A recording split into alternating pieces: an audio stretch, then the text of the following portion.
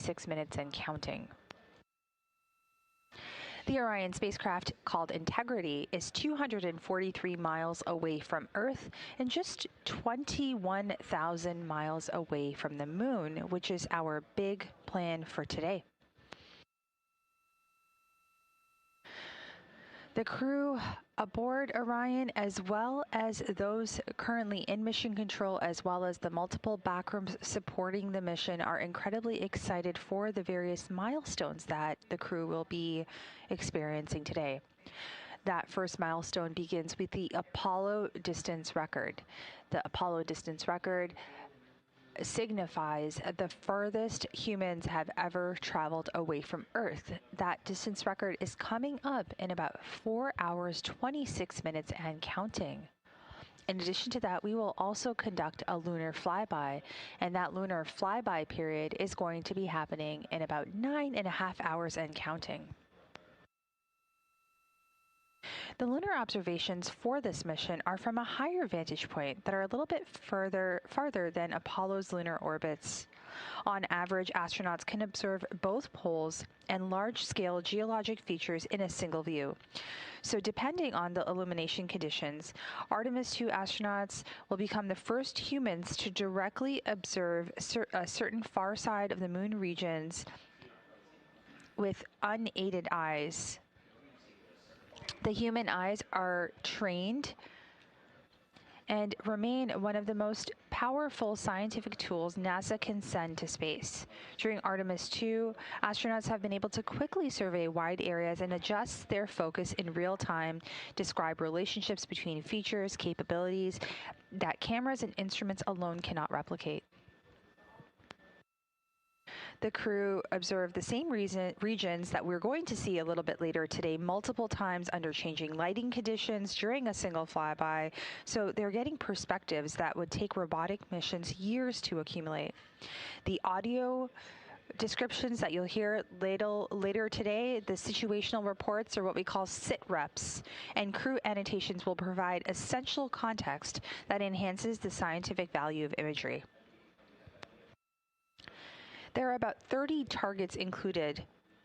They're tied to past robotic missions, current science priorities, and future exploration sites, including regions near the lunar South Pole considered for future Artemis missions, and observing how surface features such as lighting evolves that allows scientists to better understand color, albedo, texture, morphology, and other key information for interpreting orbital and surface data.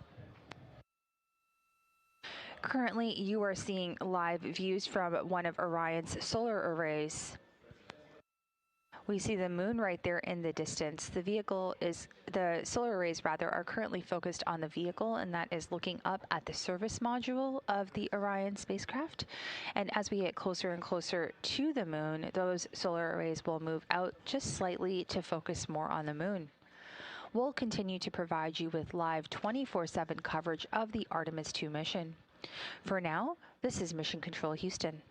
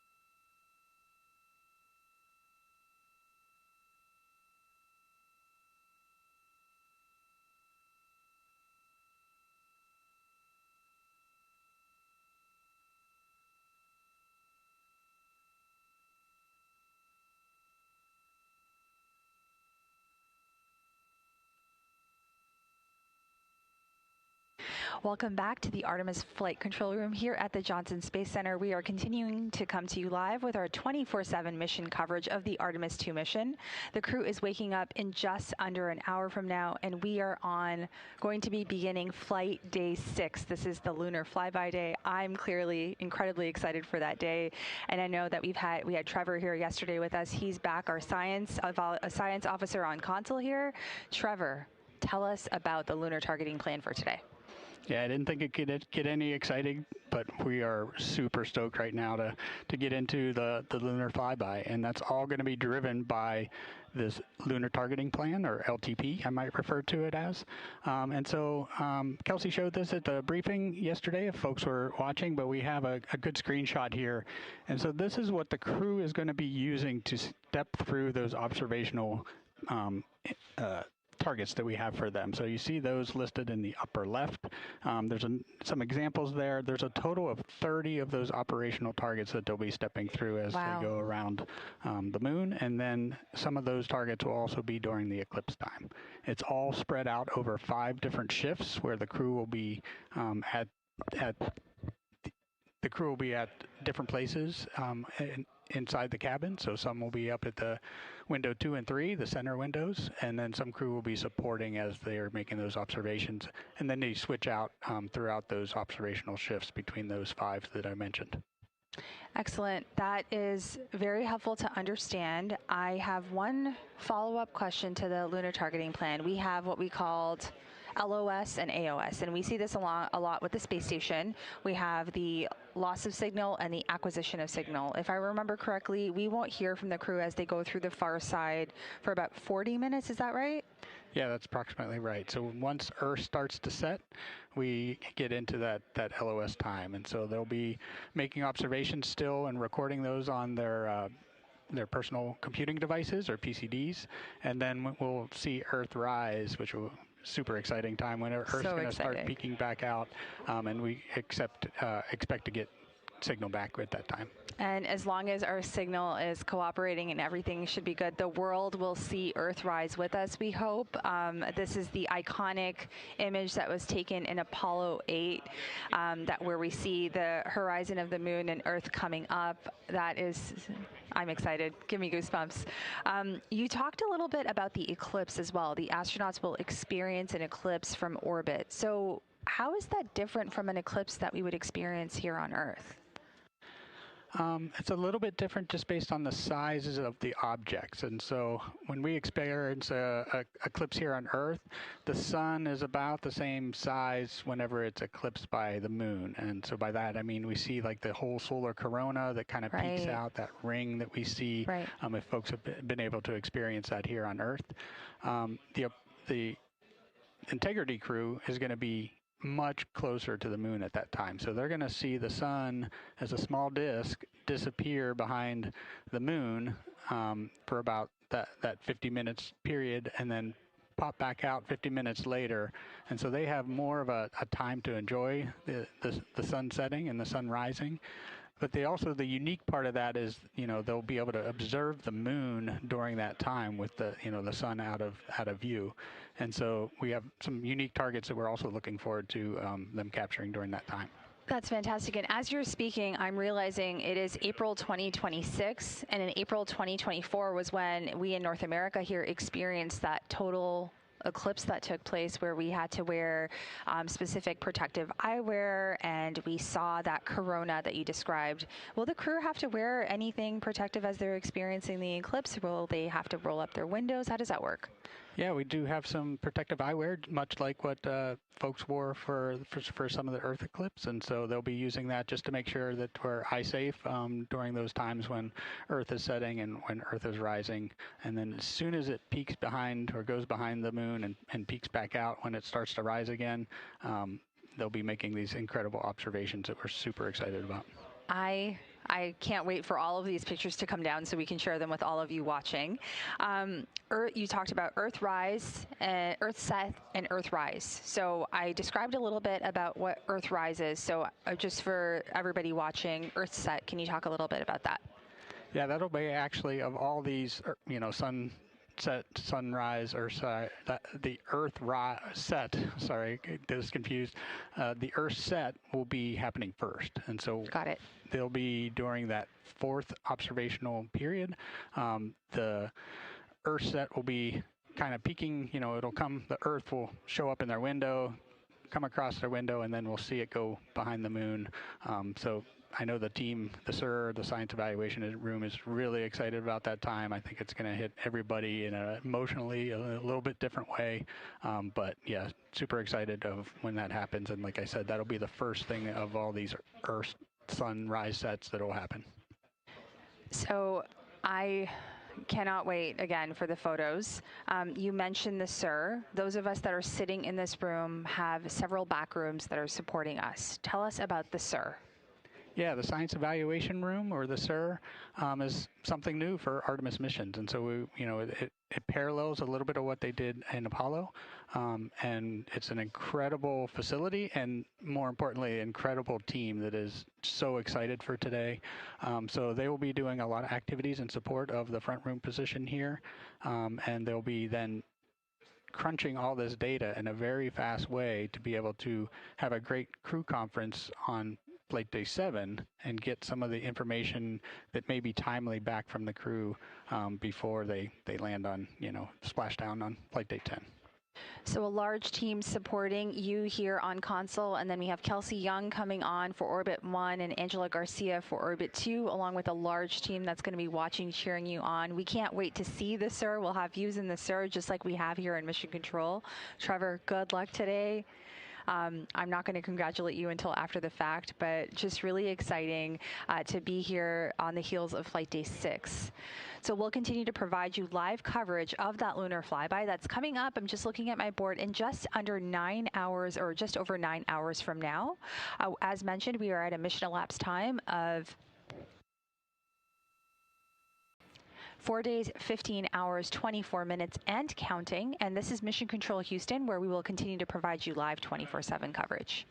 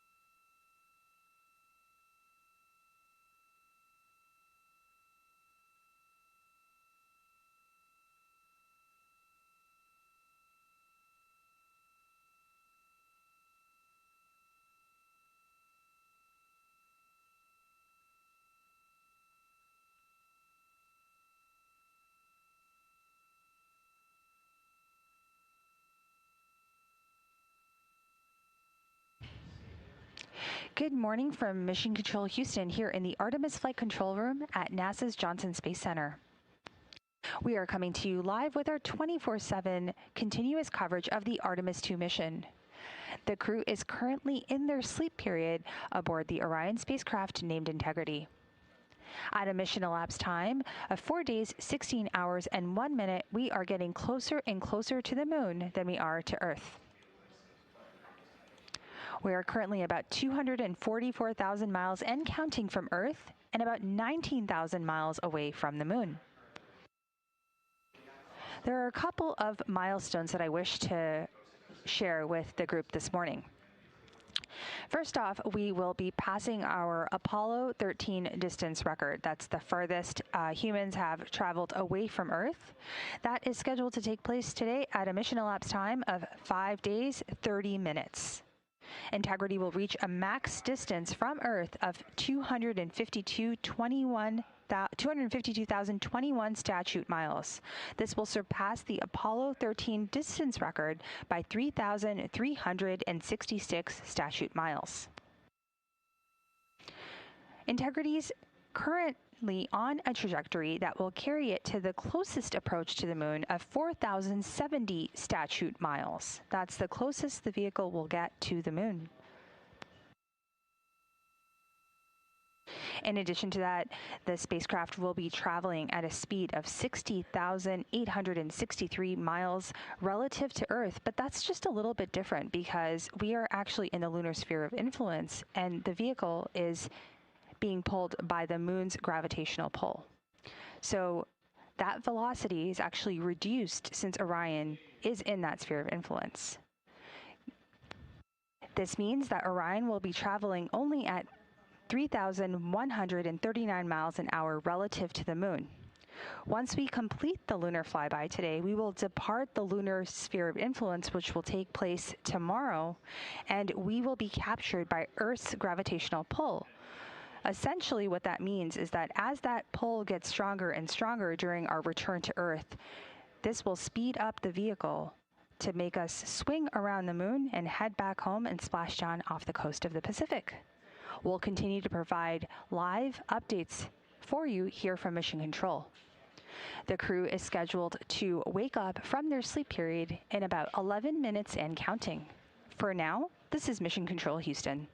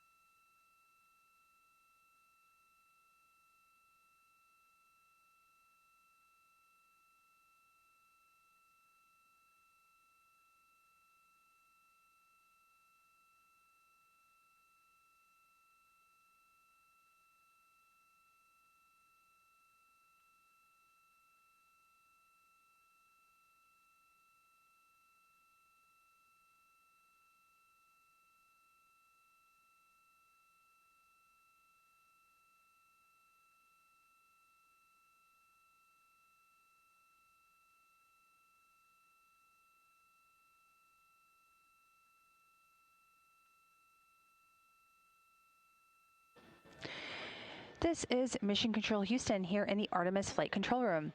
At a mission elapsed time of 4 days, 16 hours, and 7 minutes, I wanted to provide a quick update on the different milestones and times today that we will experience the lunar flyby. Today is Monday, April 6th, and we are in Houston, so that is in Central Daylight Time. At 12:56 p.m., Integrity will pass the Apollo 13 distance record by humans of 248,655 statute miles from Earth. At 1:45 p.m. Central Daylight Time, the lunar observation period will begin. The crew will complete some lunar observations before we enter the loss of signal period, which is scheduled for 5:44 p.m. Central Time. This is when Integrity begins its transit behind the moon. At 6:02 p.m., Integrity makes its closest approach to the moon at a distance of 4,070 miles. And at 6:07 p.m., Integrity reaches the farthest distance from Earth at a distance of 252,760 miles. That's about 4,105 miles farther than Apollo 13. At 6:25 p.m., we get the acquisition of signal, which essentially means that Integrity will emerge from behind the moon and begin its journey back to Earth. At 7:35 p.m., the solar eclipse period will begin. And at 8:20 p.m., the lunar observation period will end.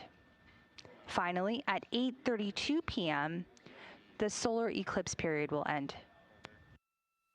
Now, all of this is happening after the crew entered the lunar sphere of influence in their pre-sleep period. Tomorrow, on Tuesday, April 7th, at 12:25 p.m. Central Daylight Time, Integrity will exit the lunar sphere of influence. This will happen when Integrity is at 41,072 miles from the moon. This is when Earth's gravitational pull will increase the velocity of the vehicle to speed up and re-enter Earth's atmosphere and splash down off the coast of the Pacific. For now, this is Mission Control Houston.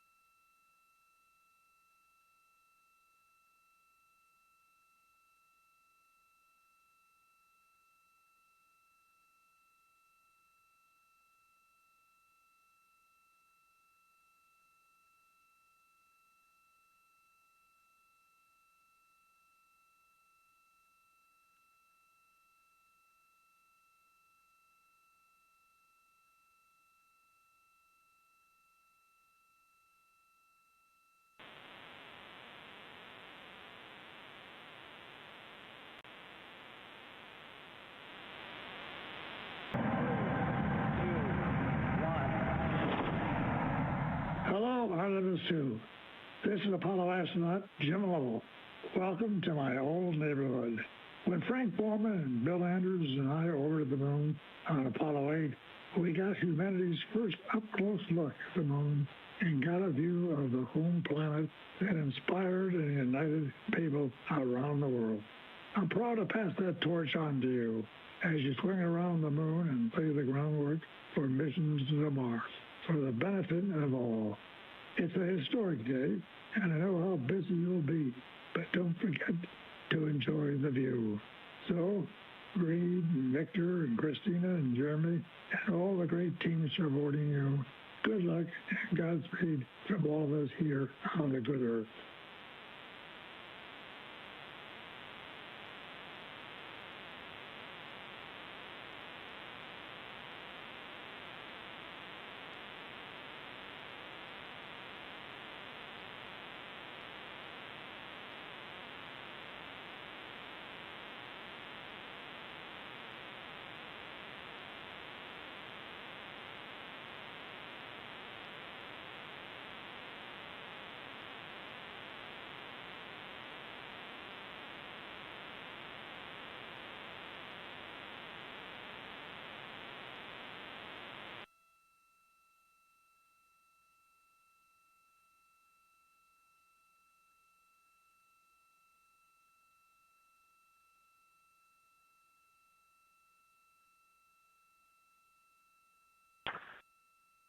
Good morning, Houston. Integrity on 1. We got a question about toilet availability and dump line status. Good morning, Reed. For the toilet, we did see your sleep crew note from overnight about the toilet, and we did power cycle it while you were sleeping. So you are go to activate the toilet, and if it starts up, let it run for 60 seconds. If you have no fault lights, you're go to use toilet, and please report if you have any off-nominal signatures. And additionally, we were able to get the wastewater tank down to 66%.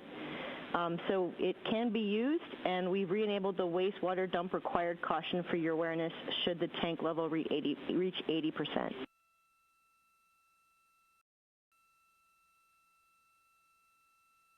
Okay, we'll start it up, let it run for 60, and then see, and then just confirm secondary dump lines are all warmed up.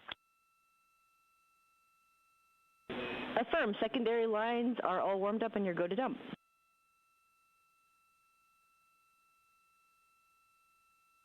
All right, awesome, thank you. And then switching gears, that was an awesome message from Jim Lovell, and very cool to hear him welcome us to the neighborhood. It's going to be a great day.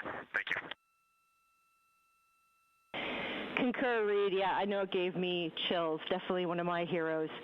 We do have one other item for you for your awareness about an S-band string swap we'd like to do soon. Following up on that S-band string 2 item from yesterday, we want to do a string swap to string 2 to confirm it's a good string. We're going to do that from the ground. We'll command the swap to string 2 and also uplink bailout etc dem commands to swap back to string 1 in case string 2 is loss of comm.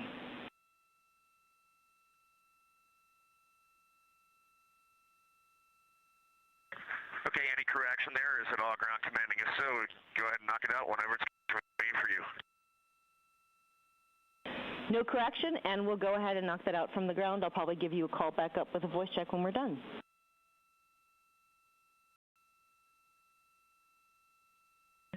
Outstanding, thanks.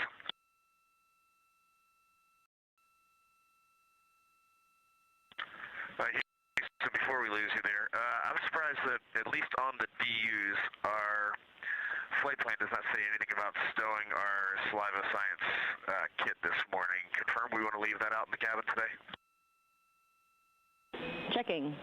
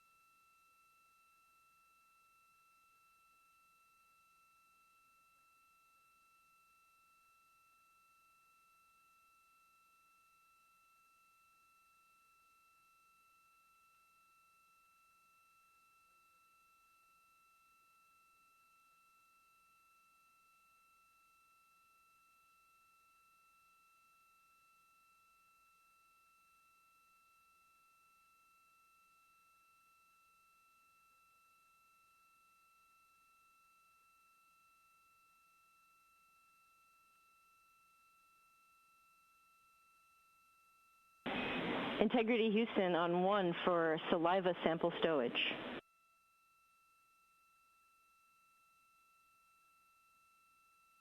Go. Okay, Reed, the first set of saliva samples can be stowed per the stowage note. That's part of Victor's timelined activity at 1825. The second set of samples will be temp stowed out in the cabin.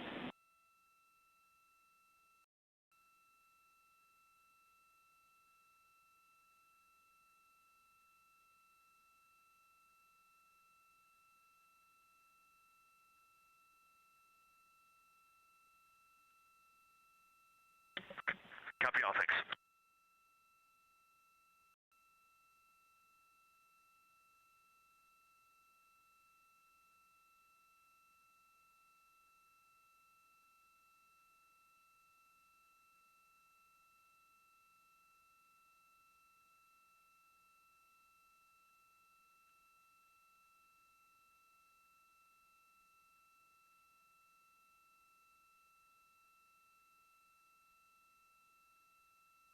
This is Mission Control Houston in the Artemis Flight Control Room here at the Johnson Space Center. That was Artemis II Commander Reed Wiseman having a conversation with our capsule communicator, or Capcom, Amy Dill, about their pre-sleep activities. Just minutes ago, the wake-up call for the Artemis II crew aboard the Integrity spacecraft marked the start of Flight Day 6 activities. We are at a mission elapsed time of 4 days, 16 hours, and 26 minutes and counting. The song you heard for Flight Day 6 was Good Morning by Mandisa featuring Toby Mac, as well as a message from Apollo 8 and 13 astronaut Jim Lovell. Apollo astronaut Jim Lovell is profoundly important to today's lunar flyby, and hearing his enduring voice wake the crew reminds us of the gravity of this moment. The message the crew heard was recorded months before Jim passed away on August 7, 2025. We thank his family for the opportunity to share his words with the crew today. As the pilot of Apollo 8, Jim and his crewmates became the first to lift off on a Saturn V rocket and orbit the moon, proving that a lunar landing was within reach. During the mission, they captured the iconic Earthrise photo that inspired the world and offered a new perspective on humanity. As commander of Apollo 13, his steady leadership brought his crew safely back to Earth and demonstrated the quick thinking and innovation that have shaped NASA missions for more than 50 years. Apollo 13 also set the record for the farthest distance traveled by humans. A record Artemis II will break this afternoon at the start of its lunar flyby. We will remember Jim as a pioneering astronaut and great American. What a great message to kick off the day. This is Mission Control Houston.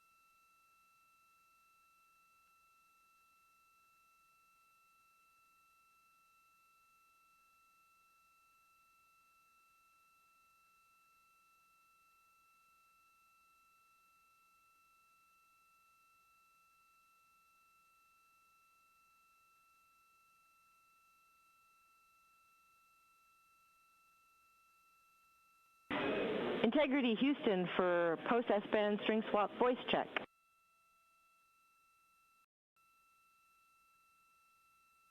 Got you loud and clear on S-band 2. Yep, string 2 is looking good, so we're going to remove those bailout commands. Loud and clear 1, looking good. Yep, concur on Orion to Earth 1. Okay, that's awesome. Everything looks good on board. I got so far as to take a single window shutter off, and the moon looks amazing. Aristarchus is the brightest thing that I see on the entire surface, and if I can pull myself away, I'm going to get to work in the post-sleep. Sounds great, Reed. Thanks for that description. And we also wanted to let you know that you are go to perform the dock cam remove activity, no rush.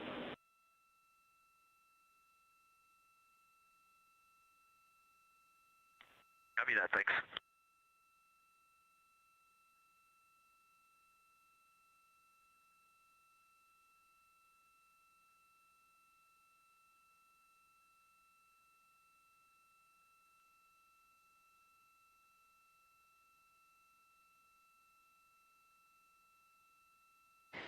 This is Mission Control. At a mission elapsed time of 4 days, 16 hours, 34 minutes, the crew has woken up, and we are about 245,000 miles and counting away from Earth and about 18,000 miles away from the moon. You can see these live views coming through right now, and the bright celestial object in front of us is the moon. Counting down to our lunar flyby, we are 7 hours, 53 minutes from the flyby conclusion. We are also 2 hours, 48 minutes and counting from our Apollo distance record. We will continue to bring you our live 24/7 continuous coverage of the Artemis II mission here from Mission Control.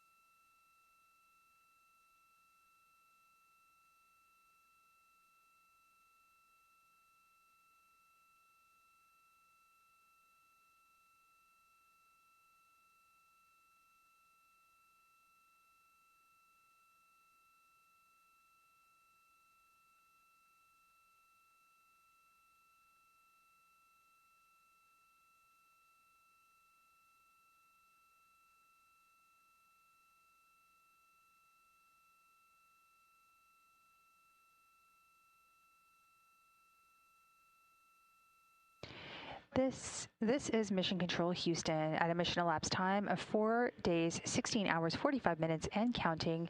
The Artemis II crew was just woken up. We are about 245,000 miles away from Earth and just over 17,000 miles away from the Moon.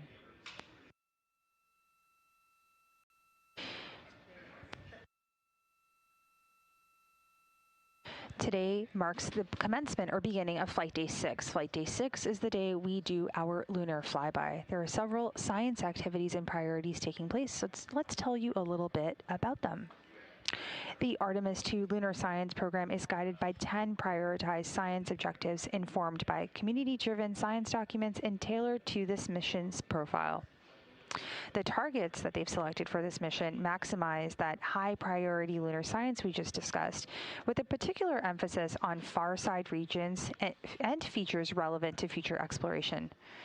The lunar science team developed a 360-degree target list covering the entire moon, allowing the mission to remain flexible regardless of launch date or illumination conditions. That lunar targeting plan that you've heard about this morning, if you've been following along, has 30 targets based off of our launch and trajectory for this launch window. The targets include features tied to past robotic missions, current science priorities, and future exploration sites, including regions near the lunar South Pole that are being considered for future Artemis missions, and observing how surface features change as lighting evolves, allowing scientists to better understand color, albedo, texture, and morphology. These are key pieces of information for interpreting orbital and surface data. Now, the crew is going to be doing lunar observation where they will see the entire lunar disk. So from this higher vantage point, a little bit further away from the Apollo's lunar orbits, on average, astronauts can observe both poles and large-scale geologic features in a single view.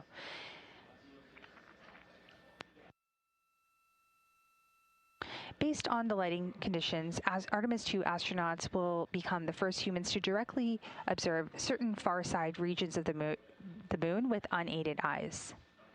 Human eyes and trained judgment remain among the most powerful scientific tools NASA can send to space.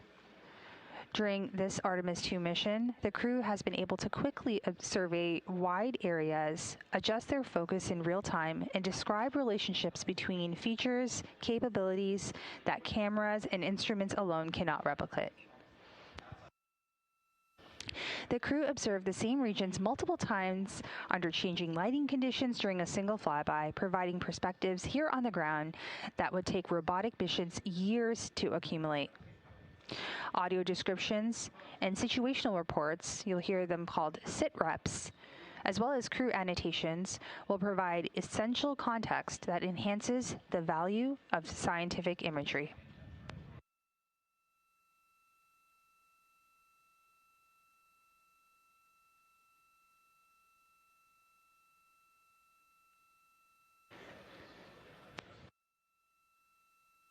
We will continue to provide live, continuous coverage of the Artemis II mission here from the Flight Control Room.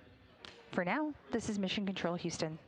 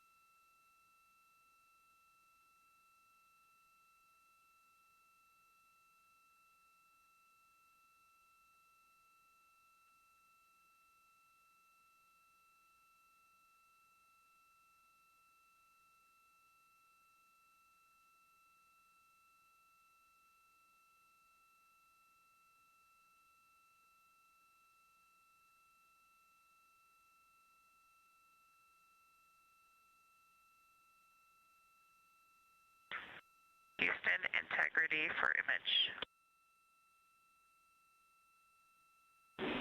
Good morning, Christina.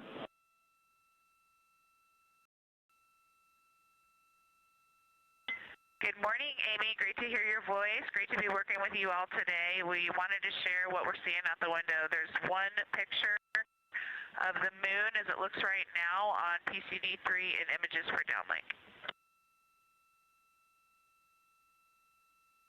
Excellent, Christina. We will downlink that now, and we look forward to seeing it.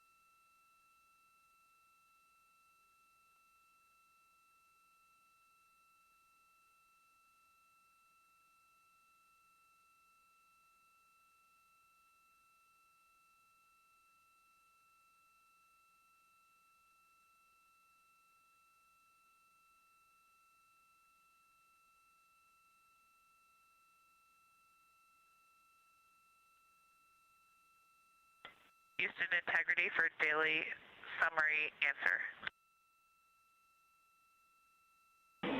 Houston's here.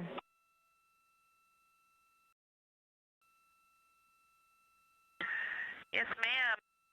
For the question about the quid, caution warning ID 1421 is showing suppressed, and we did not do that on board.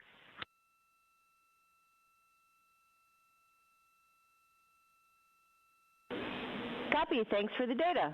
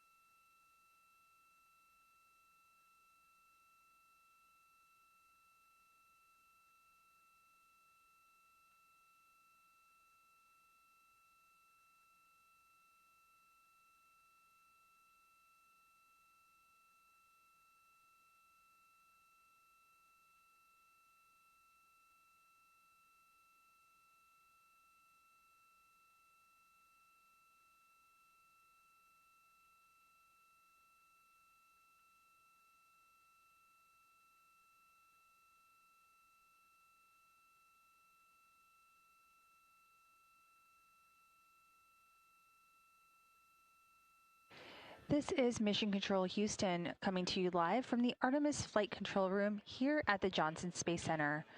We are coming to you live with 24/7 continuous coverage of the Artemis II mission.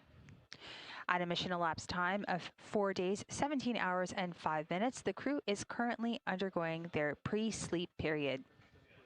This is where they complete various activities such as hygiene and getting ready for the day, as well as their daily crew conference. The Orbit 3 team is getting ready to hand over to the Orbit 1 team of flight controllers. Currently, the Orbit 3 flight director in the room is Brandon Lloyd, with Capsule Communicator or Capcom, Amy Dill. We are getting ready for our lunar flyby today, which is happening today, flight day 6. What I'm going to do is take a moment and explain some of the milestones that are coming up later on, and I will be doing this in Central Daylight Time. At 12:56 p.m., Integrity passes the Apollo 13 distance record by humans. This will be at 248,655 statute miles from Earth. At 1:45 p.m., the lunar observation period begins. Moving forward at 5:44 p.m. Central Daylight Time, we have a loss of signal as Integrity begins its transit behind the moon. Then at 6:02 p.m., Integrity will make its closest approach to the moon at a distance of 4,070 miles. At 6:07 p.m., Integrity reaches its farthest distance from Earth at a distance of 252,760 miles. That's about 4,105 miles farther than Apollo 13. At 6:25 p.m., we will have an acquisition of signal as Integrity emerges from behind the moon to begin its journey back to Earth. At 7:35 p.m., the solar eclipse period begins. At 8:20 p.m., the lunar observation period ends. And at 8:32 p.m., the solar eclipse period ends. Now, on flight day 5 in the crew's pre-sleep period, the Integrity crew or the Integrity spacecraft entered the lunar sphere of influence. This means that the moon's gravitational pull is now stronger than that of the Earth's. Integrity is currently 246,000 miles and counting away from the Earth and just 17,000 miles away from the moon.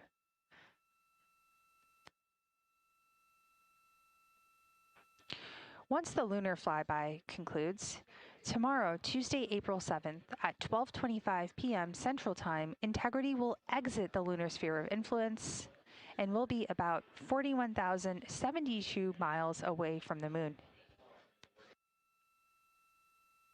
Once Integrity does exit that lunar sphere of influence, the Earth's gravitational pull will be stronger than that of the moon's. This means that pull will help speed up the spacecraft as it begins to splash down off the coast of the Pacific. For now, this is Mission Control Houston.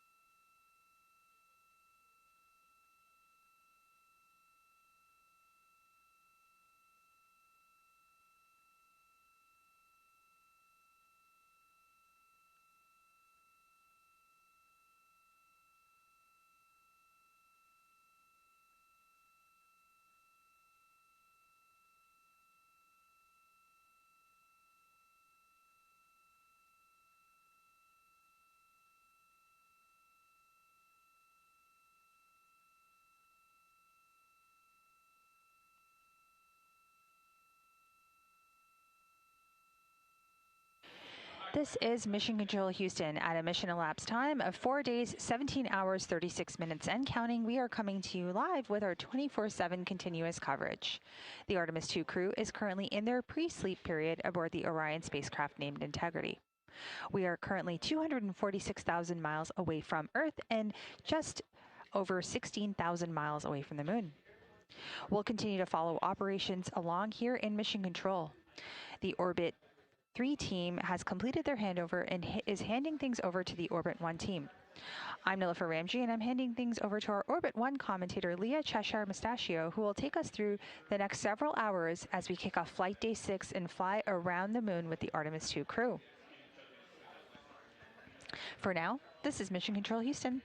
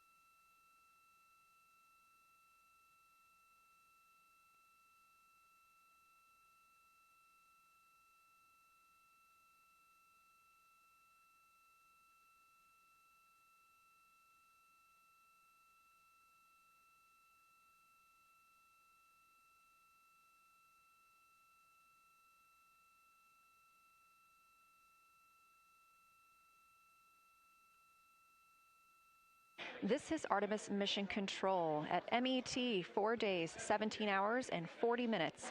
We are here live covering Orion and the Artemis II crews fly around the moon.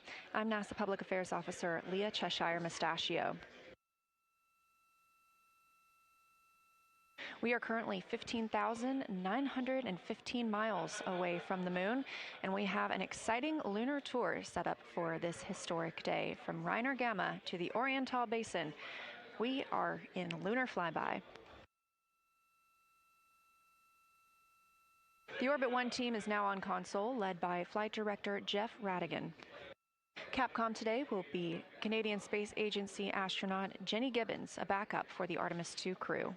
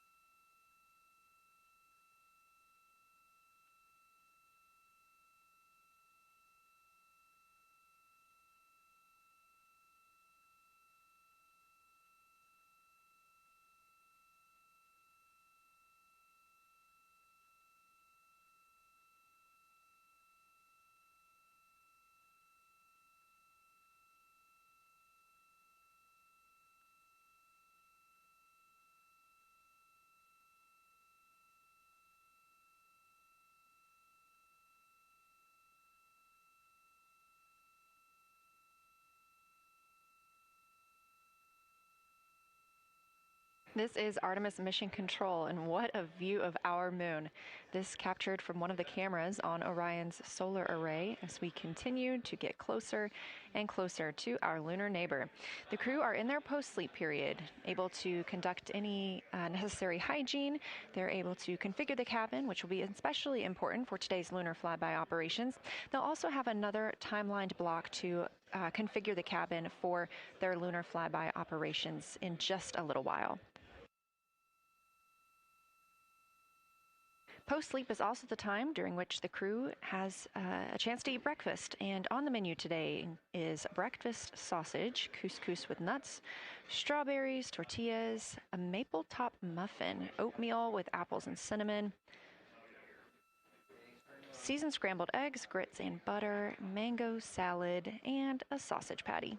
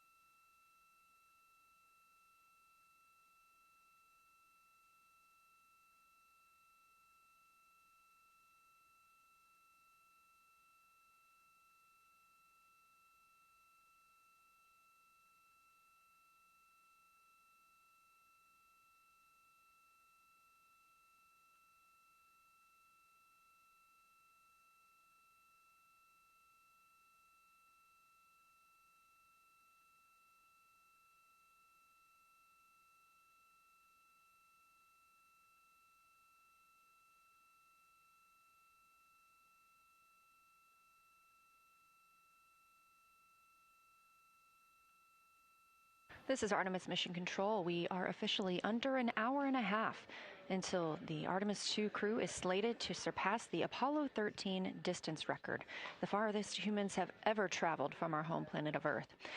The record set by Apollo 13 in 1970 stands at 248,655 statute miles.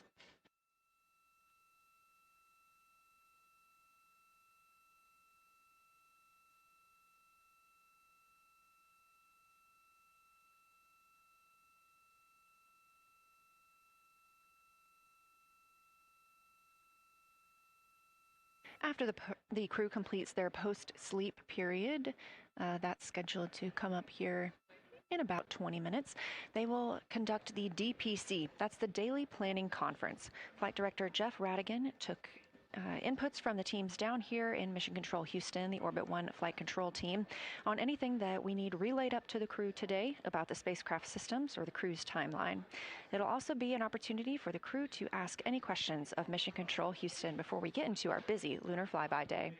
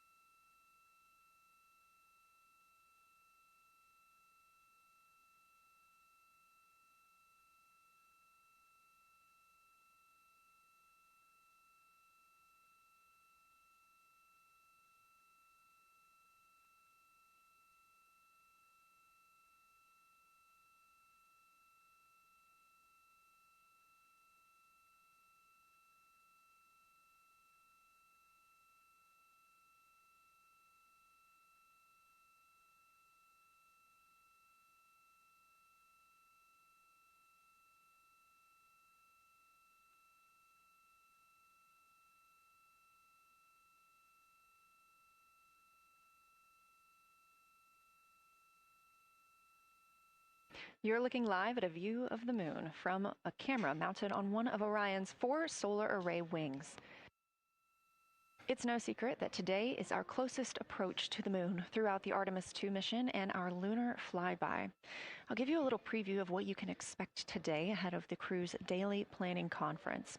The crew has about 6 hours allotted to make observations about the moon, and their activities have been timelined. There are 5 blocks of time during which the crew will be observing the moon through Orion's windows.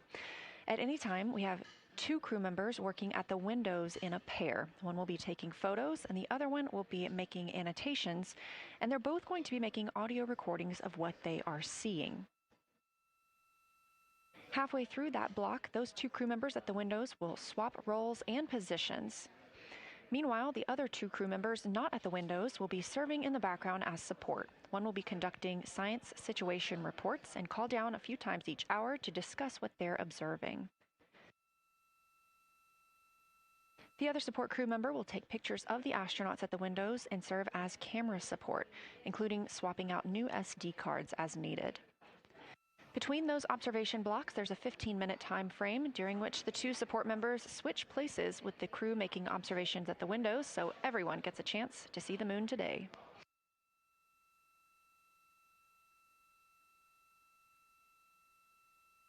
During 2 of the blocks, 2 crew members will take turns eating their midday meals. We're also looking forward to seeing an eclipse today. This crew will be the first to see an eclipse from the far side of the moon. If the past couple of days have been any indication, we expect to get great reports from the crew about what they're seeing. They've been training for this day with the science team for years.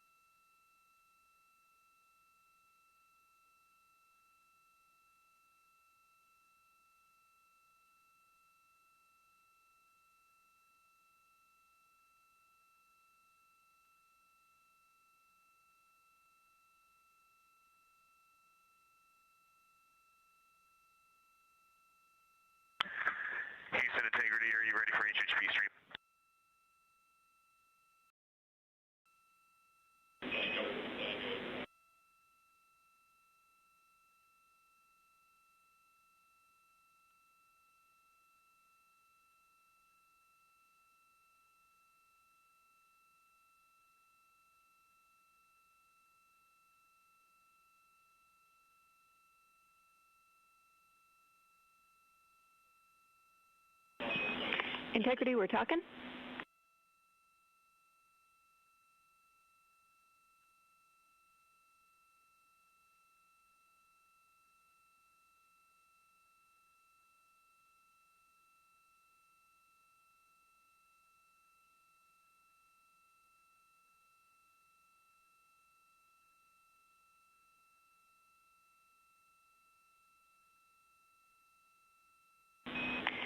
Integrity, we are just finishing off a couple of downlinks. It'll be a couple minutes, and we'll be ready to be on board with you soon.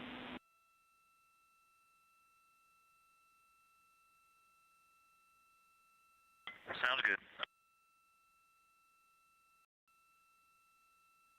That's Capcom and CSA, Canadian Space Agency astronaut Jenny Gibbons, Artemis II backup crew member, replying to NASA astronaut Reed Wiseman. You heard him mention a specific video, and we will not only have video outside the spacecraft today, but we also anticipate seeing the crew inside the spacecraft as they are taking photos. This is a visualization of the Orion spacecraft. You can track this anytime for yourself at nasa.gov/track-Artemis, now just 14,766 miles from the moon.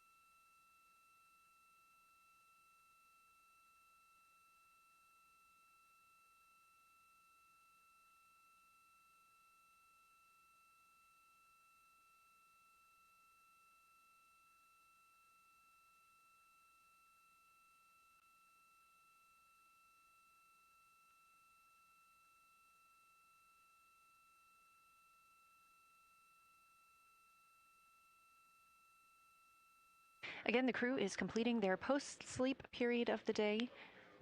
They were woken up this morning. Integrity Houston, we are go for the HHP stream when you're ready.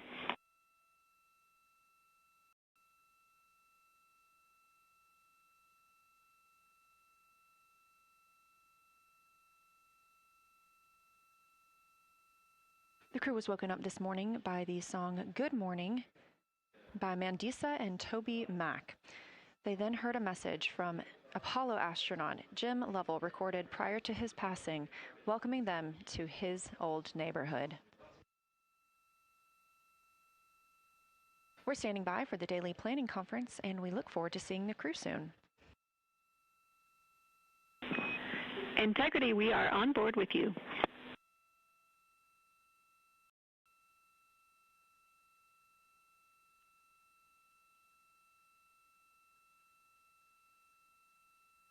This view inside the Orion capsule, 4 crew members getting ready to fly around the moon, the first humans to do so in over 50 years.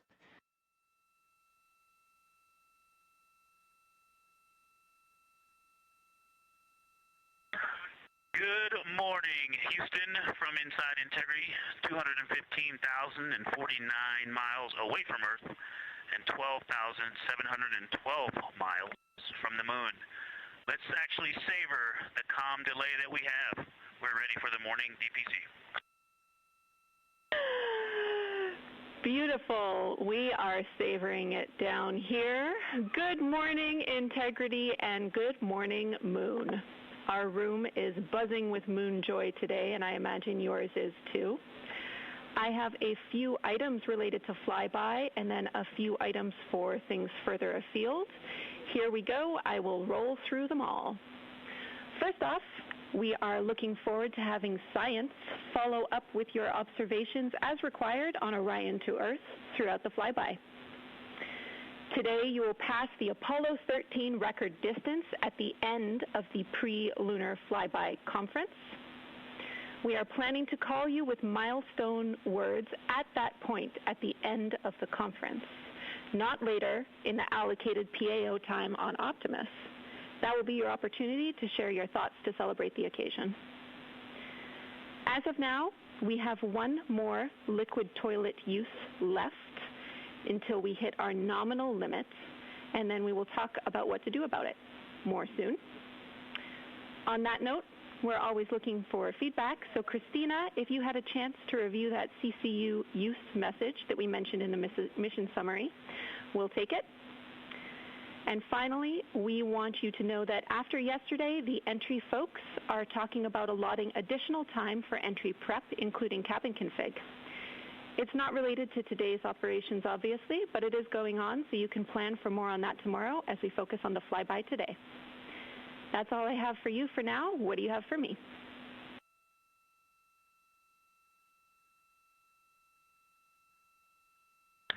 Thank you, Jenny. That's good to hear because we were thinking the same thing. It's great to know that our minds are working the same. We are ready to go. We are looking forward to working with and for the science team, and we are just excited to be so close to finally accomplishing what we've been training for so many years. And also, we want to say thank you for that really special message from Jim Lovell. We have a pretty neat emblem up here. We have a patch that was flown on the Apollo 8 mission, and that patch is here on the Artemis II mission as well, and that was sent to us by the Lovell family, by Jim Lovell's son. And so that was a really special way to start the day. And he said to welcome us to the neighborhood, and it's great to be in this neighborhood, and we look forward to sharing this neighborhood with you all. We can't wait. We see the patch, and it's looking beautiful. Thank you. When this showed up in our office from his family, we were completely honored, and the Earthrise, which this crew is responsible for taking that photo, has been instrumental both to our crew as our ethos and values, but also just personally to myself. I had the photo up in my room as a kid, and it was part of what inspired me to keep working hard to achieve things I dreamed about. Also, we took a deep dive into the cockpit recordings around the time that picture was taken, and it turns out there was a lot of hubbub, kind of I wouldn't say fighting over cameras, but definitely everyone wanted to capture the shot. So we're happy to carry on that legacy because we often are all glued to windows and looking for cameras too. And I'll just close. I know it looks like a piece of paper in the camera there, but that is actually the original Apollo 8 patch printed on silk that they had done before they launched, and they flew that with them on their journey around the moon, and then the family handed it over to us, as I said, and it's just a real honor to have that on board with us. Let's go have a great day. We are all on board with what you told us, and to have a great day. Thank you, Integrity.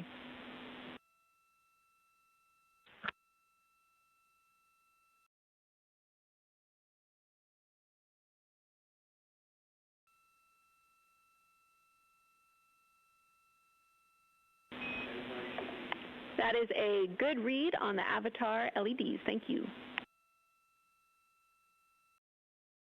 Incredible start to the day for the Artemis II astronauts and the team here in Artemis Mission Control in Houston. We have several streaming partners joining our coverage today, so ahead of that... One cleanup thing from yesterday, I did rediscover the unused chocolate snack from the DFDO. Remind me where to store that for ground analysis.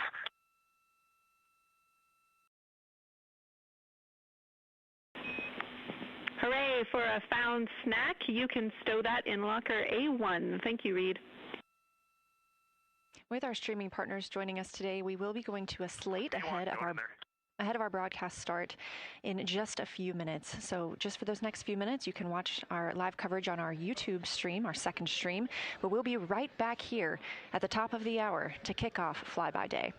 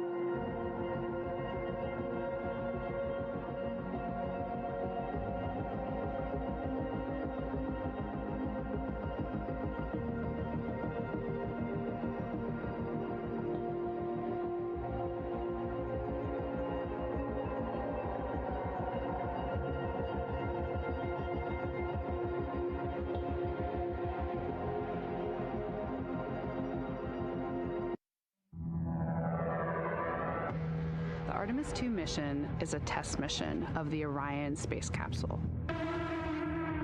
Artemis II will be the first time we put humans on this rocket. We're going back to the moon because it's the next step in our journey to Mars. We were always going to the moon. Pushing ourselves to explore is just core to who we are. That's a part of being a human. And liftoff. We shall return. Continuing to test out every bit of Orion. Coming back to Earth, 7 miles a second. When humanity sets big goals, we can bring together genius from around the world. You have the best people on planet Earth putting this vehicle together. That's what's up. To innovate for the benefit of humanity and to inspire the world through discovery. And here we go.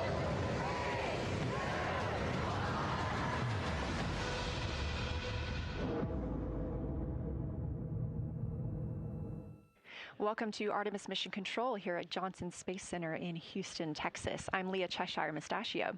Right now, the Artemis II crew and Mission Control are preparing to support today's lunar flyby, the first time we've sent humans around the moon in over 50 years. Integrity, you can use the OEs and your HHP camera for the milestone words at the Apollo 13 record distance. You'll notice that we pause every time we hear communications to and from the crew. They are the stars for today. This afternoon, the crew will have their closest approach of the moon and will surpass the record. That record just mentioned of the furthest humans have ever flown, set by the Apollo 13 astronauts in 1970.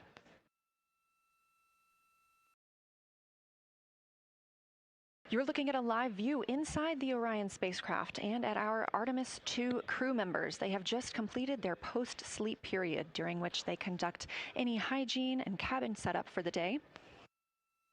They also had a chance to eat breakfast before we got into our daily planning conference. The flight control team here in Mission Control Houston collecting information from all consoles around the room that we could relay up to the crew ahead of this monumental day. As you can see on your right, NASA astronaut Christina Cook taking a video of NASA astronaut Victor Glover. We expect to have great views of the crew throughout the day, as well as, of course, the moon.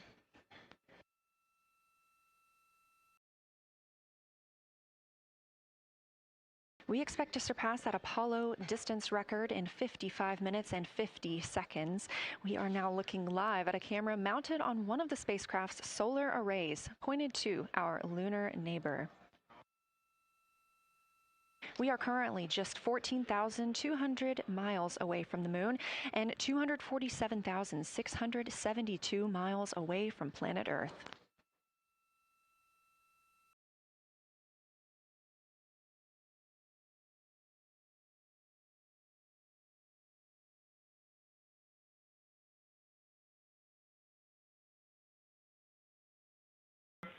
Houston integrity for AGA. Ready to copy.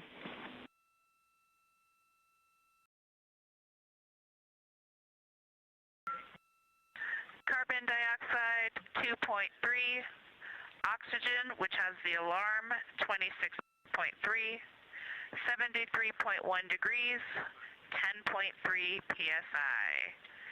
And one follow-on question. We understand milestone words will be directly following the conference. Will that take the place of the PAO event, or will the PAO event still take place per the timeline?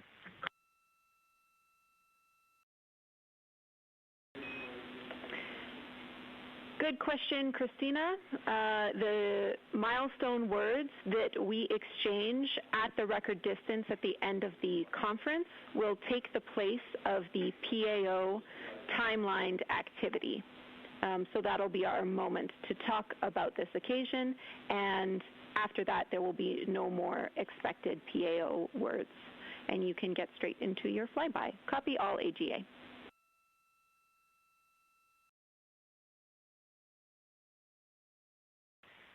Okay, thank you. And final clarification, even though it's taking the place of it, it will all just be on OE1 with HHP camera, no additional video. Is that right? Affirm.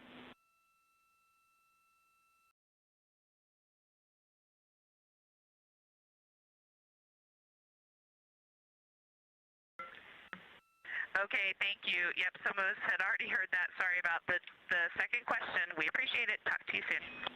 No problem.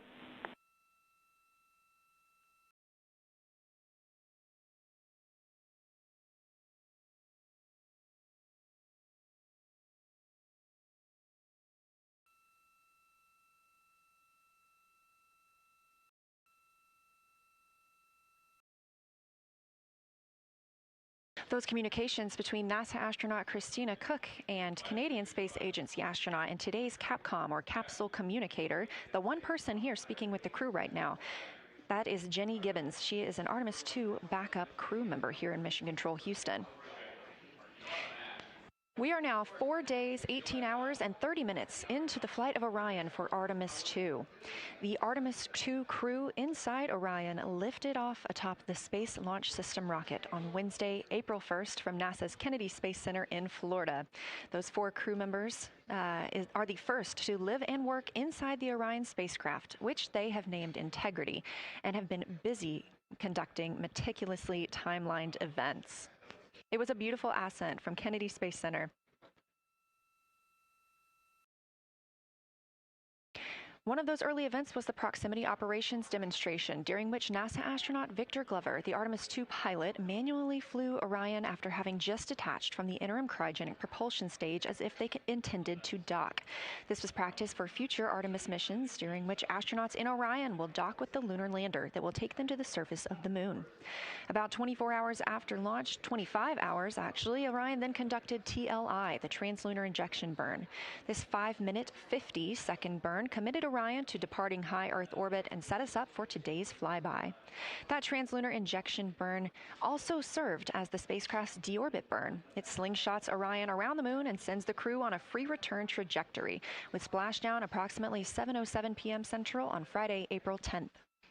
Last night on Flight Day 5, the crew entered the lunar sphere of influence, the point at which the pull of the moon's gravity will become stronger than the pull of Earth's. We've also been getting some great views inside the cabin of the crew members living daily life, from working out to eating, taking photos, and making memories together. But they've also been taking some beautiful views of our home planet and of the moon, and we expect many, many more of those following today's activities.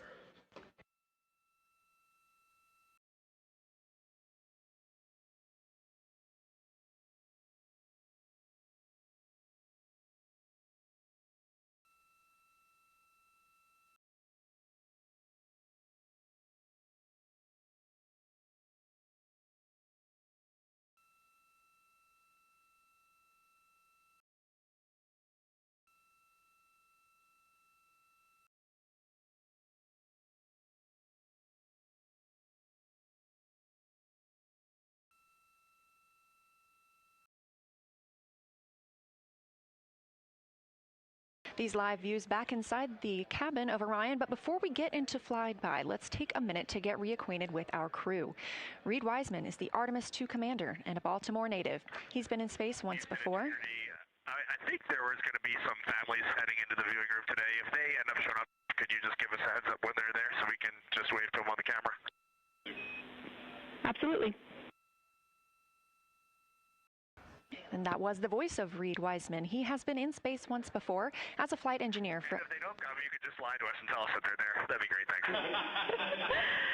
We'll keep that in mind, too. And I'm sure they'll be here.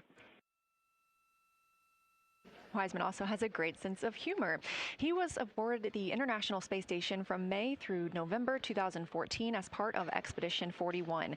This was a 165-day mission during which he and his crewmates completed more than 300 science experiments in areas like human physiology, medicine, science, earth science, and astrophysics. They set a milestone for station science by completing a record 82 research hours in a single week. He also served as chief of NASA's astronaut office from December 2020 to November 2022, and here on Earth he has 2 daughters.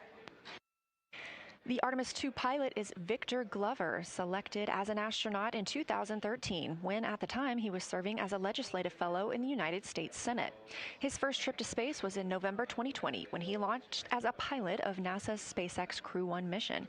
That was the first operational mission of NASA's Commercial Crew program, which resumed launching American rockets from American soil to the International Space Station since the end of the shuttle program. Victor is a U.S. Navy captain and naval aviator who served as a test pilot, racking up more than 3,500 flight hours in more than 40 different aircraft. He also became the first person to pilot Orion the other day when we saw the Prox Ops demonstration shortly after launch. He and his wife have 4 children. Mission Specialist Christina Cook is a native of Grand Rapids, Michigan. She was selected to the Astronaut Corps in 2013, the same class as Victor Glover. She served as flight engineer on the International Space Station from March 2019 to February 2020. During that time, Cook set a record for the longest single spaceflight by a woman with a total of 328 consecutive days in space. She also participated in the first ever all-female spacewalk with her friend and colleague, Jessica Meir, now living and working aboard the International Space Station yet again. Before becoming an astronaut, Christina helped build space science instruments and led scientific fieldwork in some of the most remote environments on the planet. Her hobbies include surfing, rock climbing, community service, yoga, travel, and photography, and she is certainly getting a chance to do that. First-time flyer, Canadian Space Agency astronaut Jeremy Hansen is flying to the moon as a mission specialist on the Artemis II mission. The London, Ontario native was selected as an astronaut in 2009. After that, he worked as Capcom at NASA's Mission Control Center here in Houston. Capcom stands for Capsule Communicator and is the single direct voice communicating with the astronauts in space. He also participated in training exercises like living on the ocean floor off the coast of Florida to simulate deep space exploration for 7 days. In 2017, he became the first Canadian to lead a NASA astronaut class, and he also enjoys getting out on a sailboat, rock climbing, and mountain biking. And he and his wife have 3 children.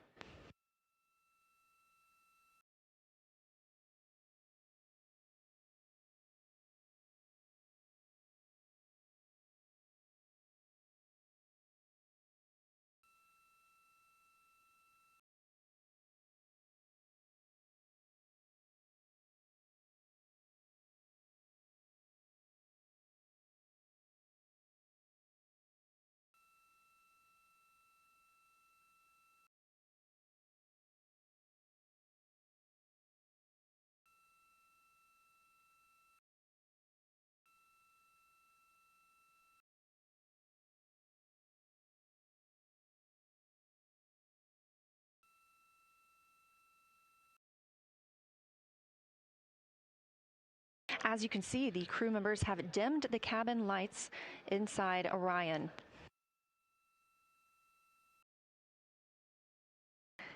As they prepare for their lunar flyby, they'll be configuring the cabin as they'd like to have it to allow for proper positioning as they move about to and from the windows, taking photos of the moon. Dimming the lights also helps prevent reflections from inside Orion onto the windows. Ahead of this lunar flyby, let's dive in and explain what you can expect over the next several hours. The crew has about 6 hours allotted to make observations about the moon. Throughout the flyby, their activities have been precisely timelined. There are 5 blocks of time during which the crew will be observing the moon from Orion's windows. At any time, 2 members will be at the windows working in a pair. One crew member will be taking photos from window 2 with a blue shroud over the window. This can help prevent that glare or reflection from inside Orion. They have an 80 to 400 millimeter zoom lens to use. The other astronaut will be in window 3 using their portable computing device, you'll hear that referred to as PCD, to make annotations. Both of these crew members will make audio recordings of what they are seeing, and they'll wear headsets connected to those PCDs. Those audio recordings will be sent to the science team at a later date. We will not hear them live. The 2 crew members at the windows will swap roles and positions halfway through their timelined block. The other 2 crew members who won't be at the windows at that time will be serving in the background as support. One will be conducting the science sit reps, or situation reports. This is what we will hear live from the crew. They'll be calling down a few times each hour to discuss what they are observing. Those situation reports include how the crew is positioned, any missed targets, or anything unexpected they saw, lunar target descriptions, any hardware issues, and of course, their emotions and reactions as they fly by the moon. The other support crew member will take pictures of the astronauts at the windows and serve as camera support, providing new SD cards when needed. There's a 15-minute time frame between each observation block, during which the 2 support members switch places with the crew making observations.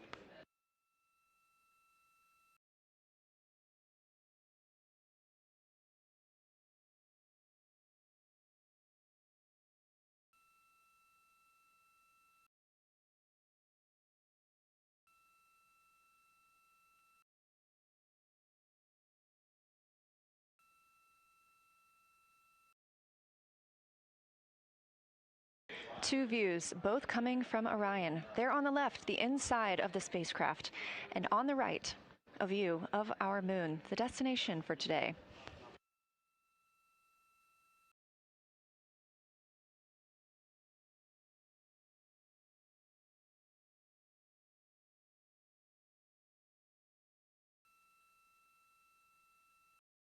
During the lunar flyby today, Orion will provide astronauts with a full disk view of the lunar surface.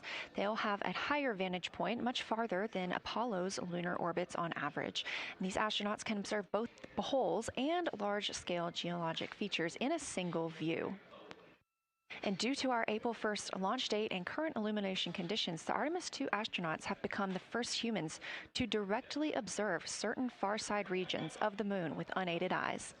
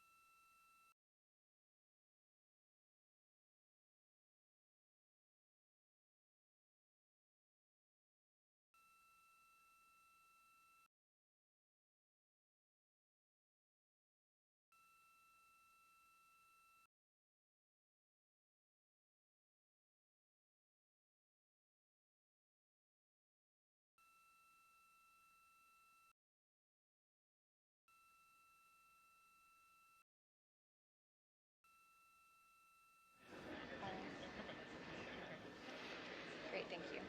You ready? No. It's me. That's okay. How do I, is it all?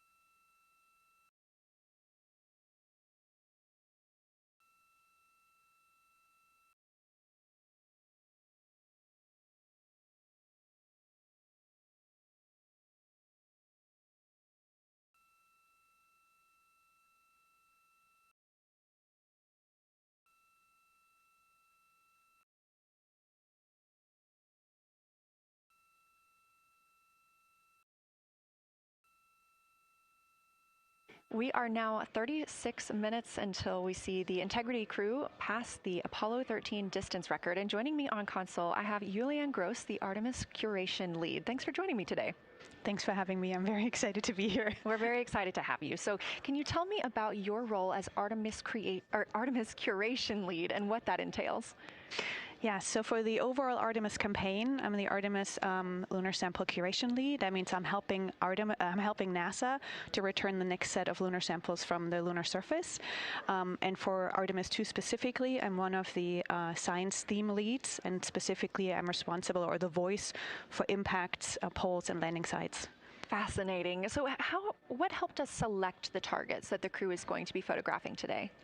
So we had a plan coming in where we basically made a list of all the available targets during the April launch window, because before you launch, we wouldn't exactly be sure which targets would be visible. And so once we launched, we then were able to cut down on that list and prioritize our targets.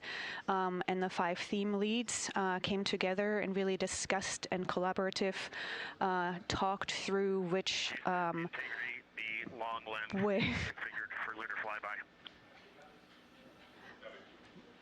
Which targets we could then see and prioritize. And so that made it into our plan. We worked then with timeline to make sure that all the targets are visible. Some targets are time dependent, like Earthset or Earthrise, and some targets will rotate out of view when Integrity starts going around the moon.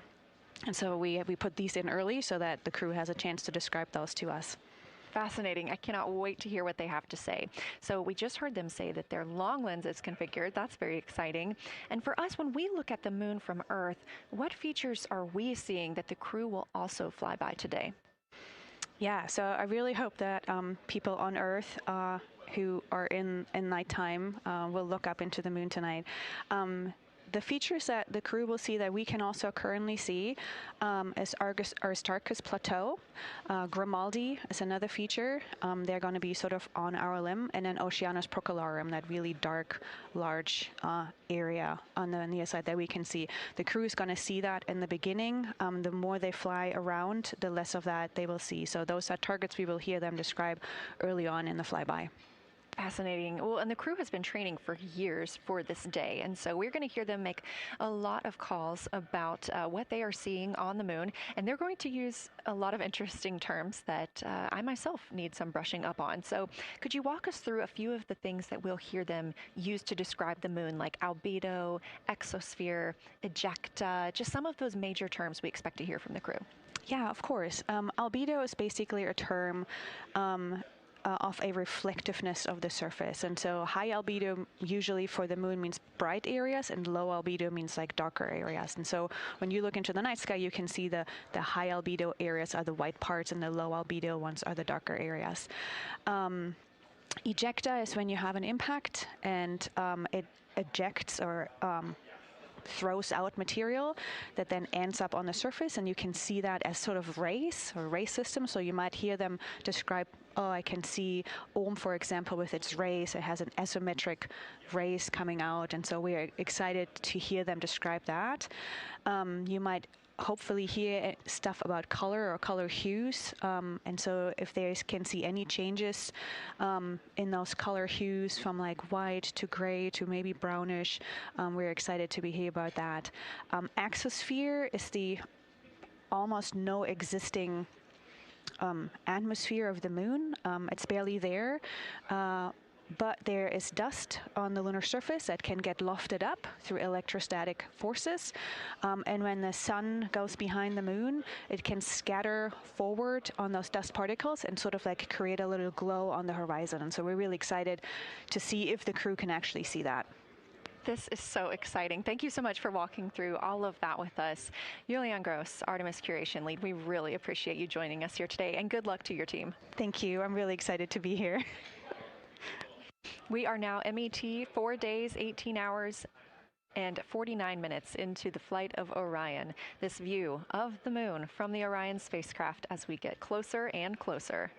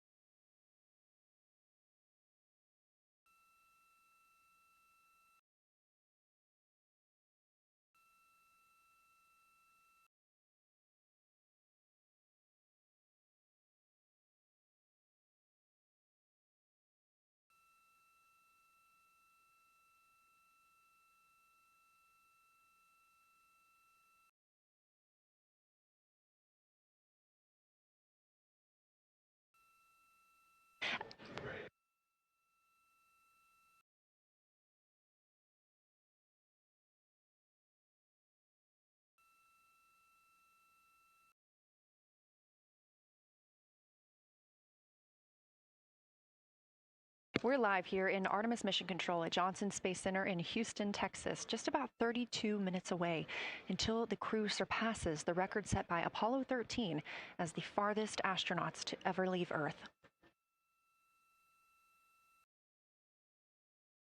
This view coming from a camera mounted on the tip of one of Orion's 4 solar arrays. Each array has a camera on its tip, and so we anticipate getting views throughout the lunar flyby.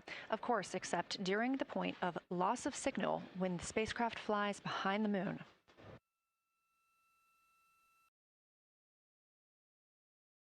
Inside the cabin, the crew are configuring the inside of Orion for today's flyby, making sure they have everything just where they want it to help them take the pictures that they are aiming for the science team here on the ground. Coming up in just a few minutes, we will have a pre-lunar flyby conference. During that Lunar Flyby Science Crew Conference, our science officer here on console, Kelsey Young, will be speaking directly with the crew members about their targets, about their goals for today, what they expect to see, and what we are hoping to hear from them.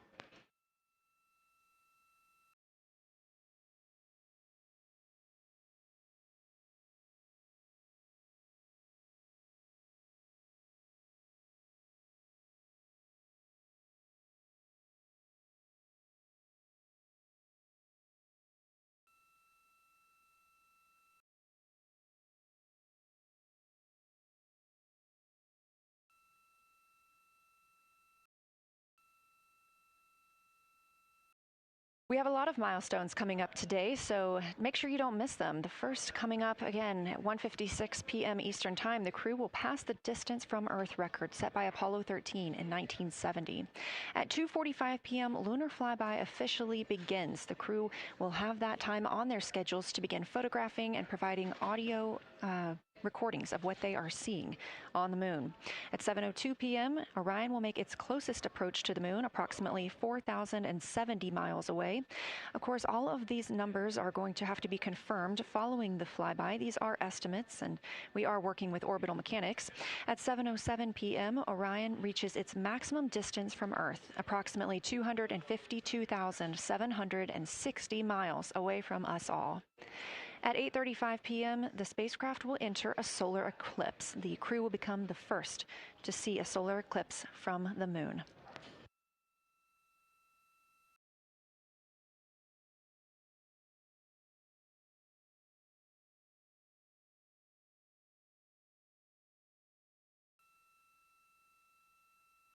Ahead of the official beginning of flyby today, Kelsey Young, Artemis Science Flight Operations Lead, will be conducting a pre-lunar flyby crew conference. She will give information on camera setup, remind the crew of their intended targets, answer questions from the astronauts, and more. Young will help the crew set their targeting timeline, which counts down the time they have to image each target and what they'll be capturing next. She'll also remind them that the ground team will be calling for science sit reps, also known as situation reports. Those are essentially call-downs to report what they've been observing. They'll continue to do this even through their LOS, their loss of signal, as those communications will come down later on after they reconnect with us on Earth.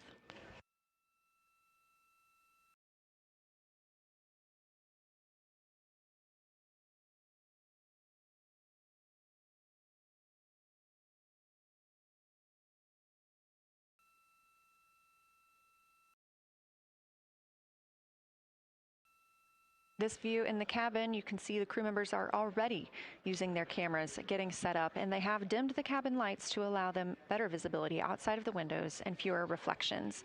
Now, 28 minutes until they become the humans to travel farthest from our planet.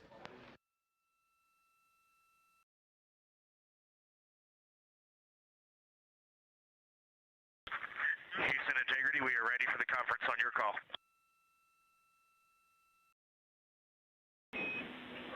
Houston is ready for the conference, passing you over to Science.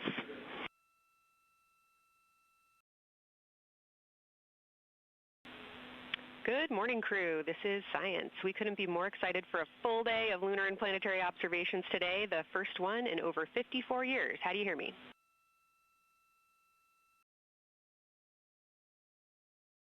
We hear you loud and clear, and Kelsey, you just got to know you're pulling us away from the moon right now, so let's go.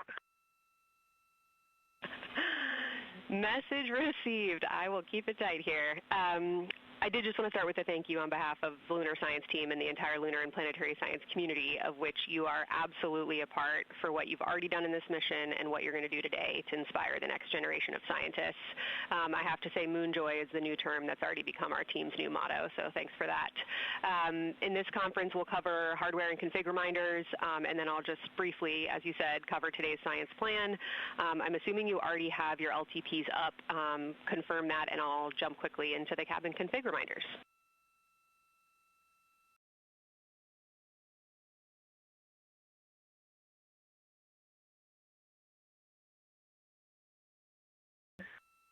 Okay, we have the LTP up just to give you a sit rep on board. You've got Reed and Christina on one PCD, and Ike has his own, and Jeremy has his own. Copy that. That was going to be one of my questions for you, and I'll ask a question back. Is that the config that you and Christina plan to carry throughout the day for PCD use?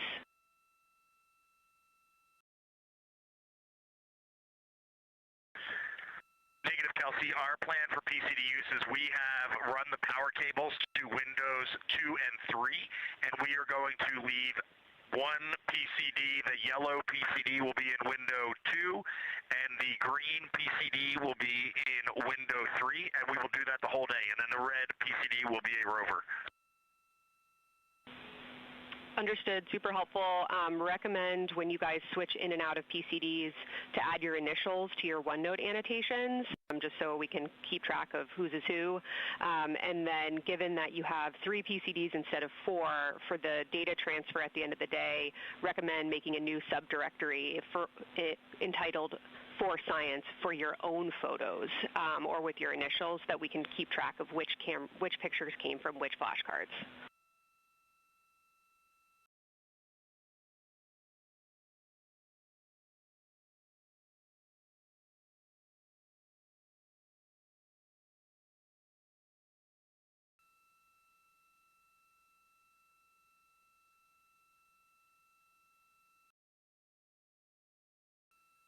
This view.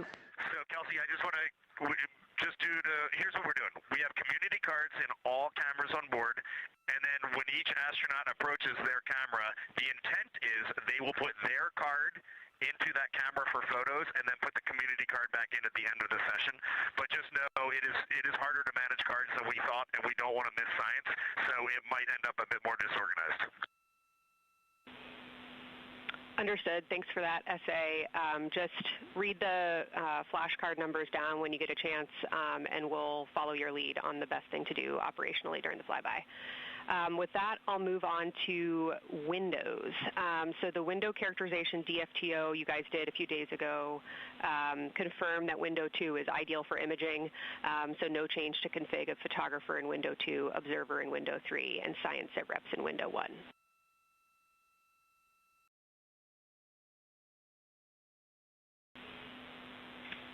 Coming up on the handover. Be back. Hang on, Kelsey. The way we have it configured, tell us if this is going to be wrong. Window 2 is the long lens with a shroud. As you heard, Science Officer called to the crew. We are now in a handover time period. We will regain communications with the crew very shortly. These are tracked, and we are currently on the Deep Space Network. This is the first time humans have used the Deep Space Network in over 50 years, given that we currently use the tracking data relay satellite systems for the International Space Station.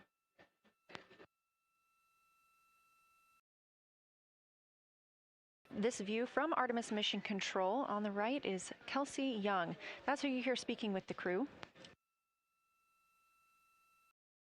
Young is the Artemis Science Flight Operations Lead, and we also look forward to speaking with her here today.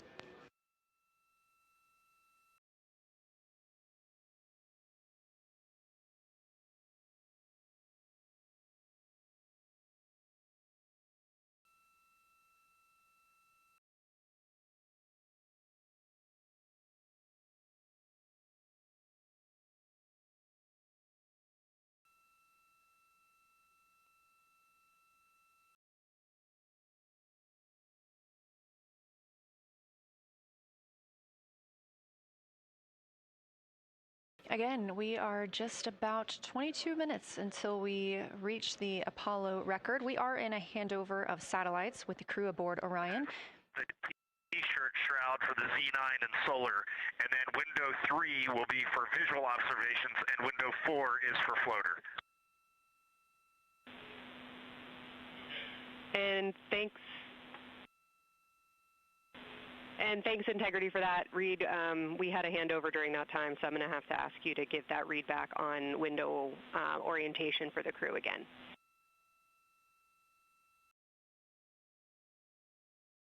Okay, we are happy to change it, but the way we have it configured right now is window 1 has a T-shirt shroud for the Z9 for solar.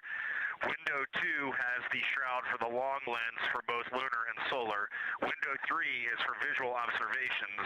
Window 4 is for floater. And then the docking hatch window has had a great view, so we've done a lot of mapping through that as well. All right, copy all, Reed. A note just on the window 1 T-shirt shroud that you can remove that for the lunar observation block if you want to, if you want that extra view for another floater, but defer to you guys on that. You are go to use the full 400 millimeter zoom on the long lens, but where possible, try to keep the end of the lens flush with the window to prevent imaging through the multiple window panes at an angle. And if you have to take an image at an angle, recommend you limit the max focal length to 200 millimeters or simply acquire the images at multiple focal lengths.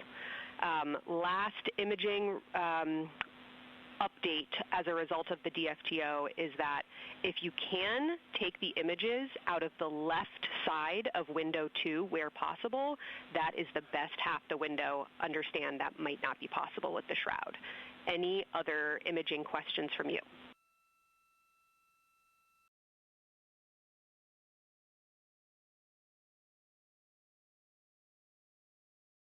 Okay, copy that. Okay, last couple reminders. Don't forget the ability to take the WAVE files to tag imagery that you are wanting to follow up on using the FN3 button on your camera. And then a couple quick notes on your LTP. We have refined your precise flyby timing since generating the LTP. Optimus has the correct timing for the LOS and AOS, but the LTP identifiers for LOS and AOS are roughly 2 minutes later than they will be in reality. Final LTP timing update is that the green line on your LTP should start automatically 45 minutes before the flyby. If it doesn't appear, let me know and I'll have troubleshooting steps for you. Last updates are on the Eclipse, so only for that last hour today. Of course, remember if the sun is in view to use your Eclipse glasses. And reminder that we will have a few activities for you prior to the eclipse to reconfigure all 3 cameras for corona and deep sky observations. These activities, some of which will occur during the forward link LOS, so we wanted to flag it for you now. Any questions before I cover the last 2 reminders?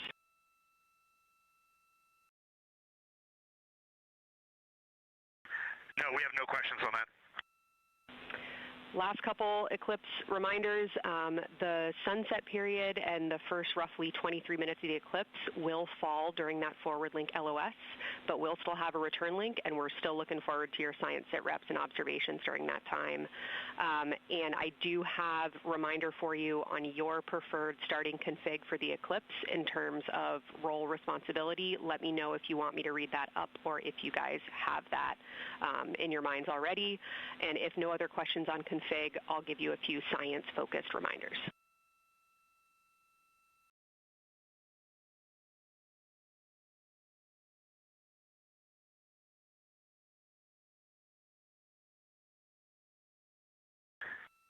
Give us a quick high level, but we see it in Optimus, and I think we got it squared away. But give us your quick Kelsey high level.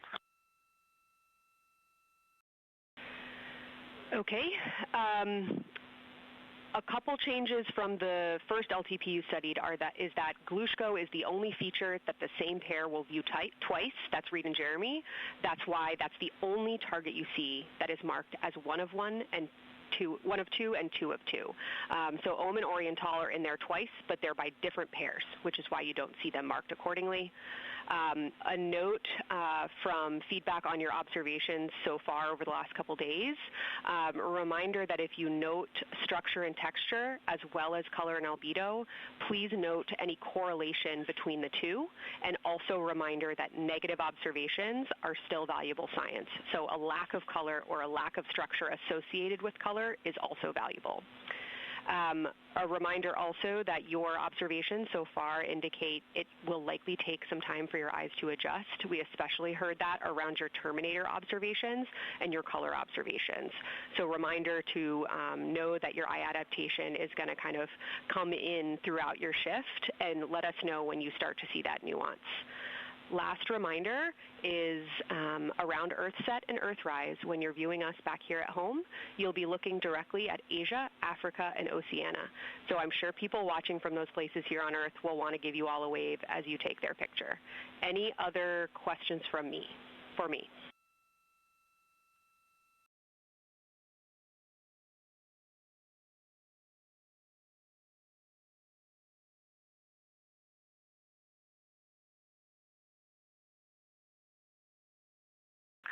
And Kelsey, hey, when you're talking window 2 left and right side, just can you say towards window 1 or towards window 3, and then we'll know that we are talking the same language? Absolutely. So I mean that the side of window 2 closest to window 3 is preferred for imaging.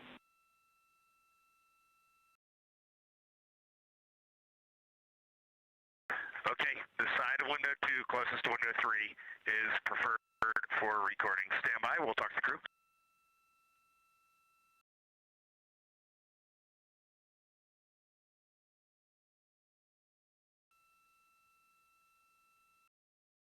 Again, we are in our pre-lunar flyby science conference with Kelsey Young.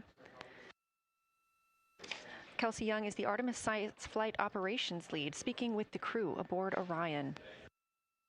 They've been training for this moment for years, and this is their last opportunity to get some further pointers and information. Kelsey, for the T-shirt shroud, what window does the science team think will have the best view? Is it window 1 or window 4? The only time we're strongly recommending use of the window shroud. Eclipse. The T-shirt window shroud for the eclipse viewing. Which window is primary for Z9? Window 1.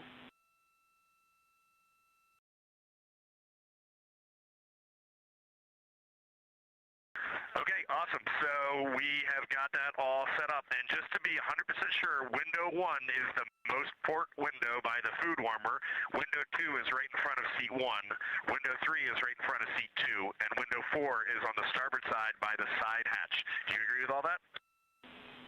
We agree on the ground. Good readback.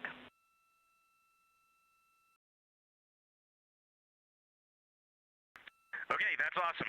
Kelsey, we're going to close with happy words. It's just incredible. I wish you were up here to see all the smiling faces, to hear all these terminologies being thrown around, and we are just fired up to get started on this day.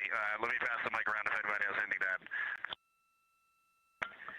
Kelsey, it's so great to hear your voice on the loops. I just want to channel everything that you guys are probably feeling right through my eyes and heart. It is awesome to see the side of the moon. You guys made us excited for this day, and we couldn't appreciate it anymore. And we are ready to hopefully deliver on all the awesome training you guys have provided. I'll just add, Kelsey, it is blowing my mind what you can see with the naked eye on the moon right now. It's just unbelievable. Kelsey, and to the whole Lunar Science team, all of you, all the work you put into this, we're just grateful. Can't wait to get going. And thank you for the tipper, for Carol Crater, and for Integrity. We can see them, and we've imaged them, and can even see with the naked eye. Quite impressive. Thank you so much. Beautiful words, you guys. Thanks so much. And I got video of the science team right now, and they are all absolutely buzzing. Looking forward to today.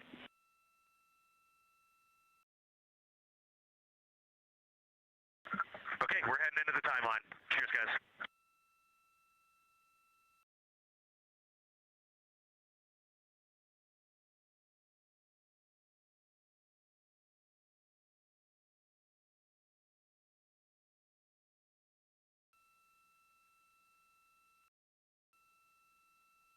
of the Pre-Lunar Flyby Science Conference with Dr. Kelsey Young.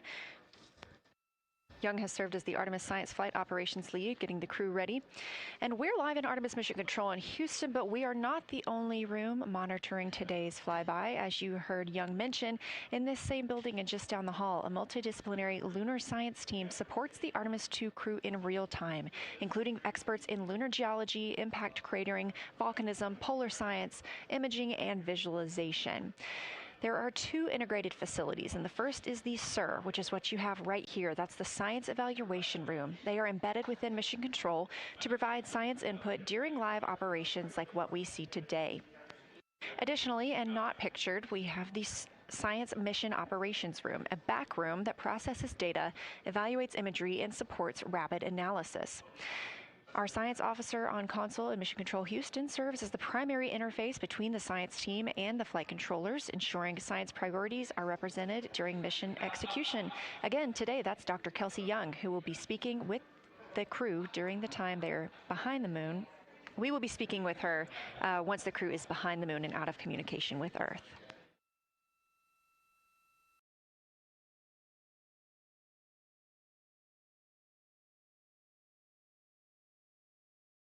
Back inside the Orion spacecraft on your left, closest to the camera, NASA astronaut Christina Cook.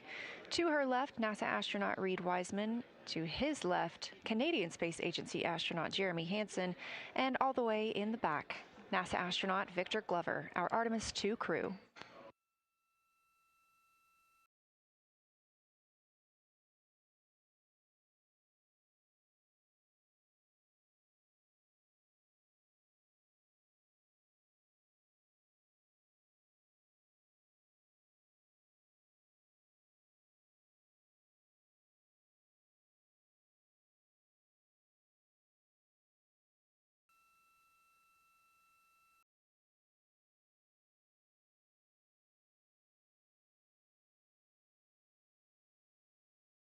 We are now approaching 8 minutes until the crew surpasses the Apollo 13 record. Currently 12,599 miles away from the moon, 248,507 miles away from Earth.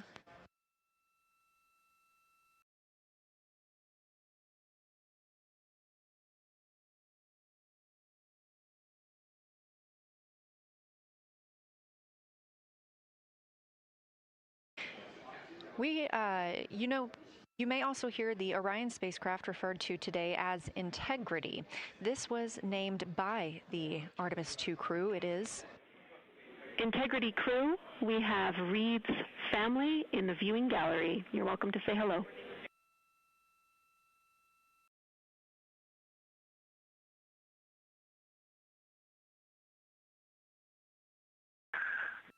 Well, whether you're being serious or you're kidding around, that is awesome to hear. Thanks, Jenny.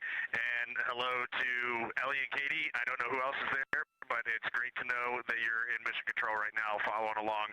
We are having a blast up here, and the view of the moon is absolutely amazing.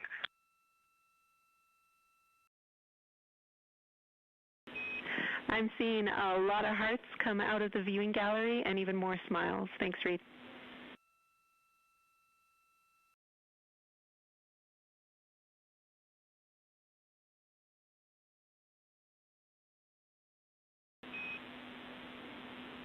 Copy heart, copy bracelet.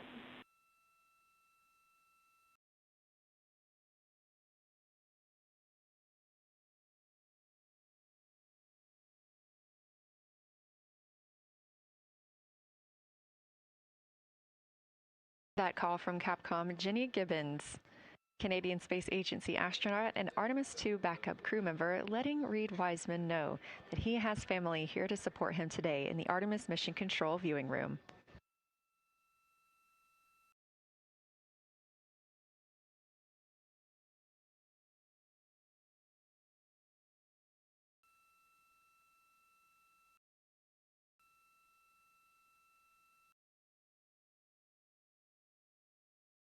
As I was mentioning, we have the Orion spacecraft flying today.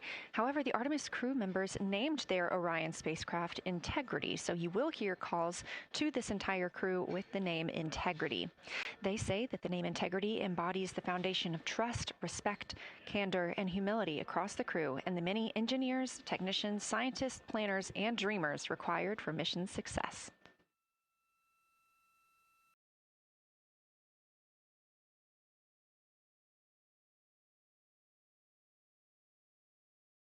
This view live from the outside of Orion as we continue.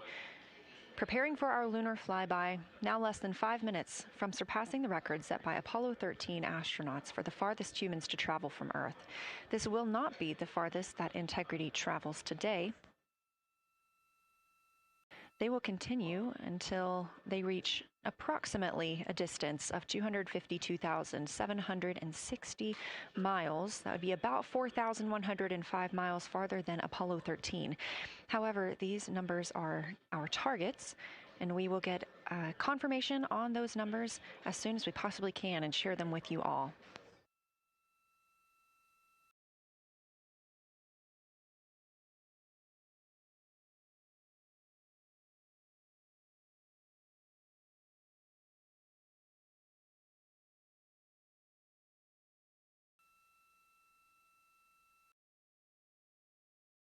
We've talked a little bit about what to expect from the crew, whether that's taking photos or making audio recordings.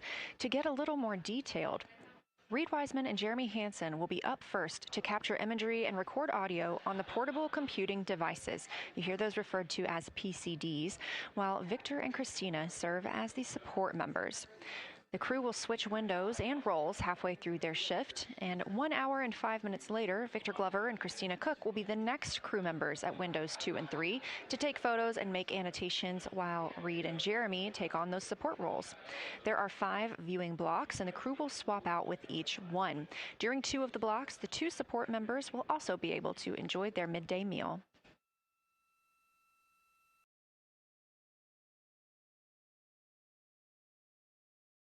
At least 3 times per block is a science sit rep. Again, situational report. This is partially an operational status, reporting back if they missed any targets or gotten any specific ones, if they have issues with their camera or any other operational items.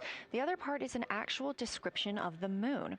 This task is done by one of the support team astronauts, so that's not the crew currently taking photos or making annotations, but they do have windows 1 and 4 that they can float up and provide that information from. If you watch the entirety of the flyby, you'll also notice the crew will be photographing some targets multiple times to get observations in different lighting conditions. This is due to Orion changing their location throughout the flyby.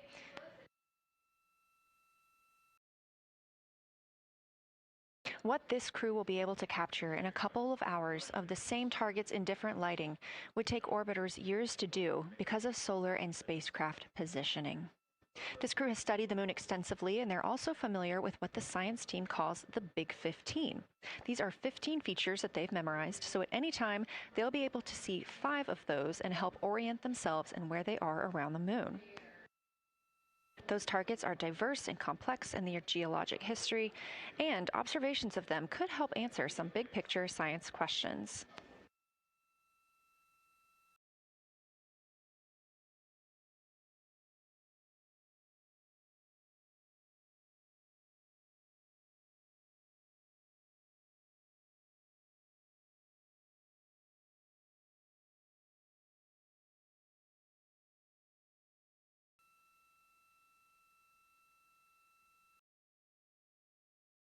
If you've been following the mission, you can see that the configuration of the cabin is a little bit different than what it looked like on launch day.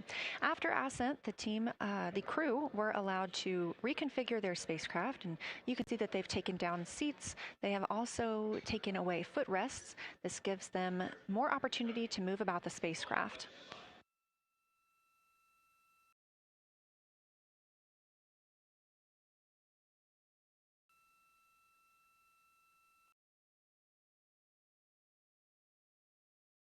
Orion itself has 330 cubic feet of habitable volume. That's about the size of 2 minivans and is 60% more cubic volume than the Apollo spacecraft.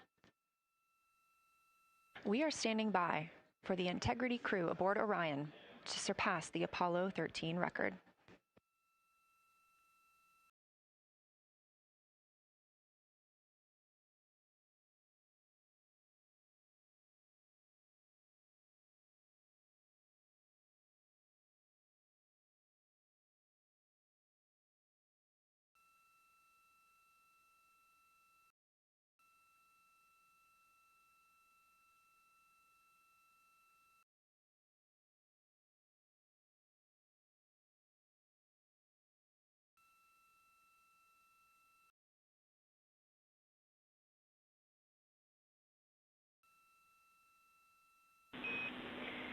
Integrity crew, on April 15, 1970, during the Apollo 13 mission, 3 explorers set the record for the farthest distance humans have ever traveled from our home planet.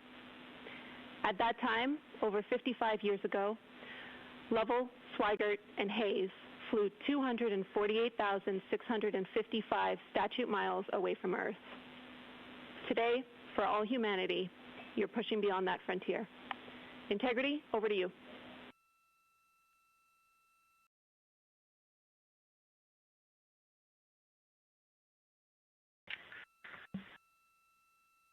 Yeah, from the cabin of Integrity here as we surpass the furthest distance humans have ever traveled from planet Earth. We do so in honoring the extraordinary efforts and feats of our predecessors in human space exploration. We will continue our journey even further into space before Mother Earth succeeds in pulling us back to everything that we hold dear. But we most importantly choose this moment to challenge this generation and the next to make sure this record is not long-lived.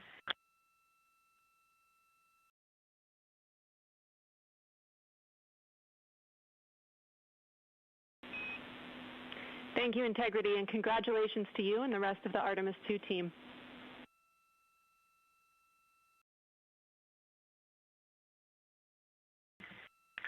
Thank you, Houston. We have a couple more things we'd like to take this moment for.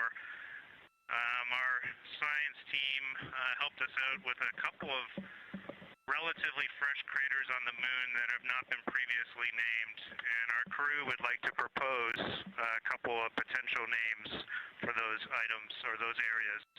And we spent a bit of time this morning looking out the window, and we're able to see them now both with our naked eye and through the long lens, and so we feel this is a good time to send this down, and a special shout out to Kelsey for helping us with this.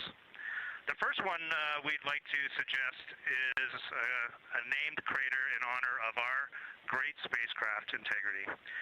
And so if you were to look at Oriental on the far side and then draw a line straight up to Ohm on the far side, relatively in the middle is an unnamed crater, and we would like to suggest it be called Integrity in the future. And the second one, and especially meaningful for this crew, is a number of years ago we started this journey in our close-knit astronaut family, and we lost a loved one. And there's a feature in a really neat place on the moon, and it is on the near side, far side boundary.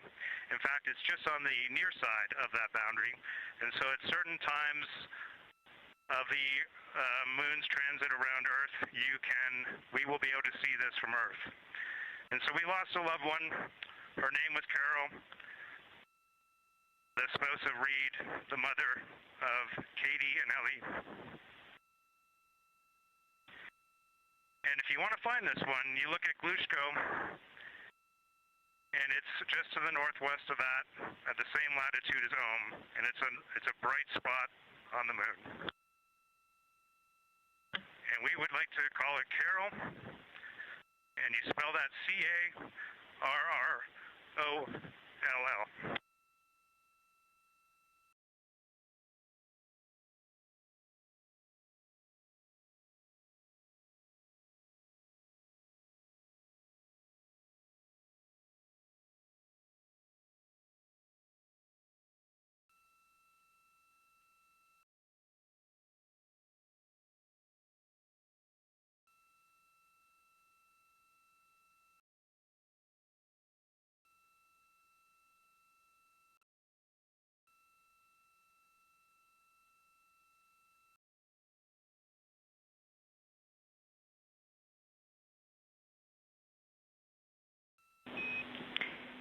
Integrity and Carroll Crater. Loud and clear.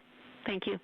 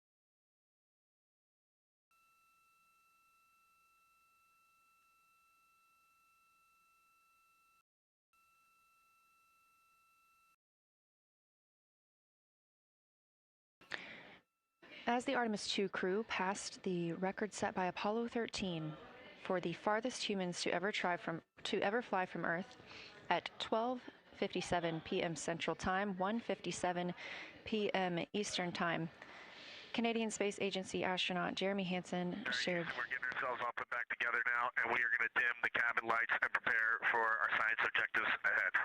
Thank you. Sounds good. We're doing the same down here, and you're maneuvering to your observation attitude.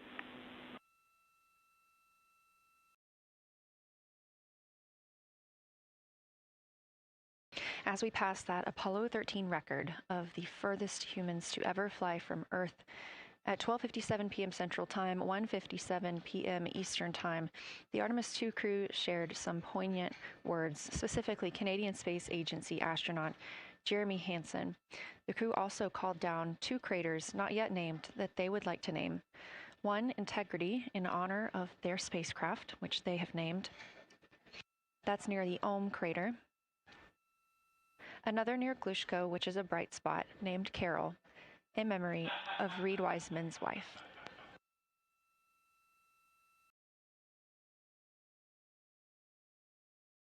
There was a moment of silence here in Mission Control Houston. And now the team and the Artemis II crew are ready to begin their lunar flyby.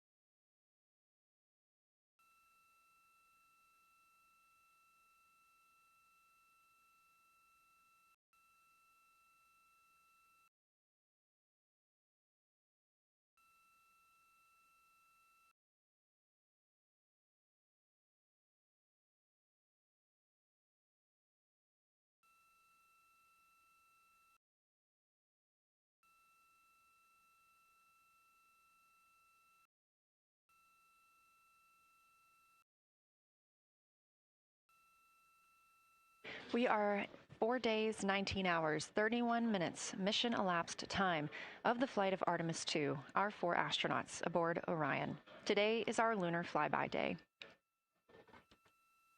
The spacecraft is currently about 12,000 miles away from the moon, and you can keep up with the distance from Orion to the moon and Earth by visiting nasa.gov/track Artemis. Or you can just stay with us here because we're going to be telling you throughout the day. They are currently 248,834 miles away from planet Earth.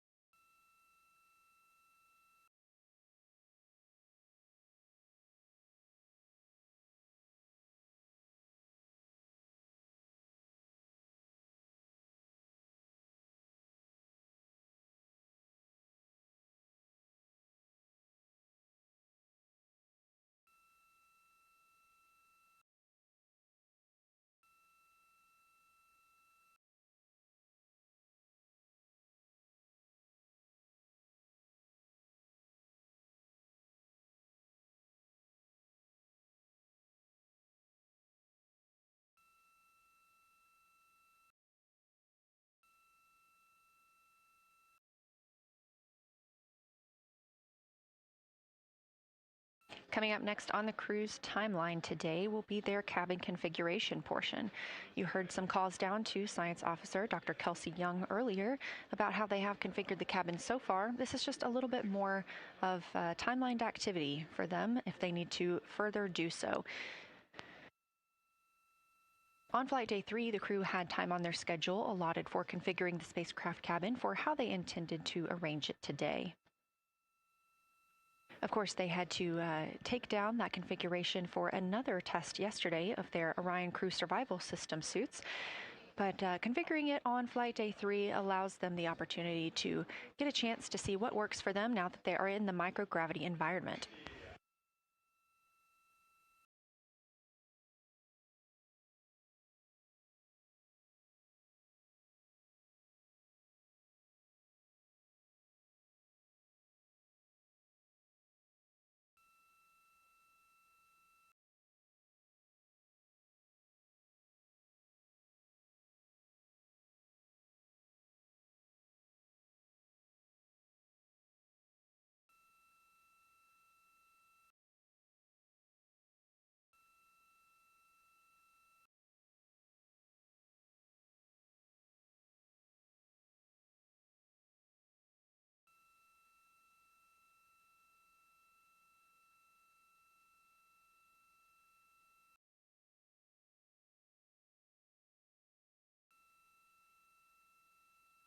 Again, the crew is about to begin their cabin configuration portion of their timeline, though they have been working that already, as well as potentially during their post-sleep period this morning. The official lunar flyby observations are slated to begin in just about 40 minutes. That's when we'll have the crew at the windows photographing the moon, as well as making calls down about what they are seeing.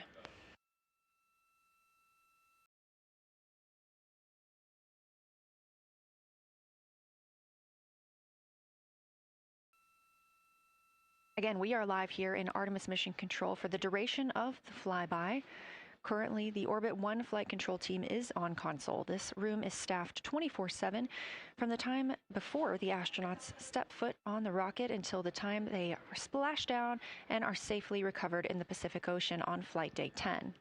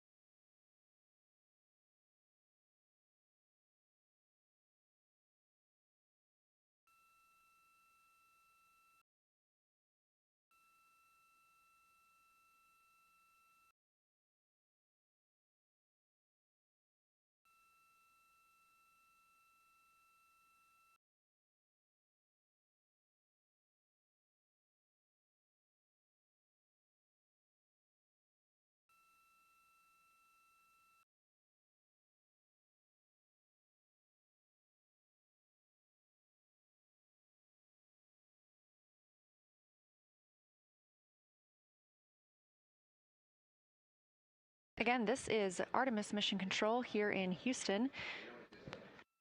We are now 11,777 miles away from the moon. We did pass the Apollo 13 record of farthest humans away from Earth at 12:57 p.m. Central Time, 1:57 p.m. Eastern Time. That distance, 248,655 statute miles from the Earth, continuing to be exceeded by the crew.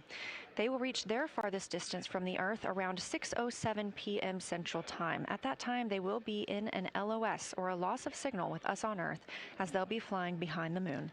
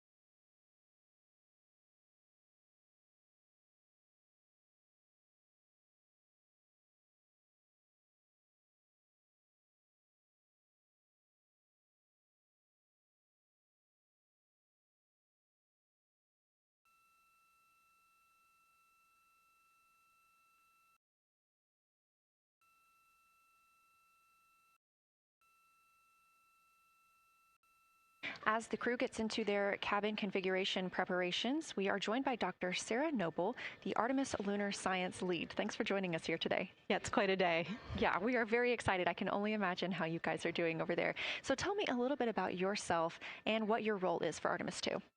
Sure. So I'm the Artemis Lunar Science Lead, so over the entire campaign, and my job is basically to make sure that as we have this big adventure back to the moon, we actually learn new things about the moon. Fascinating. So why is the moon such an important destination today?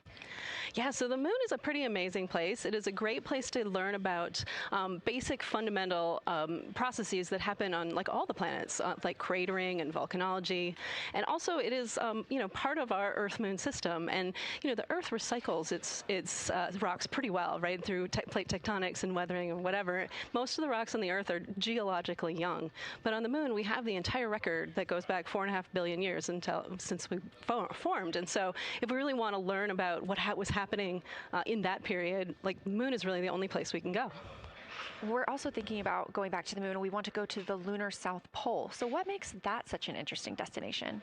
Yeah, the South Pole is cool, right? It's far away from the places we went during Apollo. It's different kinds of rocks there, some of the oldest rocks on the moon. It's also a place where we think there might be resources like water. There are craters that really never can see the sun because of the low sun angles there, and they get very cold. And we think that water and other things can build up in those craters, and so we're very interested to see what that might do for us. I'm very interested as well. So for some of our viewers who might be new to this, what does lunar science look like during an Artemis mission?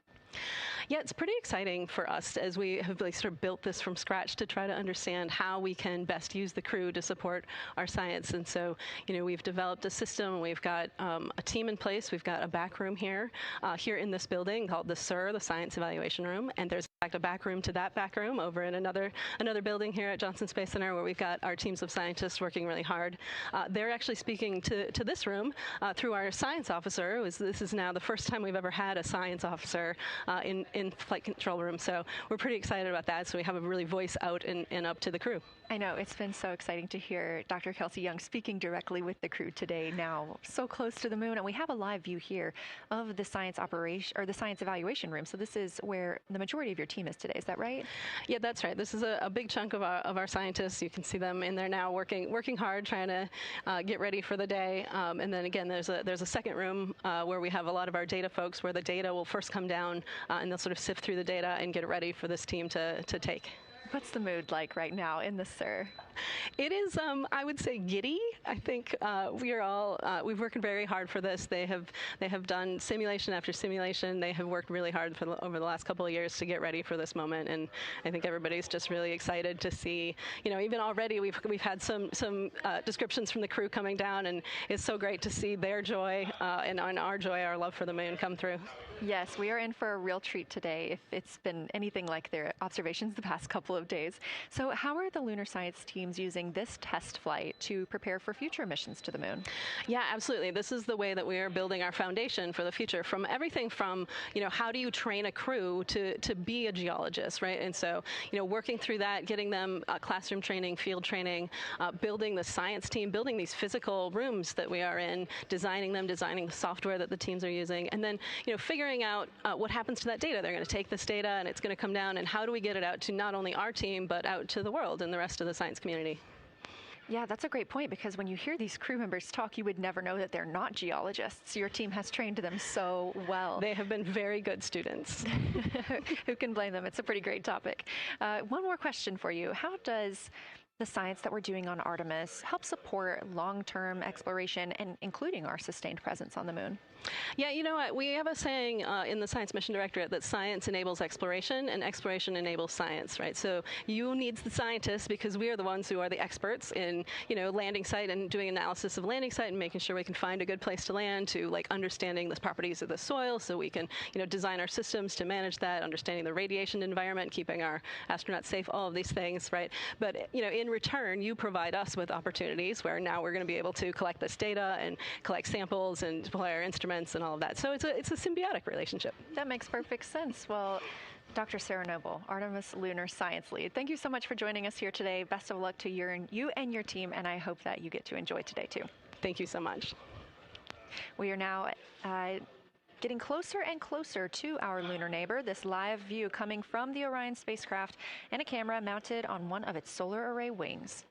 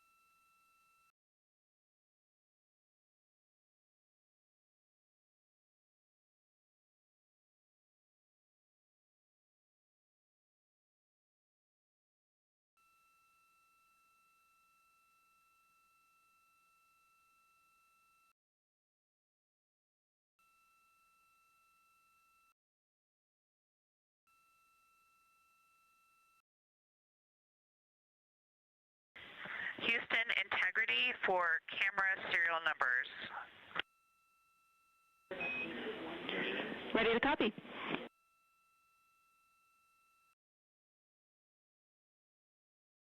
Hey Jenny, these are card numbers for the various positions. For the long lens on the D5, we will have individual cards. Victor's 1008, Jeremy 1019, Reed 1012, myself 1015.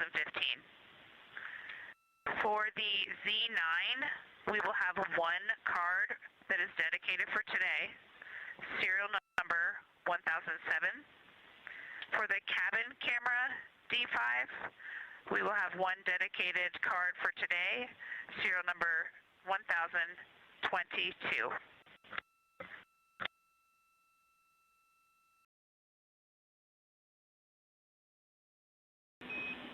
All right, Christina, we copy all. Thank you.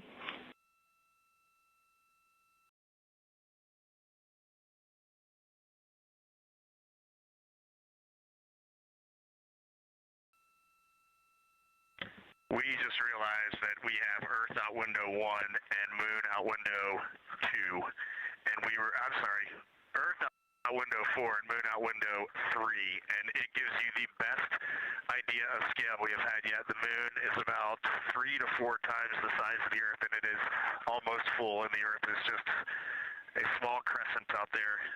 It's magnificent. I got a picture of it with the wide lens. Such a majestic view out here. Amaze, amaze, amaze. Thank you, Reed.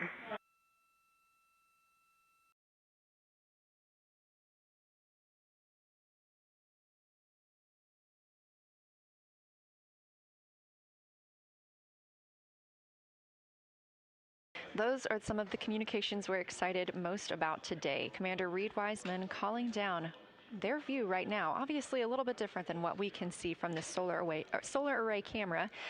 They are looking through the windows of the Orion spacecraft, able to see at the same time Earth and the Moon. You also heard NASA astronaut Christina Cook calling down some of the cameras that they will be using today. The crew is in that cabin configuration portion, and we expect the lunar flyby observation period to start in just about 20 minutes.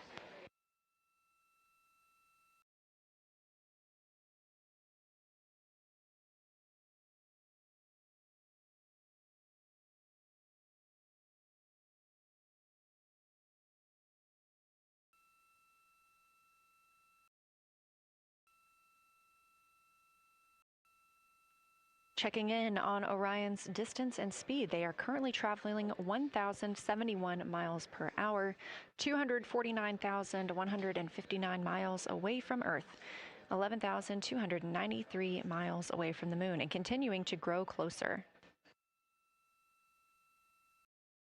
At closest approach to the Moon today, the spacecraft will be just about 4,070 miles away from the lunar surface. This will be during our loss of signal with the crew as they travel behind the Moon, and we will await their return to get the official number for you for how close they come to our lunar neighbor.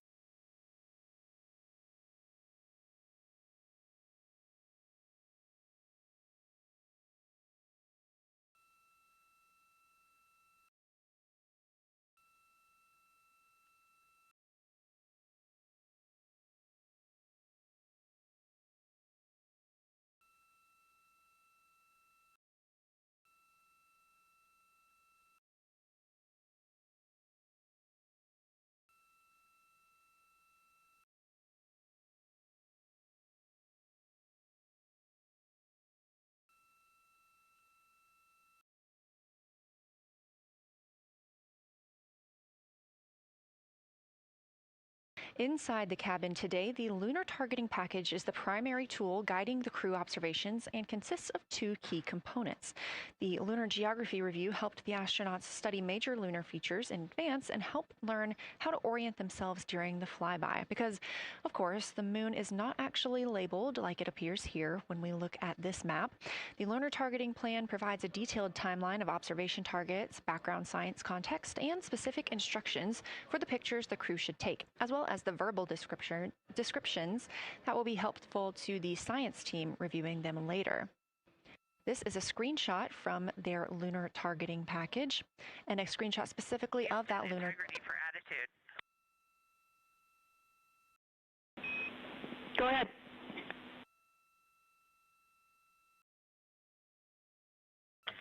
Hey, Jenny. Understanding we are in final attitude now for the lunar flyby. Would it be possible to pitch the vehicle down 5 degrees? That would allow us to get the D5 long lens flush and have the least amount of window distortion. We're checking. That call from Christina Cook, NASA astronaut and mission specialist on Artemis II. Copy. The Orion spacecraft is positioned in a specific attitude to allow the crew to best see the moon outside of their windows today for this imaging opportunity. That call was a request for a potential attitude shift just slightly, another 5 degrees, to give them a better view and to give them a better opportunity to use their long lens camera. They'll also be using that lunar targeting package we were discussing. I am following along with that real time, so I'll be able to share with you exactly what targets the crew is looking at and when. They also trained with a lunar science passport. It's a little reference guide used on Earth to reinforce recognition of key lunar features. It is not on the flight, but it was a significant study tool for the crew to get them ready for launch. The apparent size of the moon will change throughout the flyby, and it'll appear roughly like a basketball held at arm's length at the crew's closest approach. That reinforces the need for careful planning and practiced observation techniques.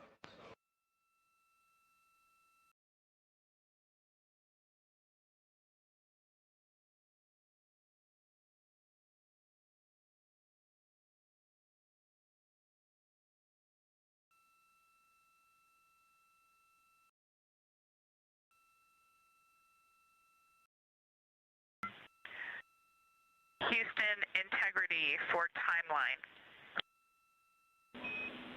Go ahead.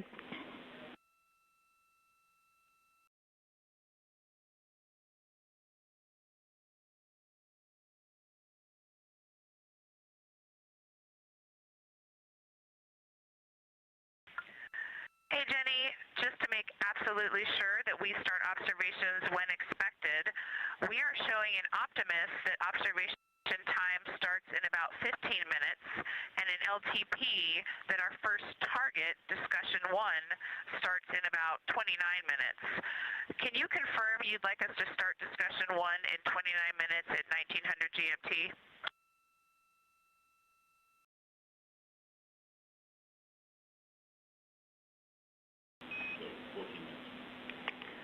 Christina, we are tracking that discussion 1 should start at 18:45. That's 15 minutes from now.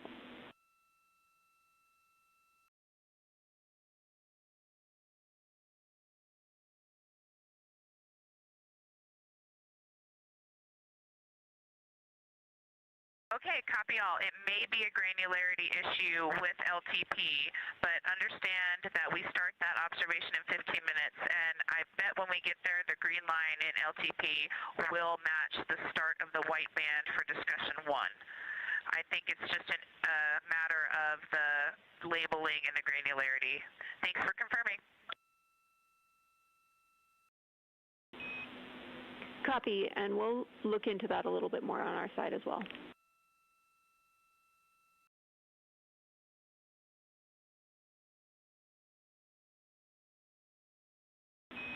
Christina, can you verify for us that your green line is moving on the timeline page of your LTP?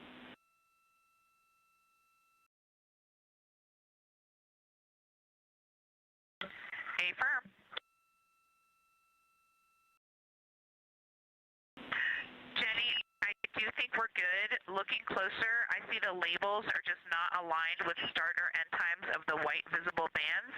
It fully makes sense now, so I think we are all set. We'll look forward to starting some observations in about 13 minutes. Copy. Thanks, Christina.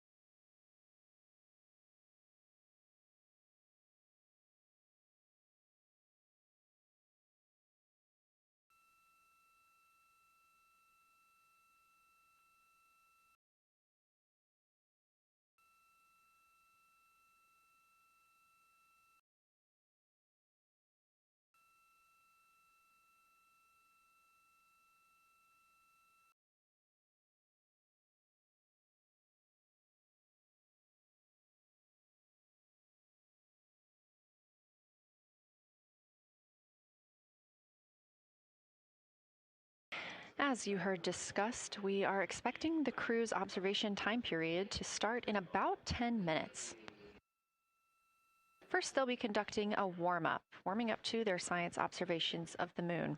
They'll be discussing with each other, helping each other orient using the major landmarks that they've studied, asking what is familiar. If we roll left, port 5 degrees, that would get the moon closer to the left side of window 2.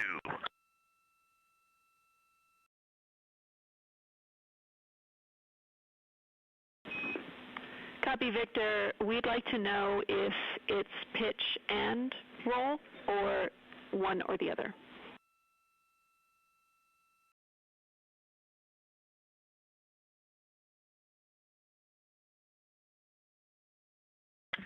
Jenny, we actually thought you already put the pitch in. Had the pitch been put in already? No, we need a little while longer to talk about it.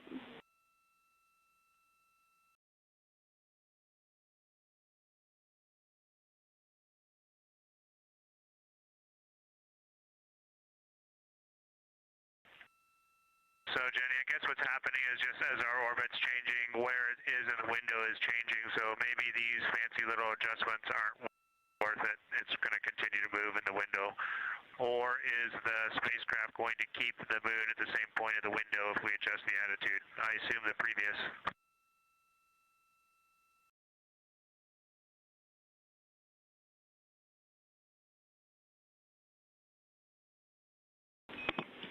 Right now, we are pointing the center of the window to the center of the moon with 2 degrees of deadband.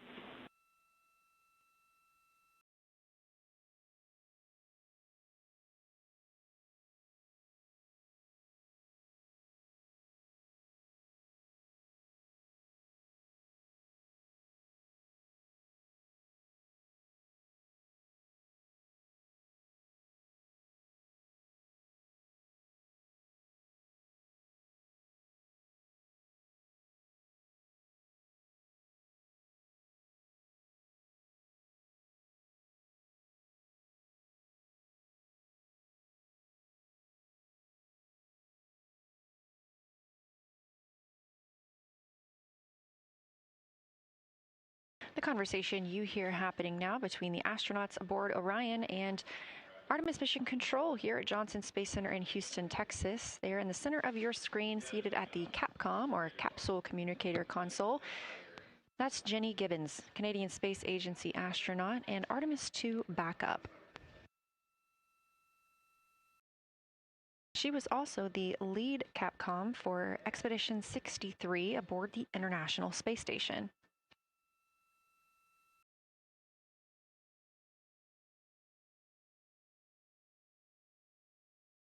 The crew is requesting some attitude changes to the spacecraft to allow them to better image the moon, our priority for today. Of course, those have to be discussed on the ground before they are put into work aboard the spacecraft, so the team is taking some time to do so. You also heard Gibbons reference that we are into dead bands. Dead bands are essentially keeping us in the lane in which we're traveling.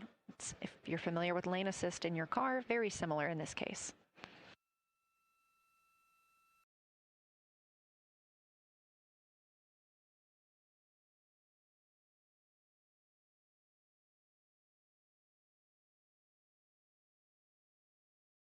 We are now 10,870 miles away from the moon, traveling 1,066 miles per hour and 249,390 miles away from Earth. Again, we recently surpassed the Apollo 13 distance record of farthest humans have ever traveled. And upon calling down some words during that milestone, Canadian Space Agency astronaut Jeremy Hansen noting that he hopes that this record that they are setting today is soon broken by future explorers.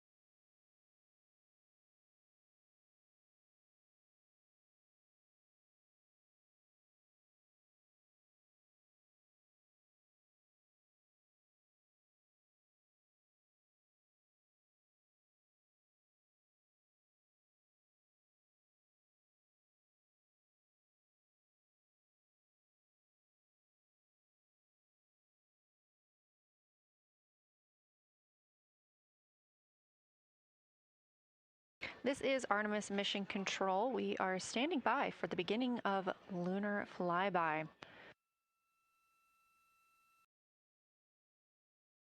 Expecting that to start in just a few minutes when the crew will begin a warm-up discussion preparing for the day.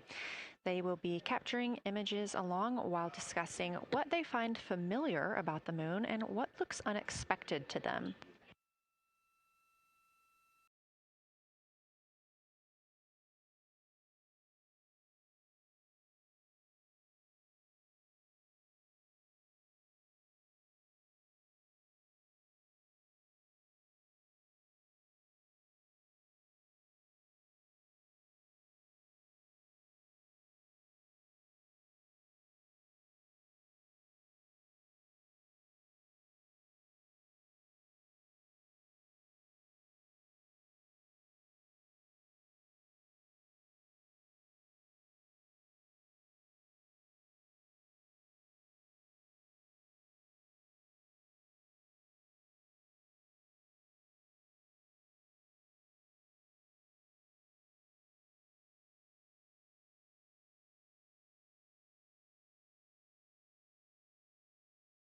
Again, just minutes away from the official start of lunar flyby, or when it is timelined for the crew. We are currently 10,726 miles away from the moon. This view on the left side of your screen coming from the camera on one of Orion's solar arrays.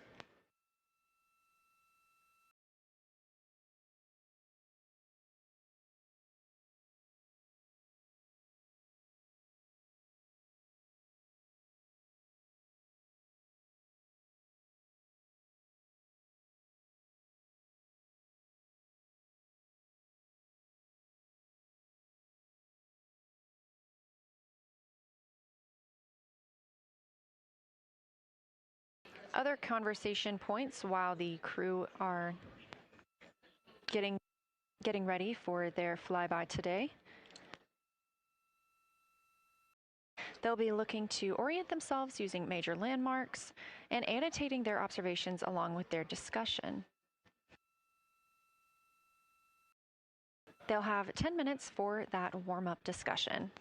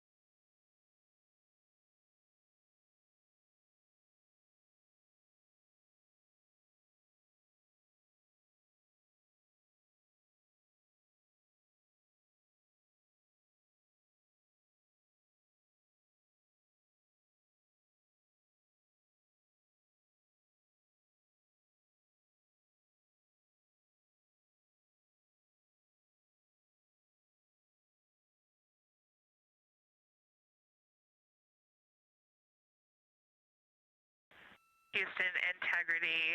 We have two folks at the window deep in discussion talking about all of the awesome features that they're seeing. We just had a huge moment realizing that Hertzsprung is about the same size as our incredible Oriental. We're really excited about this target that's kind of new to us. We're orienting on things like how we talk about albedo, finding some of the prevalent things that we're used to from all of our training, and just overall taking in this view. We also are noticing that the moon is still getting noticeably bigger as we go, even when you're watching it continuously. It's great to see these two guys get warmed up. We love the report, Christina. Thanks. And you nailed it on why we added Hertzsprung. As you'll see in the prompts, we're looking for comparisons to the comparatively much older Hertzsprung compared to the younger Oriental. Great words.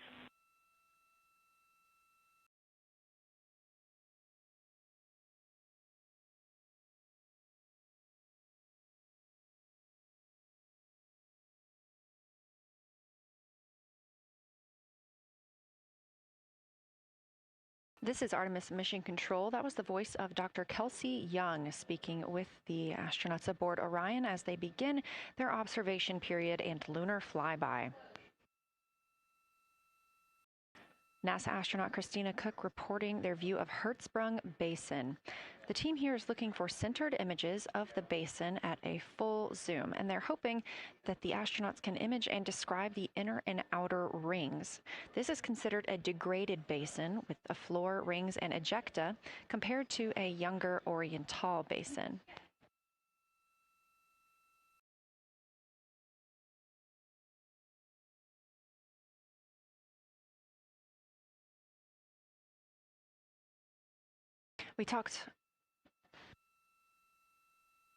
We spoke earlier with Julian Gross, the Artemis curation lead, about some of the terms we will hear the crew use today. One of those just called out, that's albedo, looking at surface brightness, or the amount of light a surface reflects.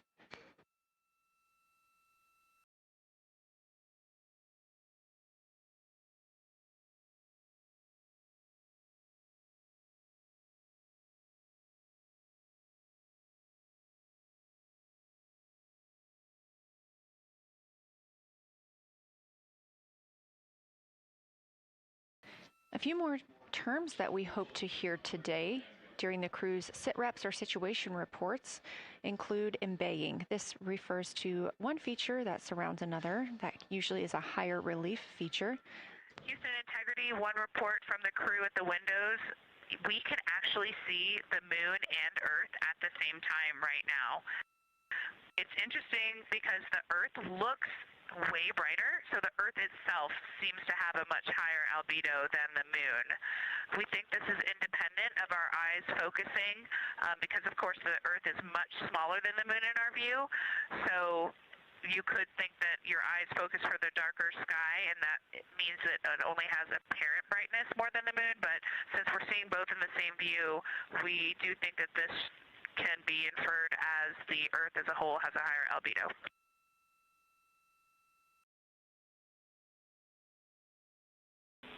Great observation, Christina, and reminder that as you're starting to look for those subtle color and albedo variations on the moon, the relatively bright albedo Earth might make those a little bit difficult, but as your eyes continue to adjust, we expect you to start to see more nuance on the moon. Thanks.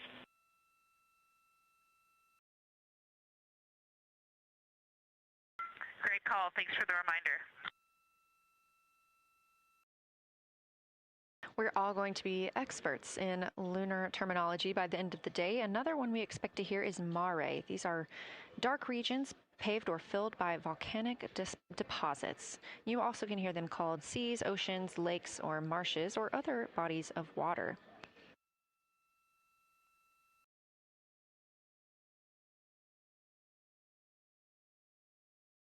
Again, we are live in Artemis Mission Control, but on the right side of your screen, that is the Science Evaluation Room, team members who have been preparing for this day for years. The crew has significantly darkened the cabin of Orion. This allows them better views outside the windows and fewer reflections from inside. They reported being able to see the moon and the Earth out the same window at this time. We are really hopeful to get those photos. Right now, this view on the left side of your screen coming from a camera mounted on one of the solar array wings on Orion outside the spacecraft. The crew is equipped with 80 to 400 millimeter zoom lenses.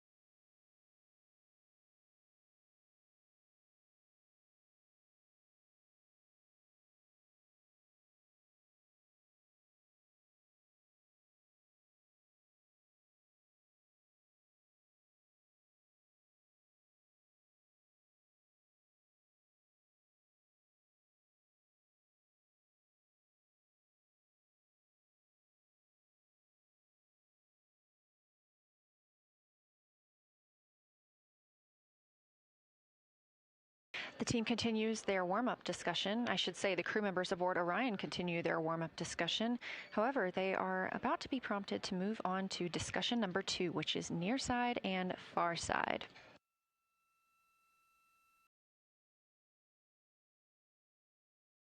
Some of the things that they are looking to capture, the ground has prompted them to photograph anything that stands out to them and to compare the near side versus the far side mare in color, albedo, topography, and texture.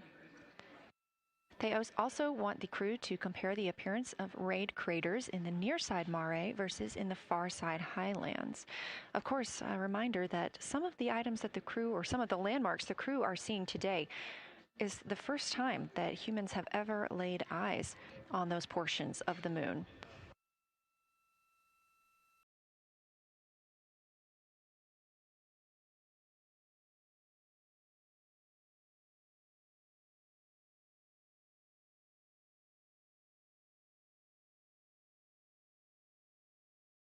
In the targeting package, there are a few reminders of the crew. For the crew, there are time-sensitive observation reminders and science sit-rep reminders. Integrity. We have sit-rep. The targets that are being discussed right now, it's the far side, near side comparison, and hearing some great discussion of browns and greens in the Aristarchus Plateau and how those disappear as you go toward the North Pole, and then over to the far side, you lose the color. You've got Jeremy in window 2, Reed in window 1, having a great discussion. Christina's under window, I'm sorry, Reed is in window 3. Christina's under window 1, documenting the discussion. And we've got the lights completely off in the cabin. There are some LEDs that we cannot put out that do provide some light scatter. But we have all of the internal lights off. And are letting our eyes adjust as best we can. The window 4 view, you only get about a third of the moon. Tycho is going to go over the horizon soon, and you can see Aristarchus, and then you start to lose the view as you go to the west in Oceanus and Procellarum. So far, the team is on the plan, and the long lens is being put to good use, and recordings are being made, and internal documentation of the configuration and the observations is ongoing. Science, do you have any questions for us at this time? Integrity Science, Victor, very glad that you provided the first formal science sit-rep, as these were indeed your idea. One follow-up question, any relationship between those browns and greens you described? Do you see them blending into one another, and do you see any topography associated with either color?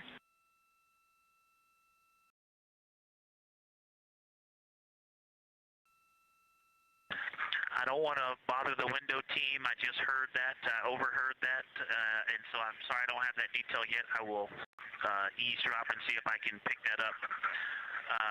I will try to answer that at some point. I also heard a comparison of the albedo in Aristarchus, that crater, the very high albedo spot. You can see it on the near side. There is a feature called, I believe, Burgess alpha, that is equally or maybe higher albedo.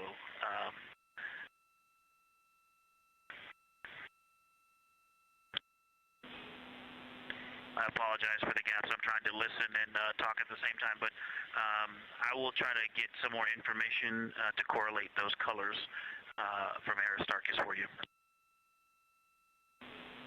Understood, Victor, and good call to not bug the window team. Really like the brightness comparisons to Burgess A. Really helpful for the science team. Keep them coming. Thanks.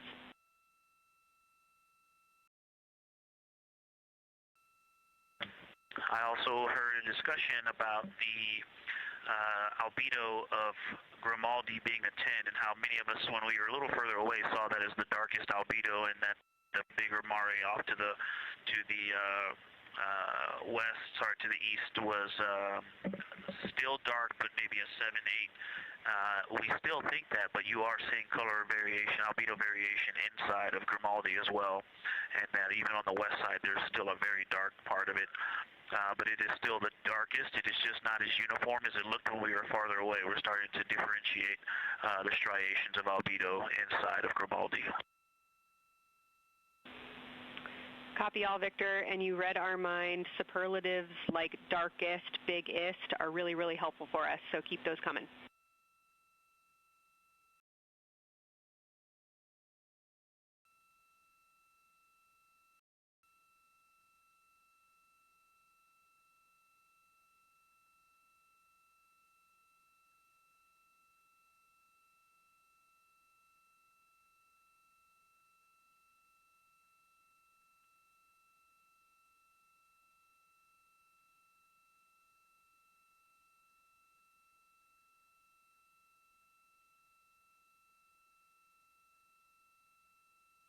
As we were just mentioning, the crew is slated to perform these science sit reps. They are prompted to do so by an icon in their lunar targeting plan.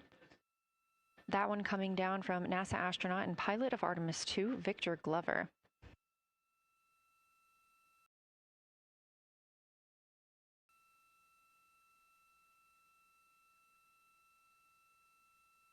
As we discussed, the Capcom is usually the only person in the room speaking with the crew, the capsule communicator. However, today, the science officer, Dr. Kelsey Young, she is the Artemis Science Flight Operations Lead, is speaking with the crew during the flyby to ask any questions that the team may have.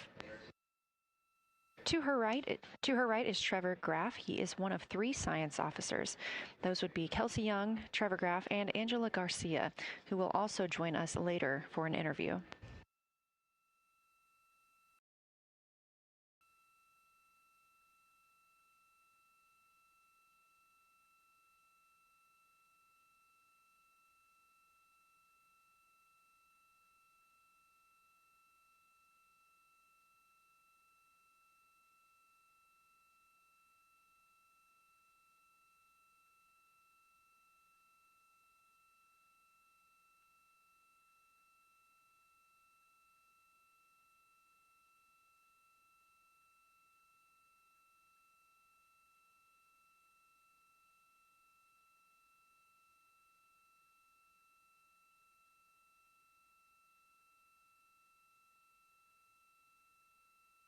And Houston Integrity was able to, Science Integrity was able to get a view out of window 1, which is a beautiful view. I can see the entire moon that they're looking at. We left the T-shirt up there, so I was kind of peeking through the opening in the makeshift shroud there. And once I was able to get 2 eyes on it, what jumped out at me was Vavilov. It's just peeking out of the Terminator. It's clear of the Terminator now, but it just really jumps out because it's still got the low light, the low sun angle. And so where the, Vavilov has that impact over the top of another crater, where the 2 craters intersect on the eastern edge. So on the side closest to Oriental, where the 2 crater rings intersect, the shadow there is the highest peak in the interior of Vavilov, and so you can see that terrain is, there's some real variation in the terrain there, that there's a nice peak where those peaks intersect, where those rings intersect, and we'll get a picture of that. Love the description, Victor, especially the comparison and relationships you just described about topography. And if it's easier for your observations, do feel free to remove the T-shirt shroud from window 1.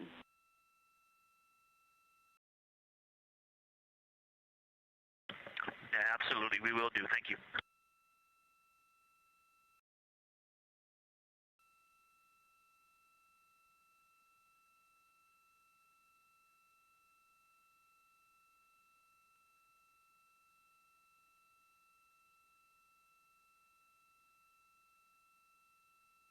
Those calls coming from NASA astronaut Victor Glover. As we discussed, the crew is working in pairs at the windows.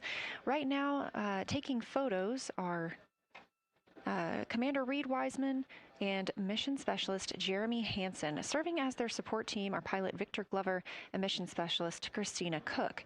You're hearing those calls from Victor Glover, as he is on that support team, and he is tasked with providing the science sit reps, while the 2 crew photographing and making annotations of the moon are in Windows 2 and 3. Windows 1 and 4 are available for the support crew to fly up to, obviously look at the moon themselves, and provide these science situational reports. The view on your screen is part of the lunar targeting package, and it's something that the crew can reference as they are flying by, but this is an animation.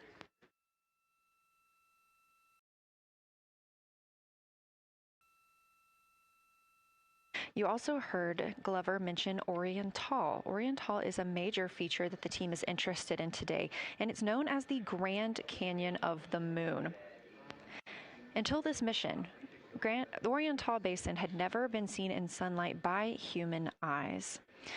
Oriental Basin and its surrounding ejecta could fit within a straight line distance from NASA's Johnson Space Center, where we are at today, to Kennedy Space Center.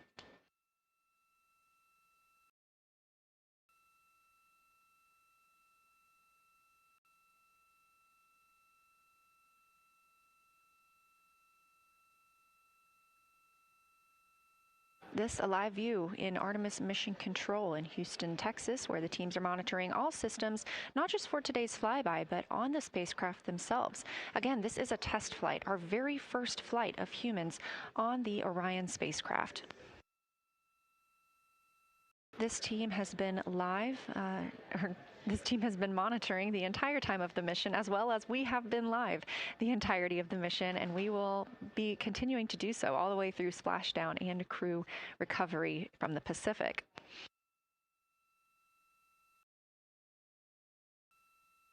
This is a visualization from ARROW, the Artemis Real-Time Orbit website that you can also access at any time by visiting nasa.gov/trackartemis, showing us that we are now under 10,000 miles from the moon, 9,948 to be specific, and continuing to count down.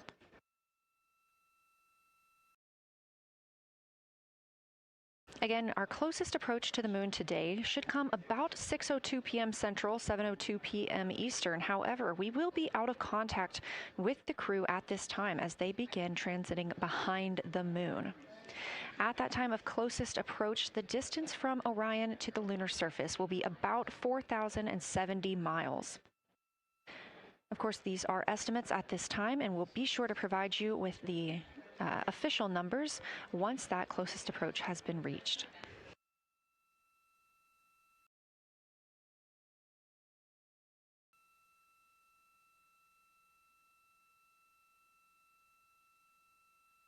This shot live inside the Orion spacecraft, where our 4 crew members are continuing with their lunar flyby activities. They have just begun those activities really about 20 minutes ago, so we've got several hours of moon view opportunities. This is still a live view inside that capsule. However, you can see just how dark they have turned down the lights. Actually, they've turned them all the way off. There are a few LEDs that they cannot power off, but turning down these lights gives them better views outside of the spacecraft's windows while they photograph the moon. This also prevents any reflections from inside the spacecraft bouncing up on the windows and interfering with their photography.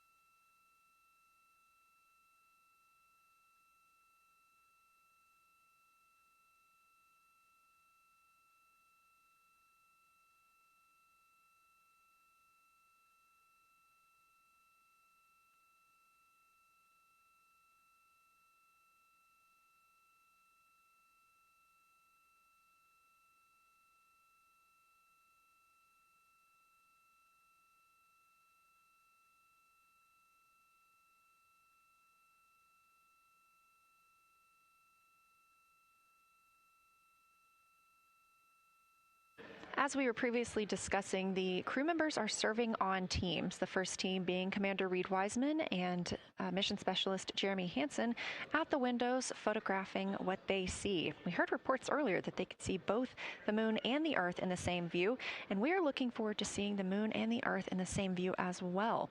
That Earth set coming up in just a few hours. While Wiseman and Hansen are at the windows photographing, Glover and Cook are serving as support crew. They are able to assist with cameras. They are also providing those situation reports, letting us know how the team is working inside the spacecraft, what they're seeing, and how they're feeling about it. Those first blocks of teams will last about an hour, and the crew members are approaching the halfway point into their first observation block. A reminder, we have 5 of those blocks today. So they're approaching this halfway point, during which the crew at the window will switch roles. One will begin taking pictures, and the other will be making annotations on their PCD, that's portable computing device. Both of those crew members at the windows are recording audio of what they see. They are putting on headsets and recording audio into their portable computing devices. Obviously, we are not hearing this right now. This is going to be sent down to the science team, and they will be able to analyze that at a later time. What we are hearing, though, and will continue to hear, are those science sit reps a few times every block. Once this block is complete, about 40 minutes from now, we will have the teams switch. That means pilot Victor Glover and... Science integrity, looking at a window 1. I think I may have misreported earlier saying that it was Tycho going over the horizon. That was Copernicus I was referring to. Apologies. It was Copernicus is what is farthest bounding to the east, and that is now like on the horizon or just past it. And Korolev is now a few degrees from going over the horizon. And then, next it'll be Aristarchus Plateau. And so on the west, we are getting a much better view of the Terminator. It looks like we have about 80% illumination of the moon. And Vavilov and 1 Vavilov diameter to the west is where the Terminator is right now.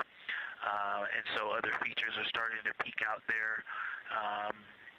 The center of the illuminated part of the moon is, to the lower part is Oriental.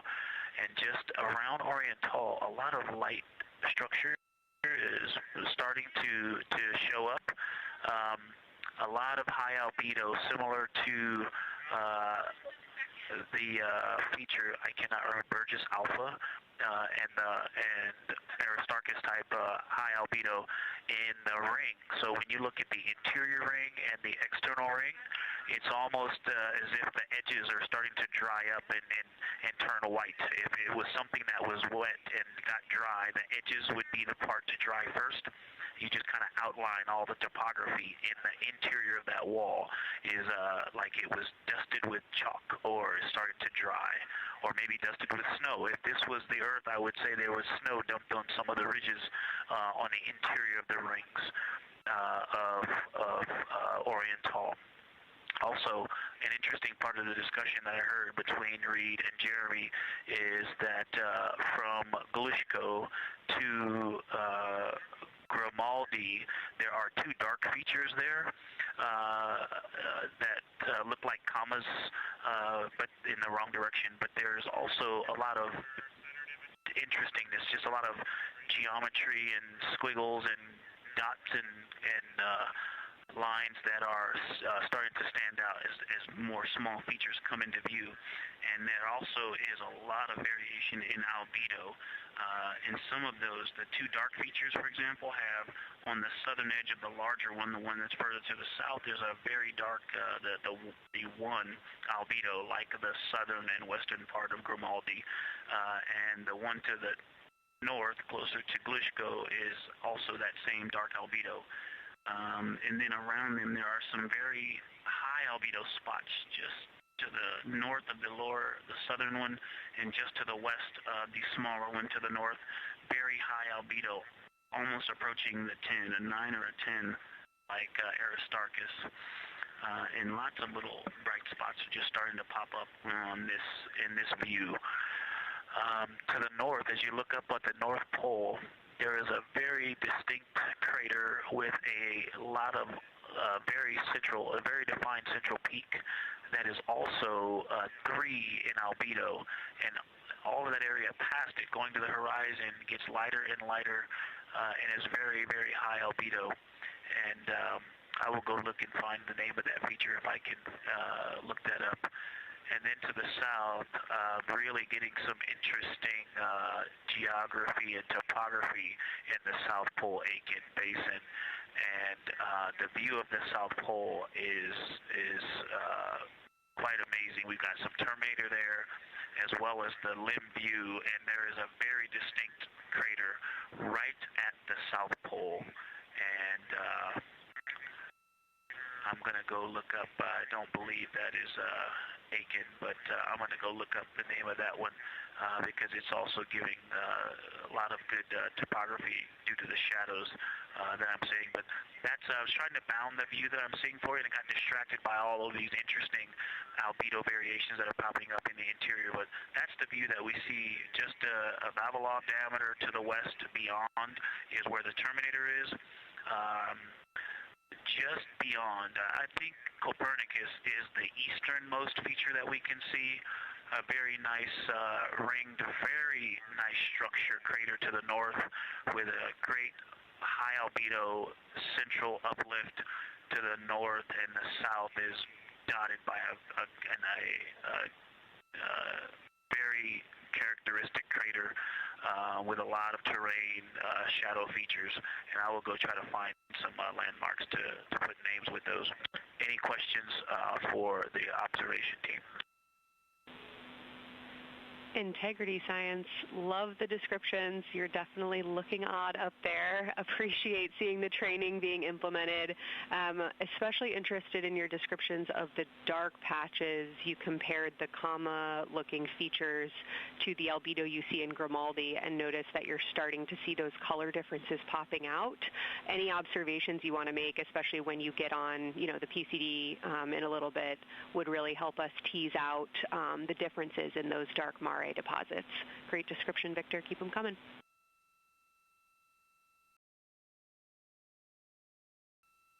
Absolutely will do, and I know you've got descriptions on both of the window observers right now as well. Keep them coming.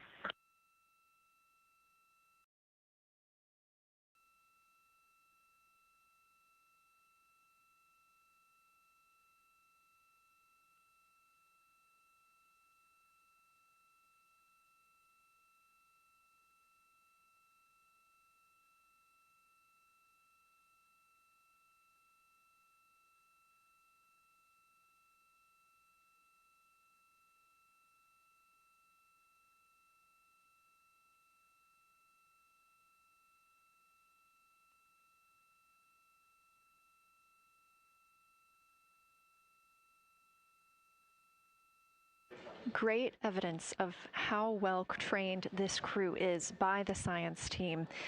NASA astronaut and pilot of the Artemis II mission, Victor Glover, calling down a situation report, noting several different features on the moon and such descriptions, even saying that it looks like snow on some of the peaks. Obviously, we do not expect that to be snow, but referencing that as some of the lighting on how it looks to the Artemis II crew from their current position.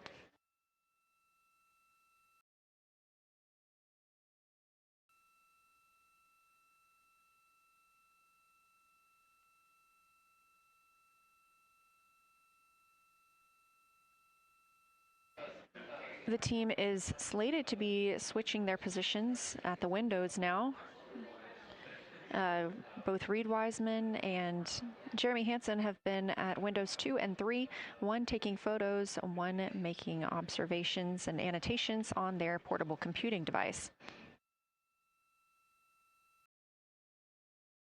At this time, we also anticipate that they are looking at a crater duo. One of those is Glushko, and the other is Ohm. The team is looking to know the extent of Glushko's ray system and how its rays differ in the Mare versus the highlands. They also want the team to compare the ray systems of Glushko to Ohm.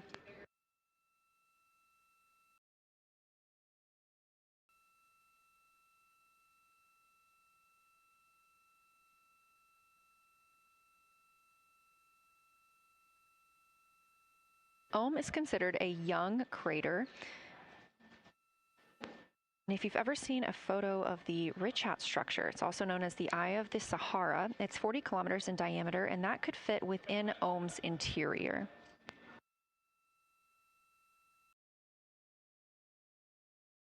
The team is specifically interested in descriptions of that ray visibility, including the color, albedo. Remember, albedo is the brightness or the surface reflection, and the reach.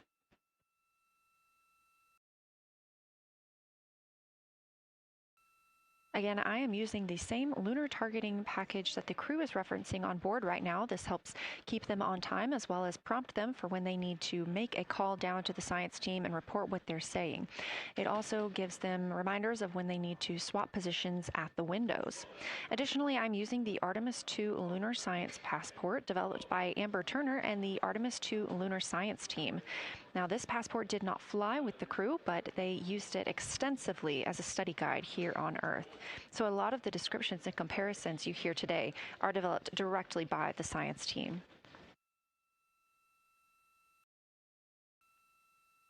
We are now 4 days, 20 hours, and 43 minutes. Science, integrity, that crater to the north, that is, it's like we've got one in the north that looks like just a textbook crater, and one on the South Pole as well. The one on the north, I think, is Pythagoras. And what I wanted to highlight about that is it is either a very distinct central uplift or just a very defined area of high albedo.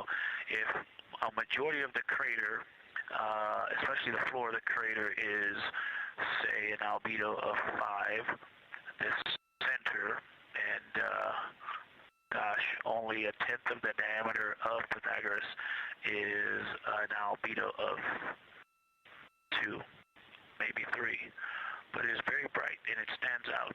And then between that crater and the actual, what is the horizon from here, there seems to be another crater right on the horizon, and right on the edge of that is another patch of that albedo. It seems to be between the two craters. It's hard to tell from this grazing angle, but there is another spot just further north beyond Pythagoras. Between the two, I can draw a picture of this one and show you where that very high albedo, again another 2 albedo surrounded by 5 and most of the area bounding it.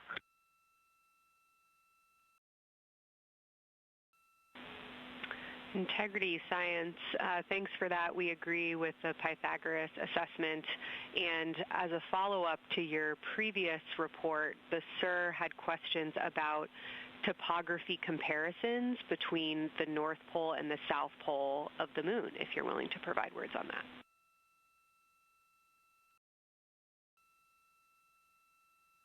Topography comparisons, absolutely. And if you have any idea what... if you draw a line between Pythagoras and the western edge of the outer defined ring of Oriental, it intersects a beautiful textbook crater on the south. I would love to know the name of that. The topography differences, now the South Pole has a little bit of a benefit that it has more of the terminator, and I can see a little more shadowing there, but there's a nice crater right at the South Pole, so that's the main thing defining the topography there. Seems to be quite a bit of elevation change. I can see some very jagged shadows, a 90-degree just to the west of that crater at the South Pole. I can see a very distinct change in the shadow directions, indicating, I don't know, a very high wall or a very deep canyon just to the west of that. And in the north, it seems to be that from sort of the edge of the mare that's dark, which is maybe 1 Pythagoras diameter south, if you draw a ring about that, maybe the top 7 degrees of the moon, and just draw a ring around that, the near side is an albedo of 5 and looks quite smooth from here. And then along the same edge of the mare, the edge of the mare that kind of Grimaldi's just outside of, Glushko is just outside of, Carroll Crater is just outside of, and you start to see the stark differences between the darker 7/8 and the 5s and 6s, the 4s and 5s. If you follow that line up to the north, that line is also where the change in topography happens at the North Pole. The line defining the light and dark on the edge of the mare that you can see from Earth. Draw that line, roughly the midpoint of all that, straight to the North Pole. And on the side facing the Earth, you see smoother topography and dotted by Pythagoras and its next door neighbor crater. And then on the far side, you see a lot more cratering and a lot more topography.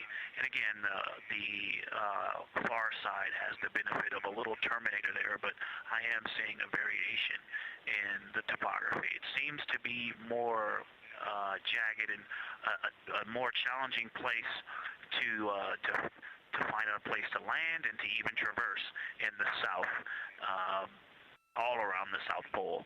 And at the North Pole, it seems to be it would be more challenging to translate on the far side of the North Pole compared to the near side of the North Pole around Pythagoras.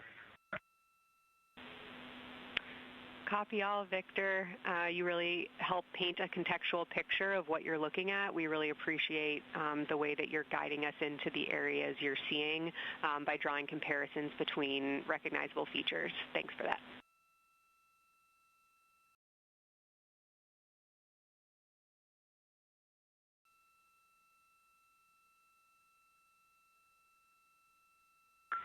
And Kelsey, another little science sit rep moment, something I just heard from the window team is the more I look at the moon, the browner and browner it looks. I thought that was an interesting observation.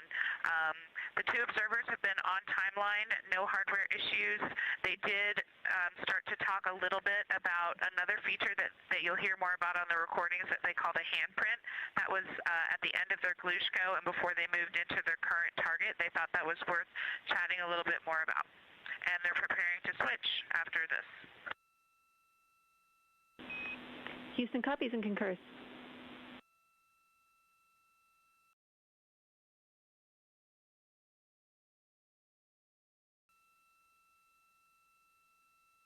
Hey, Houston and Science Integrity, another just observation from the human. My eyes have shifted a little bit since I've been up here. I've been wearing my reading glasses to look at the PCD.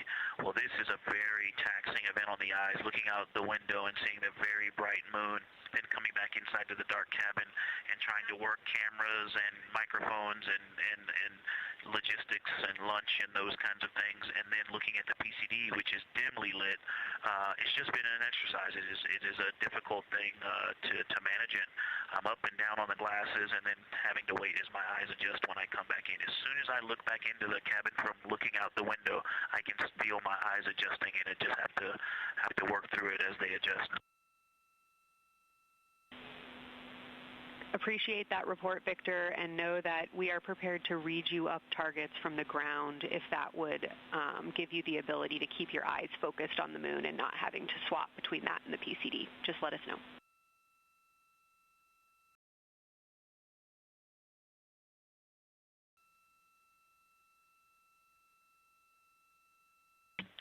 Yeah, we appreciate that, Science, and we will also do that for the window teams, and we'll back each other up that way as well. But we appreciate that. We may take you up on that. Thanks.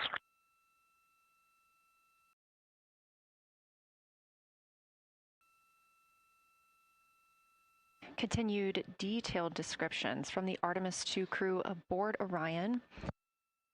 Again, this is a test flight, the first time we've flown humans aboard this spacecraft. So every detail, even that it's difficult to look outside the window and then back at the PCD, that portable computing device, every single detail is appreciated as we prepare for future missions. Glover also mentioned that he is now wearing his glasses now that he's in space and that his eyes have shifted a bit. This is something that happens when our astronauts go to space.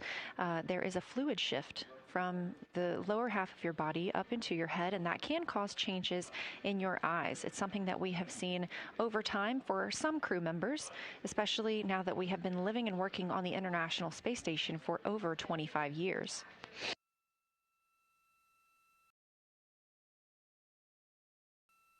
Again, it's clear that these Artemis II astronauts have undergone extensive lunar science training, including classroom instruction, fieldwork, and high-fidelity simulations. Training expeditions even took place in analog environments like the Icelandic highlands and the Kemassassin impact crater in Labrador, where crews practiced identifying and describing geologic features under varying conditions.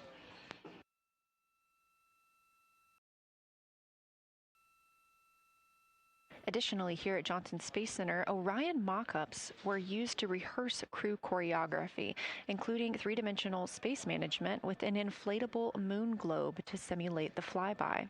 And while on Earth, the crew also used that small lunar passport that I mentioned with descriptions, photos, and prompts to help them study the features we hope they'll see.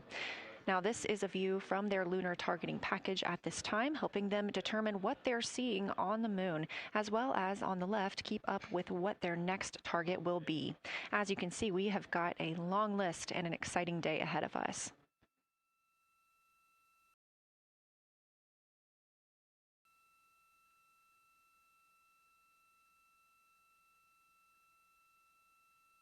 It's now been 4 days, 20 hours, and 53 minutes since Orion launched atop the Space Launch System rocket from Kennedy Space Center in Florida with our 4 crew members aboard.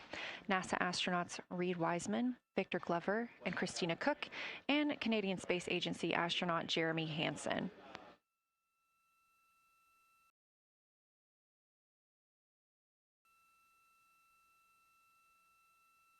The Artemis II crew passed a major milestone today when they passed the Apollo 13 distance record at 12:57 p.m. Central, 1:57 p.m. Eastern. That Apollo 13 distance record was 248,655 statute miles from Earth. And Houston, another observation, whole moon. When you look at the moon, something I've never seen in photographs before, but is very apparent, all the really bright new craters. Some of them are super tiny. Most of them are pretty small. There's a couple that really stand out, obviously.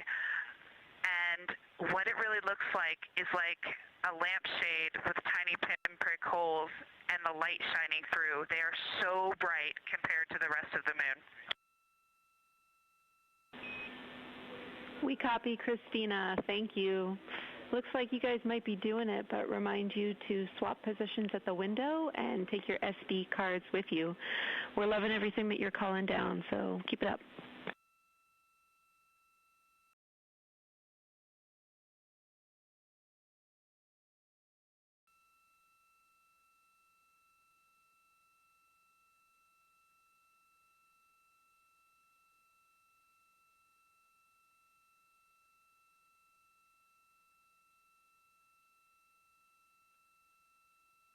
Again, Orion previously surpassed that the Apollo 13 greatest distance from Earth by humans. That was 248,655 statute miles from Earth, and Orion now 250,294 miles away from our home planet. The spacecraft is 9,033 miles away from the moon and growing ever closer. At its closest approach, it'll be about 4,070 miles away, and we will make sure we confirm what that distance ends up being. This is an approximation and an estimate ahead of that moment. We're anticipating them to make that closest approach at 6:02 p.m. Central, 7:02 Eastern, when they are in a loss of signal, transiting behind the moon. They will be the first humans in over 50 years to fly behind the moon and lose contact with Earth. We will from behind the moon, and we will look forward to seeing an Earthrise.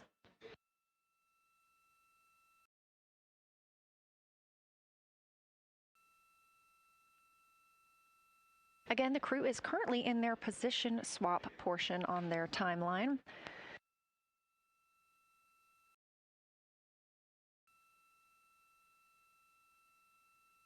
This allows crew members the opportunity and the experience of all roles necessary during today's flyby.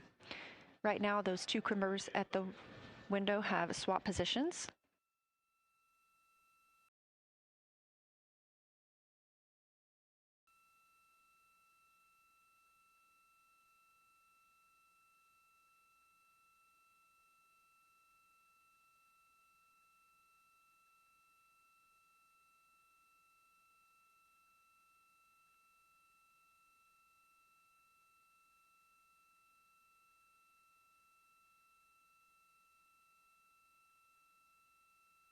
Again, the crew at the windows swapping positions.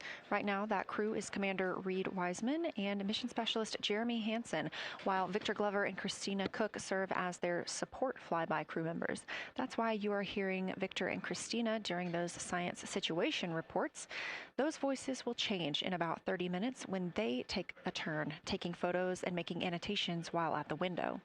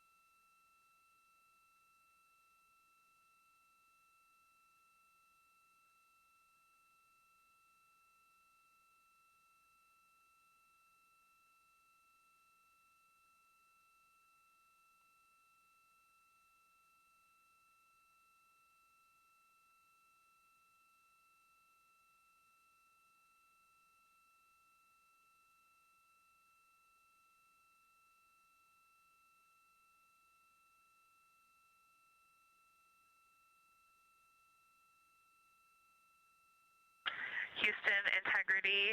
I wanted to provide an observation or a little bit of descriptive nature on something that we saw on the first day we had good moon views. This was when we saw more of the near side, and the ground helped me out with identifying Mare Imbrium. Mare Imbrium, when you have the western limb also in view, looks completely different than the normal view we have of the near side. It is the most striking feature of the western limb view that we had.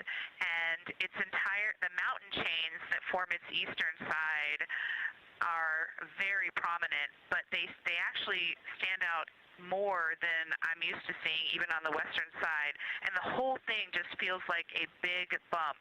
It actually looks like a large healing wound with a high albedo forming the mountain chain around the impact basin.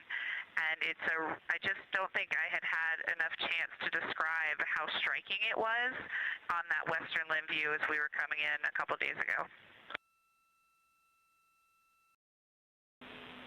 Christina, science, absolutely love that, especially since that's a feature that all of us here on Earth can observe from home. So I'm sure tonight everyone's going to be going out and looking for evidence of that beautiful topography you just said. Thanks for those words.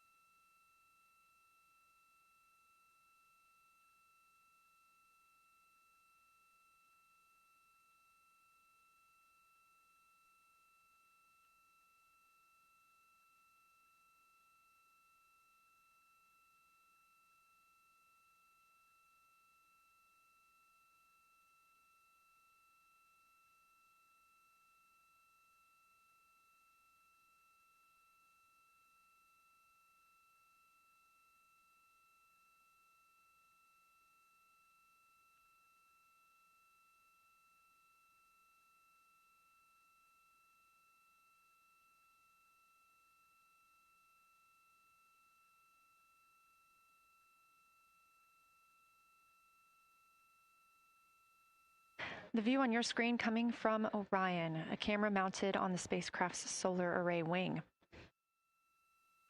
Toward the right of your screen, the near side is the hemisphere we see from Earth. That is identifiable by those dark splotches, which are ancient lava flows. Science integrity. A question and a comment.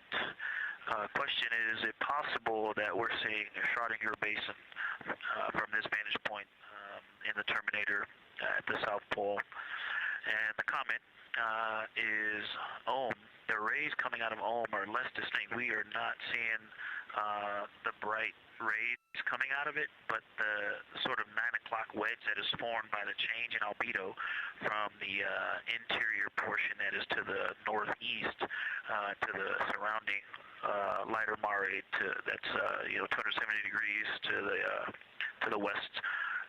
That 90 is very distinct and interior. You got some great descriptions from the two at the window about the colors in there, but in that darker part, in that wedge, you've got some really interesting color, even though the rays, the distinct difference in the albedo almost look like rays, but it's not the rays coming out. It's the just change in that albedo. Integrity science, that is very intriguing, those color rays coming out of rather than sort of albedo. And as answer to your question, we do not think you can see Schrodinger. It's in darkness as of now. But thanks for that description, and it sounds like the pair at the window's got great descriptions that we're definitely going to dive into tonight.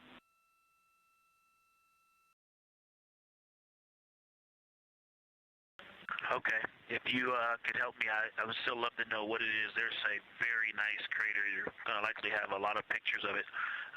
What would be right in the Terminator at the South Pole or close to the South Pole where it's intersecting the Terminator right now? Yeah, Victor, we're assuming you're talking about, kind of if you're looking at the Terminator, it's basically like 70% down from the North Pole. Is that where you're looking?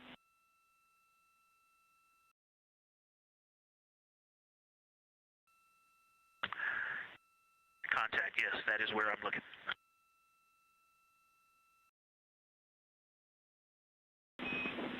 Integrity Houston, that is an enabled caution for wastewater dump required. We have hit our limit.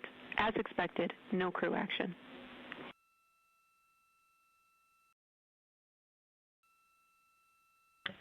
Copy, no crew action.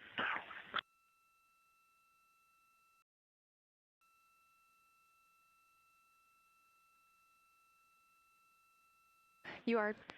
And integrity science, we're trying to figure out what you're looking at there. Is it like right on the Terminator, or is it in the eliminated portion next to the Terminator?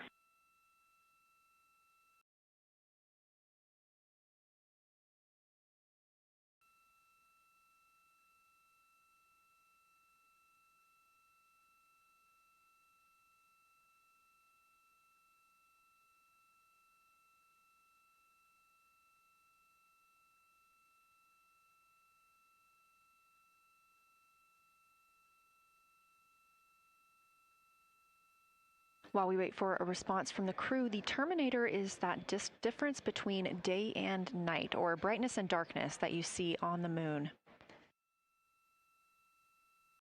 We see this from the International Space Station as well, looking down at Earth. And science from integrity, excuse my space orientation adaptation. If you draw a line between Glushko through the center of Oriental, and then another line from Glushko through the southern tangent of Oriental, that line would almost perfectly intersect tangentially the crater that I'm talking about, and it is on the Terminator. So yeah, I think I'm not looking at the South Pole. I was a little twisted. That line description was really helpful. I have eyes on the SIR right now, and they are actively discussing lunar geography. We will be back with you shortly.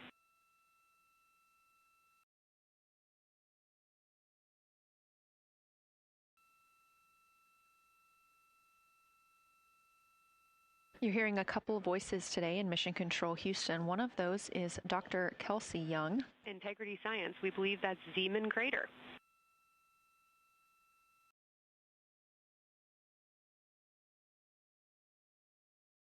Oh, I floated away from the speaker. Say it again, please. We believe that that is Zeeman crater.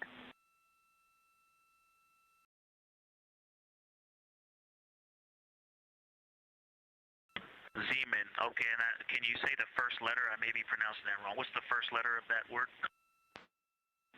Zulu. It's Z-E-E-M-A-N.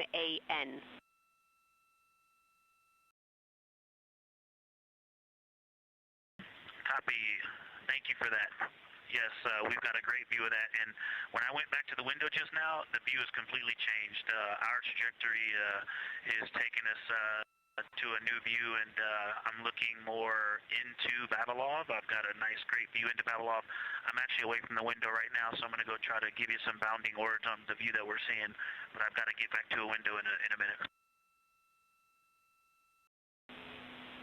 Understood, Victor. You're defining new views of the moon in more ways than one.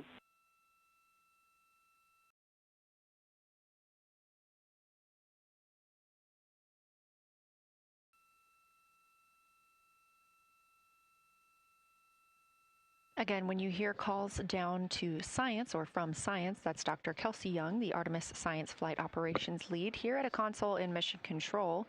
You also hear communications with the crew from Canadian Space Agency astronaut Jenny Gibbons. She is the Capcom for today. She is a backup Artemis II crew member. Those calls from pilot Victor Glover asking about a feature he was seeing, specifically a crater on the moon. Meanwhile, the team here in the science evaluation room was actively working together to determine what feature he was describing.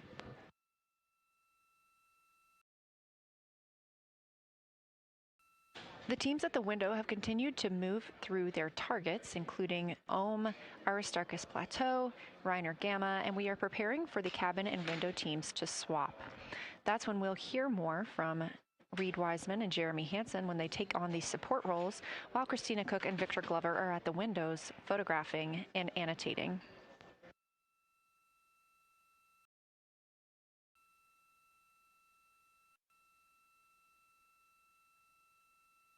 As we briefly mentioned, if you look towards the right side of the moon, essentially,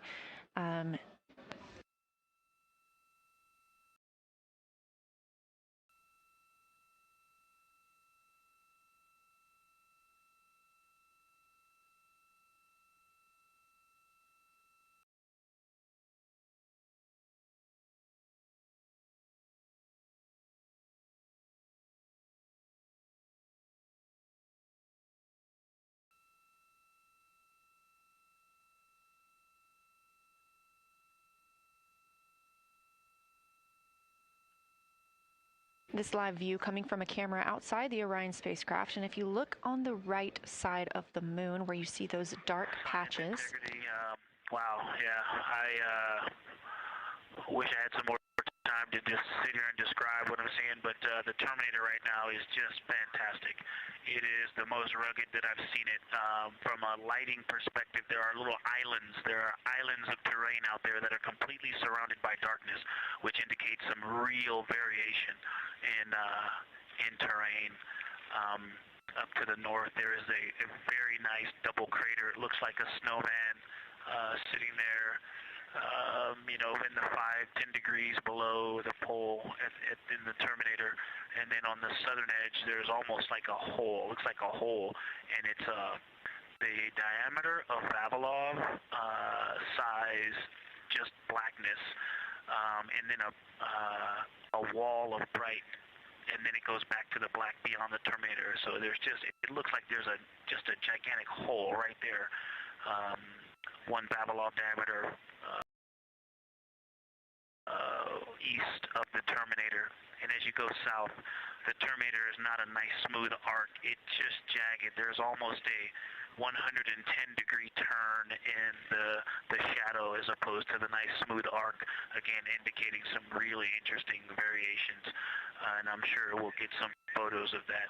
And then one of the craters further to the south of Vavilov, maybe halfway down to the South Pole, is not only a very, looks like just a deep hole, and then there's like two island rays pointing off to the west and north that indicate very high ridges and very deep canyons coming up out of that crater. So again, just some really interesting visual illusions going on with the shadows there. Like I said, there look to be islands out beyond the terminator because some of the things, maybe even a Vavilov diameter into the terminator are catching sunlight on the peaks up to the north and to the south. It's very, very interesting to see.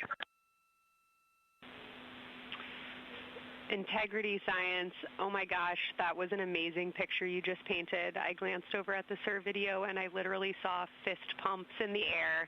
Those types of observations are things that humans are uniquely able to contribute, and you just really brought us along with you, so thanks for that.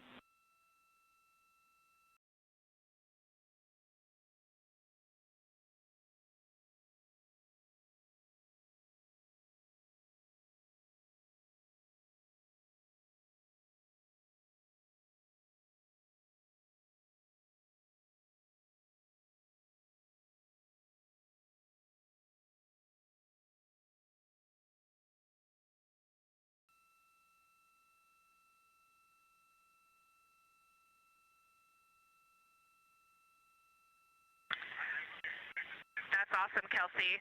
Did you get a sit rep updating you on a slight change in logistics for PCD use? Christina, this is Houston. We did not, but we will take it now.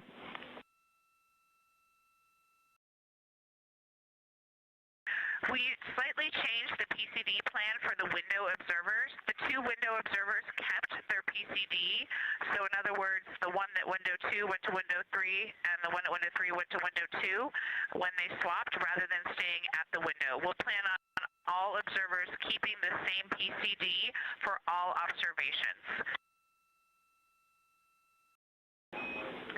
Copy, Christina. That makes sense to us, and good plan. We are coming up here on a cabin and window team swap. Let me know when you're ready for a quick vehicle status.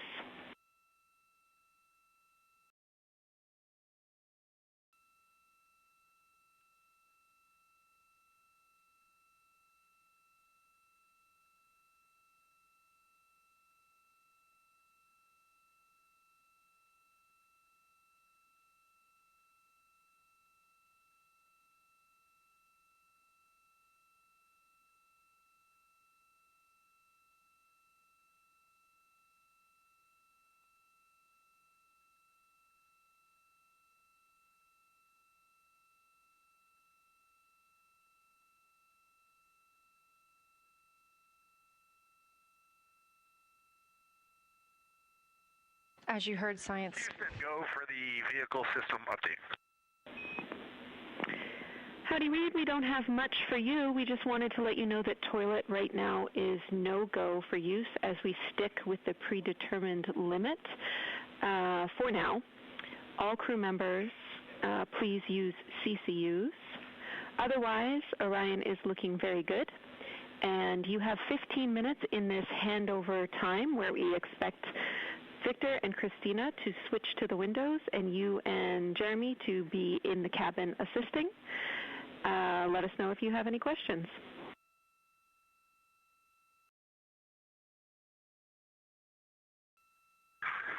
No questions at all, and they're in the swap right now. The first thing I'll tell you, I floated up to the docking hatch window and just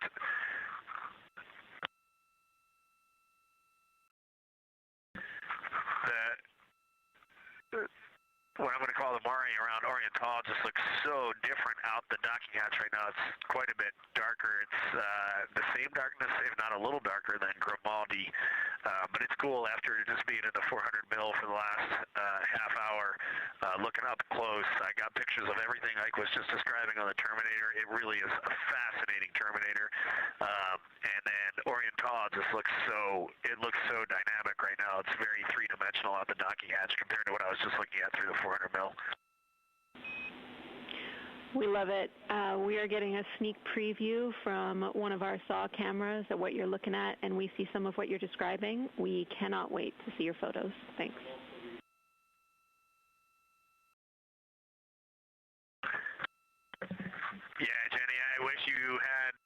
some longer lenses on the solar array so you could see the whole moon, but man, it is, or the up-close moon, not the whole moon, but it is just fascinating here. It's so cool. All right, MPO and INCO, take notes. We want a zoom lens on those saws next time. Thanks, Reed.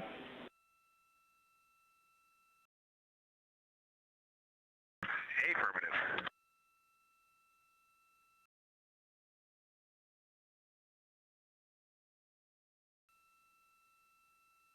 As the crew gets ready to switch positions from the window crew going back to the support crew and the support crew flying up to the windows, this view inside the room, Capcom Jenny Gibbons speaking with the crew, Canadian Space Agency astronaut. The crew has continued to provide excellent descriptions of what they are seeing on the lunar surface. In this picture, or in this live view actually, from Orion and a camera mounted on its solar array wing, if you look at the dark portion on the right side of the screen, those are visible from Earth. That's considered the near side. Those are ancient lava flows from a time early in the moon's history when it was volcanically active. And if you look towards the left, there's that dark, large crater that appears to the left of those lava flows. That's Oriental Basin. It's about 600 miles wide, and it straddles the moon's near and far side. And this mission is the first time that humans have ever been able to see this with their eyes in the daylight. Again, you hear conversation about that terminator. You have a great view of that as well. That's the difference between light and darkness on the moon. Victor Glover explaining that as a very jagged looking terminator due to the peaks that they're seeing and the craters that they're seeing as they prepare to cross over the far side.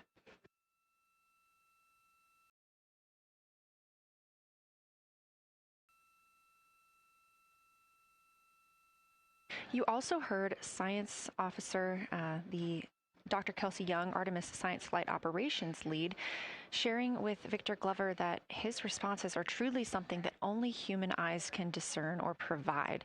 So we've previously discussed how having humans observing the moon on this mission is being combined with lunar robotic data to help us maximize what we know about the moon. So part of that data comes from the Lunar Reconnaissance Orbiter, or LRO. This orbiter provides the robotic foundation that makes Artemis II lunar science possible. LRO has been orbiting the moon for 17 years, which makes it the longest operated lunar orbiter in history. And it's also the only American spacecraft dedicated specifically to lunar science and exploration. Artemis II lunar observations are designed to complement data like the detailed surface images from LRO. So while LRO provides those detailed high-resolution maps of the moon's surface, the Artemis II crew adds human observations that focus on regional context and relationships between features, giving scientists a larger geologic picture. Now, this combination of robotic and human observations strengthens lunar science. LRO delivers precise and repeatable measurements over long periods of time, while the Artemis II crew contributes real-time visual descriptions and context that robotic instruments alone cannot provide. The best description I've heard while preparing for this mission is to compare the difference in looking at the moon with your own eyes on Earth and trying to take a picture with a camera. The camera truly never does it justice, and it's much easier to describe and perceive what you're seeing with your own eyes than to take a photo. These Artemis II astronauts can rapidly scan wide areas and adjust their focus in real time, as well as describe relationships between features. The crew will also observe the same regions multiple times under changing lighting conditions during the flyby and provide perspectives that would take robotic missions years to accumulate. During the Artemis II mission, LRO is also attempting to observe some of the same lunar features that the astronauts are studying. Collecting this data simultaneously highlights how different instruments and human eyes provide complementary information about the moon. This LRO data plays a direct role in preparing for future Artemis missions.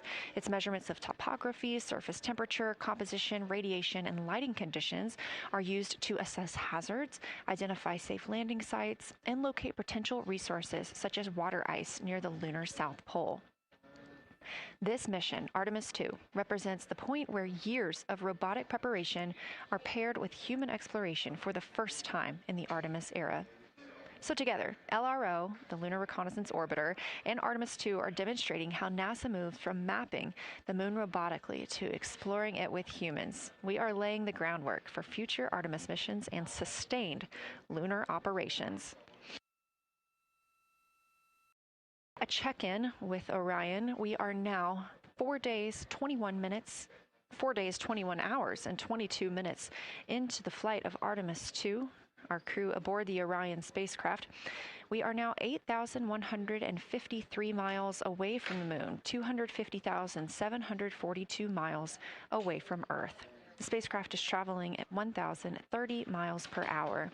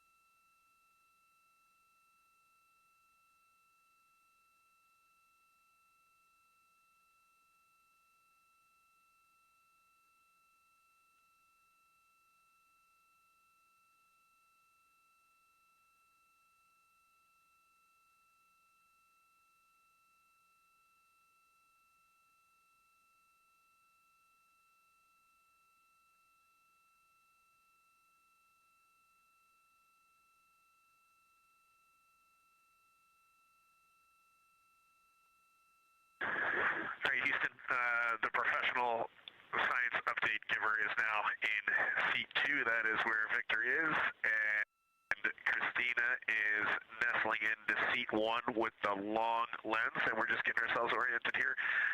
It's a cool view in the cabin. It's actually a cool view to be off the camera now and looking at my crewmates getting up to their observation posts and looking in. It's super fun.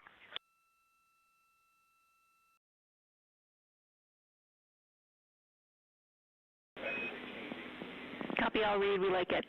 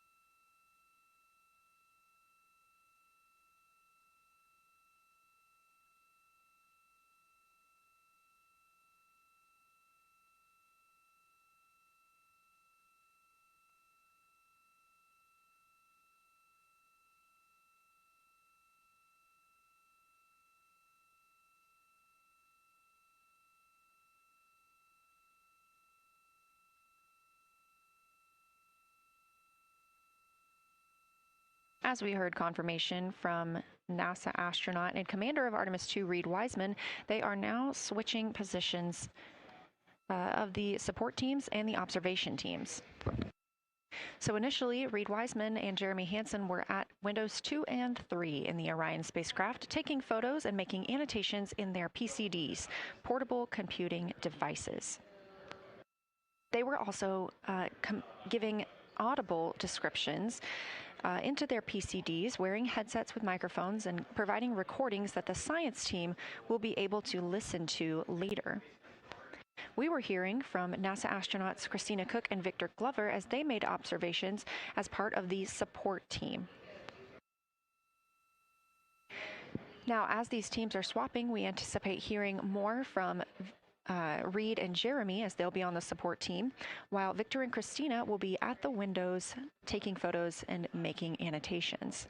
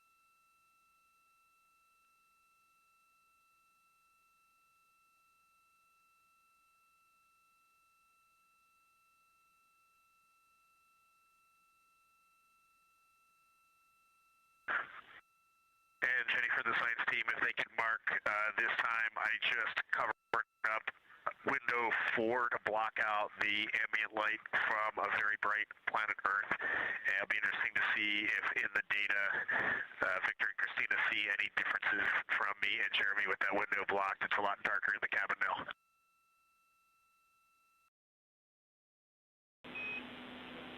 Copy, Reed. We're taking note, and we'd be curious too.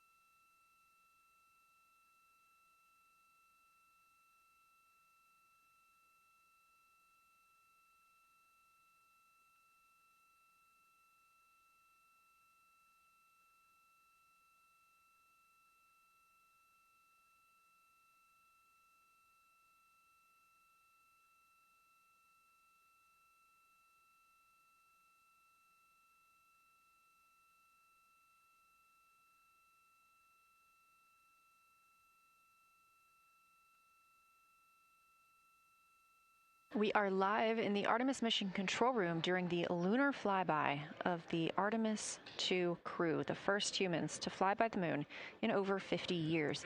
Orion launched 4 days, 21 hours, and 30 minutes ago atop the SLS rocket, Space Launch System rocket from Kennedy Space Center in Florida.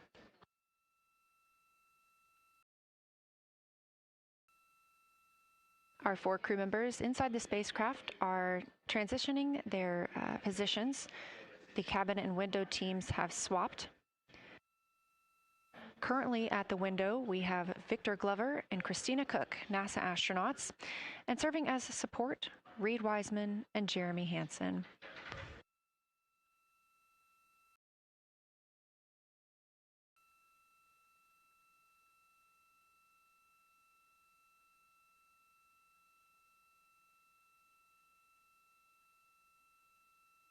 For our crews at the window, they are using handheld Nikons with an 80 to 400 millimeter zoom lens. There are also GoPros on each of the solar arrays on Orion, and that's where this view is coming from right now. We have an interior camera of the crew as well, but they have dimmed the cabin lights. They've actually turned off the cabin lights to allow them to better see outside of the spacecraft. This also helps prevent any reflections from lights inside the spacecraft reflecting onto the windows while they are photographing the moon.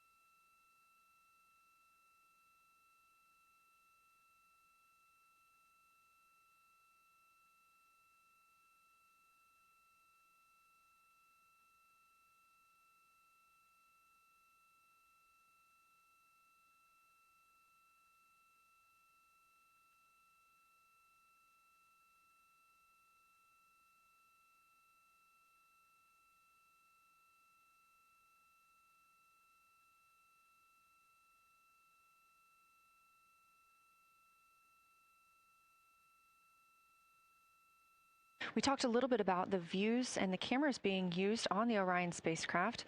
And again, we do have GoPros on the tip of each solar array wing. Now, the bandwidth is a little bit limited because having a crew on board, we do have to downlink a lot more data. That includes their environmental control and life support system. We are not the only data, this view that you see, coming down from the spacecraft, and so we do rely on sharing some of that with the other flight controllers in mission control.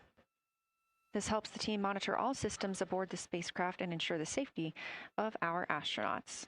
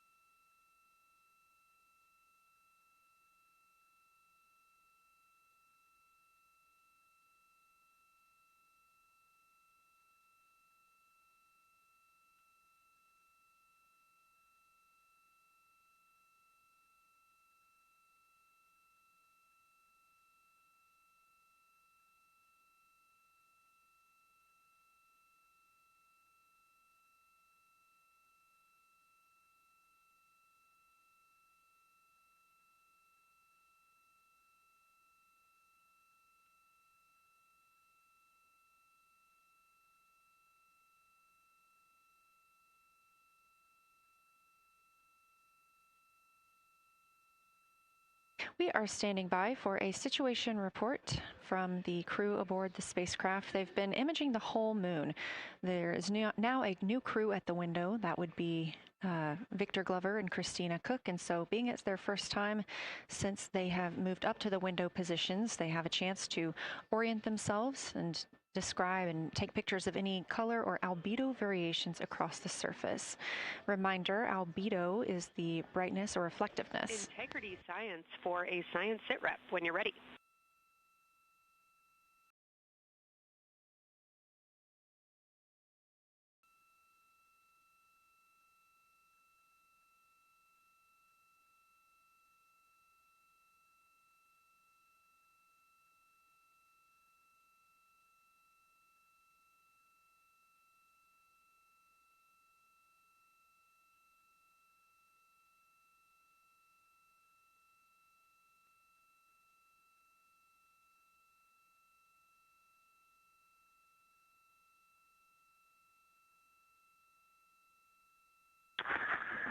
Houston Integrity, we have no external view of the moon right now for the floating crew members, so my only science sit rep is that we have Victor in window 3 doing observations and Christina in window 2 with the long lens.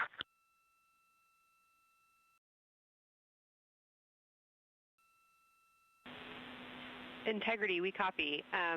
Are the shrouds still on windows 1 and 4? And if so, would you consider trying to get a view through one of those windows?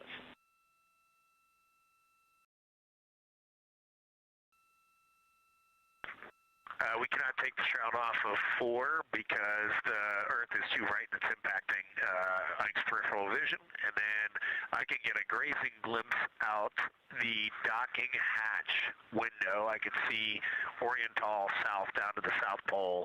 And the primary thing that I see from Oriental right now is just the long trenches that come out.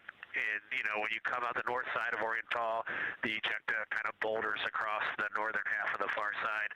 But coming out the southern half of Oriental, I just see those large, here they look like gorges. They're almost like rain when it comes down the Grand Canyon and fingers off into the desert, kind of what it looks like. Also, Burgess Alpha is extremely bright. It's the brightest thing that I can see. Even brighter now than Aristarchus, which is heading off to the Terminator. It's almost impossible now to see Aristarchus, the thing that Jeremy and I looked so much at.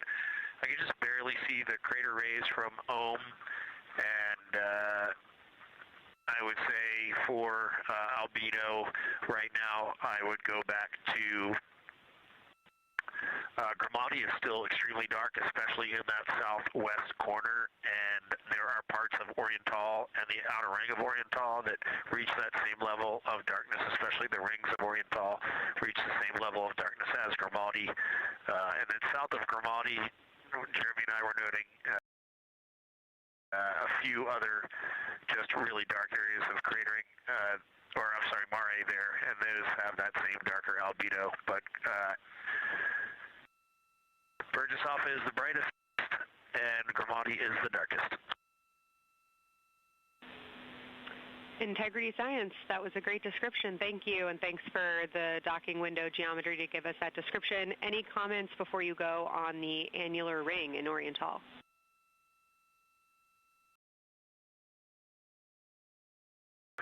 The annular ring, which I think everybody kind of describes as like a pair of lips or a kiss on the far side of the moon from here, is very circular in nature. The northern part of it is wider, darker. The southern part is much lighter. It is very neat looking, and but it is far more circular than I remember it looking in our training. The darkness of the northern side of the annular ring is the same darkness from here out this docking hatch window as the center mare in Oriental. Not quite as dark as Grimati, but it is probably only because dust and lunar regolith has kind of impacted over time. Reed, that's exactly what we were looking for. Thanks so much. You have heart hands coming out of the SIR.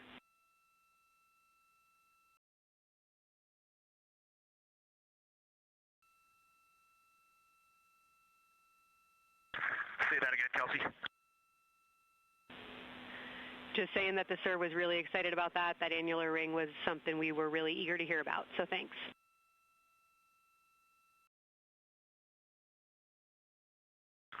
Yep, you bet. And now Victor and Christina are moving on to Oriental. I got them situated over there a little bit late.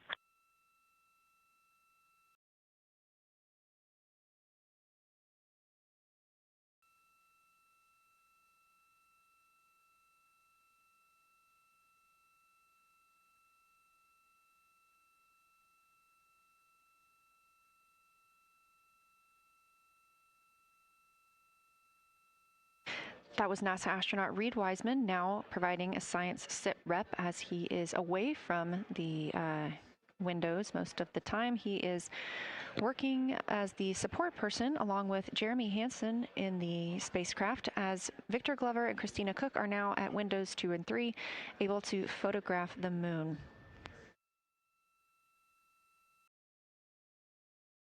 Christina and Victor are also providing recorded information to their portable computing devices, that's their PCDs, and the science team will have access to that at a later time. They will then review it and compile all of this data to help further our understanding of the moon. One of the items you heard mentioned was Oriental Basin. This has been a very exciting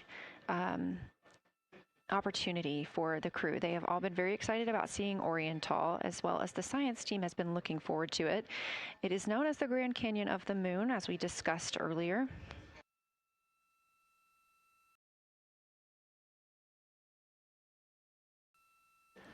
From the pictures, the science team is hoping that the crew will take centered images of the entire basin and surrounding craters in a single frame, but also use those 80 to 400 millimeter zoom lenses to create a mosaic entire basin.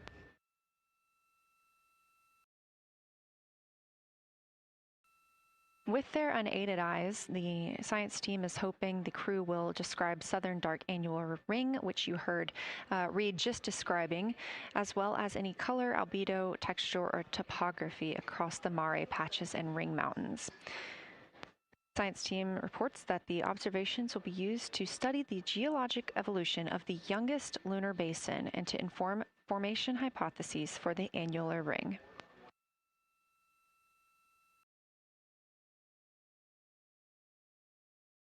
And again, another fun fact about Oriental is the diameter is the same distance between Johnson Space Center, where we are today, and Kennedy Space Center, where the crew launched on April 1st.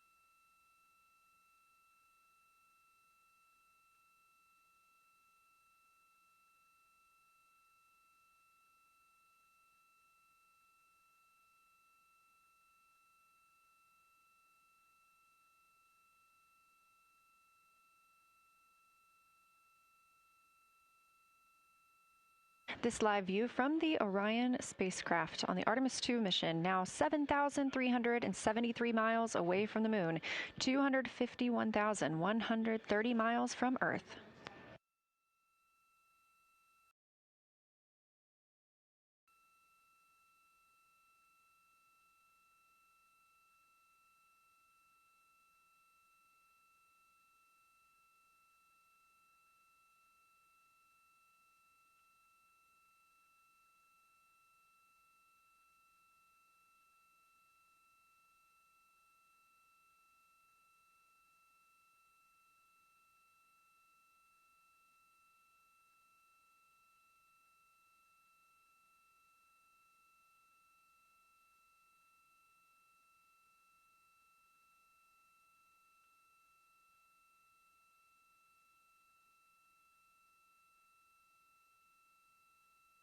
Again, the Artemis II crew passed the Apollo 13 record of the humans farthest from the Earth today at 12:57 p.m. Central Time, 1:57 p.m. Eastern Time.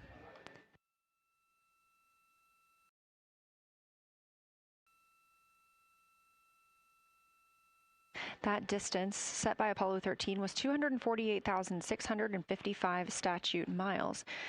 We have clearly passed that, and we expect to pass that by about 4,105 miles.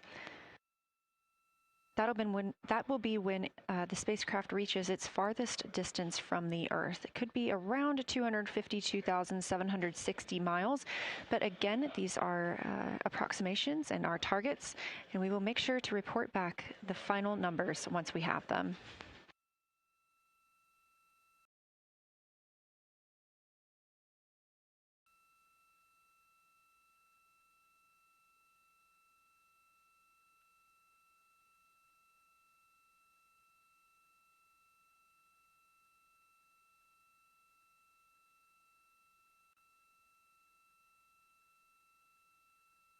We have some refined times of when we expect to have Earth set of Earth behind the moon while Orion flies behind the moon. That would be about 5:41 p.m. Central, 6:41 Eastern. The spacecraft would make its closest approach to the moon at 6 o'clock Central, 7 Eastern, and that would be about 4,066 miles.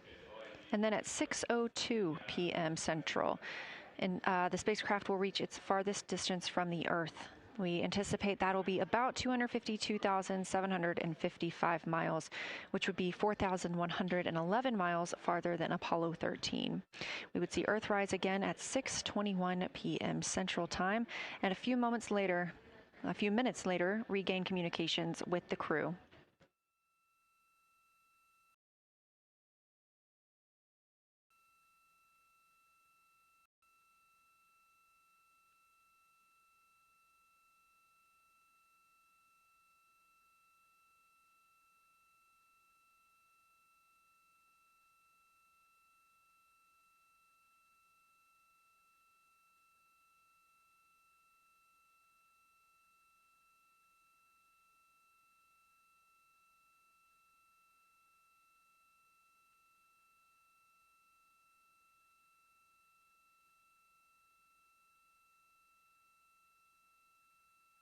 Currently aboard Orion, Victor Glover and Christina Cook are the two team members conducting lunar flyby observations, meaning they are using the Nikon cameras to photograph the moon, and their PCD, or the portable computing device, to conduct annotations.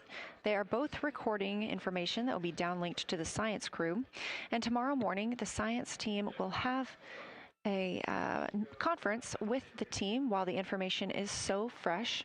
They'll be speaking with the crew about their observations and their data collection.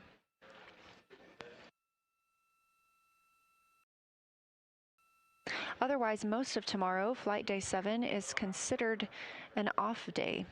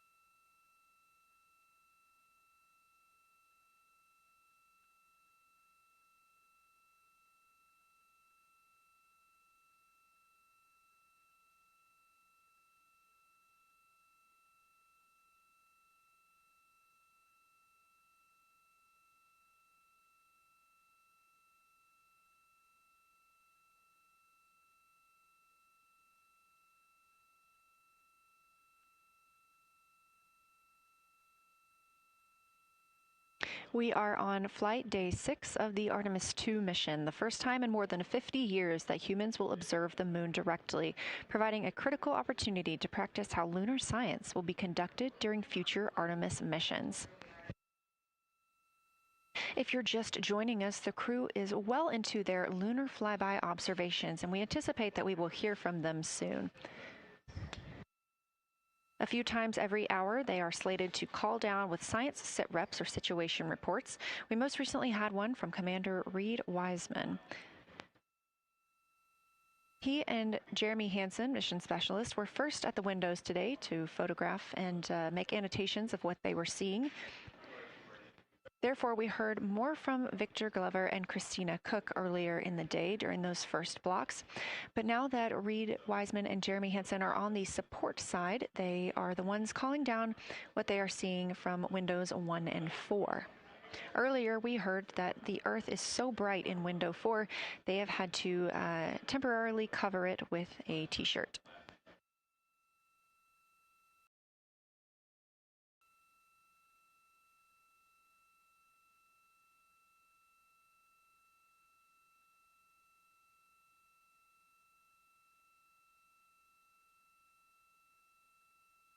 The moon preserves a near-continuous record of solar system history that has been erased on Earth because the moon doesn't have an atmosphere. So things that we experience on Earth, like weather or plate tectonics, don't really apply. So the lunar surface retains evidence of ancient impacts, volcanism, and solar activity that scientists can study today. And studying the moon helps scientists understand how planets formed and evolved, how the moon influenced our own planet Earth's history, and how the sun shaped conditions across the inner solar system. The moon also serves as a unique platform for studying the broader universe. Artemis science is designed around questions best answered by humans, working alongside robotic systems, combining decades of robotic lunar data with real-time judgment, context, and adaptability that only humans can provide.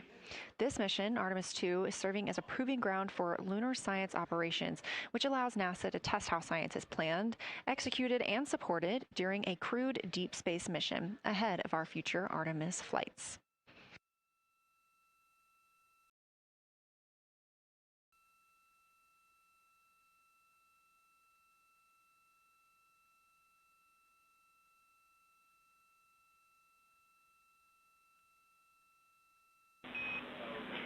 Integrity, time for a window team position swap.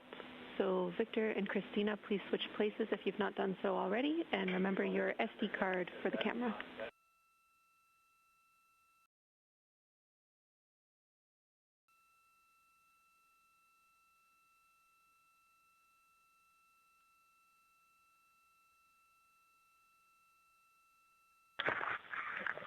We're in the swap right now. They're wrapping up their last comments, and they'll switch over and change cards from the long lens.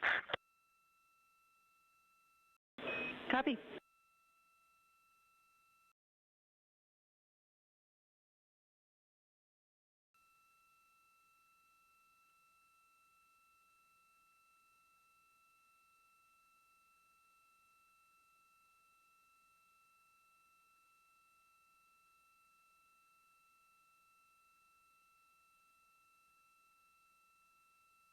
As you heard in that call, it is now time for the team members at the window to swap positions.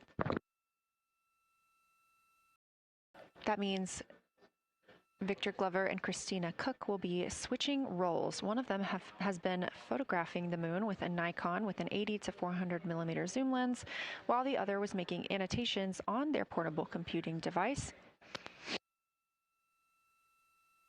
And both are recording audio that the science team will be able to listen to.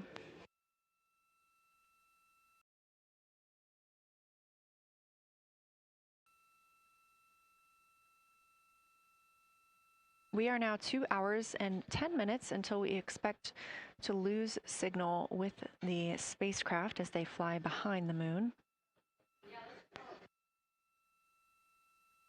And the next target for the crew is considered a crew choice event.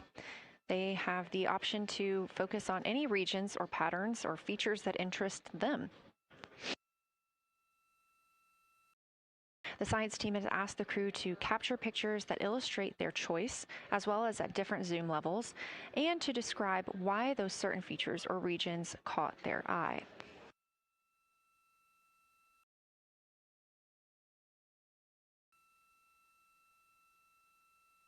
Those recordings are part of what are being saved on their PCDs, portable computing device, that will be sent to the science team for analysis.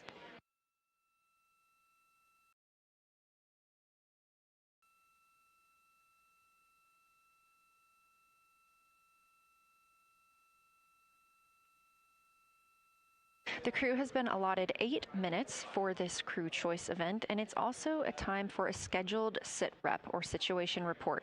So we expect to hear them calling down what they are seeing soon.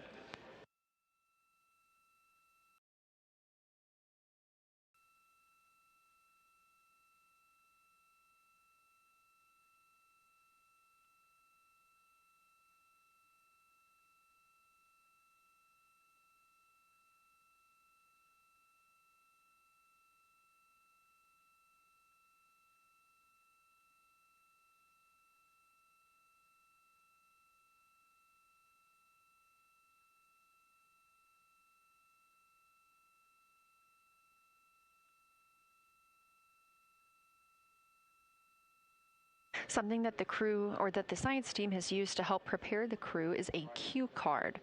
These ask for a feature ID if they happen to know the type or name, and if it is a target. Of course, in this situation, when they have a crew choice, they do not need to, it may or may not be a target. They want to know the location and the observation style. They've also asked for the geometry of what's being captured, the size, shape, boundary, and preservation, as well as the color and shadow, so the color tone, the albedo, that reflection or brightness, and any shadows or illumination. Next, they're interested in structure and texture. That includes slopes, structures, and textures, of course, and geologic relations, like association to other features, any contact to those features, and of course, their thoughts, impressions, or interpretations. They are interested even in emotions and excitement that the crew may be having.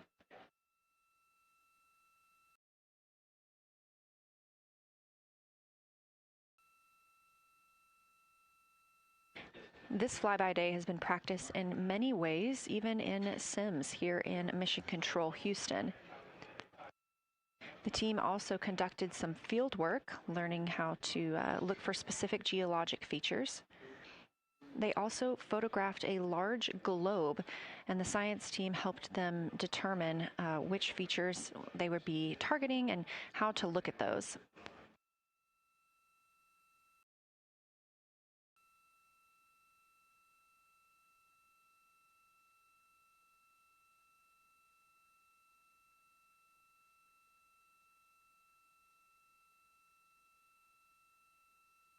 We have a few more minutes that the crew would be photographing their crew choice. Again, this is NASA astronauts Victor Glover and Christina Cook at the windows.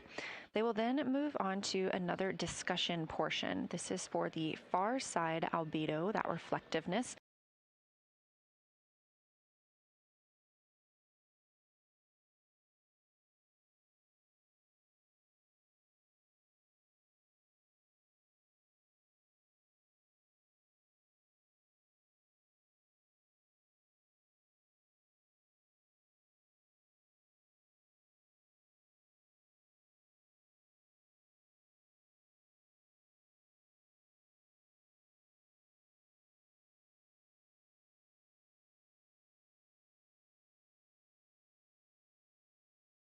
And color that they are seeing.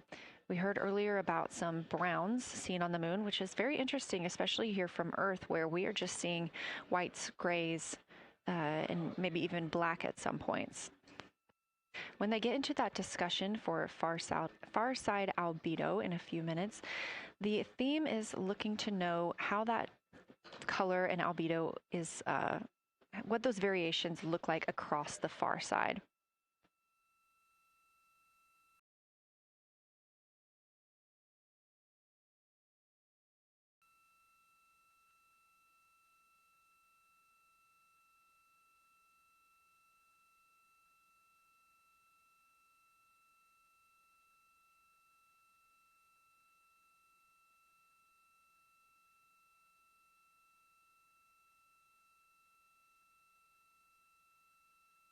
On the right side of your screen, the Science Evaluation Room, or SIR, where team members are looking real time at what the crew is seeing. And even earlier, we're... Houston Integrity, you ready for science eval? We'll take it.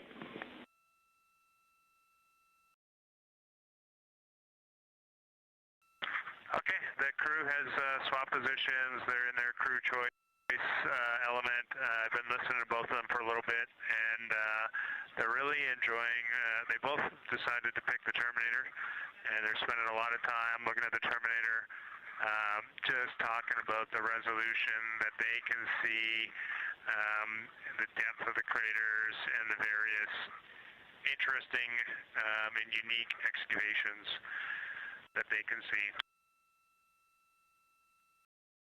So Victor is on the long lens, and Christina is just looking out the window, and I'm sneaking a peek in T-shirt window.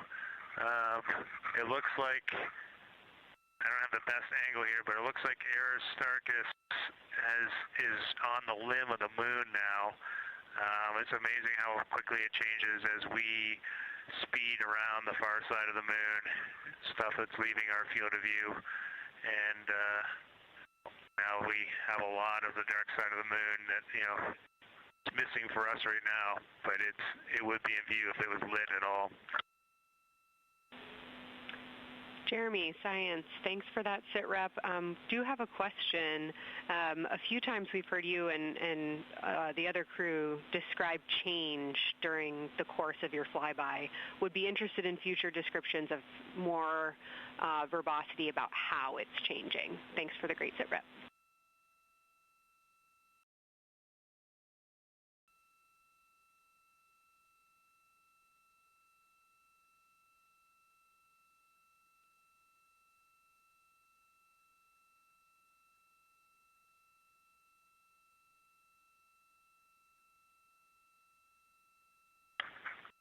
Yeah, Kelsey, sounds good. We are definitely keeping an eye on that. My eyes have just not readjusted. The moon is so bright when you come back to the window. I was just in the interior of the cabin.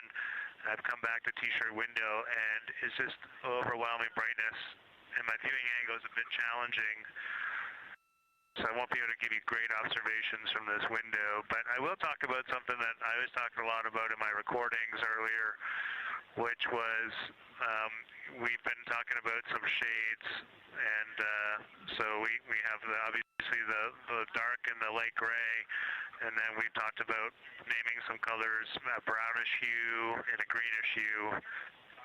And I'll tell you, like right now, Aristarchus, the plateau is hard for me to see from this window, but that had greenish hues to me and was very unique. I didn't see anything like that anywhere else on this side of the moon. And then I see a lot of these what I would call brownish hue areas. There's a number of them. And they, for example, in the northwest corner of the highlands, to me it looks like the brownish hue is caused by ray or ejected material landing on the highlands, and then we obviously see the ray areas as a lighter albedo, but in between the rays where the deposit would be thinnest, that is what it looks like is causing the brown to me. So I saw that in the northwest side of Aristarchus, or sorry, that dark area of the highlands, northwest side of the highlands. I saw it in the highlands to the east of Glushko, and then I see those same brownish hues west of Oriental, and I drew a contact there on one note, but that's a huge region, kind of like a piece of pie with the point of the pie pointing at Oriental and then going up towards the northern side of Hertzsprung. And that is an area that just looks like that brownish albedo. That was fantastic, Jeremy. We had heard rumors of the green and brown hues, and so you really read my mind on asking about those. Understand they likely didn't have any contact with each other the way that you described them, but please correct me if I misunderstood that. And then last thing, I'll make the same offer we made to Victor earlier. If it would be helpful for us to verbalize any targets so you can stay at the windows and keep your eyes adjusted to the moon, please let us know.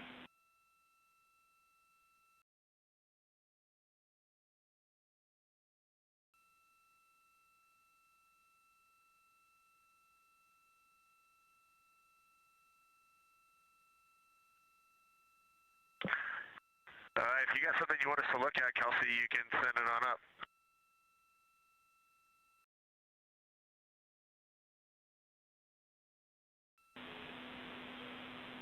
Definitely not looking to interrupt your flow, Reed and Jeremy, only offering assistance if you guys want to keep your eyes off of the PCDs.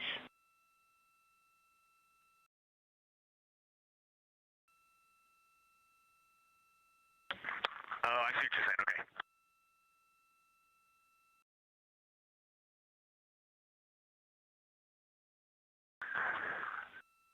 Not really science related, and we definitely learned this at Apollo, but the thing that is just most fascinating, I think, to me and Victor right now is even as rugged as the far side looks, when you look at Oriental and Ohm, it's rugged, but man, when you look at the Terminator, it is just like impossibly rugged, and it reminds you that the whole far side is that way, and just the Terminator is really bringing out the shadows and the hills and the valleys, and it is just, it's unbelievable. It's like no surface of the Terminator is not marked by a meteor impact, and it's just, it is very impressive to look at that, and you realize that that is true across the whole far side. You just can't see it due to sun illumination right now. Reed, Houston copies, and we were commenting on the same thing. Even from our view, the Terminator looks absolutely alien because there's just so much texture in there that we're just not used to seeing. So thanks for sharing that with us.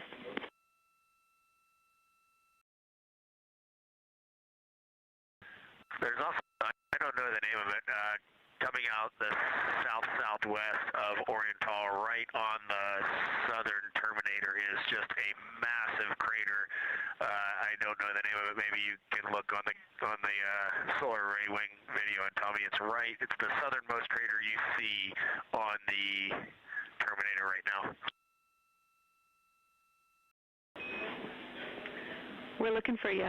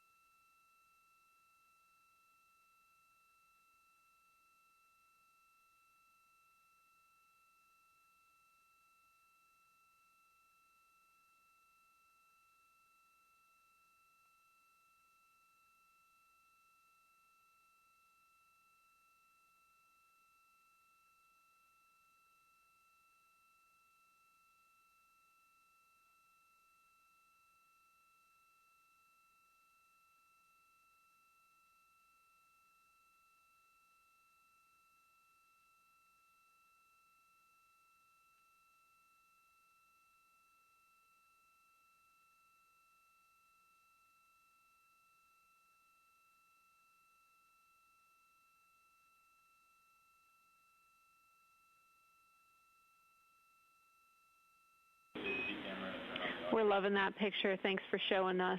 And Reed, as an answer to your last question, we believe that that is Chebyshev crater. And the sir agrees with that.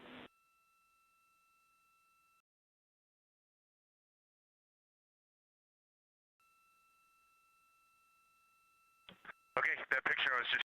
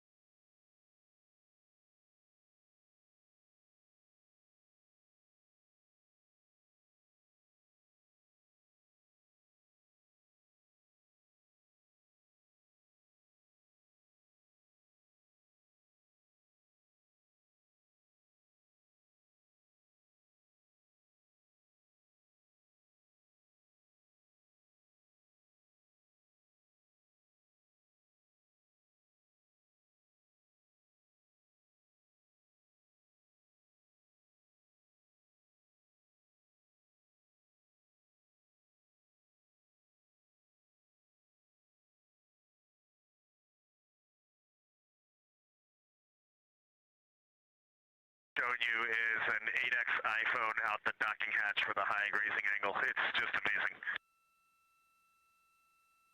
amazing. We love it. Thank you.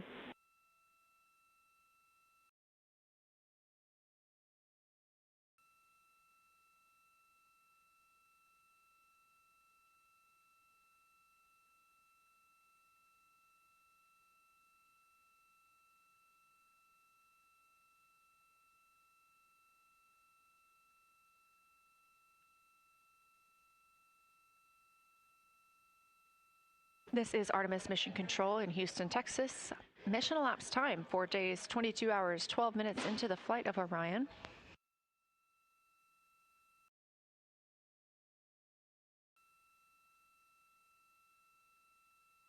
This is lunar flyby day for the crew aboard the spacecraft. Reed Wiseman, Victor Glover, Christina Cook, and Jeremy Hansen are now the farthest people to have ever traveled from Earth.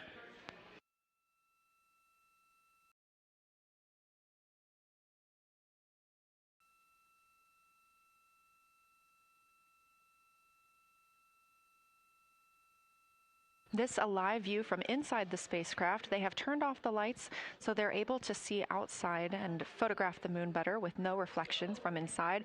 And for a very brief moment there. Integrity Science, thanks for those iPhone views. It's helpful to see what you're seeing.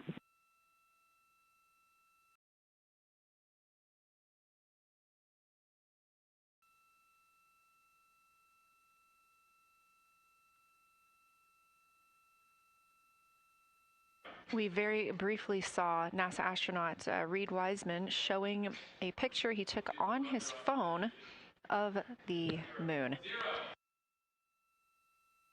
We do expect to get all of the photos that the crew is taking today, and we cannot wait to share some of those with you. But pretty cool in the meantime, just to see one quick shot from what the crew is seeing. And this view from outside the spacecraft on Orion's solar array wing. Orion is now 6,643 miles away from the moon and continuing to grow closer. Again, their closest approach will be about 4,066 miles. The best comparison is if you held a basketball at arm's length. That's about what it would look like to the Artemis II crew at their closest approach.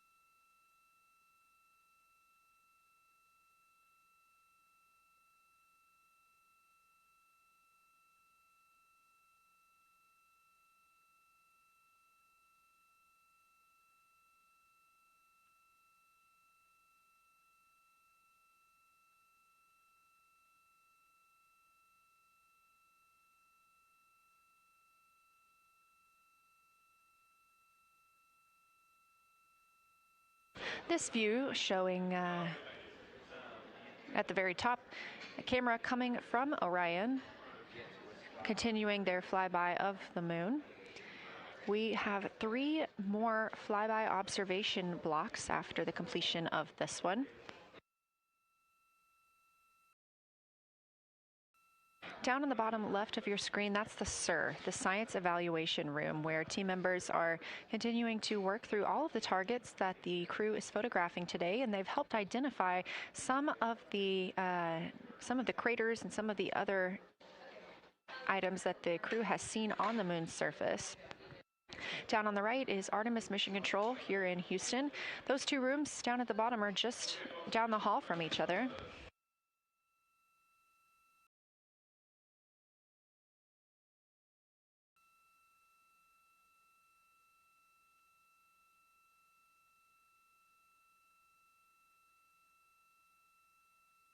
And we are just a few minutes away from the next cabin and window team swap. That means Victor and Christina, who have been at the windows, will fly to the cabin, the background essentially, and be their support crew for Reed and Jeremy. Reed and Jeremy will move back up to the windows.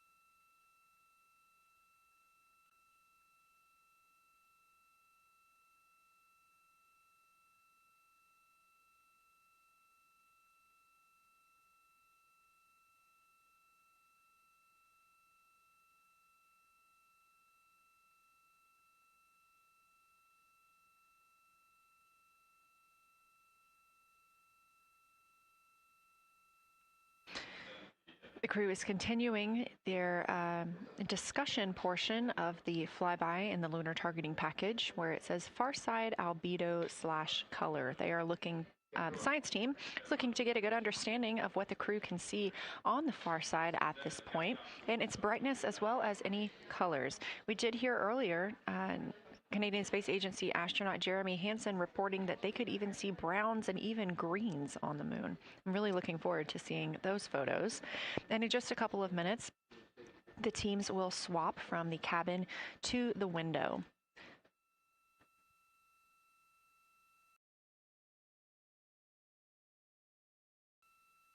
Another rundown of just how this flyby is choreographed inside the spacecraft today. So these activities have been timelined, and there are these 5 blocks of time during which the crew is going to be observing the moon from Orion's windows.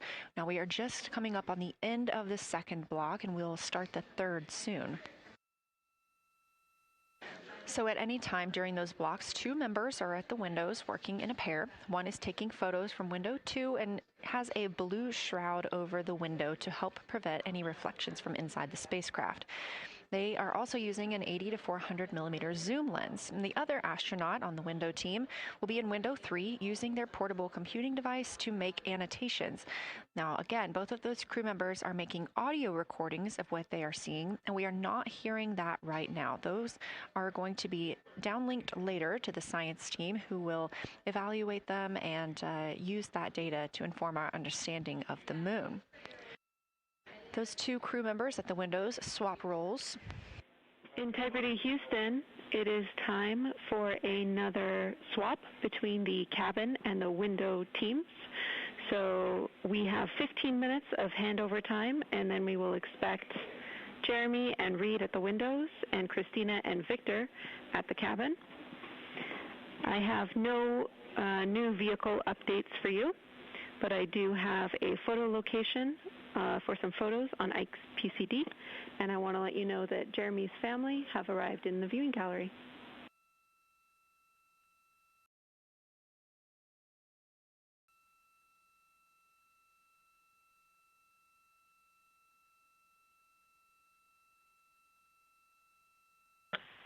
Okay, Jenny, we copied most of that. The only thing we're missing is what you meant about the photo location on Victor's PCD. And hello to my family. I think that must be Catherine and Devin that are there. And I'm glad they made it into the viewing room.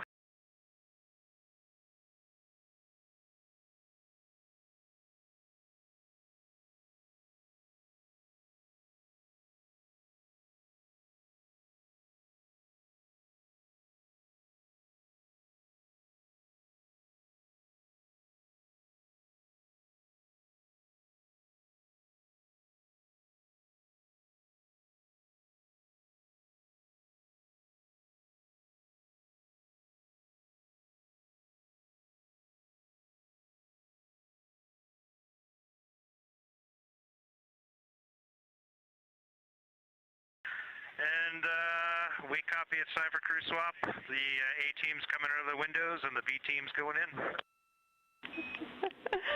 Okay, copy. All I meant to pass for Victor's PCD is that there are some late load photos that were requested that are now in his favorite photos folder. And you're exactly right. We have Catherine and Devin here. They give you a big wave, and they're super excited and happy to see part of what you're seeing.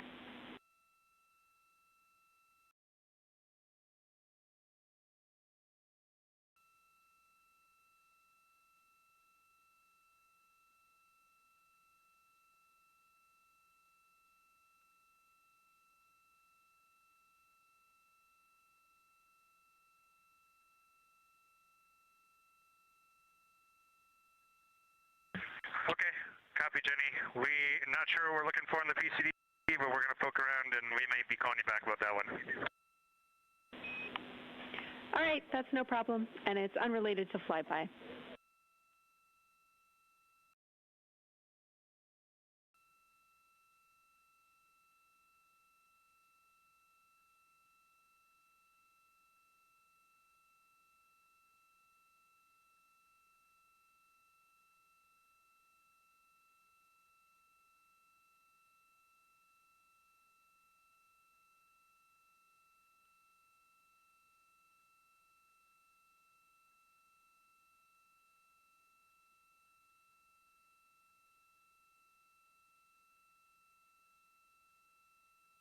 This is Artemis Mission Control here at Johnson Space Center in Houston, Texas. And as you just heard, Capcom, or Capsule Communicator Jenny Gibbons, Canadian Space Agency astronaut and Artemis II crew backup, relaying to the teams in Orion that it is time for a swap from the cabin to the window teams.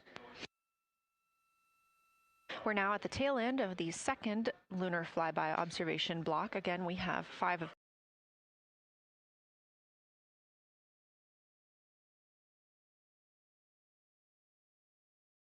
these today.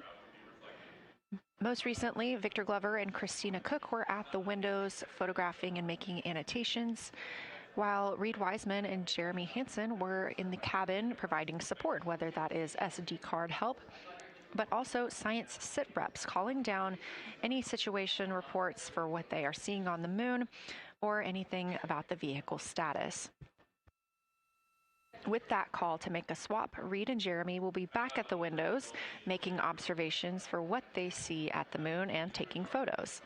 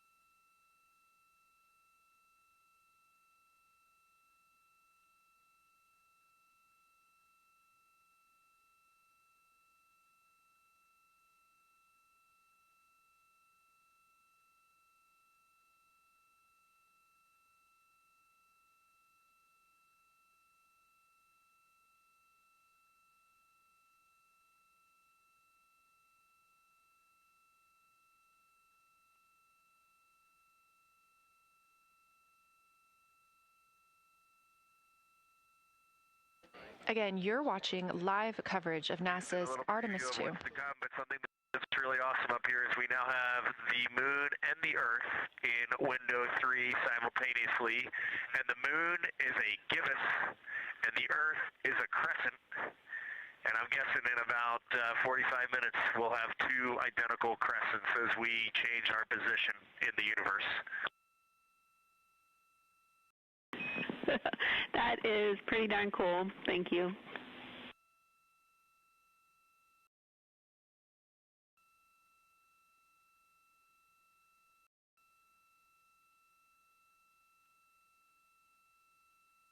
That's the Artemis II crew, the first astronauts to fly by the moon in more than 50 years, reporting that when they look out of window 3, one window, they're able to see both the Earth and the moon at the same time now. Now, obviously, our view is from a camera on the solar array wing pointed at the moon, and we hope to see that view of both the Earth and the moon soon.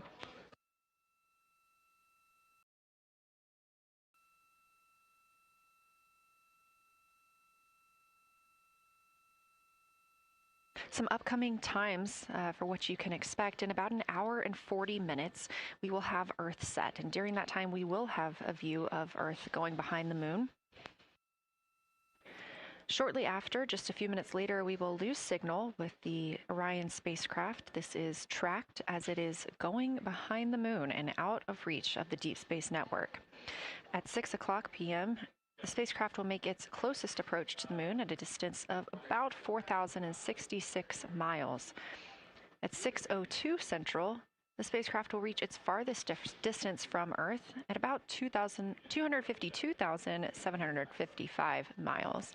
Of course, these are approximate, and we will make sure to provide you with the final distances once those are confirmed.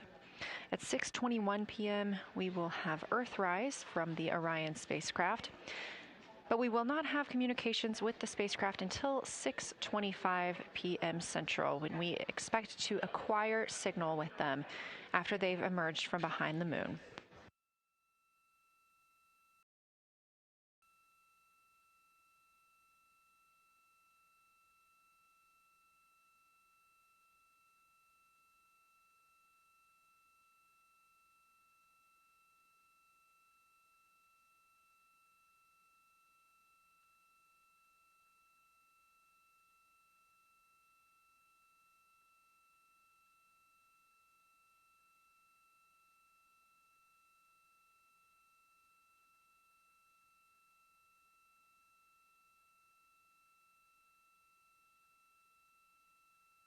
Again, you're watching live coverage of NASA's lunar flyby for the Artemis II mission, first crew to fly beyond the moon in over 50 years.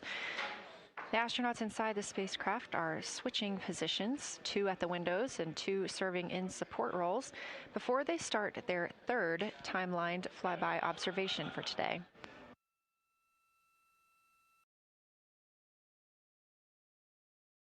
We've heard great calls from the crew so far describing what they're seeing, all well trained by the science team here on the ground.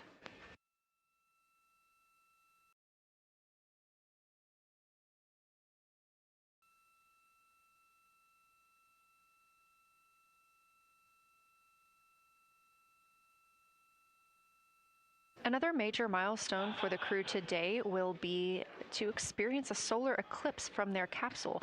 No one on Earth will experience this solar eclipse. To the astronauts, this will look a lot like a total solar eclipse on Earth, except the moon will be huge compared to the sun.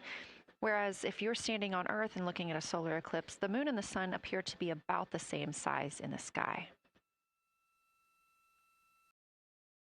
As the moon begins to cover and then uncover the sun, the astronauts will see a partial solar eclipse, so that's before and after totality, and during that time frame they will have to wear eclipse glasses so they can safely view this phase.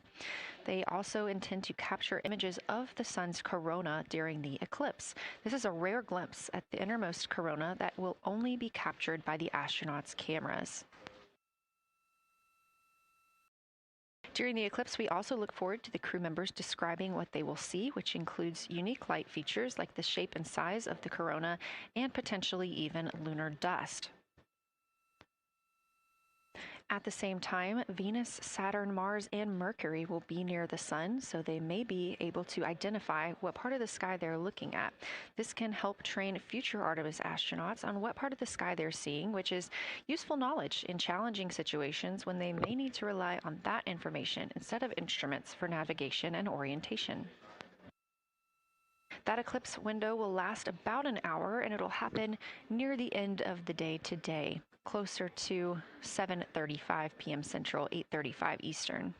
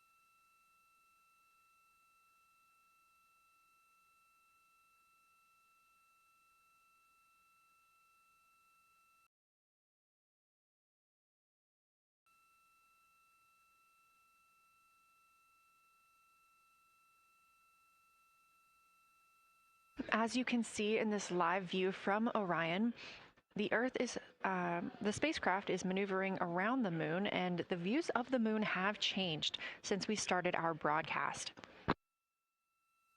The near side is now very far to the right side of your screen. This is the side that we can see from Earth. That darkened portion are ancient lava flows.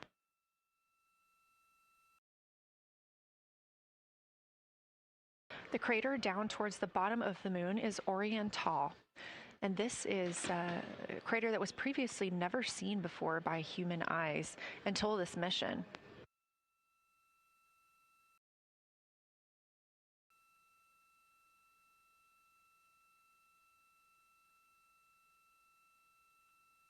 Everything to the left of Oriental is considered the far side, and this is what we typically do not see from Earth.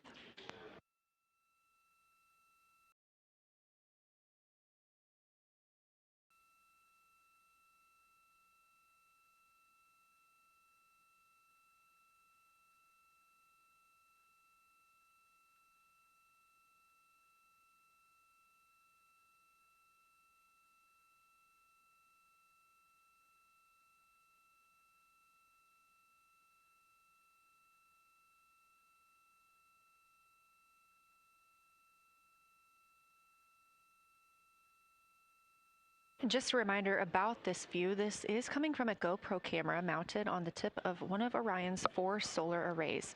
Each solar array has a camera mounted on it, and the bandwidth is limited due to we have a crew on board, and this is our first flight of crew aboard the Orion spacecraft. So having a crew means we have to have an environmental control and life support system. There's a lot of data around, a lot of data to bring down for the crew members to keep us up to date on everything happening aboard the spacecraft. So we have to share our bandwidth when it comes to imagery and data.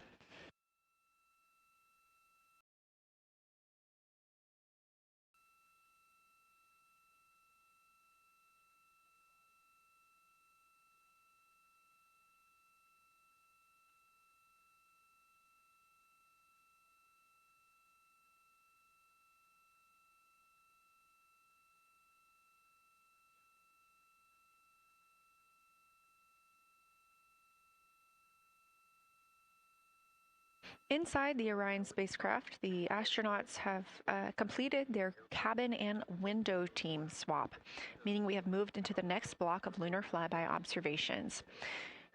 Jeremy Hansen and Reed Wiseman are now back at the windows, taking photos and making annotations. About halfway through this block, they will switch positions at the windows and will be prompted by the ground to do so.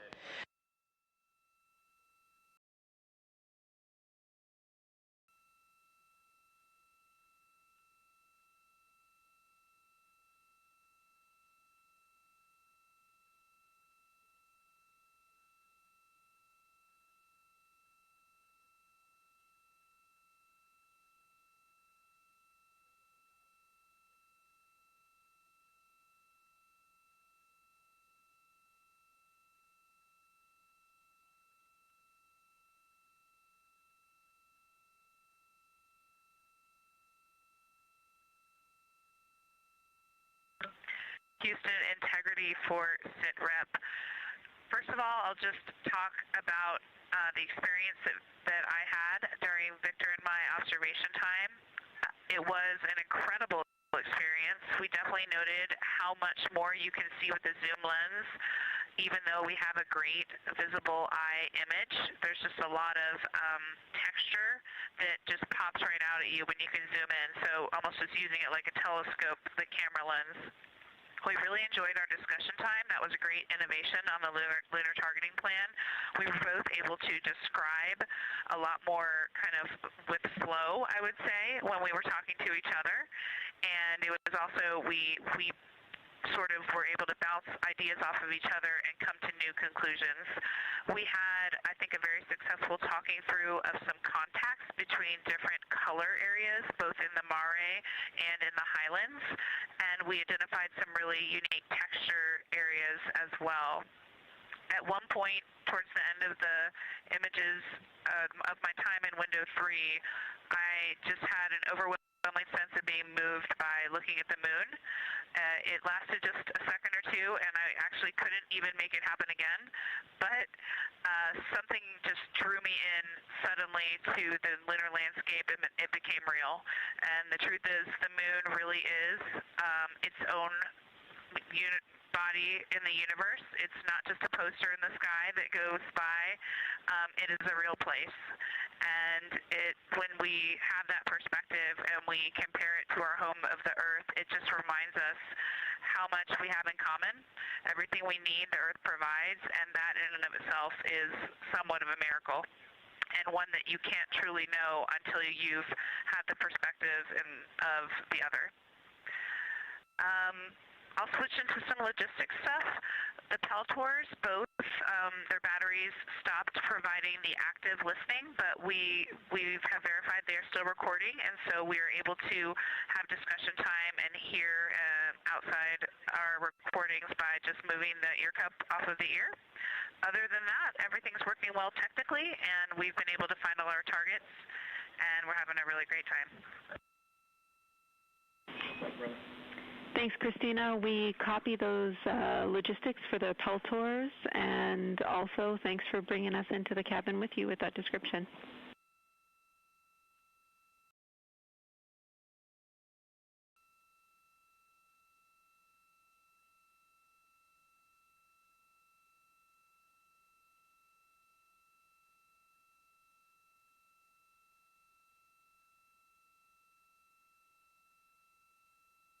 Right on time, NASA astronaut Christina Cook, a mission specialist for Artemis II, calling down a science SITREP, a situation report. Good news, reporting that she and her teammates have been able to capture all targets that were listed.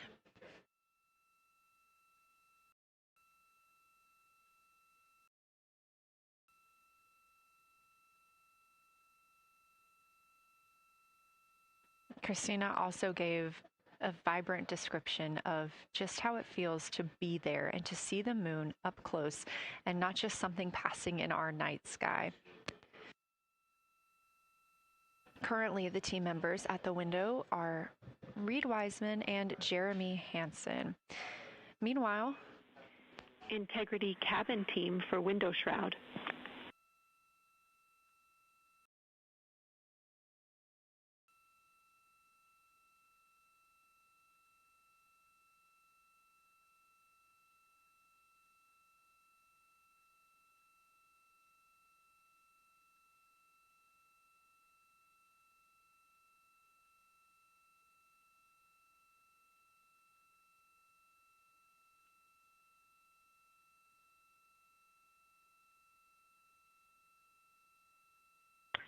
listening. Go ahead, Jenny.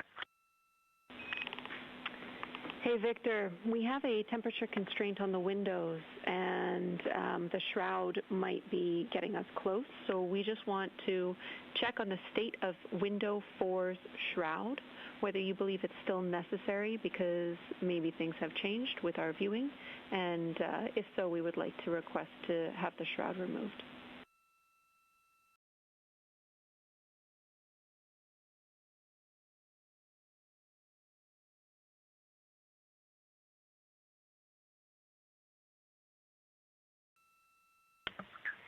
Houston, we believe it is necessary. We pulled it off just as a corner. It is very bright.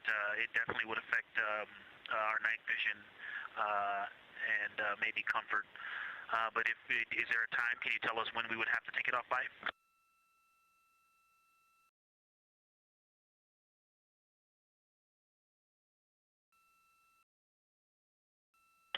Okay, we're removing the shroud, and we will we'll make it work. Thanks.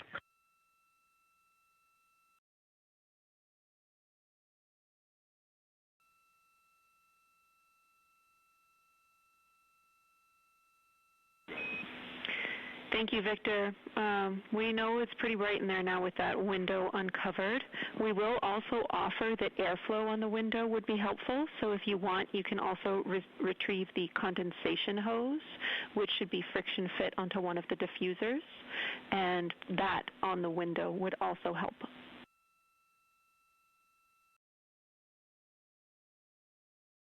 We can easily point a diffuser at the window, so we're going to start with that, and it's pointing at the window now.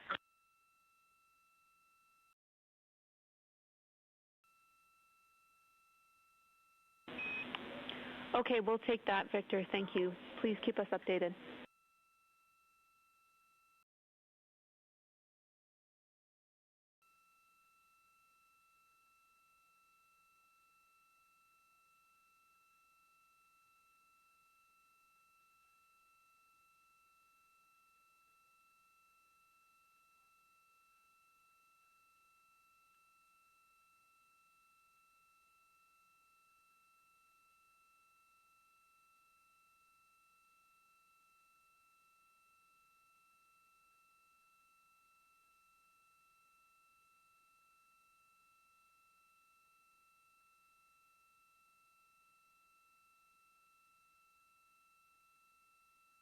That call from Capcom, Jenny Gibbons, CSA astronaut and Artemis II crew backup to the crew aboard Orion, letting them know that they will need to remove the window shroud they had placed on window 4. They initially placed that shroud there to block out some of the light from the Earth. It was extremely bright coming in the cabin and interfering with some of their viewing opportunities out at the moon.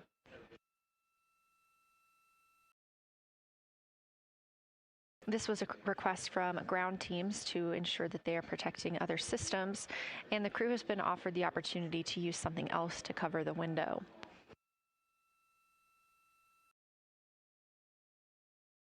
Meanwhile, Reed Wiseman and Jeremy Hansen continue with their lunar flyby observations. They have just looked at Glushko crater. That's about when we heard that call down from Christina Cook with that description of everything she had been seeing during her her observation period and what she was seeing at that time. The science team asked this crew to take centered images of the entire crater and their ray system in one frame. They're also interested in knowing the brightness, texture, and extent of Glushko's rays and how they differ in the mare, or that sea area, versus the highlands. Glushko is considered a young lunar crater, and these observations can help understand material properties of those craters.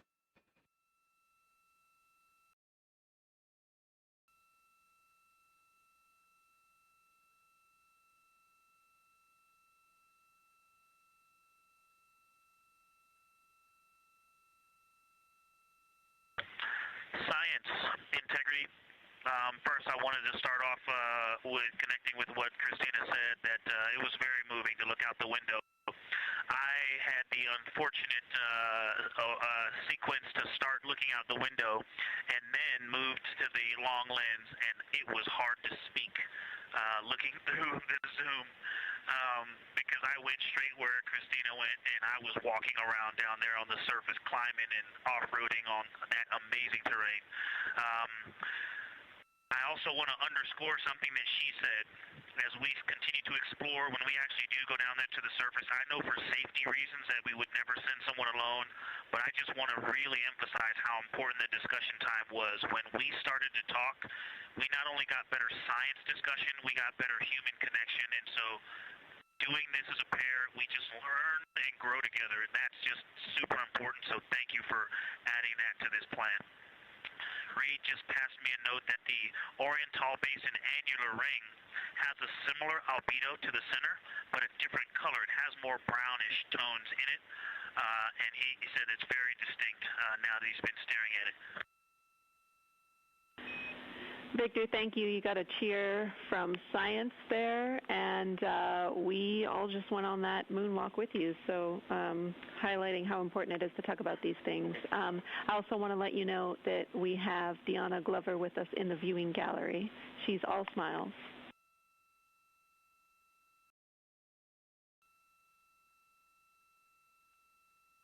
Well, you just got a bunch of cheers up here. Hey, babe. I love you from the moon. We love that we got a hey babe too, and we also have one of your lovely daughters here watching you guys work.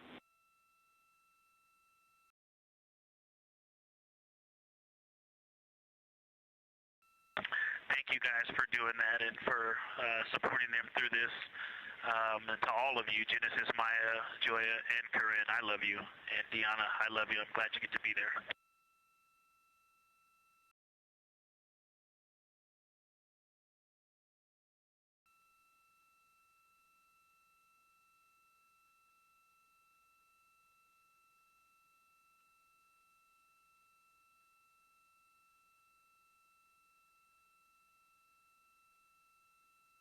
We've had some really sweet words from the crew members aboard Orion today, as their families have been able to filter in and out of the viewing room here at Artemis Mission Control at Johnson Space Center in Houston. Victor Glover also giving a great science sit rep and just a description of how it must feel if you were down on the lunar surface while he was looking through that 80 to 400 millimeter zoom lens. He also expressed how important it was to be able to talk through that real time with Christina Cook and stress the importance of that on future missions, that it not only made their discussions better, but also more human. Glover and Cook are in the support roles right now, not taking photos or making annotations at the windows, but they are also encouraged to have their midday meal at this time. For lunch today, those two crew members have options of beef ravioli, salmon, butternut squash, sweet and savory kale, pickled beets, cherry blueberry cobbler, tuna noodle casserole, tomatoes and artichokes, broccoli, and chocolate peanut butter bar.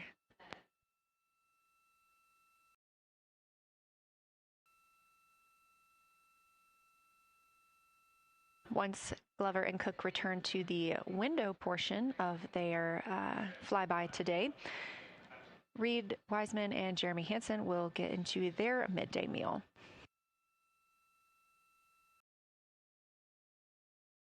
Again, this is the third of 5 scheduled blocks for our lunar viewing today, and if you were watching at the start of the broadcast, you can definitely tell the difference in the distance from the moon. We are now 5,518 miles away from the lunar surface, and again, expecting the crew to get about 4,066 miles away.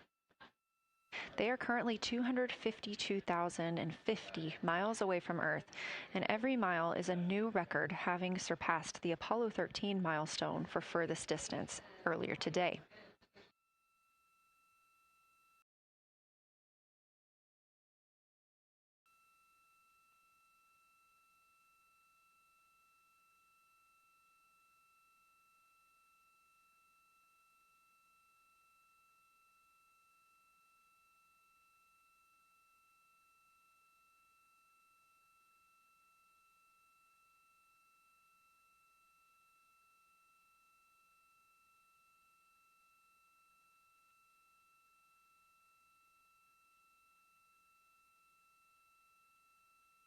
If you look down to the bottom right of the moon in that darker looking area, that is Oriental Basin.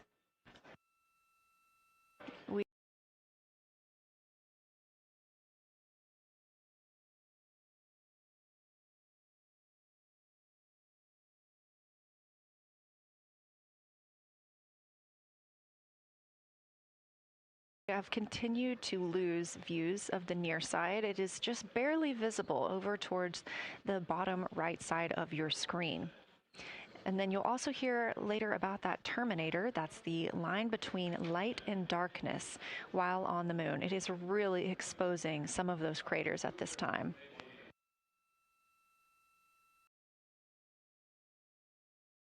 A couple of the other features in view right now are Hertzsprung Basin and Vavilov Crater. Hertzsprung Basin is nearer to the center of the moon, closer to that terminator line right now, and Vavilov Crater is just on the outskirts of it, closer again to the terminator.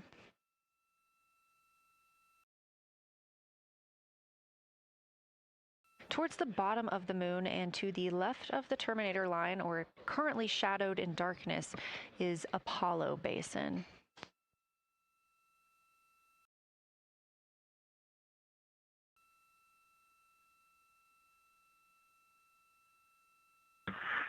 Science from integrity. Let me find out how far we are from the moon right now. But our view is about a third of the moon is in eclipse. That beautiful terminator is out there calling to me. We're 4,691 miles from the moon. And what looked like in the terminator about a third of the way up from the southernmost part of the terminator looked like a dinosaur print if one was running to the northwest. Now is clearly a crater with a bunch of craters around it. And that terminator, I can only see about half of it. I'm looking through the docking hatch window right now because we have the Z9 in window 1. But that terminator has moved. I guess I've been using Vavilov the whole time, so it's gone 2 more Vavilov craters to the west. And so a few more features are starting to peek out into the sunlight there with that low sun angle. And so you still have ridges and valleys showing up very clearly, a very jagged terminator, and a few islands of light out there with some high elevation shining in the sunlight in that darkness. And on the eastern side of the moon,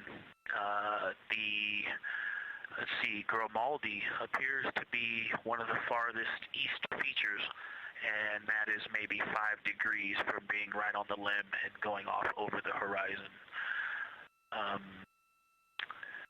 It is interesting, just looking at Oriental, that my first impression of it is all of the dark areas appear lighter, which I think makes sense because it is now facing, well, it's still relatively the same to the sun, but my angle to it is different.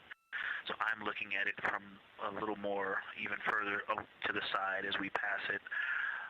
But all the darker features appear to be just a little bit lighter from this vantage point. The darker ring structure in the outer and inner ring and the interior, as well as the annular ring portion, everything seems to be just a smidge lighter at this point.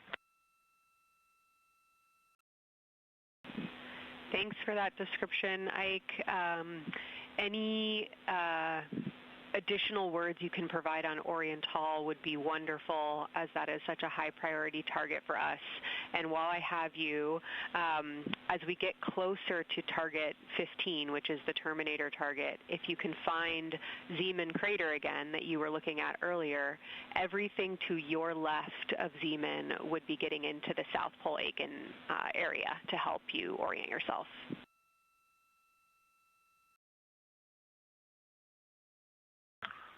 Zeeman is a great waypoint out there. I definitely see it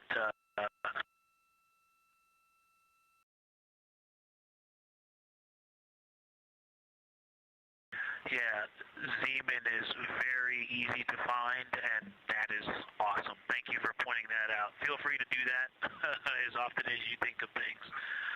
Let's see, looking back at Oriental. Okay, another thing, after looking through the zoom camera, man, you guys are smart. You probably did this on purpose, but after looking with my plain eyes and then going to the 400 millimeter zoom, now looking at it, I see the cliff face as if you were standing in the center. That inner and outer ring have definitely some real terrain to them, and now I can see that as terrain. Now that I look at it even with my naked eye, I can tell that there's a lot of elevation and that, like I said, a cliff face on that eastern edge where all the darker deposits are. And it's just the scale now. Looking at it from far away before, it seemed like flat with color painted on it, but now that I look at it, I can definitely see that there is, different depositional characteristics, and so the darker is some other material, but there's also some shadowing going on because of the cliff face that is a part of that crater wall. Great description, Victor. Thanks, and really interesting to hear now the distinction between shadow and color. Before I let you go back to other observations, you mentioned that Reed saw a browner hue to the annular ring than the rest of Oriental. Are you seeing that from your vantage point?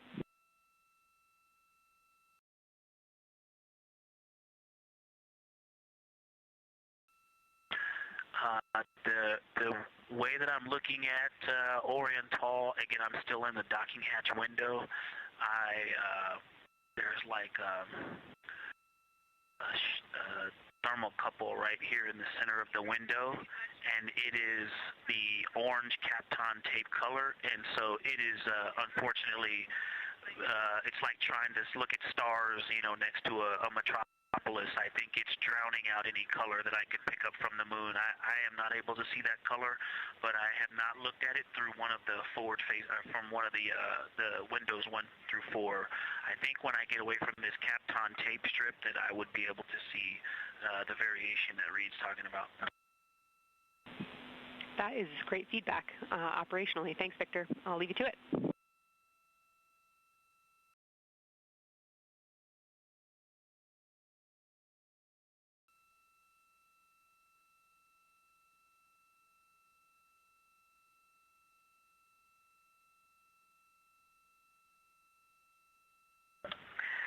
Science integrity with a question from the window team. Integrity, this is Science here with you.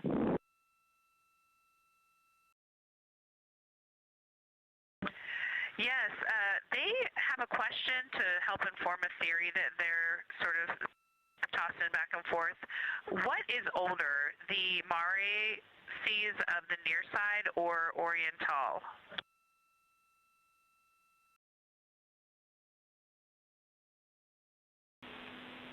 Stand by, Integrity. We're going to get you a little geologic history here.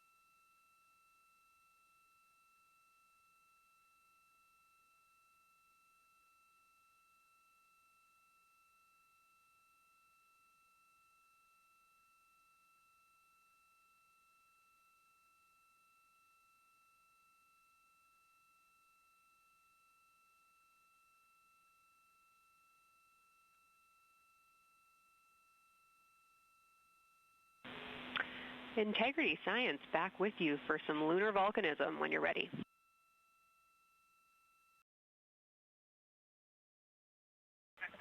Go ahead. You're making our day down here getting to talk about lunar volcanoes. Oriental, as far as mare go, is younger than almost all of the mare on the near side. The exception are features like Aristarchus, which really pop out to you guys and really pop out to us here on Earth. That is younger, but other than that, Oriental is pretty young as far as mare go.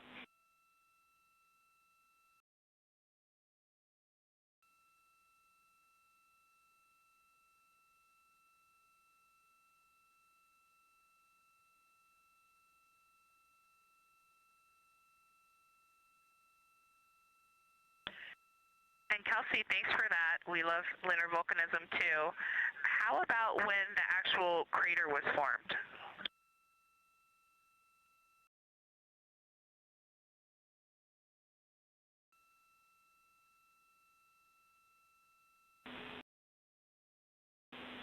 Yeah, we're going to get you an age for Oriental, and while we're getting that, Christina, can you, maybe you've heard the window team talk about the sort of contacts around Oriental, but because that material is so much younger, if anything pops out to you about physical relationship between that and surrounding terrain, we'd love to hear it.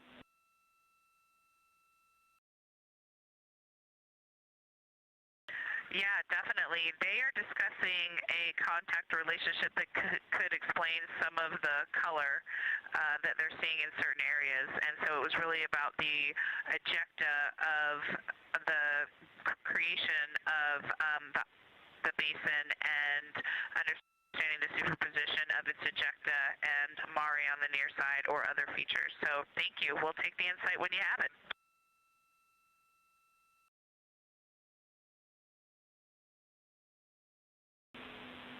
Thank you, Integrity. And I know Jenny wants to get to you with some topics, so I'll leave you with Oriental is 3.8 billion years old.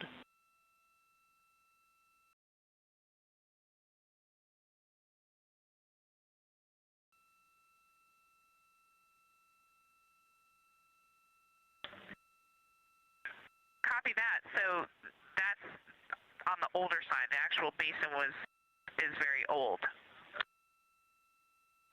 Correct, as is the case with a lot of mare. Typically the big basin formed and then the volcanic eruption was able to punch through the crust where it was weakened by that basin formation.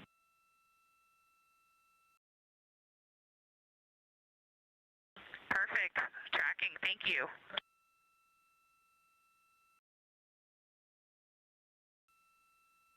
NASA astronaut Christina Cook calling down some questions to the science team on console. The voice you're hearing with those answers is Dr. Kelsey Young. She is joined by Trevor Graff on console today. Christina asking about the age of Oriental and specifically the mare regions. Those are those dark regions that you see. They are paved or filled by volcanic deposits.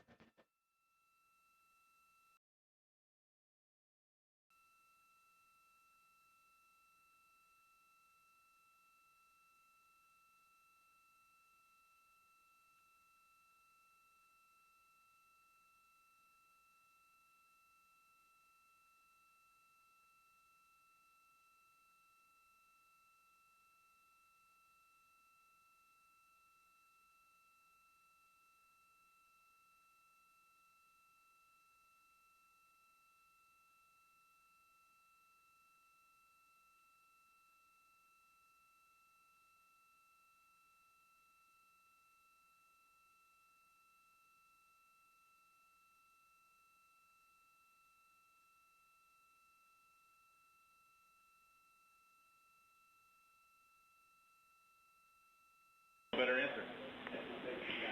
Integrity, it's about time for a position swap at the window. So we will ask Reed and Jeremy to swap positions. And I'll remind you again about your SD cards. And Victor or Christina, I have one window task for the cabin team when you're ready.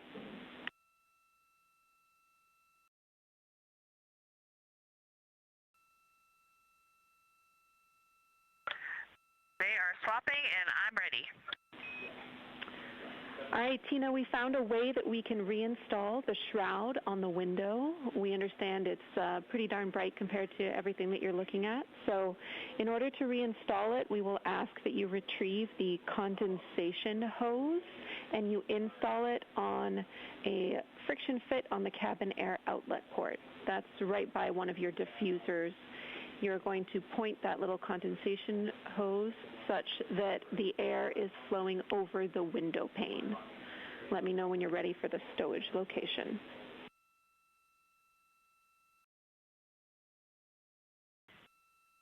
Ready.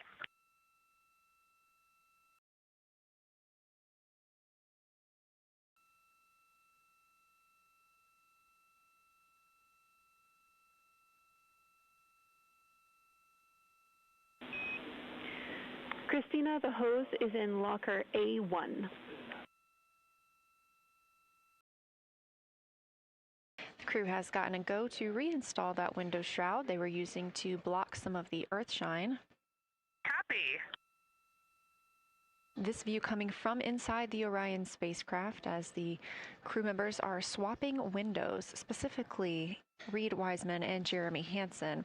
They've been our crew members at the windows taking photos, making annotations, and making recordings that'll be downlinked later to the science team for review. The science team will have a conference tomorrow morning with the crew to get any fresh perspectives or things that they learned during the flyby.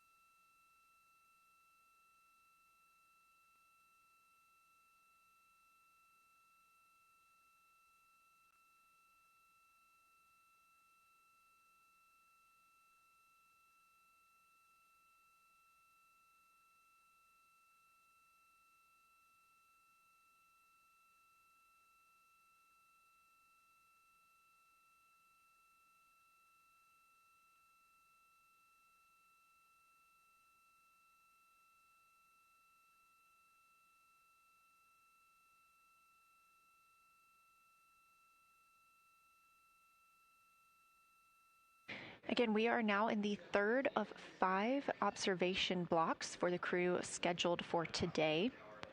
During this flyby, Orion is passing around between 4,000 and 6,000 miles from the moon and providing the crew with a full view of the lunar surface. It's a higher vantage point and much farther than Apollo's lunar orbits on average. So from this view, astronauts can observe both the North and South Pole and large-scale geologic features in one single view.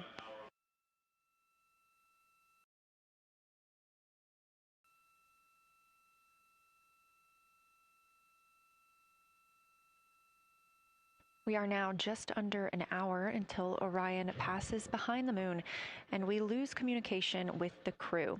They will be out of reach with any of our deep space network antennas. That loss of signal will last about 40 minutes, and we expect to regain communications with them once they fly behind the other side of the moon.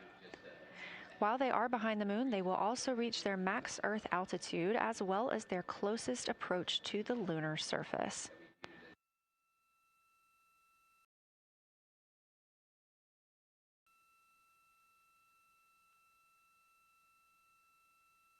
The view you have right now is a live stream from a camera on Orion's solar arrays. You are looking at a live view of the moon, and 4 people are inside that spacecraft taking pictures of it, telling us everything that they are seeing. The first humans to do so in over 50 years. They'll be sending those pictures down for all of us to enjoy, and of course, especially the science team, who are very excited for what they are learning today.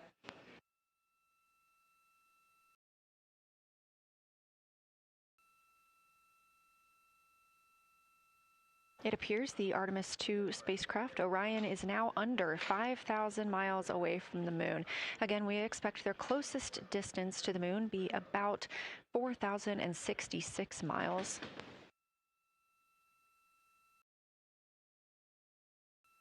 That is an estimate at this point, and we will make sure to share that closest approach distance once we receive it.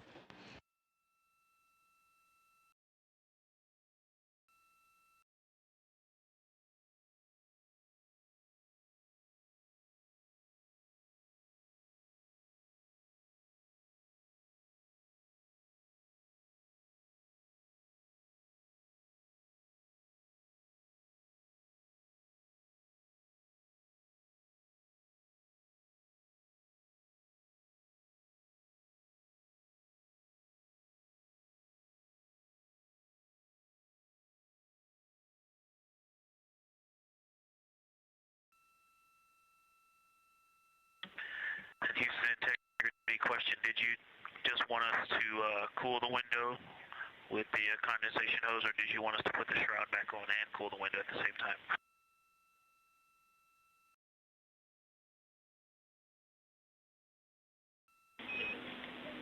Victor, we definitely want you to cool down the window with the condensation hose. It's crew preference whether you put the shroud back on. The hose will allow you to do that if it helps with your lunar flyby.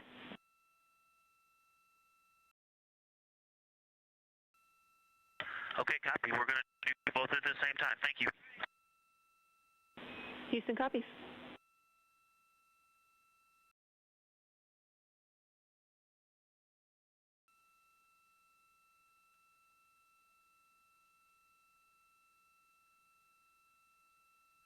Houston, thank you for that suggestion. The cabin is darkened again, and that makes a big difference for the imagery.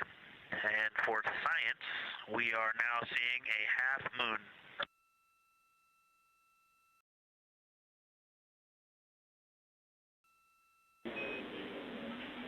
Thank you, Victor. We're happy to hear it, and we see half moon, full moon joy still.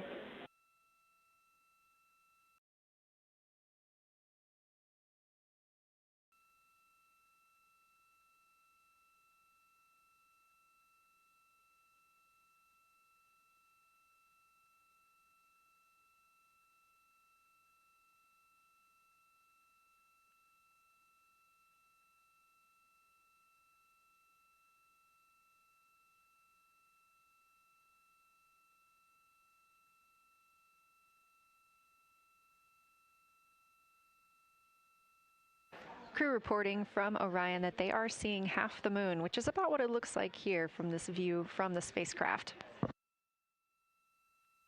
However, what has become a little bit of a catchphrase for this mission, everyone is reporting full moon joy.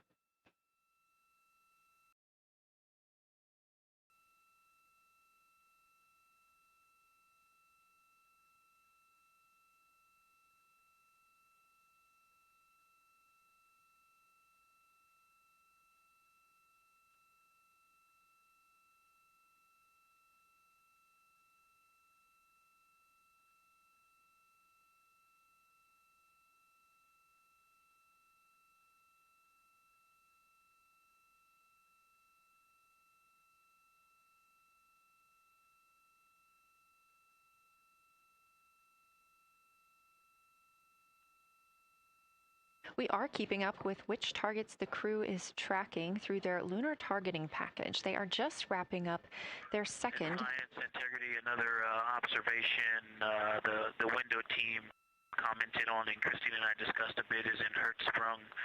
The solid and intact crater is very smooth. If it were a dirt road, it's very hard packed, and then you go outside of it, and that outer crater, that's the one that is older. It is a little rougher and more jagged, and starts to get into more loose-looking terrain, and the smooth interior also causes the craters that are inside of the larger crater, the smaller craters, to have really sharp edges, sharp, distinct edges.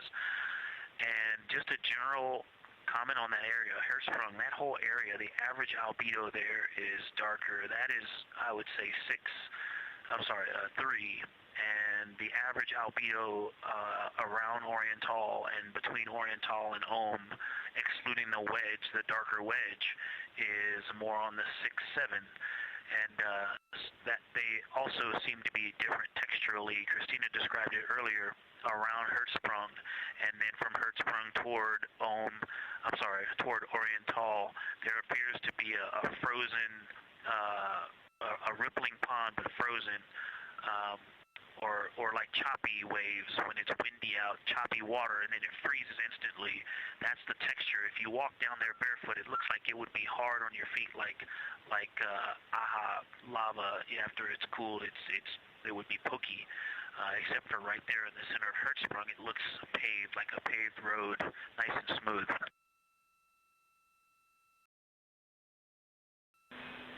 Victor, that's a wonderful description. Going from a paved road to lava reminds us of the Icelandic highlands. Thanks for that.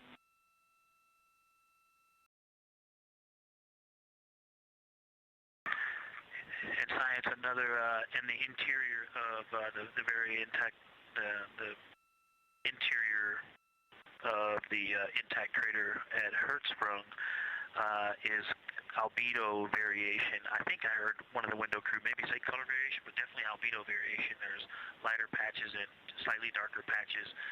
It's not swirling, it's just patchy. It just has spots that are lighter, and I would say a predominantly darker average area. Great descriptions, Victor. Thanks. Not swirly, just patchy is really helpful for us.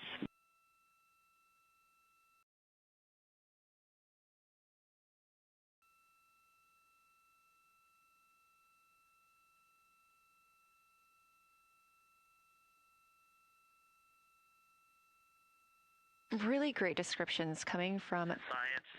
The window team is hitting all the targets. They are on the plan and starting the discussion of the Terminator. And boy, I'm loving the Terminator. I think I know it's not purely a moon feature, but what it does to the features of the moon, to the terrain, I've probably spent the most time describing into my recordings and thinking about and looking at the Terminator. There's just so much magic in the Terminator. The islands of light, the valleys, what look like black holes. You'd fall straight to the center of the moon if you stepped in some of those. It's just so visually captivating that the Terminator is the most striking thing that I've seen so far. We've been loving your evocative descriptions, Victor. You really are bringing us along with you, and we're following along with visualizations that pale in comparison to your descriptions. Thanks.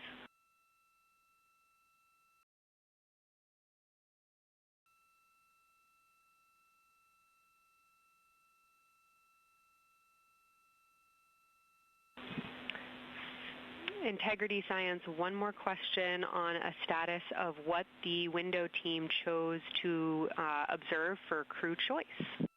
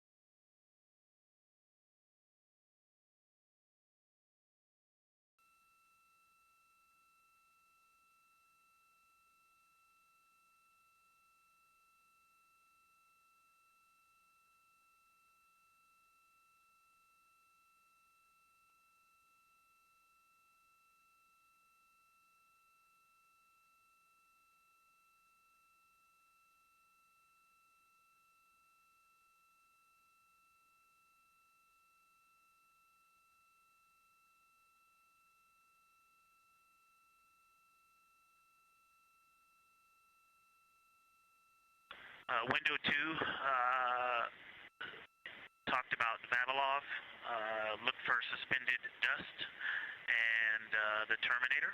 And window 3 about the experience and about the three-dimensionality of the moon this close.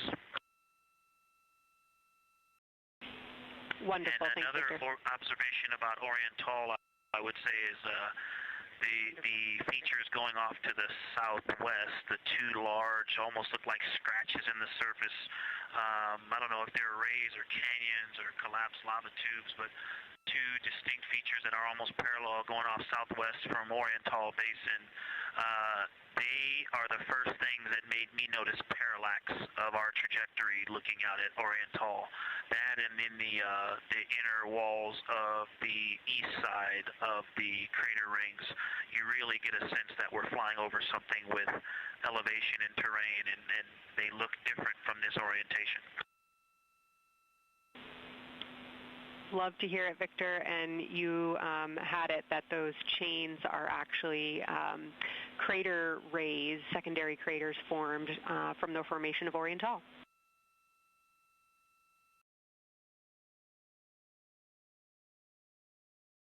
Yeah, speaking of crater rays, the crater rays that are going off to the northwest,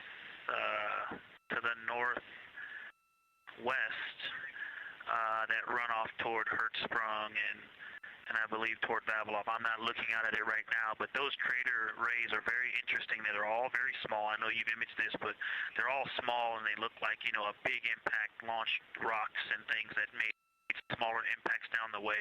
But something very interesting, and again, you can see this in imagery, but some of them are parallel, and then some of them converge toward the center of Oriental. And then I think I even saw some that maybe diverge, which not diverge, but that are convergent, which indicate multiple large impacts that created a lot of secondary impact crater rays. Fantastic, Victor, and I'll note that we can infer that you're looking down at your freshly named Integrity crater, which is near the end of one of those beautiful crater rays from Oriental. Thanks for the description.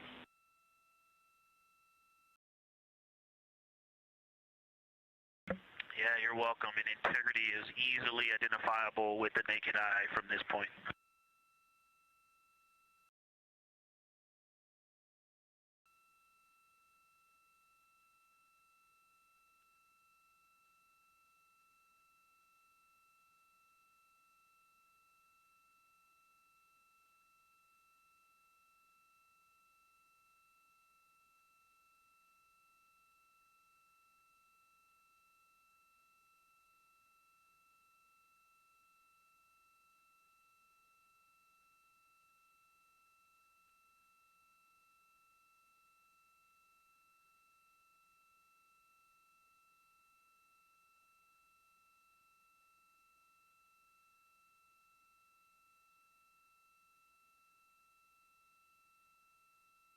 We've been hearing some great situation reports from Victor Glover, the pilot of the Artemis II mission, calling down to the science team, letting them know what he is seeing. And one of those things is Hertzsprung Basin.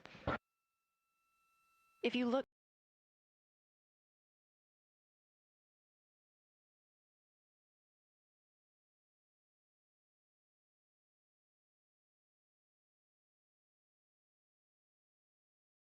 just to the right of the terminator, that is the difference between light and darkness on the moon.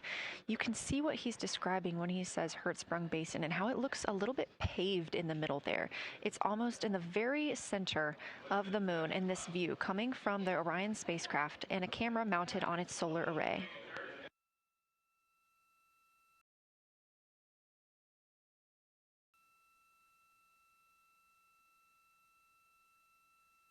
We are now 4 days, 23 hours, and 23 minutes into the flight of Artemis II, and we are standing by for their lunar loss of signal in about 43 minutes. Again, the spacecraft will fly behind the moon, and during that time, we won't have communication with them. They will be out of reach of our deep space network. However, we will regain communication with them approximately 40 minutes later when they come around the other side of the moon.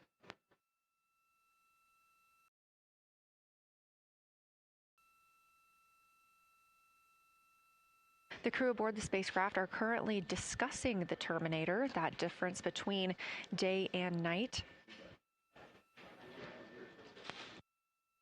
The science team is interested in learning about the topography and the color of the lunar surface, and it's already been very interesting to hear that they have seen colors like greens and browns while looking at the moon.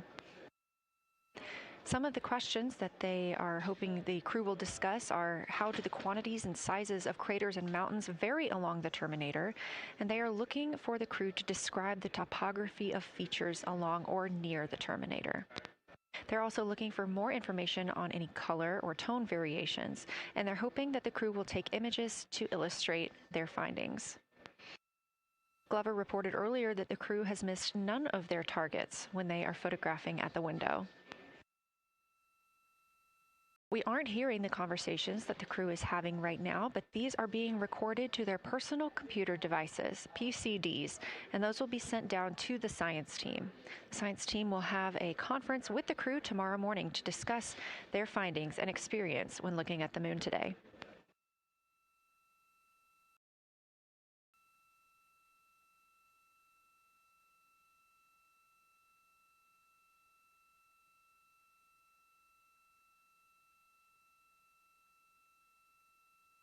We have a few minutes left while the crew is discussing the terminator. And if you're just joining us, you're looking at a live view of the moon, our moon, from the Orion spacecraft and a camera on its solar array. Inside that spacecraft, 4 astronauts, Reed Wiseman, Victor Glover, Christina Cook, and Jeremy Hansen, the first 4 people to fly around the moon in over 50 years.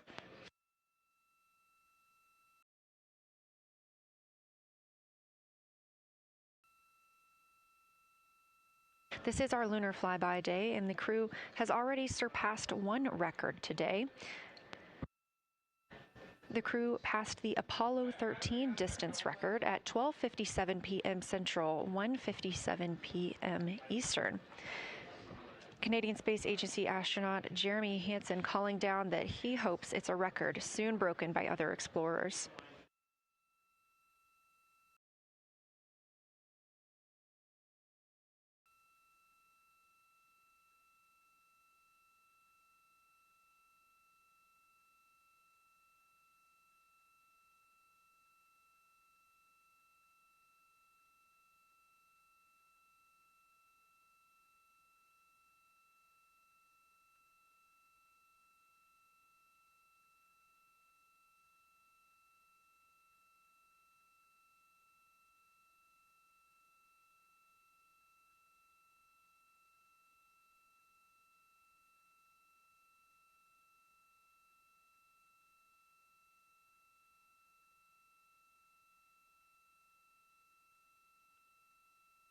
We are live in Artemis Mission Control in Houston, Texas, monitoring the flight of Artemis II. All of the flight controllers here, each monitoring a different system aboard the Orion spacecraft. Integrity Houston, we are ready for our cabin and window teams to swap again. We have a 15-minute handover time here, and I have a couple of items I want to read up to you. They'll require you to write something down on your knee boards, so let me know when you're ready.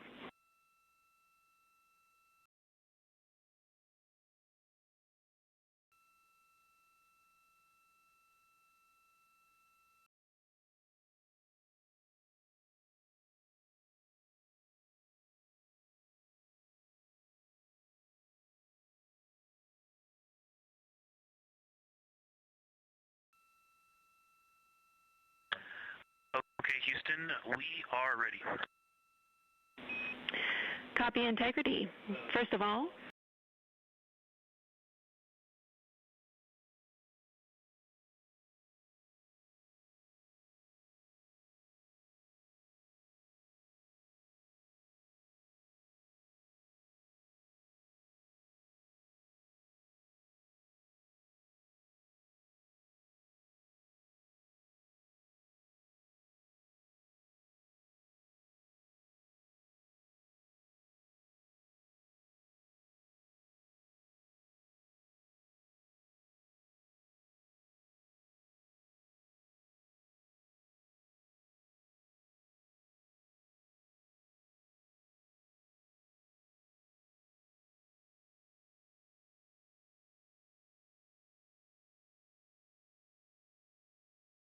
once you start this next shift here, during this lunar observation shift, we will begin our lunar LOS, so you can expect a call from me a few minutes prior reminding you.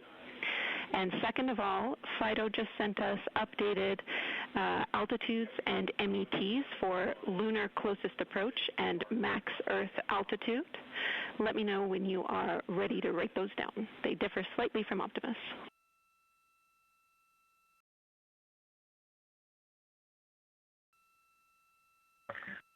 Thanks, Jenny. We are ready to copy. Lunar closest approach will be at MET 5 days, 0 hours, 25 minutes, 34 seconds. And the altitude will be 4,067 statute miles.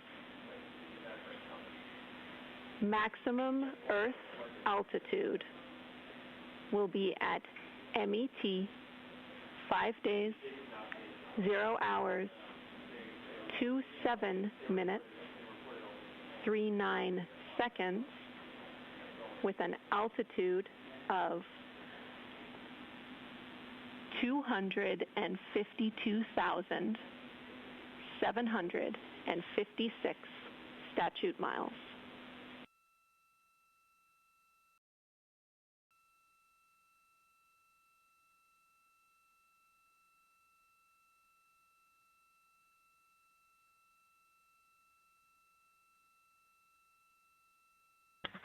The crew really wants to ask for that in kilometers and in parsecs, but thank you for those.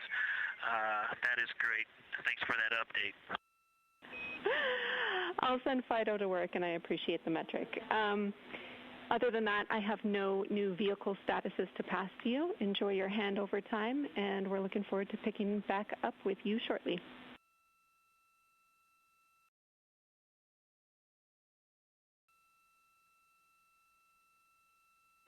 All right, we'll talk to you shortly.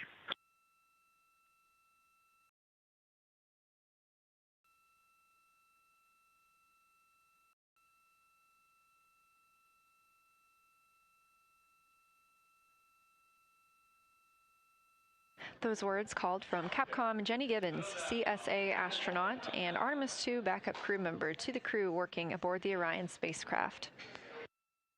Had a little bit of a view inside the cabin. As you can see, it is very dark. The crew has turned off the lights, and the light that you were able to see is coming through the window, a reflection of Earthshine and from the moon.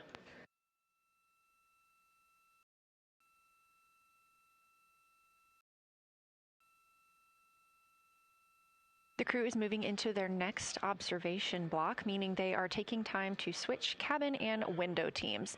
We've had Reed Wiseman and Jeremy Hansen at the windows taking pictures and making annotations and recording some audio files that will be downlinked later to the science team. Meanwhile, Victor Glover and Christina Cook were in the background serving as support. They were also timelined to enjoy a little bit of their midday meal. Now that we are swapping positions, the support team becomes Reed Wiseman and Jeremy Hansen. They will be in the background helping with SD card swaps, as well as providing those situational reports to the science team. Victor Glover and Christina Cook will be the astronauts at the window, photographing and speaking into those PCDs, portable computing devices, about what they're seeing on the moon. As you heard Capcom Jenny Gibbons call to the crew, this block is also when we will lose communications with the crew. That LOS, or loss of signal, scheduled to be less than 35 minutes from now. We anticipate to be out of signal with them for about 40 minutes, and will regain that communication once they've flown around the other side of the moon.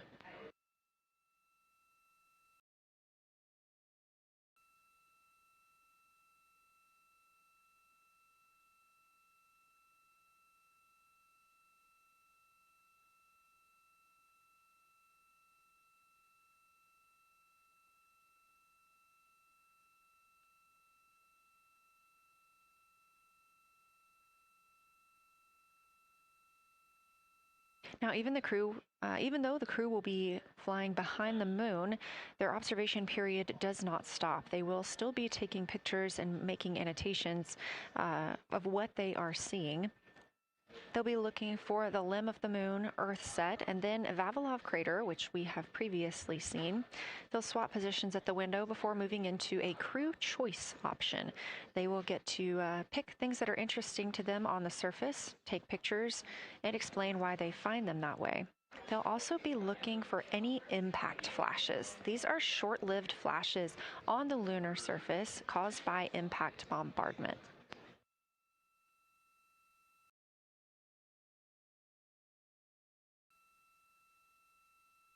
Just before Earthrise, the crew will be looking for lofted lunar dust. This may be lofted just above the lunar surface, and we could only see it just before Earthrise along the dark western limb. Any Earthshine would illuminate potential lofted dust. But once the crew is all the way around the Earth, the brightness of the Earth will wash out any of that dust they might be able to see. These were based on observations from Apollo missions and orbital spacecraft, and so we're very interested to see if the crew might be able to capture some of that lunar dust today.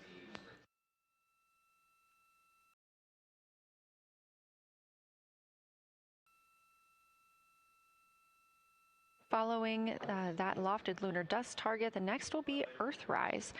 We will regain communications with the crew shortly after Earthrise.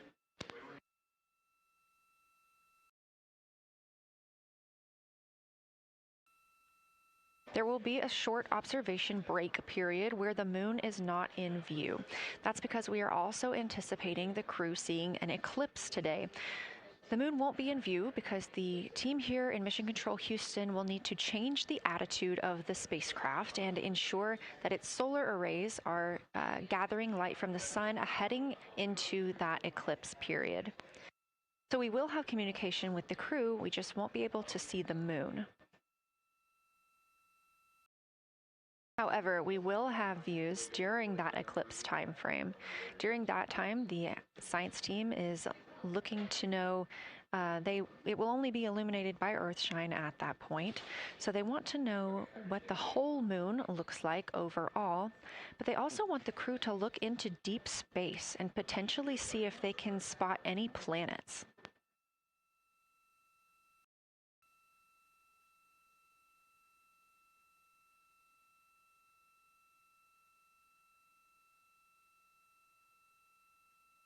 Once the eclipse is over, the lunar flyby period will have ended. We are live through the whole thing, and even once flyby is over today, we remain live 24/7 on NASA's YouTube. Integrity, you got a moment? Go ahead.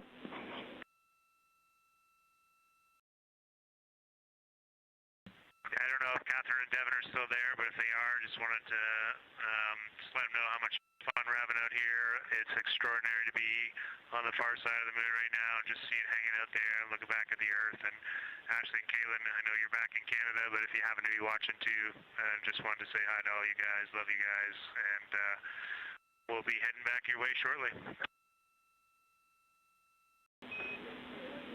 Thanks, Jeremy. I hear they are watching, and your family is still here. So thanks for passing that along.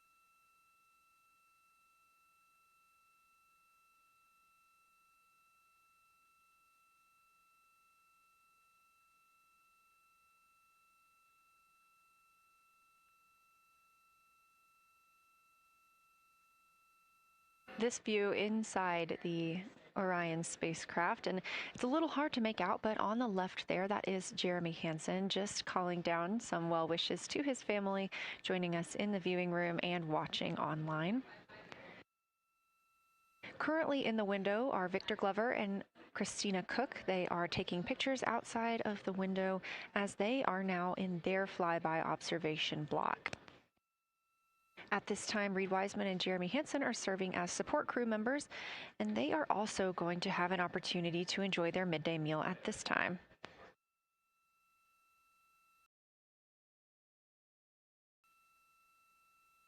On the lunch menu today for Reed Wiseman and Jeremy Hansen, we have vegetarian chili, salmon croquettes, chicken with peanut sauce, sweet and savory kale, pickled beets, chocolate pudding, barbecued beef brisket, spaghetti and meat sauce, Italian vegetables, butternut squash, candy-coated chocolates, and maybe even a little bit of coffee.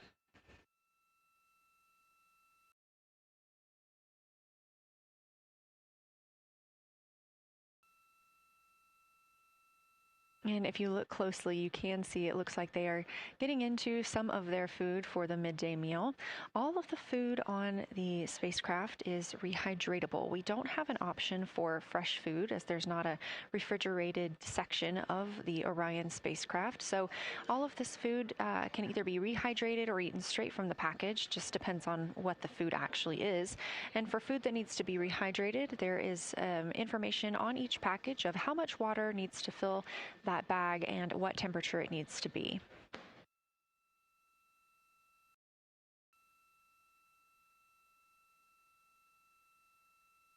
We are now 4 days, 23 hours, and 39 minutes, 40 minutes actually, into the flight of Artemis II, the spacecraft now under 4,500 miles from the moon.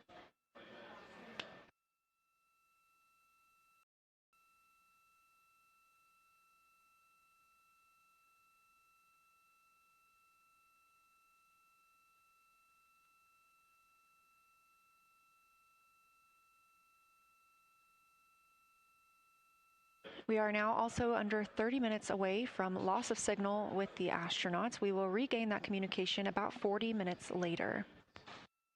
They will still be photographing the moon and documenting what they're seeing while they're behind the moon. And we especially look forward to potential Earthset and Earthrise views.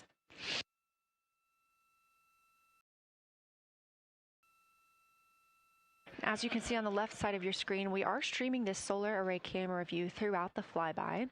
And the science team also plans to capture an occasional still photo with the solar array intermittently, perhaps one every 8 to 10 minutes. Still photos represent the highest resolution imagery from those GoPro cameras.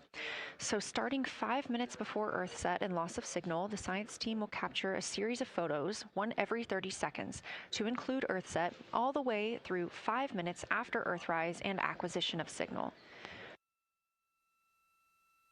In order to capture these frequent photos, the solar array camera that we were streaming will need to switch to time-lapse photo mode. So during this time, the streaming video quality won't be as sharp as you have it right now, but we want to ensure that the science team captures the data that they need during these time frames. And we really look forward to seeing those higher resolution images once they're available. But with the view you are seeing right now, we are sharing bandwidth on the Orion spacecraft with every system that is keeping the spacecraft powered and the crew alive, especially the environmental control and life support system. As this is the first flight with crew, this is also the first flight of a life support system, keeping the crew healthy and safe on the way to the moon and the way home.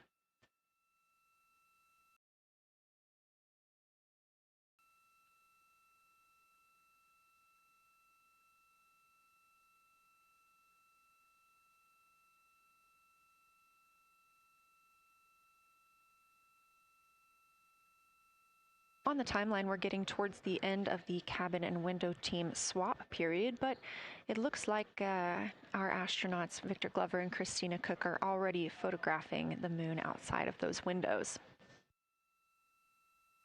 The next target is Ohm Crater, and this is something that they have photographed previously during the flyby. This is a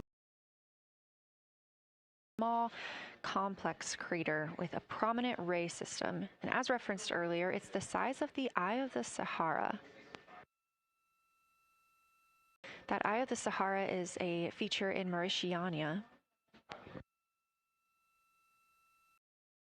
Seeing this crater more than once throughout the flyby allows the crew to photograph it at different lighting conditions.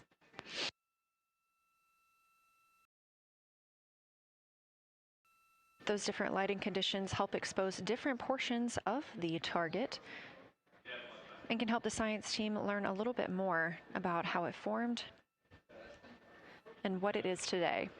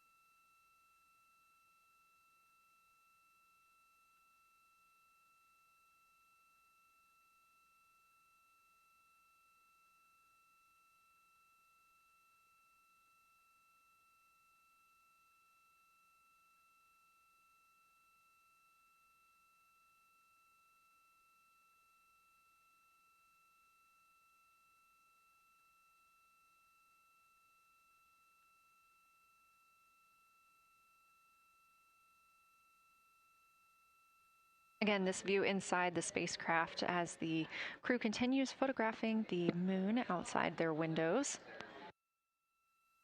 They have turned the lights off to allow them to better get photos of the moon, preventing any reflections from coming in from the spacecraft.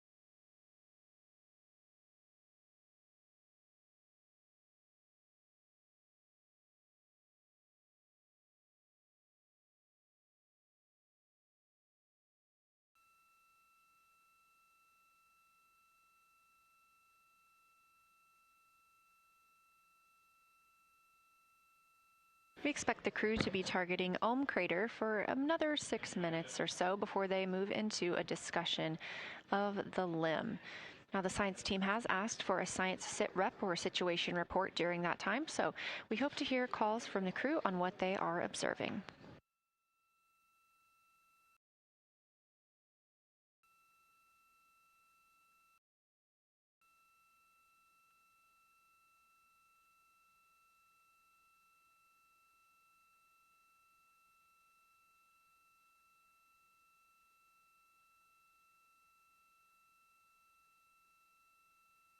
If you've been following along, at the start of the day, we did have much more of the moon visible.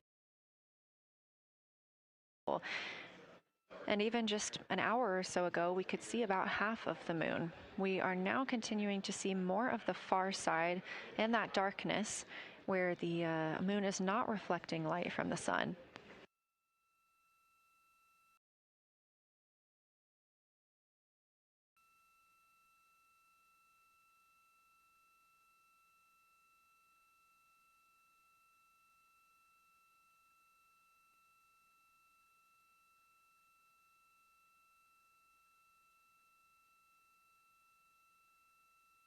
Earlier, we were also able to see some of those darker portions, that old lava flow that we often see on the near side of the moon and that we can all see from Earth. That has mostly gone away.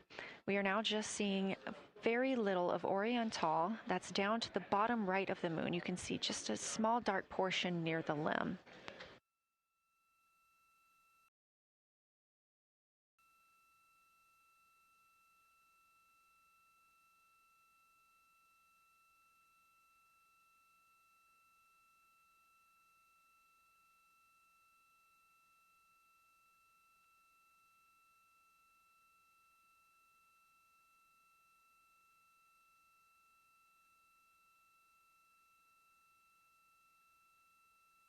We are now about 18 minutes away from loss of signal with the Orion crew.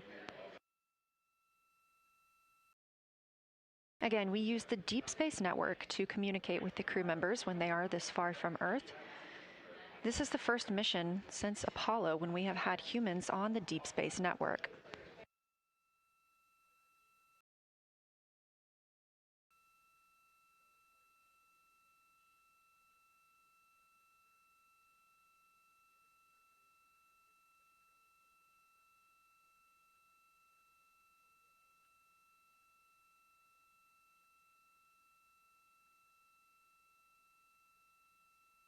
As you recently heard Capcom Jenny Gibbons call to the crew, we expect their closest approach to the moon to be at MET, or mission elapsed time, of 5 days, 25 minutes, and 34 seconds. At that time, their altitude would be 4,067 statute miles above the Earth's surface. Just over 2 minutes later, they will reach their maximum distance from Earth at mission elapsed time 5 minutes, 5 days, 27 minutes, and 39 seconds. The altitude at that time would be 252,756 statute miles. These are our latest numbers, and we'll make sure to verify and confirm those once those milestones have been achieved. Obviously, we will be without communication to the spacecraft at that time, so once we regain communication, we will make sure to find out those numbers and report those to you.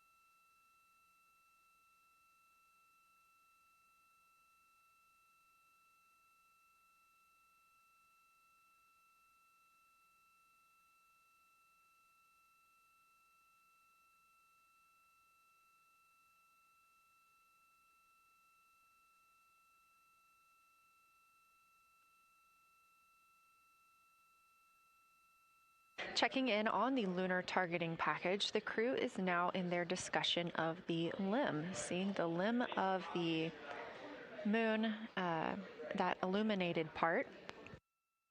Currently at the windows taking photos and making annotations are Victor Glover and Christina Cook. And we are expecting loss of signal in about 13 minutes. We will regain that signal with the crew about 40 minutes later.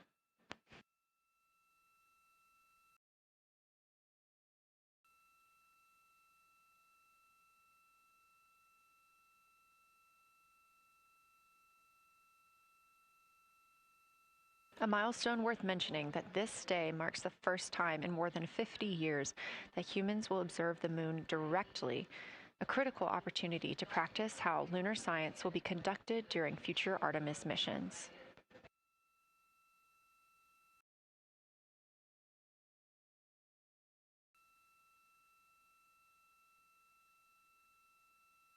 I've continued to reference the lunar targeting package throughout this broadcast, which is the primary tool guiding the crew observations, and that consists of two key components.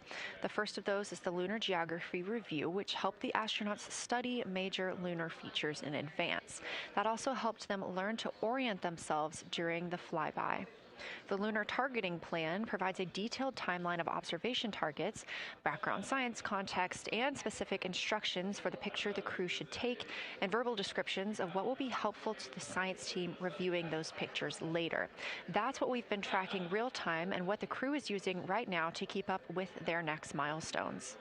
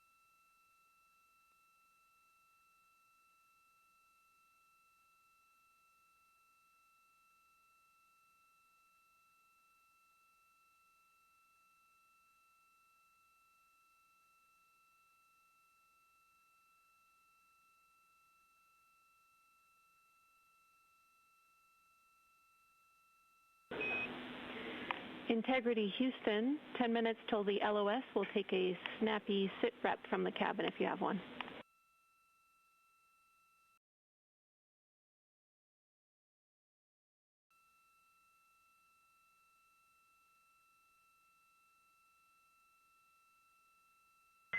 Okay, Jenny, that came, we missed most of that, but just a 10-minute warning, is that what you're saying? 10-minute warning for the LOS, and I'll take a quick sit rep from the cabin, please.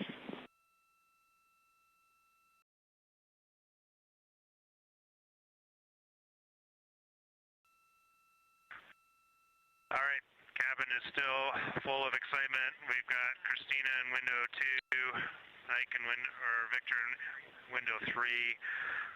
Reed's actually been trying to get some images out of the docking tunnel. We can see the Earth and the Moon and part of the Moon out of the docking tunnel, which is pretty good. And I'm just grabbing some footage right now with our interior cameras.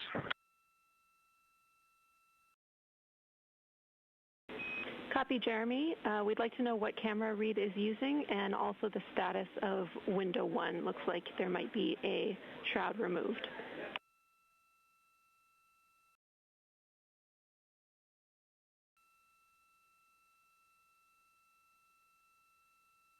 Okay.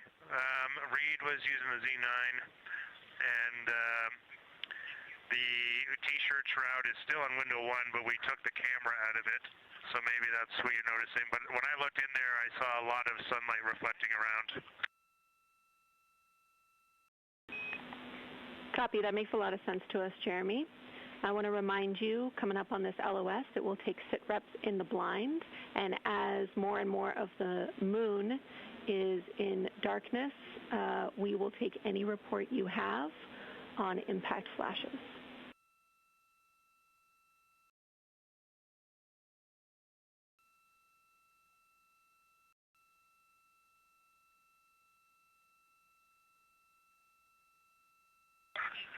All right, Jenny, you'll have to say again your last. There's a lot of conversation here, and I was on the other side of the cabin, so I missed all of it. Look out for impact flashes, and we'll take sit reps in the blind.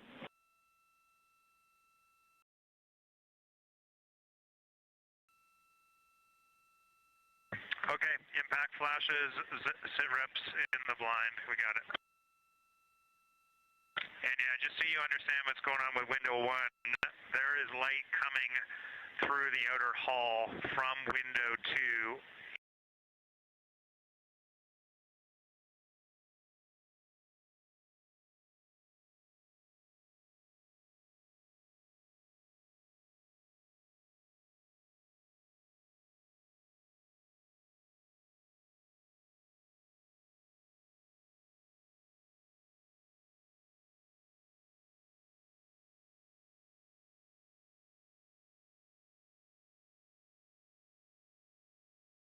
Into the inside of window 1, if that makes sense. Like, I can see the inside of the vehicle when I look between the 2 panes of glass. Copy.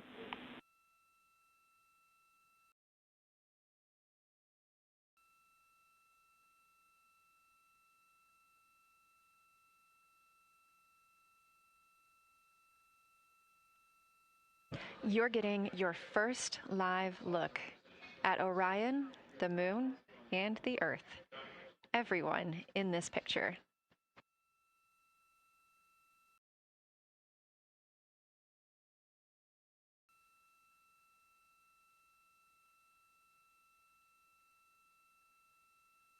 This is a live view from the Orion spacecraft.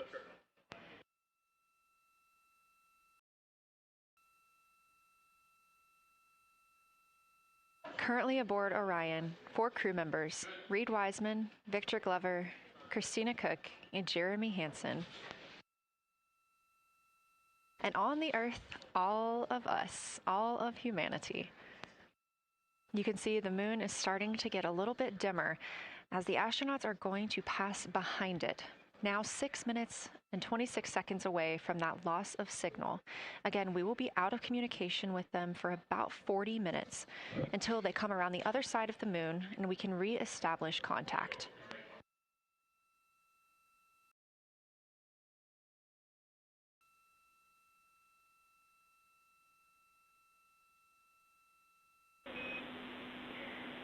Integrity Houston, you are 6 minutes from your 40-minute lunar flyby LOS. From all of us, it's a privilege to witness you carrying the fire past our farthest reach. Thank you. Godspeed.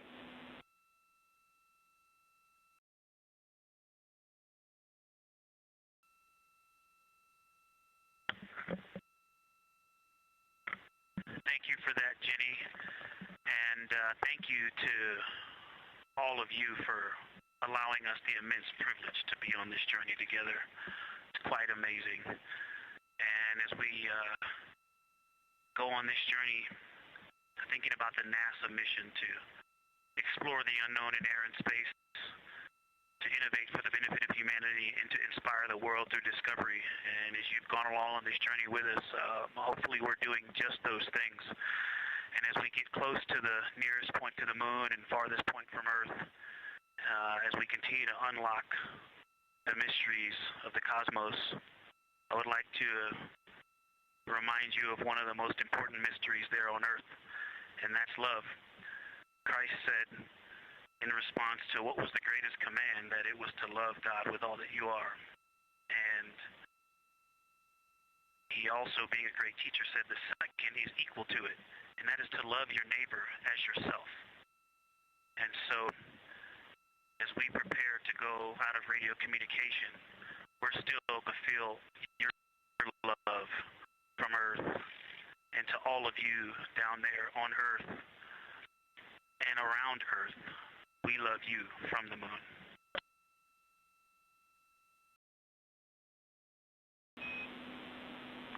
Houston copies. We'll see you on the other side.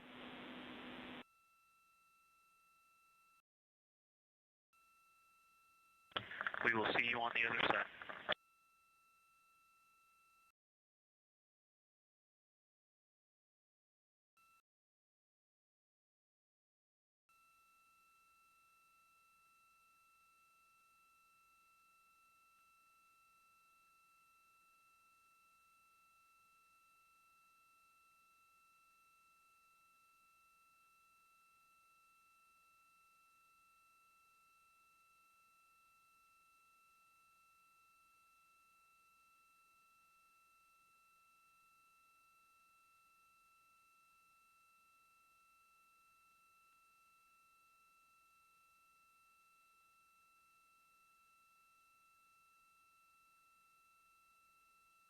Poignant words from NASA astronaut Victor Glover, and a little bit of a love letter from the other side of the moon all the way to Earth.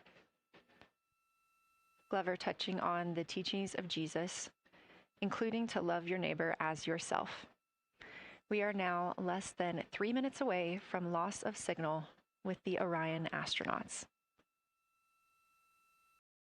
The Artemis II crew will be out of signal for about 40 minutes as they are on the other side of the moon, continuing their work photographing the lunar surface, and they will reemerge, and we will also get this view on the other side.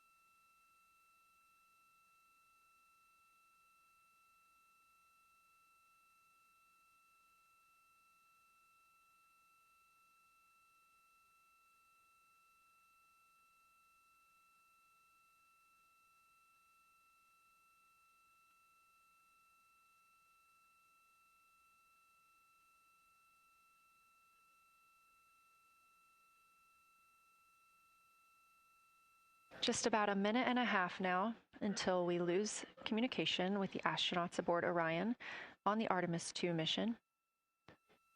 Now 5 days and 6 minutes since their launch on April 1st.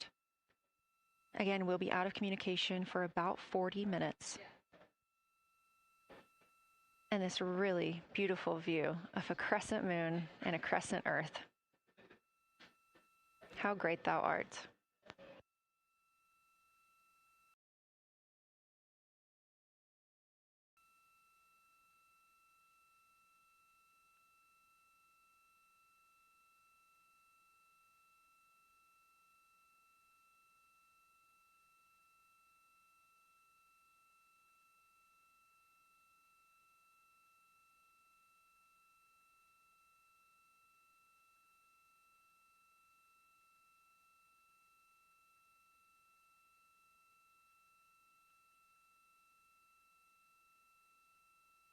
"30 seconds now until we expect loss of signal.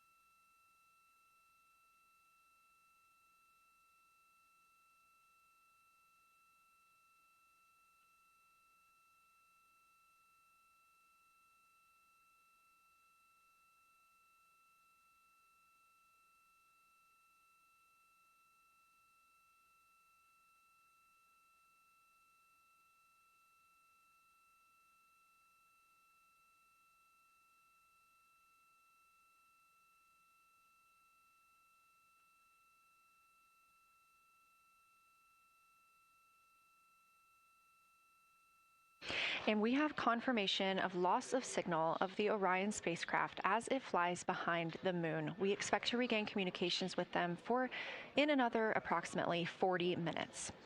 This was expected as their spacecraft is now out of direct line of sight with Earth and behind the moon. And this is a poignant moment as it's the first time in over 50 years that we have humans completely unreachable by anyone else on Earth. No matter how distant or secluded, we could reach anyone living on Earth, but while the crew flies behind the moon, it's simply impossible to make contact with them. This is a live view inside the Science Evaluation Room here at Johnson Space Center and just down the hall from Mission Control. This team has been monitoring the flyby all day as the team has continued capturing targets on the lunar surface.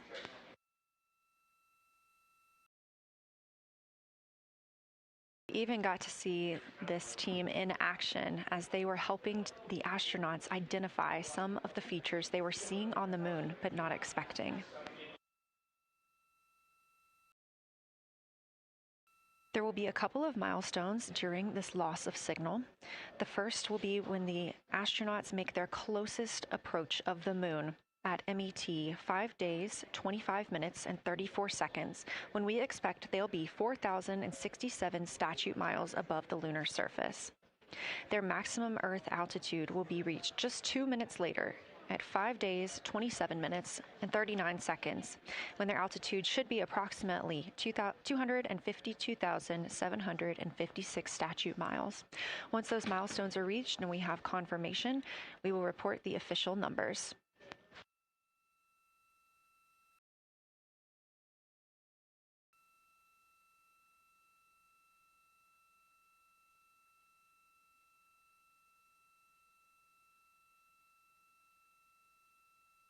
Throughout the Artemis II mission, astronaut voice, images, video, and vital mission data must traverse thousands of miles, carried on signals from NASA's powerful communications systems, the Near Space Network and the Deep Space Network. Let's learn a little bit more.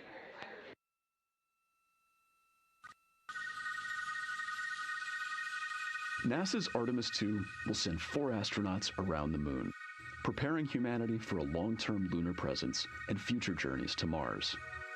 Enabling communication and navigation for this test flight are NASA's Near Space Network and Deep Space Network. With antennas around the world and a fleet of relay satellites, the networks will deliver vital data to and from Earth through all phases of the mission. The networks are seamlessly integrated at NASA's Johnson Space Center in Houston, Texas, where Mission Control coordinates the network handovers. These transfers represent a delicate dance between the two networks, exchanging support as the mission shoots toward the moon. On the launch pad and during their early orbit phases, NASA's Orion spacecraft and Space Launch System rocket will rely on communications and tracking services from the Near Space Network. After its translunar injection burn, the Deep Space Network's global array of antennas will serve as Orion's primary communication support during lunar orbit. As the mission journeys farther into space and away from Earth, signal strength weakens and bandwidth is conserved for crew communications. The astronauts will have a near constant connection to Earth, ensuring their safety on a journey farther into space than ever before. We say near constant because as Orion goes behind the moon, a planned loss in communications will occur. The Deep Space Network will be standing by to reacquire the signal as Orion reappears. The Artemis II mission also provides an opportunity to test new capabilities. Using laser links, NASA will periodically transmit Orion data to showcase the benefits laser communications could have for future human spaceflight missions. The data from Orion, sent by radio signals or laser links, is massive. The mission is gathering images, data, and video, while also generating details about mission health and crew voice files. All of that data gets processed here on Earth, where systems compress it for efficiency. In the future, we'll upgrade these systems on Earth so that image and video clarity improve with each moon mission. With the Artemis II test flight, we're evaluating the communications infrastructure that will help carry us into the future as we explore the moon and journey forward to Mars.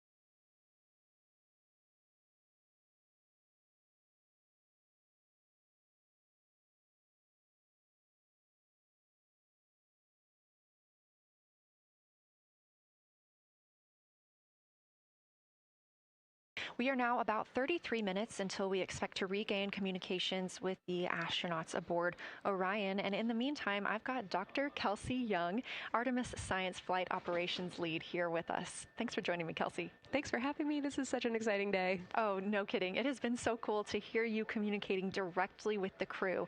And I know that you have been preparing for this for years, so I am so excited for you and for your team. So just to get into that background a little bit, tell me about your background and what you've been doing on console. My background is as a field geologist. Actually, I studied impact cratering in the field for my PhD, so all these descriptions of impact craters have me just absolutely swooning. How I got into this, though, is, during my PhD, I got an internship at NASA and ultimately never left to integrate science into flight operations. So we developed the science officer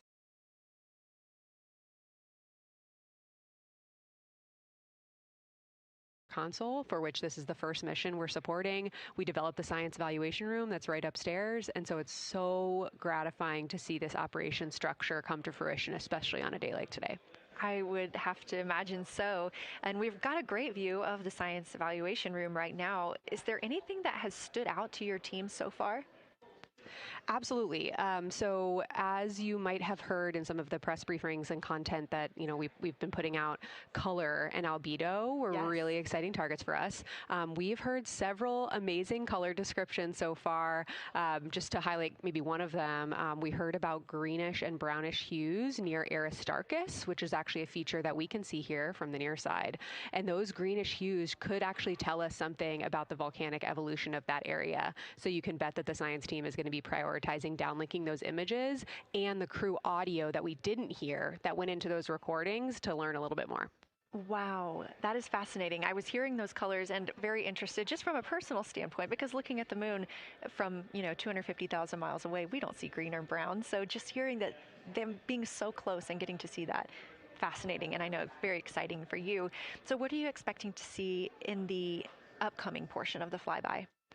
The upcoming portion is actually going to be really exciting. So right now, as we speak, while folks in the room are kind of taking their, their stretch breaks and everything, the crew are still hard at work. They still have targets to image and describe during this LOS. But when we come out, the first thing, of course, we're going to hear about is Earthrise. We're really looking forward to hearing about the crew's experience with something that we can connect with and that, Apollo 8 brought us such amazing images from. But then we start to get into describing the Terminator, as well as looking for things like lofted dust, which tell us about the modern lunar environment. Then the vehicle's going to orient away from the moon for an hour and then pivot back for the eclipse observations, which is a whole different set of science observations that we're really looking forward to. It's kind of nice that the crew will get a little break in there, because they have been hitting it hard today with photos and videos and annotations. What are you hoping that the crew sees coming up? Is it that lunar dust? Oh my goodness, that's a hard question to answer. I mean, we've already gotten such great descriptions. I mean, the Terminator seems to just be like one of their favorite things to look at and describe. So I feel like, that was something we were looking forward to. I feel like we've really gotten some great descriptions. So absolutely, I'm looking to the human moment of Earthrise. Lofted dust is an exciting one, and lofted dust will be a target for them in the right around the time of Earthrise, but again in the eclipse period.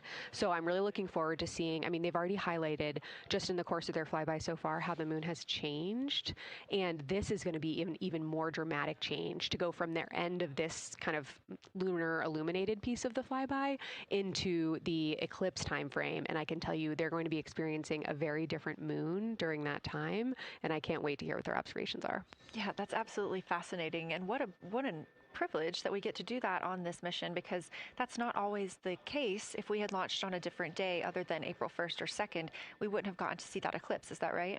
That's correct. April 1st and 2nd. I will say, I was asked a lot in the weeks leading up to the launch, well, what's your favorite day? And my answer truly was, there is no bad day to launch to the moon.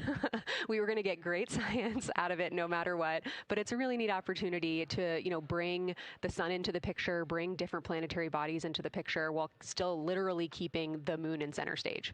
Fascinating. So what differences are we looking for at each site? We're hearing a lot of different terms. We're looking at craters. We're looking at mare. What are the differences that you're hoping to see? We do have, as you highlight, kind of different prompts for each target. That's what they're looking at in their lunar targeting plan, which I know you've been showing. And we have even different prompts for the person with the really long lens on the camera versus the people with the unaided eye. And you've heard the crew talk about, oh my goodness, when I go from one to the other, I can really detect different nuances. And that's something that we experienced in simulations, but hearing them actually, see it for real has been really gratifying. But we're looking for different things based on the target. Sometimes we're looking for color. Sometimes we're looking for texture. For the Terminator, we're looking at kind of what texture and morphologies pop out to you and what kind of diversity you see along the Terminator. You've heard, Victor especially make some comments about future impacts for exploration. So already I think that their descriptions in this first part of the flyby have told us something scientifically, but also about future surface missions. Well, it was so interesting to hear Victor talking about he was imagining in his mind's eye being down on the surface and walking around. That was very cool to hear. And when we're thinking about targets, I know some of them are determined based on the launch day because that determines the lunar illumination. So the ones that we're looking at today, how and why were these selected? Such a wonderful question. This really gets at at the heart of some of our really highest priority science questions. Illumination conditions is a big one, right? So of course we need the targets that we're interested on the lunar feature to be illuminated by the sun in order to view them, but the timing in which they see them during the flyby enables us to ask different questions. So you heard in the pre-flyby crew conference talking about, well, the same pair, Reed and Jeremy, will get to actually look at Glushko crater twice, and that looking at it from different illumination angles allows us to understand that feature better and connect color and albedo with topography and morphology. Then you have other craters where you want to look at it with the sun shining on it obliquely versus straight on, and that tells you something different about the scientific objective that drove the target being on the targeting plan in the first place. We've talked a little bit with the viewers today about what the crew is able to capture in this short time frame of those craters in different lighting conditions. Could take years for something robotic to be able to do based on attitude maneuvers and where the sun is at. So can you just talk a little bit about the importance of having both the robotic operation and having the crew? Absolutely. We definitely don't want to minimize the impact of orbiting spacecraft. Lunar Reconnaissance Orbiter is the one that's often referenced. Data from LRO and its payloads have really been instrumental in getting us, frankly, to this point for Artemis II and future missions. But the human experience, the crew observations that we've already been hearing about, it is such a perfect complement to the orbiting spacecraft data because they are able to have this unique perspective. They are far enough away where they can make these contextual observations. You've already heard it. How many times have we heard the crew and their science sit reps say, if I track this feature from all the way up here in the northern hemisphere down to the southern hemisphere, here are comparisons I can make. That right there is not something we had the ability to do with the Apollo missions, and it allows just literally in the blink of an eye to synthesize observations that it would take, a really significant effort to coordinate with different orbiting platforms, and they're making it like that. Wow. It has been very, very exciting to hear all of their calls so far. And so I've heard they were able to capture every single target so far too. Is that correct? I think that's correct. And I think it's important also to remember that, and I know the science team is anxiously awaiting this, we've been hearing from the crew members who are not at the forward windows, right? Those crew who are, really in the thick of the observations, they are recording minutes-long observations per target on their crew tablets. We will be getting those down starting here in a couple hours, and that's going to contain really meaty science information that we haven't heard live yet, and that's going to form the basis of my conversation with them tomorrow morning, where we're going to have a really deep dive into the science and absolutely nerd out about what they were able to do today. One of the most gratifying things for me today is hearing multiple crew members say, thank you for putting the discussion times in the targeting plan, because when we have had the ability to put multiple brains on a problem, we have elevated each other. And I'm looking forward to them, sleeping on it overnight and then us actually being able to really, truly have an elevated science discourse tomorrow. Well, we're looking forward to it too, and I cannot wait to hear everything that you guys get to learn overnight from some of those audio recordings and just everything that they'll be able to share tomorrow. So, Kelsey, I know you are very busy. You've done a great job today, and thank you so much for joining us for this interview. Thanks for having me. It's such an exciting day. We are now expecting acquisition of signal in about 24 minutes. As a reminder, the Orion spacecraft has flown around the other side of the moon, where they are out of contact with our deep space network.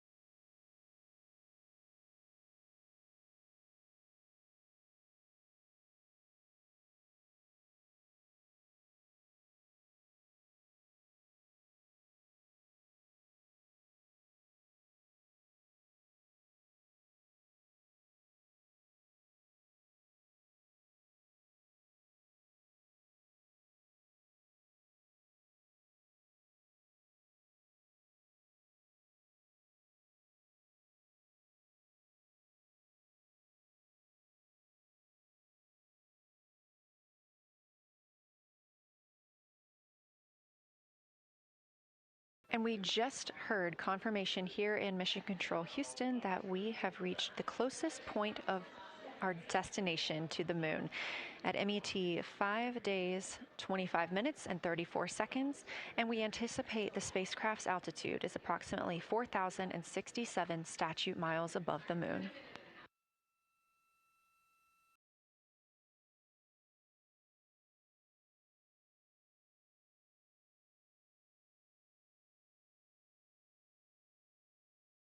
We're continuing to track what the crew is doing while around the other side of the moon. They are continuing to take pictures of the of the moon, the Earth now out of sight. What they're in right now is a crew choice event. The science team has encouraged them to find interesting features on the surface, to take photos of those, and describe why they were interesting. Something else that they'll be looking toward next, just momentarily, will be impact flashes. They've got a few minutes allotted to look at the darkest portions of the moon. They're interested in short-lived flashes on the lunar surface because these would be caused by impact bombardment. After their impact flash targeting, the team is interested in if the crew can see lofted lunar dust. This would only be visible just before Earthrise. Now 20 minutes until we expect to regain communications with integrity and the astronauts for Artemis II.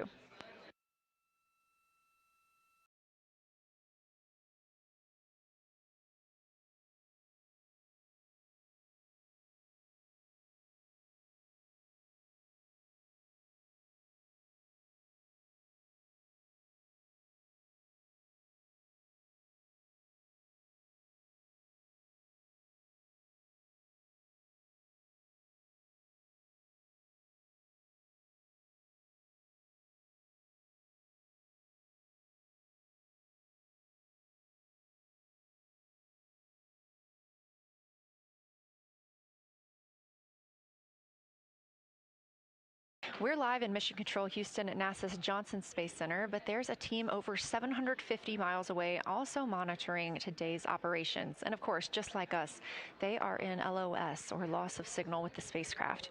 This is LUCA, the Lunar Utilization Control Area, and it's joined by LISA, the Lander Engineering Support Area, which are twin control rooms that will support missions and operations in lunar orbit or on the moon's surface in real time at NASA's Marshall Space Flight Center in Huntsville, Alabama.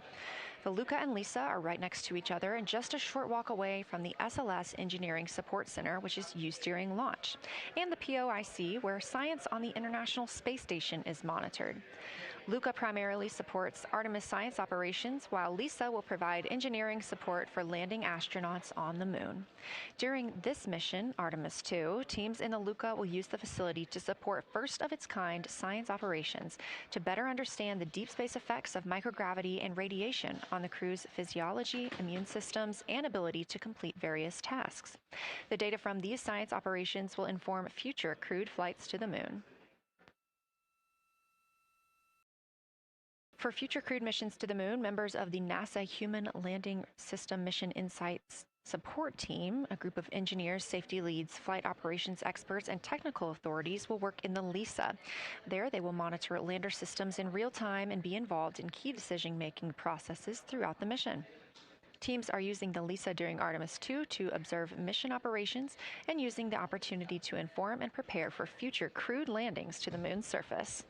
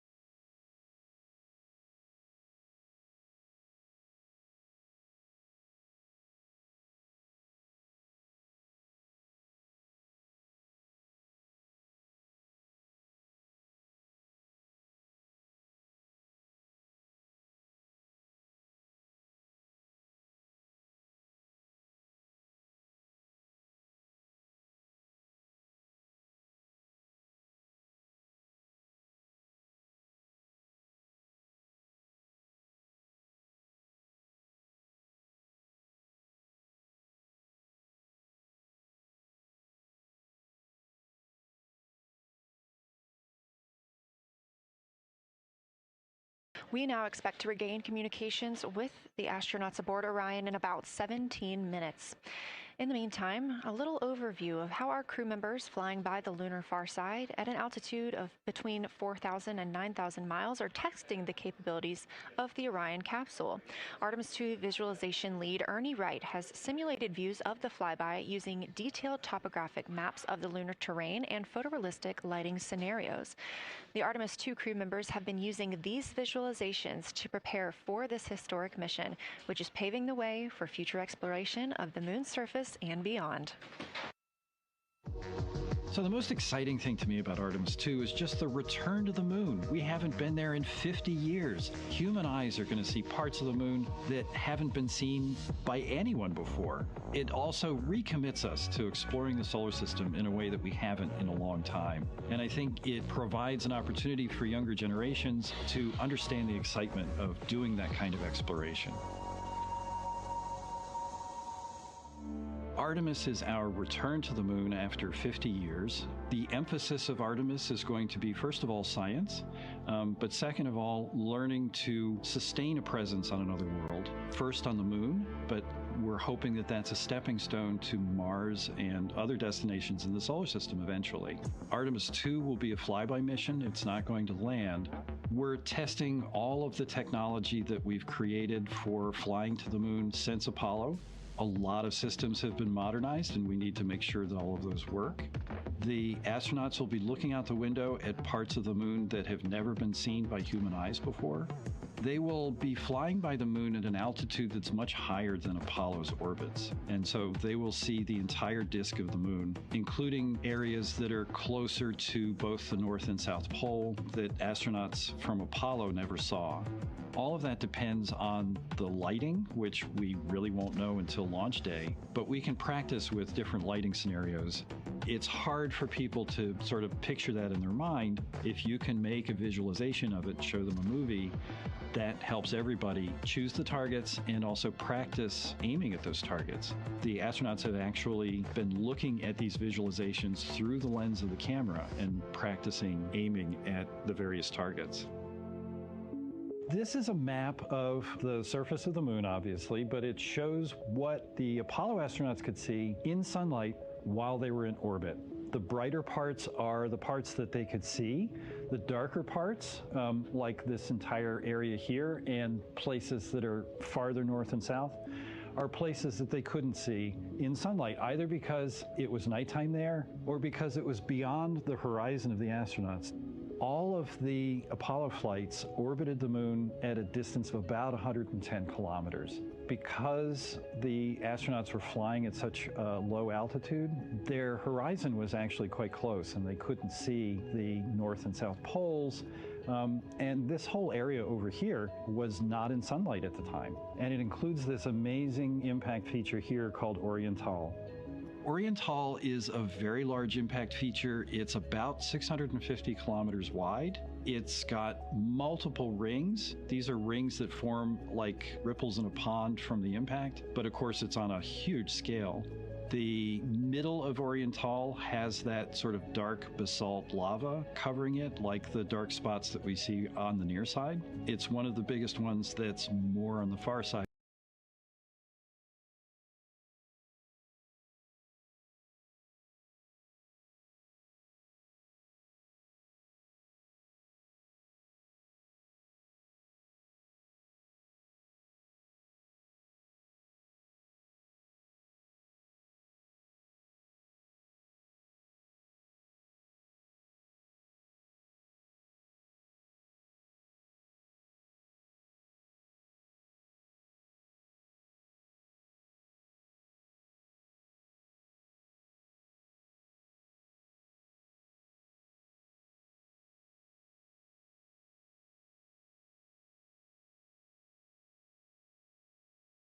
Near.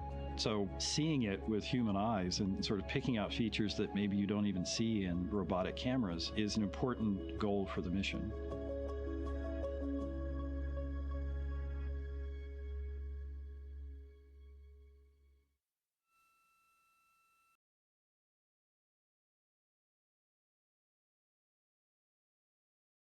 This live view in the Science Evaluation Room, or the SIR, here at Johnson Space Center in Houston, Texas, just down the hall from where we're at in the Artemis Mission Control Room.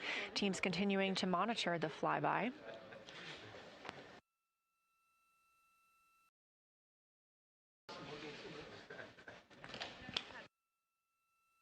The crew continues their observations of the moon, even though they are out of touch with Earth. We expect to hear from them in 12 minutes and 26 seconds. Again, this is approximately 40 minutes loss of signal while they are out of reach of the deep space network. Right now, they are imaging or attempting to image lofted lunar dust. Throughout our coverage, we've talked a lot about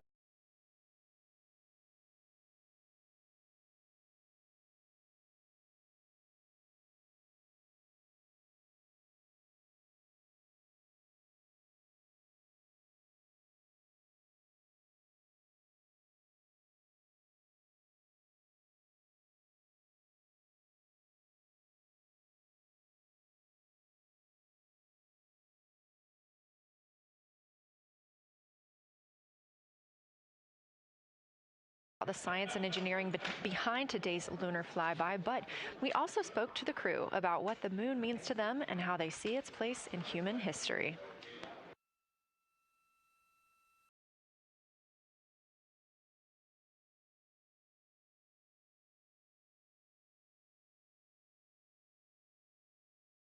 I remember being a little kid lying in bed at night and just looking out at the moon in whatever phase it was in, and I was thinking, man, my friends that live like 20 miles away, they can probably look out and see that same exact moon. And then when I was in the Navy and I would look out at the moon and I'd be halfway around the planet, and I would think, man, my brother can see that moon where he is, and he's halfway around the planet from where I am. And it's a connection of life on Earth. We can all look up and see that moon. It represents history. It is a witness plate. Everything that's ever happened to the moon is still written on the moon. There's no processes of wind or change in the Earth, geologic processes like we have here that change it. And something that's been telling and can read out the story of its own evolution, there's something beautiful about that. I've also learned from my indigenous mentors that they refer to the moon as Grandmother Moon. So you've probably heard of Mother Earth. They use Grandmother Moon because Grandmother Moon is responsible for the water in their community. The grandmothers, sort of protect the water source, just like the moon moves the water around the planet, affects the tides. It's something that represents something different for each individual culture around the planet. And that's really neat because we all share that same moon in the night sky. We all have seen the same side of the moon in different lighting conditions our whole lives. And so it seems very familiar to us, but it's also kind of unknown. When we get up close, some of the imagery that we'll get to describe and to share with people will be very unique. And that nature, both of those things being true about this one entity that we all know, just is really special. It's just the epitome of a symbol of both something that's in each of our hearts, but that's also represents exploration and reaching.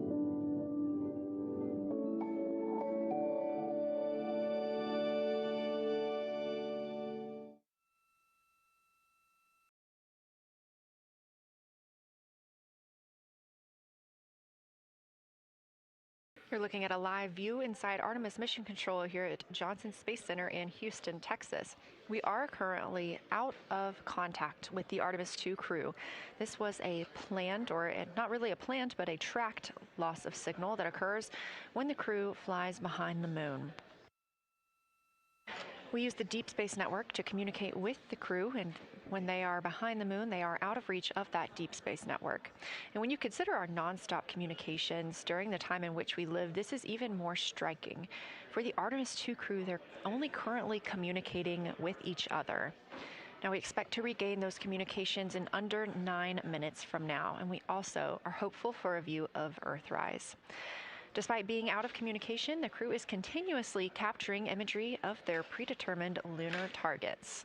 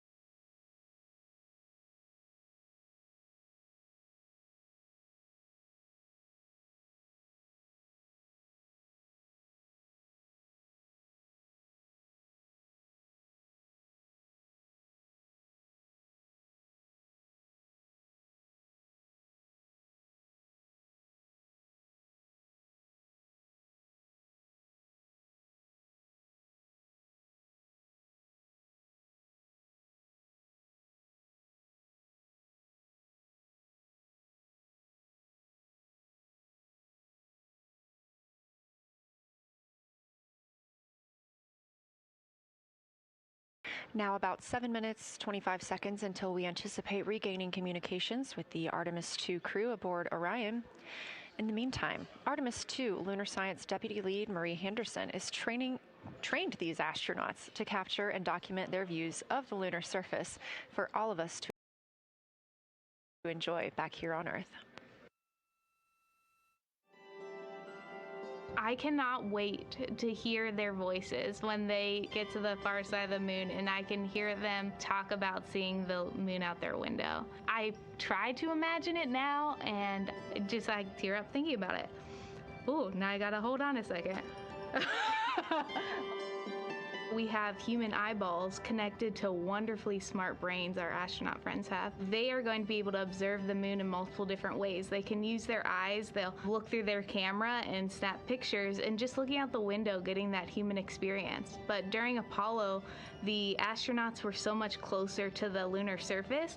Our astronauts are going to be doing a flyby at a higher altitude, so they're going to be able to see the whole moon as a lunar disk on the lunar far side. That's a brand new, unique perspective that humans haven't been able to look at before. We are doing a lot of lunar geography training with them. They have study sessions and quizzes they can do that are assigned to them. You know, even if you're an astronaut, you still get homework. We actually get in the mock-up. In that enclosed physical space, we have to think through the hardware that they have, the cameras, the computers, their microphones to make these observations. There's 4 windows up front. Through one of those windows, one of our astronauts will be using a Nikon D5 camera with an 80 to 400 millimeter lens, so something that allows them to zoom in really far and actually take more detailed observations of the surface. It's almost like looking through a pair of binoculars as well. It's just like being a geologist out in the field. They're telling us what they're seeing, looking for colors, textures, different morphologies, and comparing the region that we're having them look at to the regions that are around them. We have a science team that is planning the targets that are going to be observed, putting them all on the timeline of how they're going to be observed, and then taking the first look at the data when it comes down. The Apollo astronauts were only on the moon for 300 hours total, and they only went to the equator.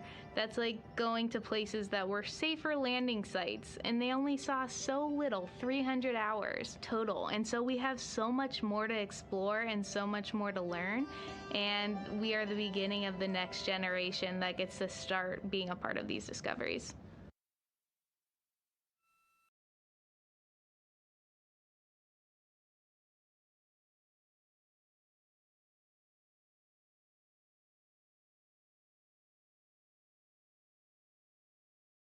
We are now 4 minutes and 28 seconds until we expect to regain communications with the astronauts flying aboard Orion on the Artemis II mission. They are now flying behind the moon.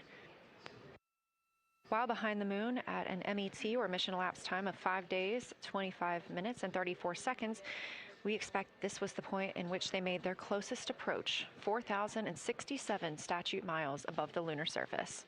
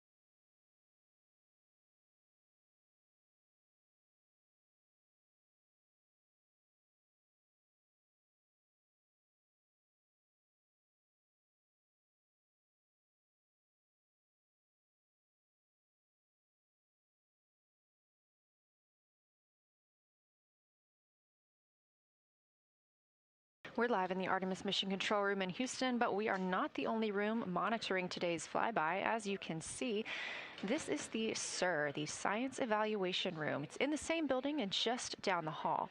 It's a multidisciplinary science team supporting the Artemis II crew in real time, including experts in lunar geology, impact cratering, volcanism, polar science, imaging, and visualization.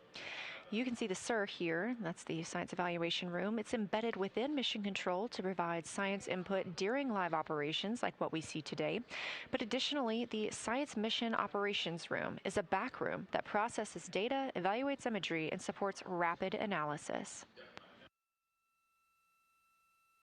We also have our science officer, Kelsey Young, here on console today. She's serving as the primary interface between the science team and the flight controllers, ensuring science priorities are represented during mission execution.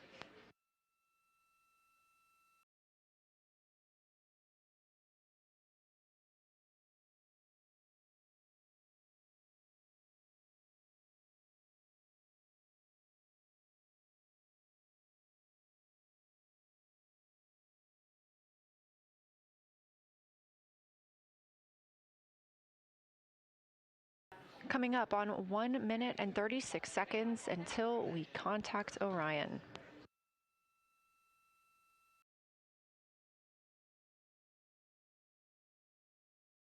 Meanwhile, aboard the spacecraft, the crew has continued executing their lunar flyby tasks. As we discussed earlier today, these activities have been precisely timelined, and this is the fourth of 5 blocks of time during which the crew will be observing the moon from Orion's windows. At this time, pilot Victor Glover and mission specialist Christina Cook are observing the moon at windows 2 and 3. One crew member is in window 2 with a blue shroud over the window, taking photos and using an 80 to 400 millimeter zoom lens, while the other astronaut is in window 3 using their portable computing device, also known as a PCD, to make annotations. And both of those crew members are making audio recordings of what they are seeing. They are wearing headsets connected to their PCDs, and those audio recordings are being sent to the science team tonight. We are not hearing those live. However, we have been hearing quite a lot of great descriptions from the crew who have been serving as the support. Right now, the support team members are Reed Wiseman and Jeremy Hansen. Those team members are providing science sit reps, situation reports, calling down a few times each hour to discuss what they're observing. And even though we're out of contact with them right now, they are still conducting those science sit reps as they'll be available once they come back around the moon. The situation reports include how the crew is positioned, any missed targets, or anything unexpected they saw. They're also including lunar target descriptions, any hardware issues, and their emotions and reactions.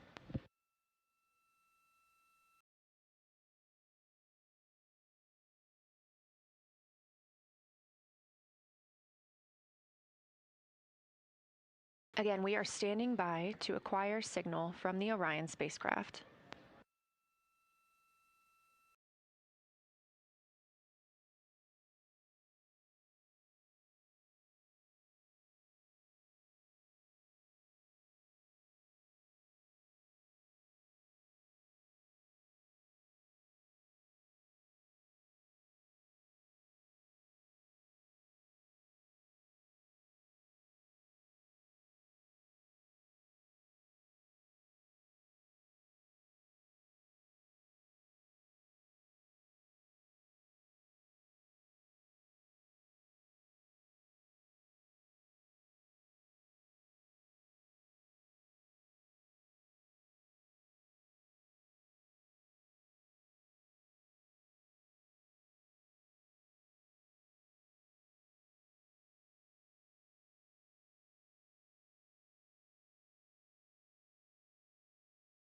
We're in the Artemis Mission Control Room at Johnson Space Center, getting our preliminary contact with Orion, that acquisition of signal coming after a 40-minute loss of signal, during which the crew was flying behind the moon, out of contact with anyone on Earth.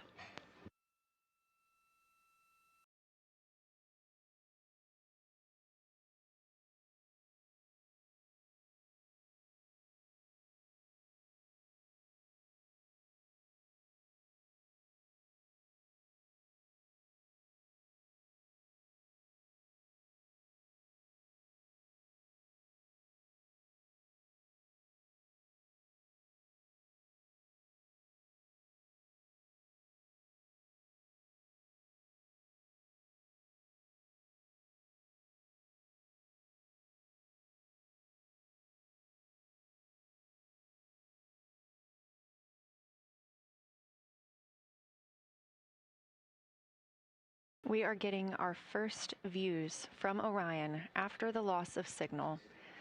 Orion has come back around the other side of the moon, and that little crescent that you see is Earth, over 252,000 miles away.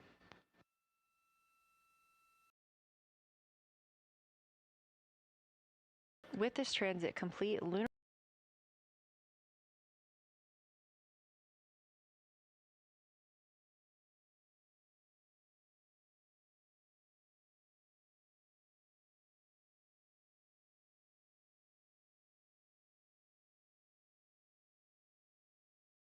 flyby continues, but Orion has also technically begun its journey home.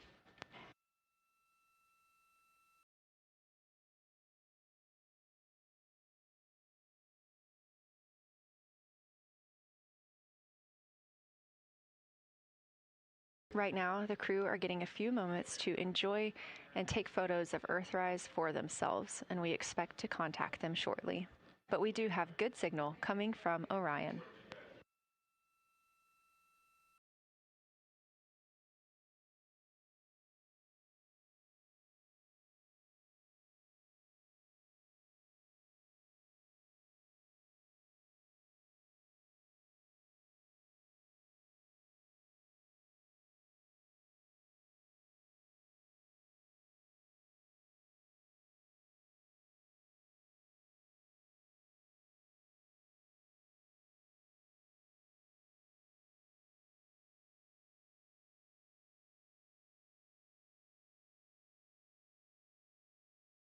This view from inside the Orion spacecraft, all 4 astronauts now back on the other side of the moon and in contact with us on Earth.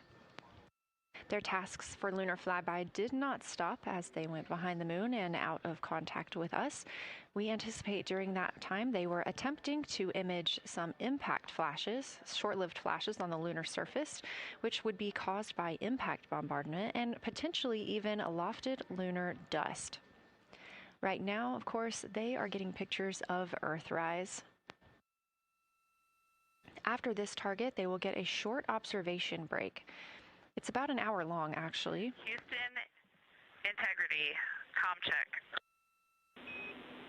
Integrity, we have you loud and clear. How many?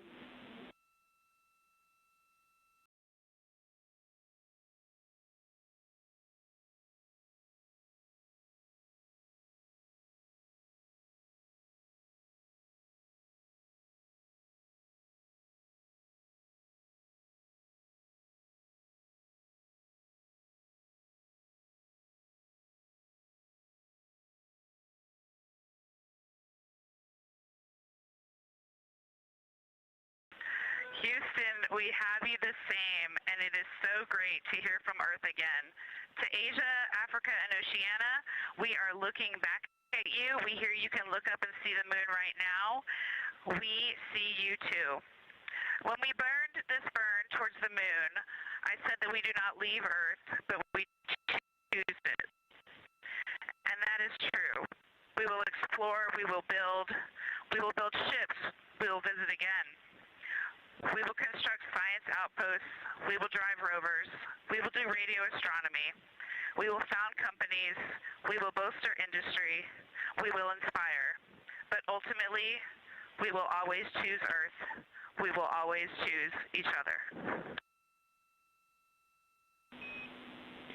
Integrity from Earth, our single system, fragile and interconnected, we copy. Those of us that can are looking back.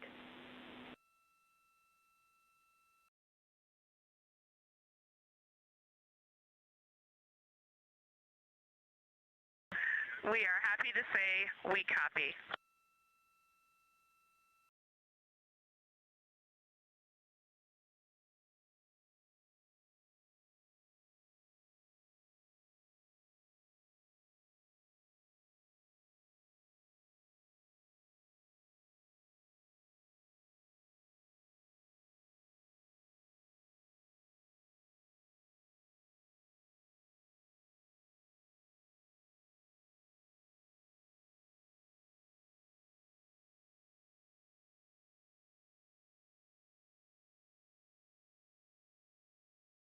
Those first communications back with the astronauts aboard Orion.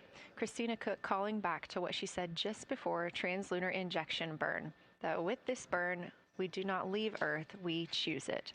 The translunar injection burn served as not only what put them on this trajectory to fly around the moon, but what also committed them to splashing down in the Pacific Ocean on Flight Day 10.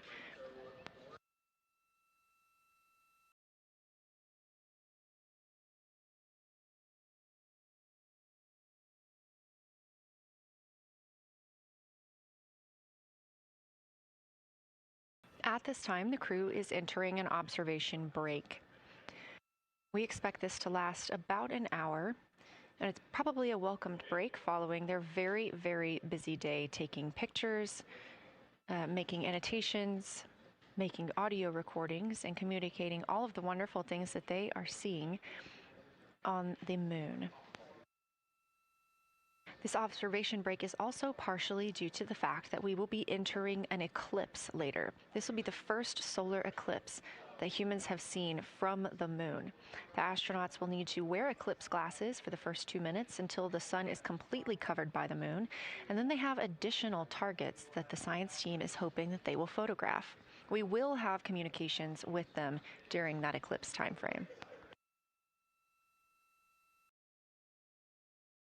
Because of that eclipse, Orion's attitude must be changed right now so that its solar arrays are in the sun. This will help it charge the batteries needed to power it through that eclipse time frame. This view on your screen is a visualization. The spacecraft now 4,224 miles away from the moon, and that number will now continue to grow, while the number of distance from Earth, 252,699 miles, will continue to shrink all the way until our crew is back home.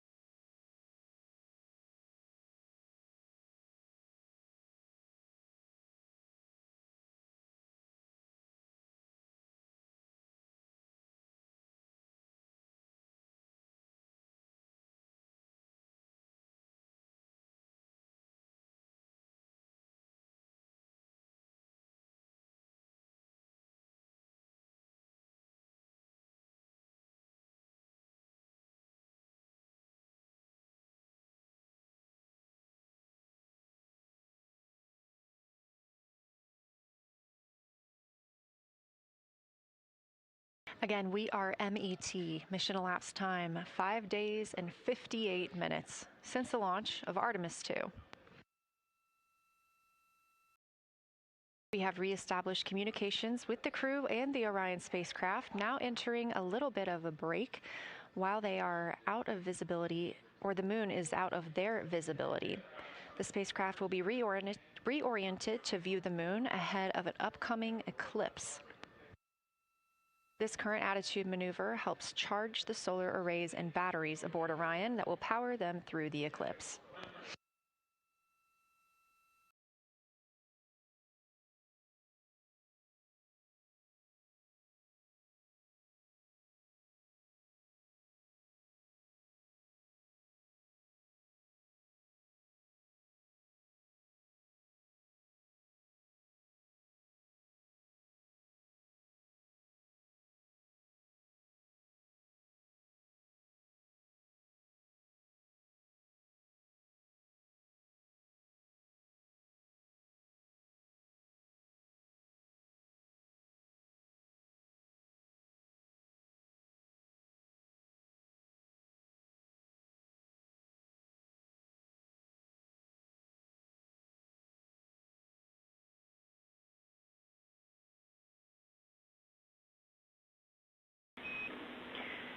Integrity, Houston.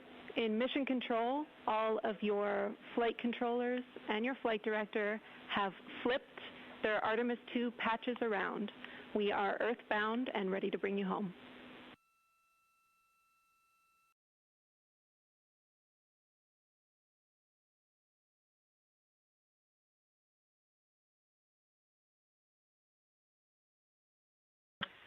That's great.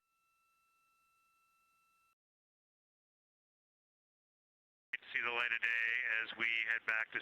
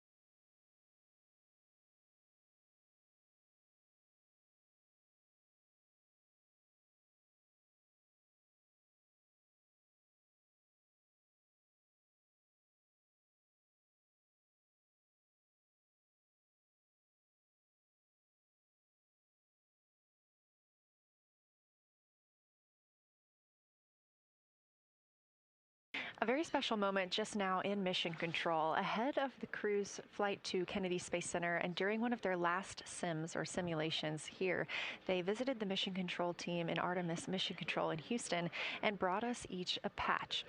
Everyone in the flight control room has had these on their signifiers at their console. On one side of the patch that you've probably seen is the moon with the Earth behind it. Now that we've passed behind the moon and we are returning home, the flight control team has instructed everyone in the room to switch their patch around so that the Earth is closer and the moon is behind us. We are really looking forward to seeing the Artemis II crew, and the Capcom Jenny Gibbons did call that update up to the crew that the flight control team here has turned their patches around as was instructed by the crew during that last sim, and we are counting down the days until they get home. They are now 5 days, 1 hour, and 3 minutes mission elapsed time into the Artemis II mission.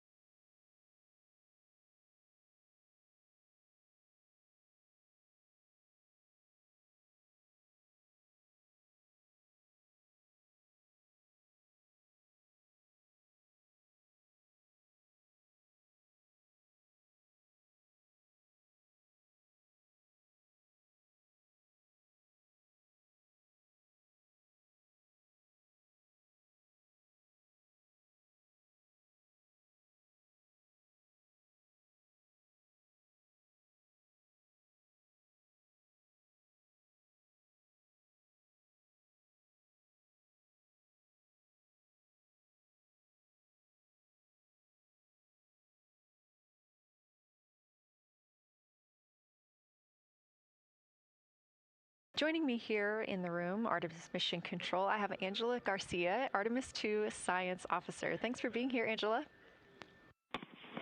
It is an honor to be here. What a day. Everyone's been buzzing. I can't contain myself. So it's been a really awesome day. So you're sitting on console at the Science Console now. Have you been in the SIR earlier today? There's a lot going on. So I went here first, and then I'm going to go there after. Clear, Houston.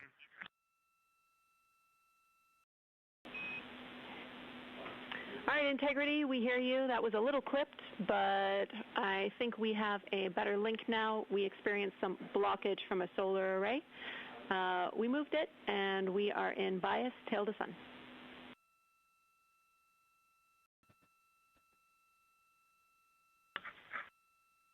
Okay, Houston, you're coming in loud and clear, and copy, we're in bias tail to sun now.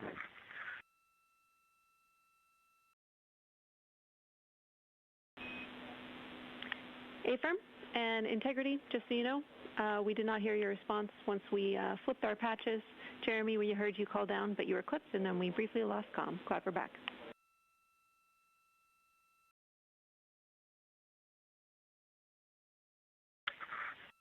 Okay, copy that. We were just excited that we got to share in that you, the MER, and Mission Control have flipped your patches around, and that side of the patch is getting to see the light of day. Thanks for sharing that with us. Our pleasure.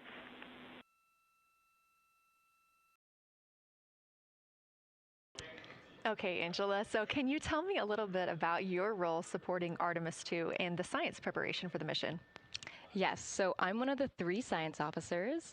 So Kelsey's been on console all day. I'll take over kind of closer to the end of the day. And then Trevor Graff is on the planning shift. And so it's the 3 of us in this 24-hour cycle supporting the mission.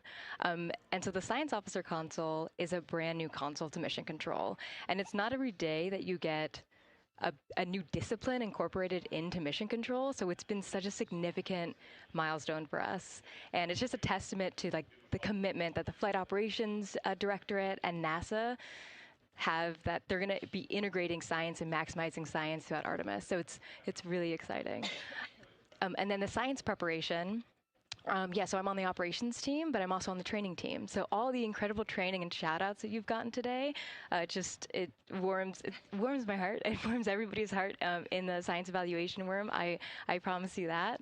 But so all the classroom training, the field training, the mission simulations, right? We were part of all of it, and that is what we did to get the crew to be. They are a part of the science team, and they are the forefront, that nice edge, and they're just been doing such a great job today. I know. I imagine that you have to be pretty proud of them. Their reports have been fantastic.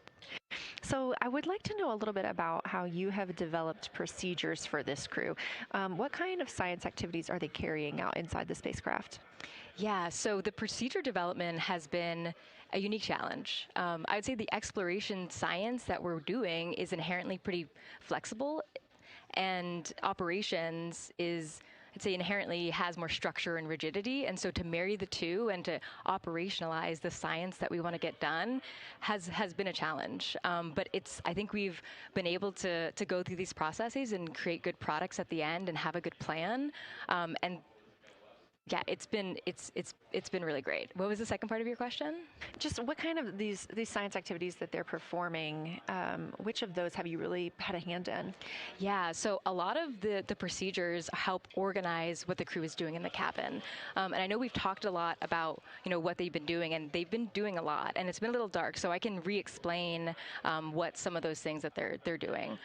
So the observation blocks are about an hour long, and the crew is organized, the 4 crew members are organized into 2 pairs of 2, the window team and the cabin team. And the lunar targeting package that you've been showing up and that the crew have on their handheld tablets is really the instructions for the window team. So the window team, the 2 crew members are looking out the window. One has the camera with the long lens. One has, they're just looking out the window with their unaided eye, and they're taking these detailed observations. And then halfway in that observation block, they do the window team position position swap. So that's what you've been, what Capcom's been calling out, and they'll switch positions. So each crew member has a chance to have that long lens, and then that's just what the window team is doing. There's also the cabin team, where they also have duties that they're doing.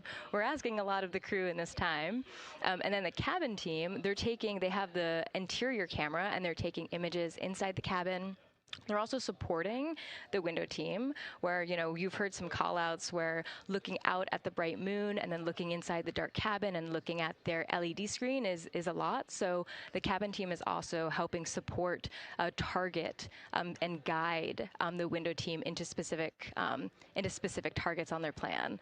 They're also helping call out these science situational reps. So they're looking out a different window and listening in to what the crew who are really down and in the science on the window team are doing, and they're giving us insight. And those recordings that the window team is doing are going to be uplinked or downlinked overnight, and we're going to be able to chew on that data. But yeah, they're helping. They're doing a lot, and so making sure we have a plan that's flexible, but also make sure that we check off all those boxes was really important. So tell me a little bit more. You talked earlier about the analogs that the crew has done. What kind of analogs or environments were really useful for this?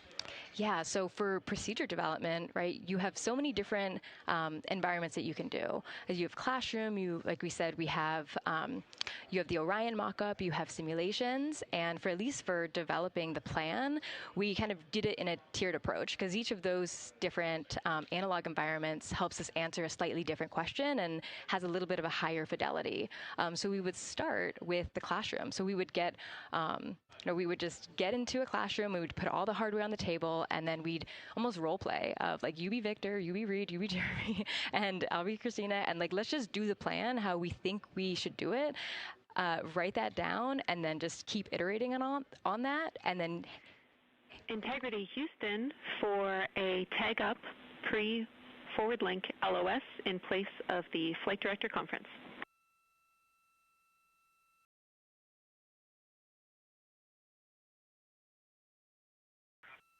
Okay, Jenny, we're ready.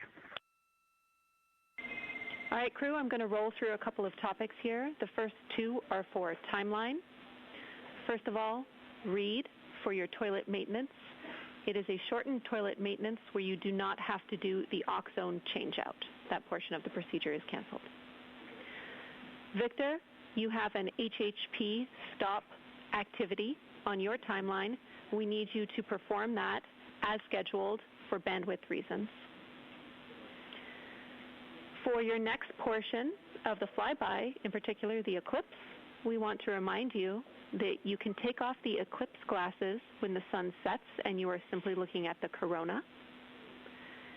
And then finally, for the D5 with the long or zoom lens, which is set for solar corona, we want to remind you that when you are capturing Earth shine, you will likely have to adjust the exposure. That's all I have for you. Let me know if you have anything for us.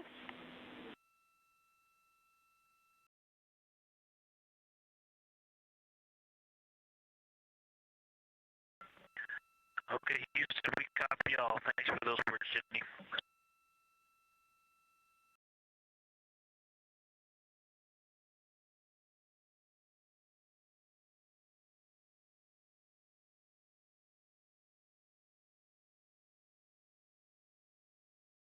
All right, just a quick call up to the crew ahead of a forward link LOS, meaning that we won't be communicating with them, but we will be receiving their communications and data during that time frame. So, Angela, we were talking about analog environments. You were telling me about the classroom and getting in there and pretending who's Victor, who's Reed. Tell me more about this. Yeah, it works pretty well. So you're going to do the plan how you expect it to be, and then once we finalize that plan, we'll give it to a completely new group of people and have them practice it, and then they'll be like, these steps don't make sense, and we'll reiterate on it over and over. Then we'll take it to a higher fidelity environment like the Orion mockup, and we'll do the same thing because that volume is smaller, the window placement, their seating, what things have we forgotten with this, addition of this this environment. And then once we, reiterate on that, we'll take it then, we'll give it to the crew and have them execute off of it during mission simulations. That's the highest fidelity that we can do before we send it to space. So this is the first time we've had to do this because we're a brand new console, and it just sparks so many neurons of like, how are we going to do this for surface missions and integrate this in so many different ways. So excited to have kicked off this process, but there's so much more to come. Fascinating. And I think it was really well thought out too, because each crew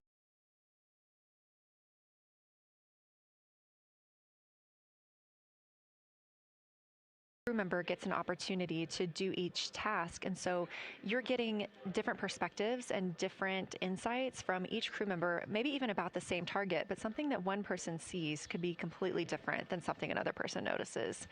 So we also know that Artemis II has traveled. They're now on their way home, but they traveled farther from the moon than the Apollo missions did. So what makes that vantage point scientifically interesting? Yeah, observations are so fundamental in the scientific toolkit, particularly observations from different perspectives, different scales, and with different techniques. And so for this, so we really tried to make the plan to optimize those. There's pros and cons for all those things for this mission. So we really just focused the plan to have all those pros. So in terms of scale, this zoomed out scale, you can learn different things. This different perspectives. So their perspective, as Kelsey talked about, photometry around with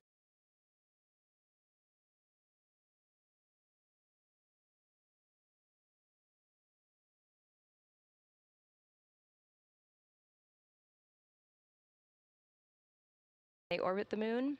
And then also just their different the different things they're able to observe. So yeah, let me talk a little bit about scale, because I think observations at different scales, you can gain a lot of different information. So like, for example, if you were an astronaut on the surface looking at a rock, and you describe at this micro scale. So in training, we kind of talk about observations from micro to macro, or from outcrop to orbit. So looking at, a rock at this scale, you can describe its components, you can describe what it's made of and its colors and its minerals. And you're like, okay, and this rock came from this boulder, and it's this part of this boulder, and these are the different things that I'm observing around, that gives me context to this sample. And then you zoom out a little bit more, and you're like, okay, well, I can see that this boulder came from, it rolled from this mountain ridge, or this high ridge feature. And then because I can see the trail that it came from, okay, now let me describe this ridge.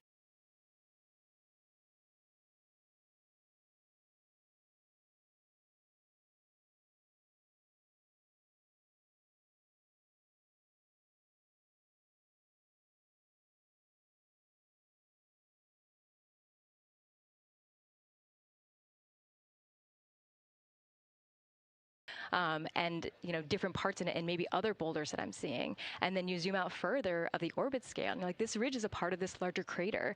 So all of those different steps give you different information, and so that's why observations at these different scales and these different perspectives are so important. So this zoomed out kind of far view is this full lunar disk view. It's the full lunar. On Earth, we see the full lunar disk as well, but now we're able to see it on the far side, and we're able to see it all at the same time, which enables the astronauts to compare very quickly to different parts of the surface. And the color particularly is very compelling, because you can just be able to very quickly compare from 3 different regions. Is it in the same family? Is this actually a little bit different? Compare that to what they see in their orbital data that they have access to on their portable computers, and really just be able to tease out that nuance and information. Yeah, we heard them make a lot of those connections today, and especially the color. We talked with Kelsey about this a little bit, just how exciting it was to hear the browns and greens and things like that. I cannot wait to see those pictures. Yeah. So one last question. We are coming up on the last lunar flyby observation block, and this is when we are going into a solar eclipse. So can you tell me what you're interested in the crew learning during that time frame? Yeah, so the data set So yes, there's so many things. How to pick one. So I'd say the thing that I'm most interested in seeing is some of their annotations that they're taking.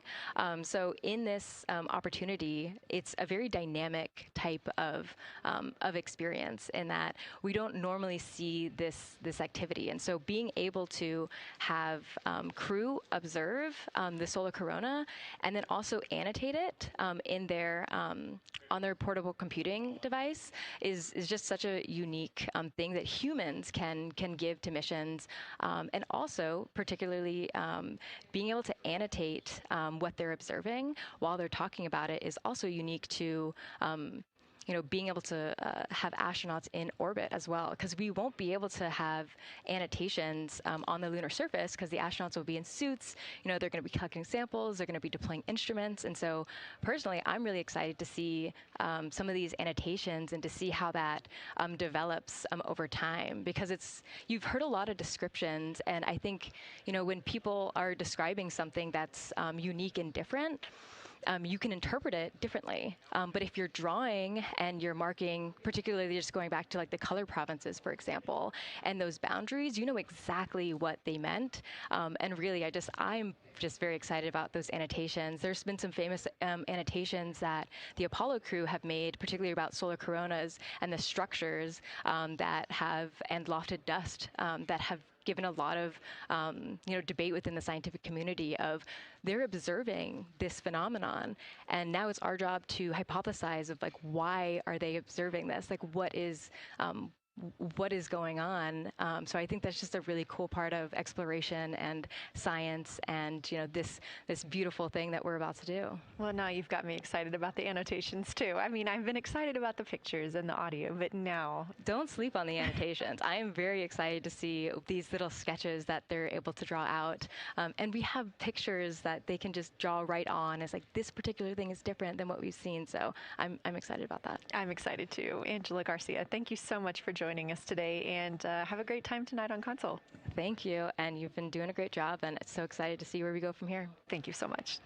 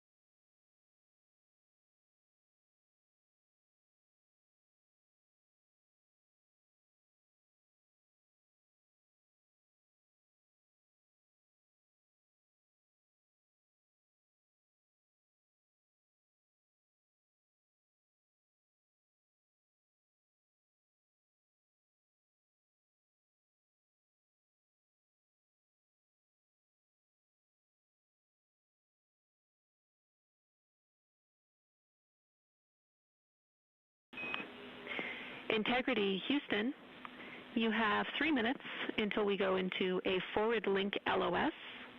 We will be back up with you in about an hour during the eclipse on Madrid.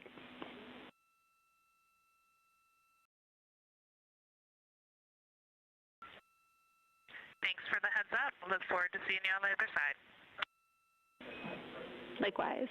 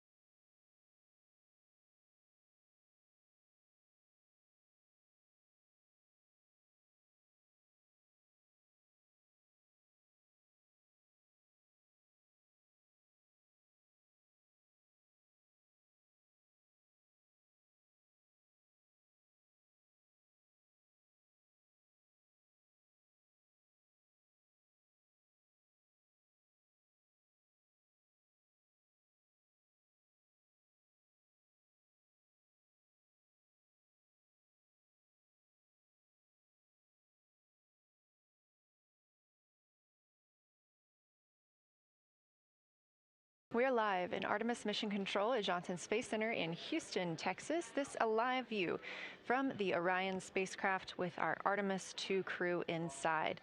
That's Reed Wiseman, Victor Glover, Christina Cook, and Jeremy Hansen. We are still live for our lunar flyby coverage. The crew is in a short break while the spacecraft is pivoted away from the moon.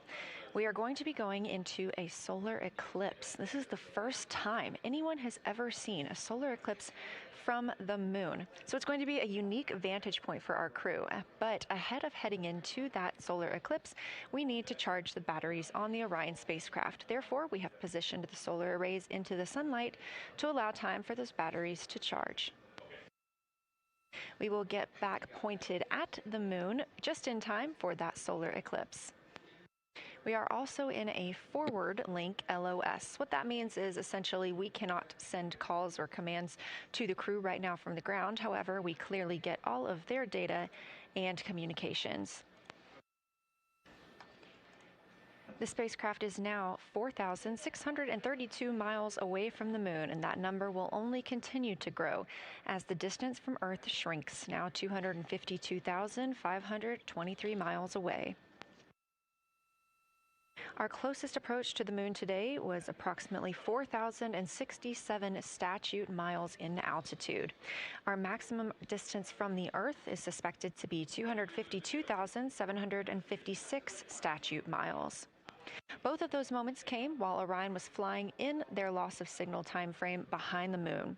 The crew also set that new record today, beating the Apollo 13 record of distance from Earth.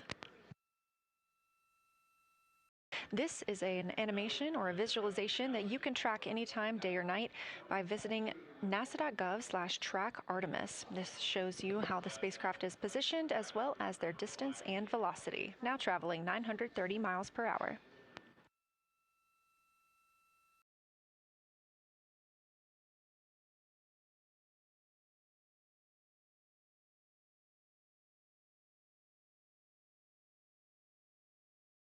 During this break in their time today, the crew is working on a couple of other tasks. Some of those include their National Geographic timelined test. National Geographic was selected through a competitive process by NASA to help tell the story of Artemis II. So you've seen the crew with some GoPros inside the cabin, taking videos and pictures, and with other cameras as well.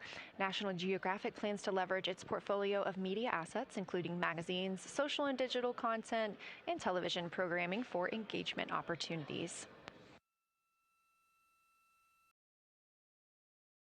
Throughout the flight, the crew has been timelined a little bit each day to film from a shot list provided by National Geographic, and that includes their morning routine, talking with their families, exercising, and just their overall thoughts about the mission. And I cannot wait to see that footage.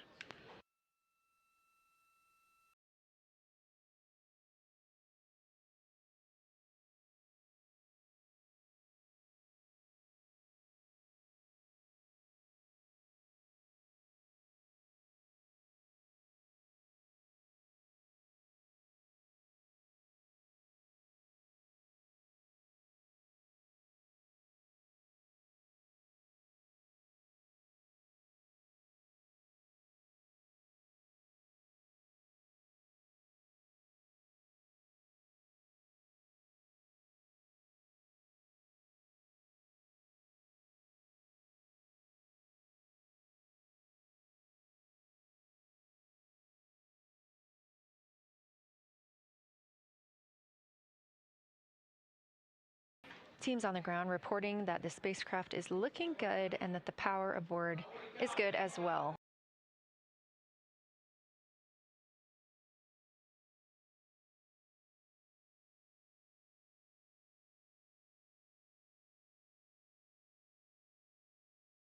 All setting us up in a proper position before eclipse.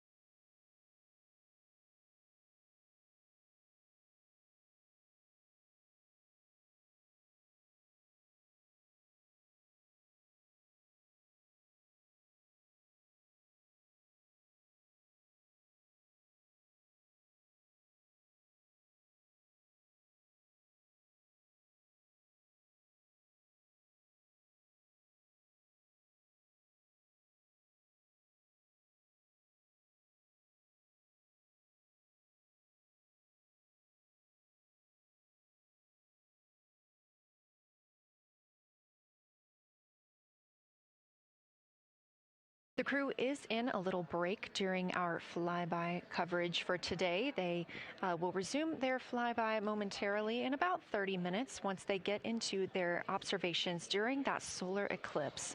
Now, the moon is our nearest celestial neighbor, orbiting Earth at less than 250,000 miles on average. When our astronauts venture there for future Artemis missions, they'll target landing sites near the lunar South Pole. There, ancient rocks, minerals, and trapped water ice will not only provide resources for human explorers, but they may also contain clues to the formation and evolution of our planet and the solar system. Let's learn more about the lunar South Pole with this video featuring Dr. Kelsey Young, Artemis Science Flight Operations Lead. We learned a lot from the Apollo samples, but we still have a lot left to learn about the moon. The Apollo missions visited only a pretty narrow swath of the moon. All the missions were concentrated near the near-side equator. Really interesting and really critical insights were unlocked with the Apollo samples, but we have so many questions still to answer about the moon and the evolution of the moon. And liftoff of Artemis I. We rise together, back to the moon and beyond. NASA's Artemis missions are NASA's plan to send people to the surface of the moon. We'll be sending people and roving assets and scientific equipment to, among other things, answer a lot of really compelling science questions. Scientists have a lot to learn about the moon. It's our nearest celestial neighbor here to Earth, so what the moon has experienced, we've experienced. Except here on Earth, we have things like plate tectonics, oceans, forests, people that erase the rock record. Whereas on the moon, that whole record of our planet's history, of the moon's history, is just kind of waiting there at the surface for us to explore. The South Pole, which is where Artemis missions are going to target, is specifically interesting for a couple key reasons. We think there are volatiles at the South Pole of the moon that are not present near the equator. Things like water and water ice that are trapped in the lunar regolith, which basically just means lunar soil, that can easily become untrapped from that lunar regolith, and scientists can scoop up and study for return to Earth. The lunar South Pole is a really exciting scientific target, and it also comes with some challenges for operating. For example, the lighting environment will change drastically within the course of one mission, and even over sometimes the course of one spacewalk. So preparing the crew members, preparing the hardware that we're sending to the moon, and preparing the mission control teams is really, really important. The South Pole Aitken Basin is particularly exciting. We think it's one of the oldest and largest impact basins in the solar system. And if we can get the right rock from the South Pole Aitken Basin and bring it back to our labs here on Earth, we can use that sample to constrain the entire evolution of our solar system and really understand the timing of how the moon and our planet and the entire solar system evolved.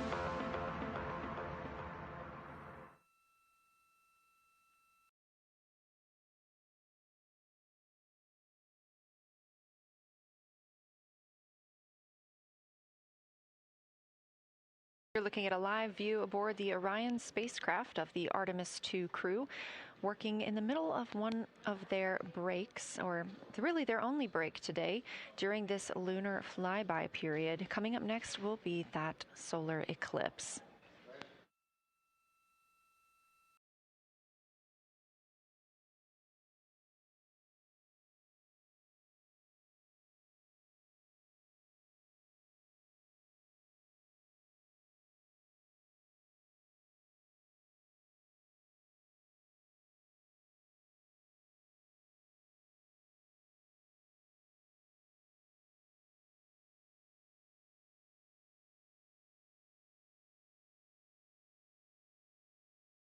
Throughout the Artemis II mission, and of course throughout today, you've likely heard the crew being called with the name Integrity.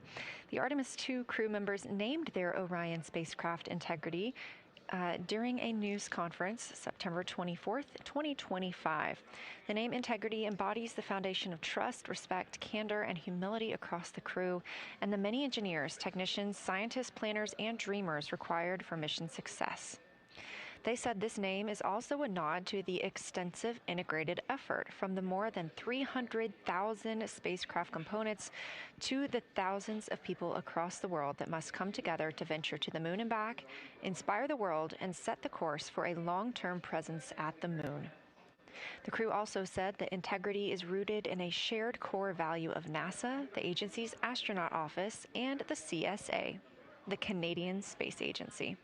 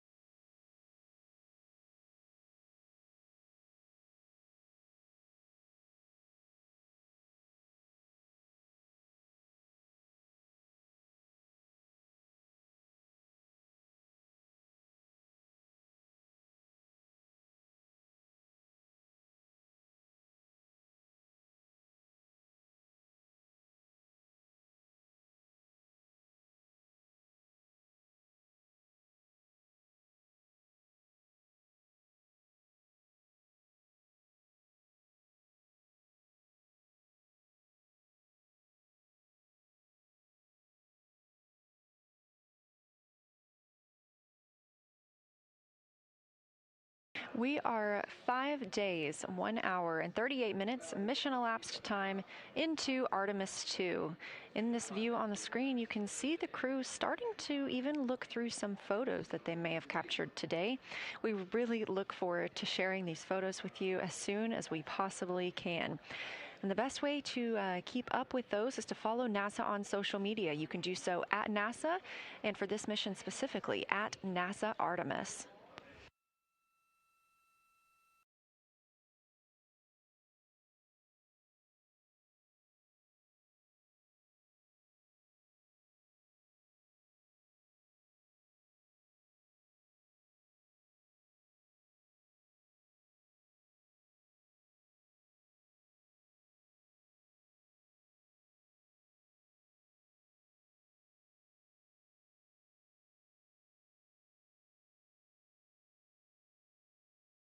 Again, we are in a forward link LOS, or forward link loss of signal with the crew, meaning that we're not able to communicate or send any commands to them right now as they were. This is a tracked event that occurs at times, but they could still provide communications down here to us, and we are obviously still receiving their video and their data.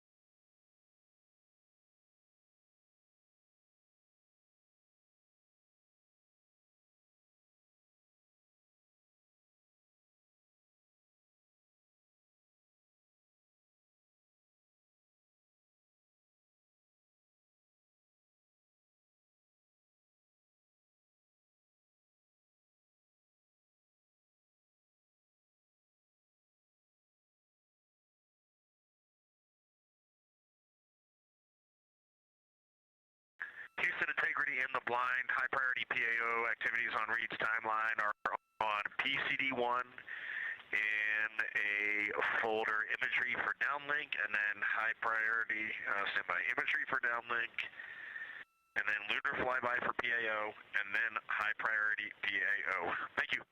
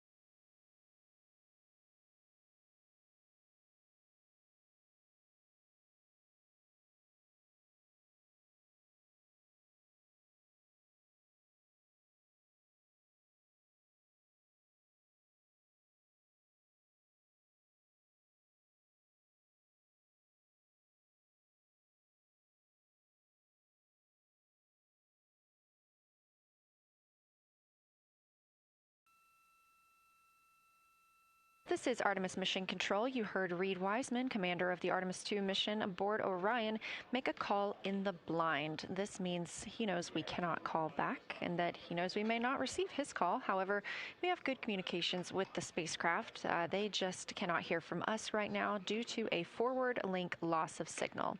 Again, we were tracking that this would occur, and we will regain that momentarily. But that call that came down from Wiseman mentioned some imagery, so we are very much looking forward to getting pictures taken from the moon today. Again, to see those images, make sure you follow NASA on our social media at NASA and at NASA Artemis.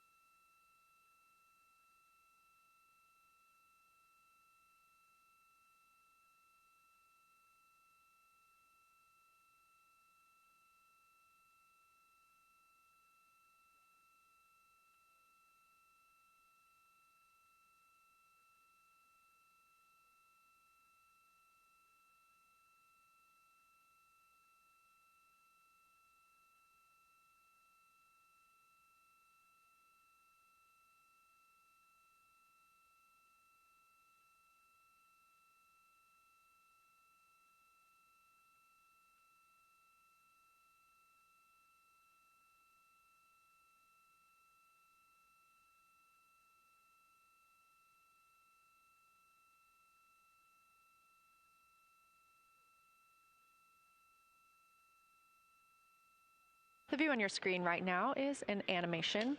This is called Arrow, or Artemis Real-Time Orbit website. You can visit this for yourself at nasa.gov/trackartemis, and you can watch as we continue to grow closer to Earth and farther away from the moon. It's all seemed to happen so fast so far, and we're coming up on splashdown now in 3 days, 23 hours and 31 minutes.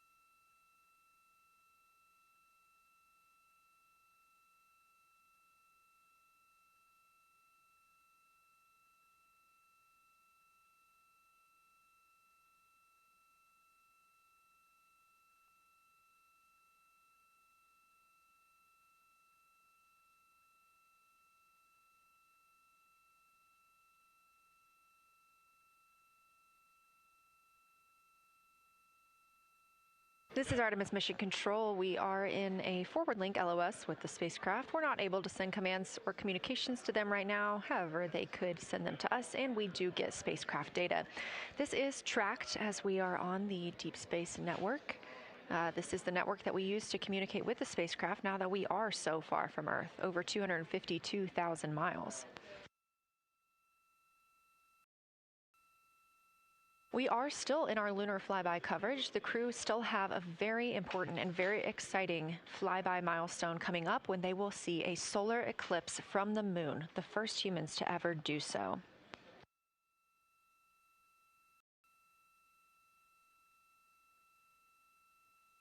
Something that we also have to consider when it comes to our missions and launches is space weather. So since the Apollo 16 and 17 missions, there were some solar eruptions near that time frame that could have been dangerous to our explorers. Over those 50 years since those storms, the data, technology, and resources available to NASA have improved, enabling advancements towards space weather forecasts and astronaut protection, which is key to NASA's Artemis program to return astronauts to the moon.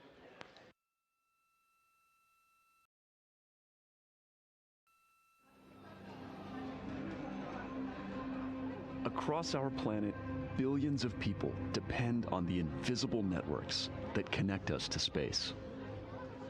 Every day, those networks are at the mercy of our temperamental sun and the space weather that it unleashes across our solar system. That's why NASA's Space Weather Program tracks solar storms from the moment they erupt, modeling their paths, anticipating their impacts, and leading the research that the world's industries rely on. NASA's space weather research and modeling is driven by the needs of society and enables critical decision-making that equips pilots to reroute around high radiation areas, farmers to adjust GPS-based precision planting and harvesting plans, and power grid operators to mitigate the impacts of potential surges. For those exploring other worlds, NASA provides 24/7 space weather monitoring for Artemis crews at the moon and future Mars astronauts who may be exposed to dangerous levels of radiation during solar storms. Whether you're a pilot or a passenger, a farmer or a consumer, a power grid operator or energy customer, a satellite controller or GPS user, space weather impacts us all.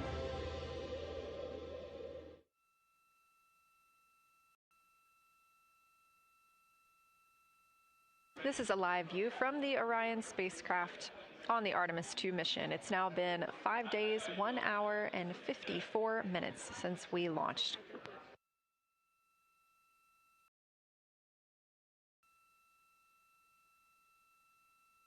We are still in our flyby coverage, and the crew is on a short break right now as we have changed the attitude of the spacecraft to help charge the batteries aboard. We use the solar arrays to gather energy from the sun and store it in the batteries. That way, when we are not in the sunlight, we have those batteries to continue powering Orion.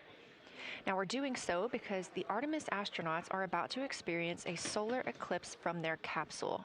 And this is a solar eclipse that no one else on Earth will experience.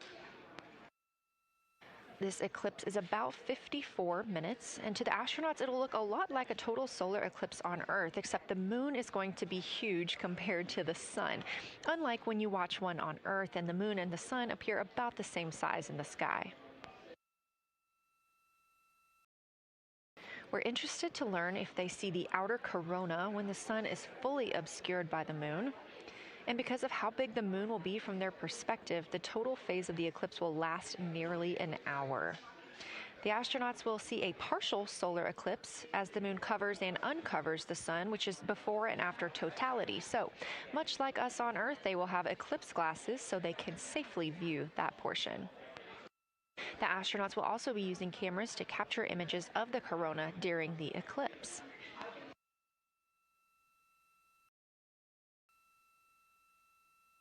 There also may be some other planets visible during the eclipse, including Venus, Saturn, Mars, and Mercury. If they can identify what part of the sky they're looking at, this can help train future Artemis astronauts on what part of the sky they're seeing. This provides useful knowledge in challenging situations when they may need to rely on that information instead of instruments for navigation and orientation.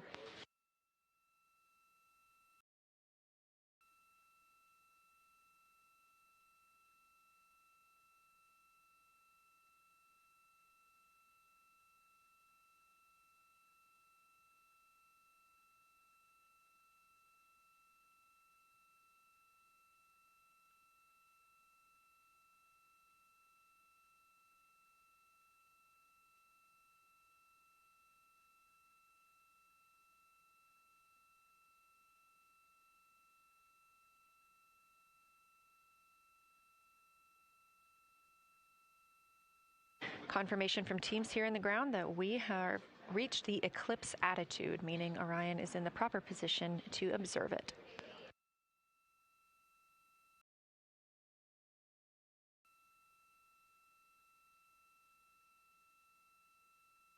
The astronauts' break during this observation period is now over, and we are resuming their lunar flyby observations.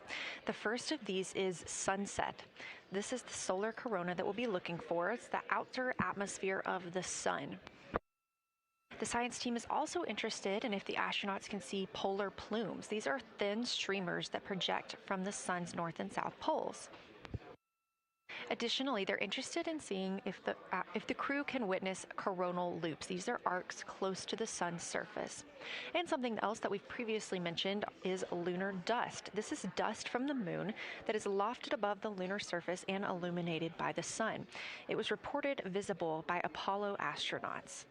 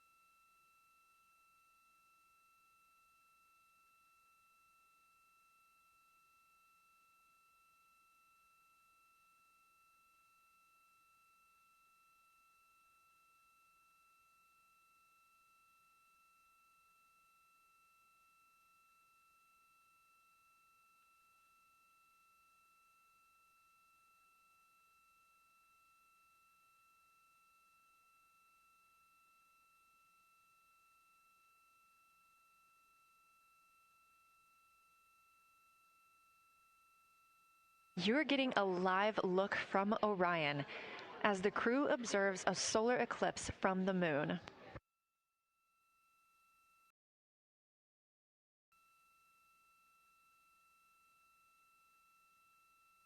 Again, this solar eclipse is only visible to the crew on the spacecraft. It's not visible to anybody on Earth. The science team is interested in several different targets for them during this time frame. And we're personally looking forward to getting those images as well. Again, during the beginning portion of this eclipse, the astronauts will need to use eclipse glasses, just like we do from Earth, to safely view it. Once the moon has completely covered the sun, they'll be able to take off those glasses for almost an hour. Totality on Earth during a solar eclipse lasts only a couple of minutes. So this opportunity gives them a chance to look out into deep space and to look into see if there are other planets nearby.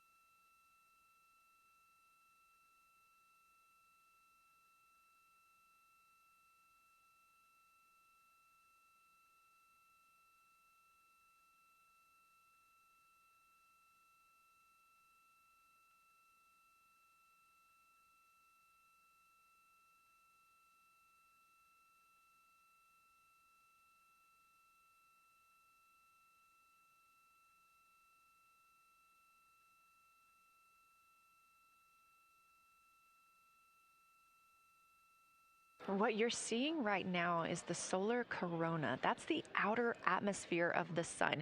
And the science team is very interested in any images that the crew can capture of this. They're hoping that they'll take pictures and describe the visibility, color, and shape of the solar corona as a whole and its substructures, those plumes and streamers.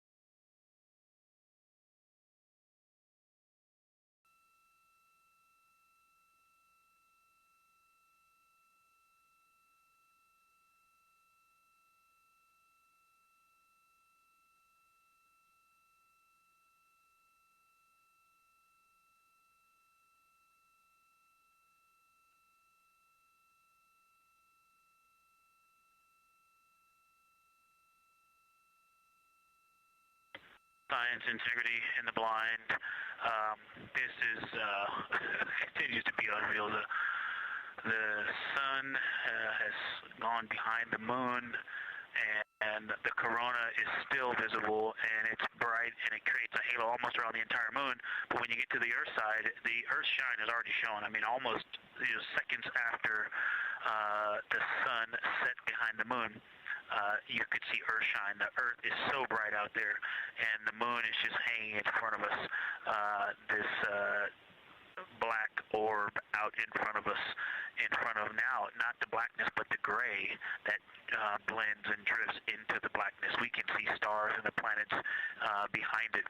And Christina is in window 1, Reed is in window 2 with the long lens, and Jeremy is describing it in window 3, and it is quite an impressive sight.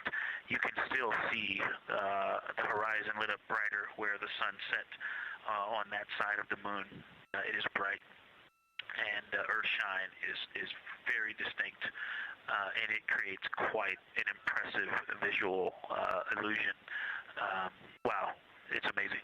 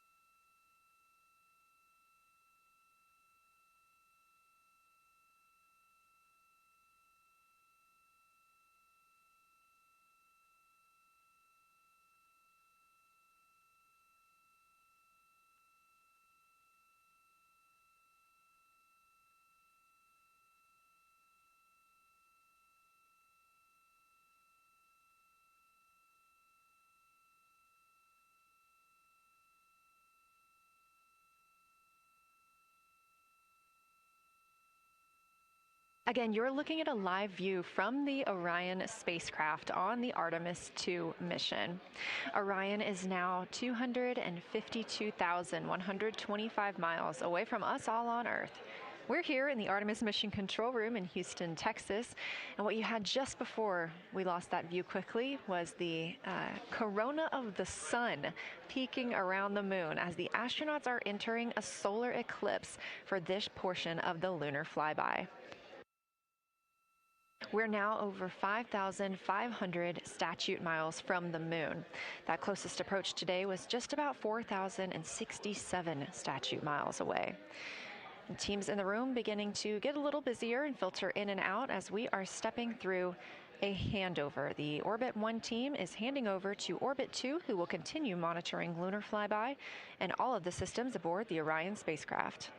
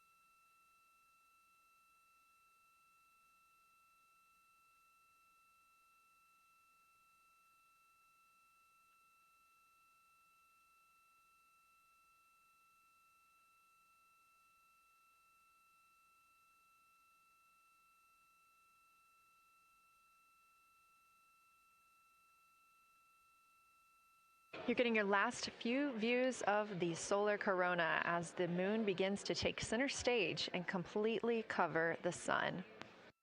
If you see that bright dot up near the top left of your screen, we think right now that that may be a part of the spacecraft, but we'll be sure to correct that if we end up figuring out later that it is something else entirely.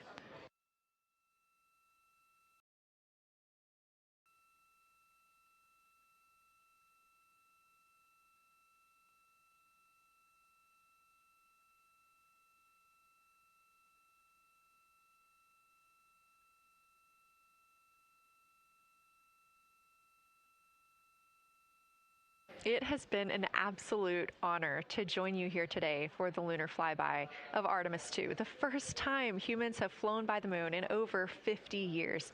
I'm Leah Cheshire Mustachio, and I'm excited now to hand over the game is shifting around in the windows, and we are transferring settings on the camera to pick up Earthshine, and it is amazing. The brightness where the corona, where the sunset is still bright. I think there may still be corona visible, but that part of the horizon is still lit brighter, and you still have a distinct Earthshine.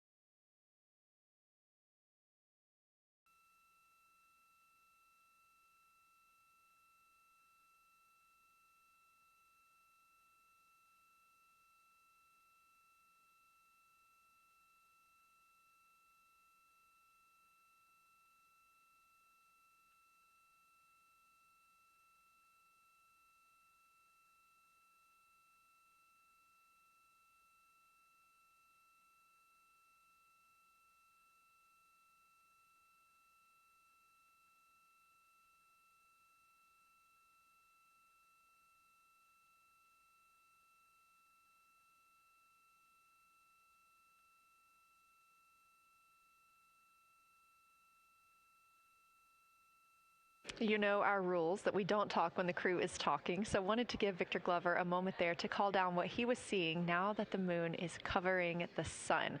A really amazing time during today's lunar flyby. Again, thank you so much for letting us help tell this story today. I am Leah Cheshire Mustachio, handing it over to my friend Anna Schneider at the PAO console as the Orbit 2 team comes to join us. So thank you so much, and I hope you all enjoy tonight. Anna, you can take it away.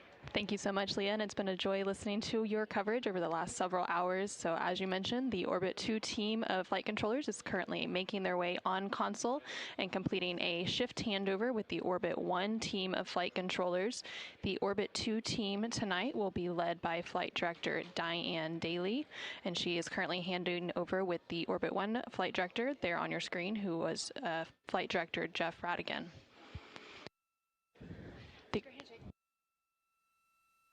The Artemis II crew currently on board the Orion spacecraft. It continues to observe the eclipse that they are witnessing. There's about 43 minutes remaining in that eclipse period.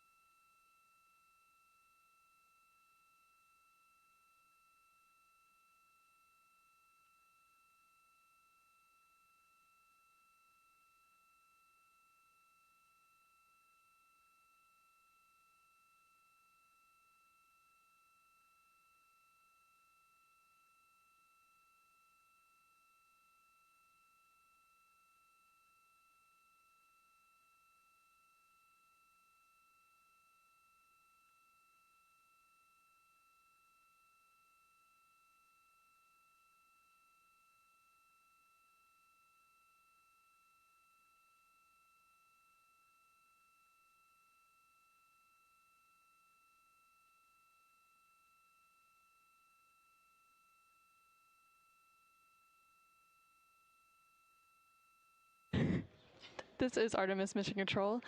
You are currently seeing a live view of the solar array wing cameras on the Orion spacecraft. We spoke with our science team, and they did determine that that dot in the distance is Venus.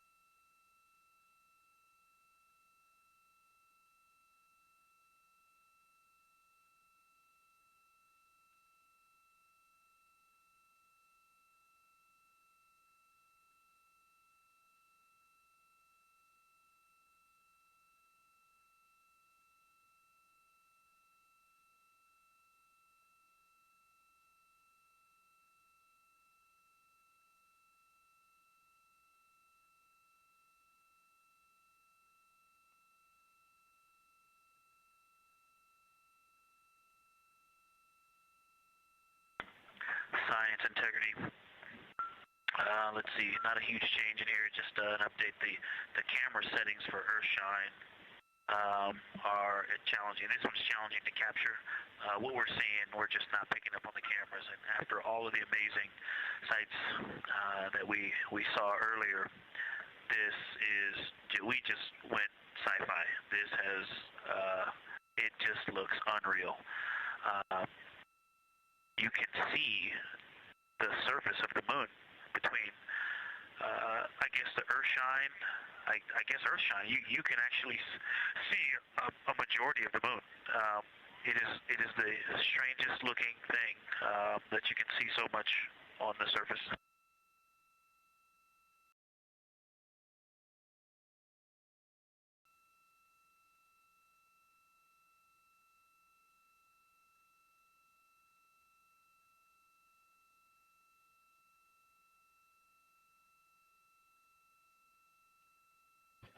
This is Artemis Mission Control. You were just hearing some communications called down from NASA astronaut Victor Glover, currently on board the Orion spacecraft. They are currently observing an eclipse. There's about 39 minutes remaining in that eclipse period. Currently, we are in a forward link LOS, or loss of signal, so the crew can communicate down with... He's seen 2 meteors, science.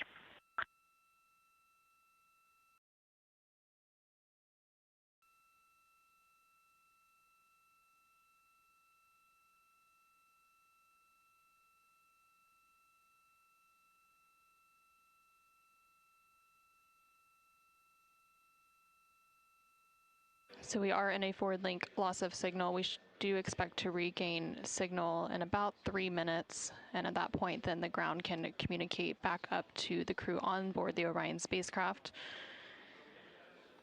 In the meantime, the crew can continue to communicate down to the ground. The ground is just unable to respond, so they are continuing to provide some science observations during this eclipse period. They've made some comments about Earth shine, which is the sunlight reflected from Earth when they come around towards the moon's near side late in this flyby window.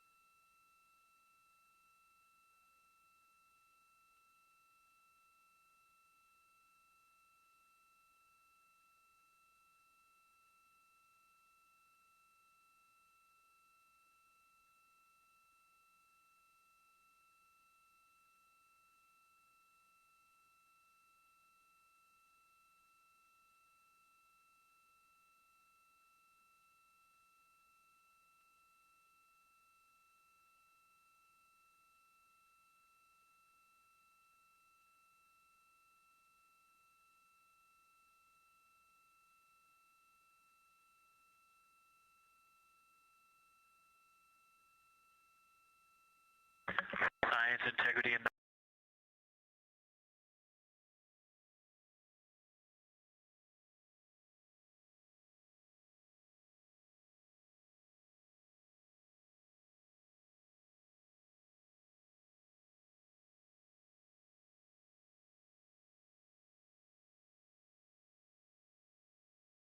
blind. The glow around the moon is beginning to become a little bit more even. It's not so much distinct just where the sun set on the moon's horizon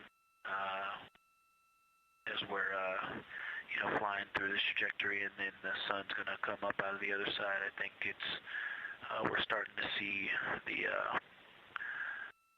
glow around the moon get balanced out. I still see Earthshine, and the Earth is very bright out there. Still quite an unreal sight. Integrity Houston, we have that sit rep loud and clear, and we are back with you. How do you hear me?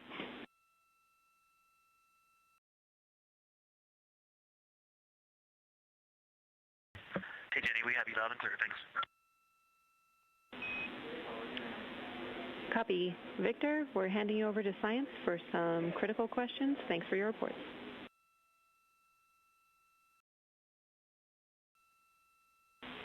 Integrity Science, we were loving your science sit reps in the blind, and it should come as no surprise that we have a number of follow-up questions. First, you mentioned Reed observing meteors. Can you speak to that? Were you referring to comets or impact flashes or something else?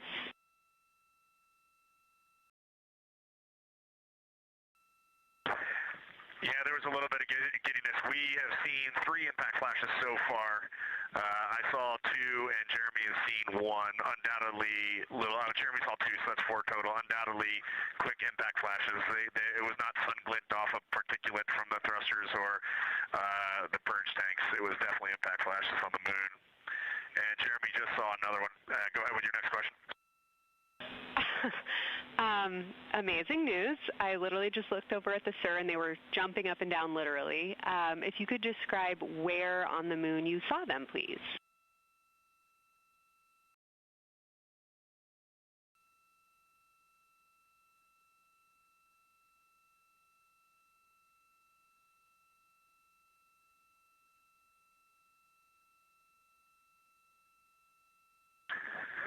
So they've all been either on or a bit south of the equator and on the Earth side of the moon. Stand by.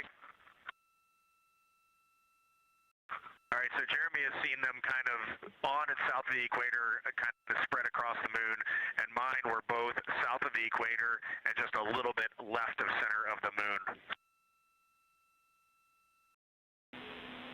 Incredible news, Reed, and reminder, we have citizen scientists here on Earth looking for impact flashes, so hearing you saw them on the near side means that people saw them too.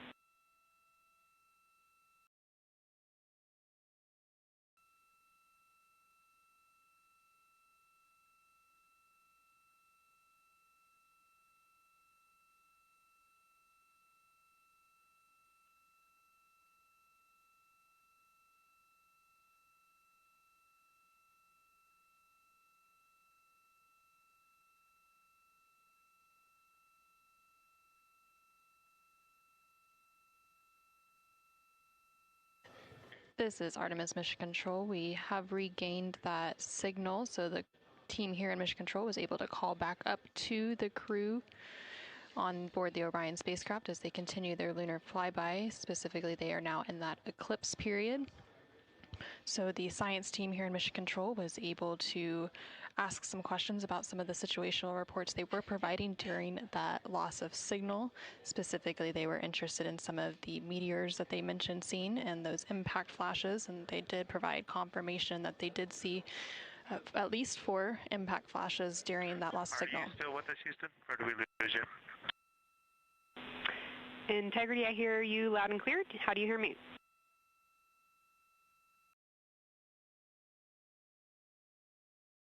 Okay, we got you loud and clear. One of the other things I wanted to describe, which was surprising to me, but The entire moon is lit up. It's glowing behind the entire moon. I thought it would look, dark against the black sky or deep space, but the sun is lighting up the entire limb of the moon. You can see the entire perimeter of it, and even now with the sun far behind the moon, you can still make out little bits of topography around the entire limb, just bumps as you go around it. And there's about the glow around the moon, once your eyes adjust, is easily 10 widths or diameters of the sun around the entire moon.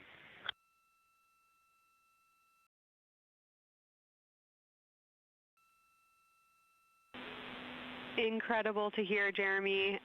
Were you able to actually pick out any discrete features on the lunar surface? And if so, how do they look different than when you observe them in solar illumination?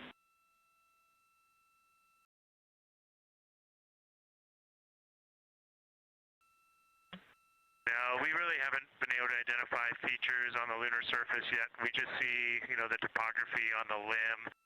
For the Earth glow, we're about a quarter moon, waxing quarter moon, if you will, from the Earth glow perspective, and it's just at a very, just the sight angle. I'm just not able to tell what I'm looking at yet in the Earth glow. Understood. Thanks, Jeremy.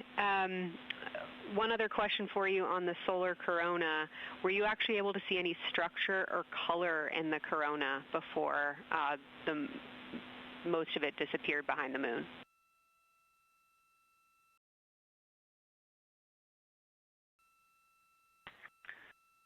Yeah, I didn't pick out any color, but definitely structure. There were streamers, and they were not uniform at all. For me, the 5 o'clock position, there was just this constant streamer. It would change in intensity and diameter, but it was always there, and it was always at the 5 o'clock position. I only saw one plume, and it came out of basically the 3 o'clock position of the sun. That was very short-lived when I could see the plume.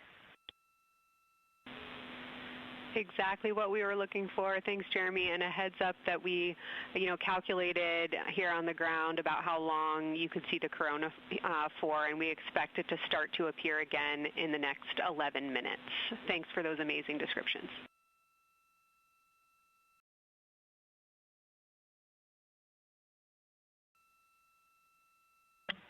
Okay, we're excited to see it all again. Integrity Houston, we're following along as well. That was outstanding. If you haven't already, just reminding you to swap positions at the windows. And that brief LOS we had previously was due to a data rate change expected.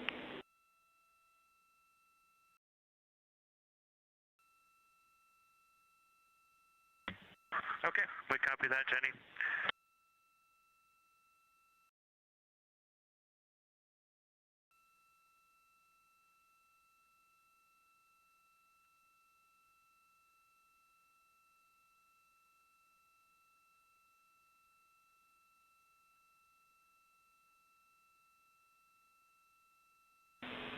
Integrity Science, one more request for you.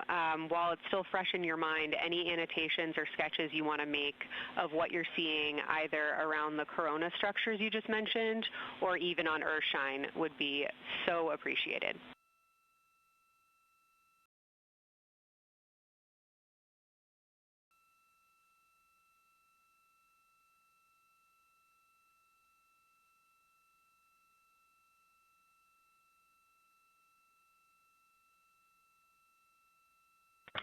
Okay, Kelsey, it's going to be pretty hard to go look at a PCD right now, but we'll definitely try and annotate what we saw. And if the annotations come in the next block where you're cleaning up your documentation, that sounds like a good plan to me.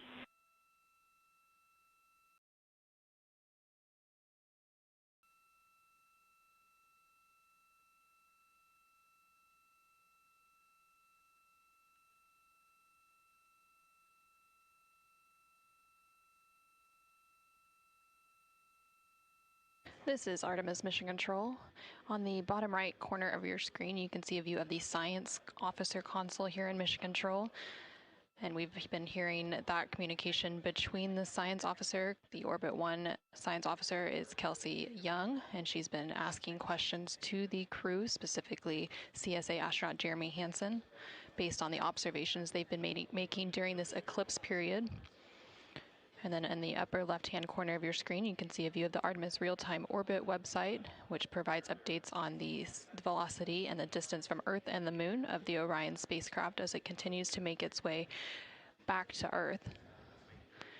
The distance from the Moon will continue to increase at this point. So right now, Orion and its crew are about 6,300 miles away from the Moon and about 251,000 miles away from the Earth.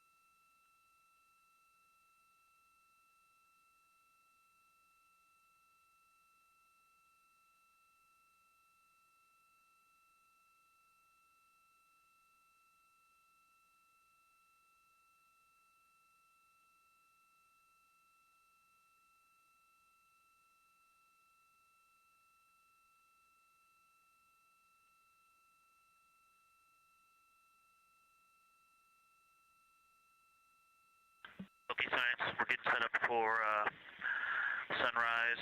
The window teams are, Christina is supporting, and also Azina in window 1. Jeremy's got the long lens in window 2, and the short lens in window 2. And Reed is in window 3, and he has started recordings and is set up to see Corona.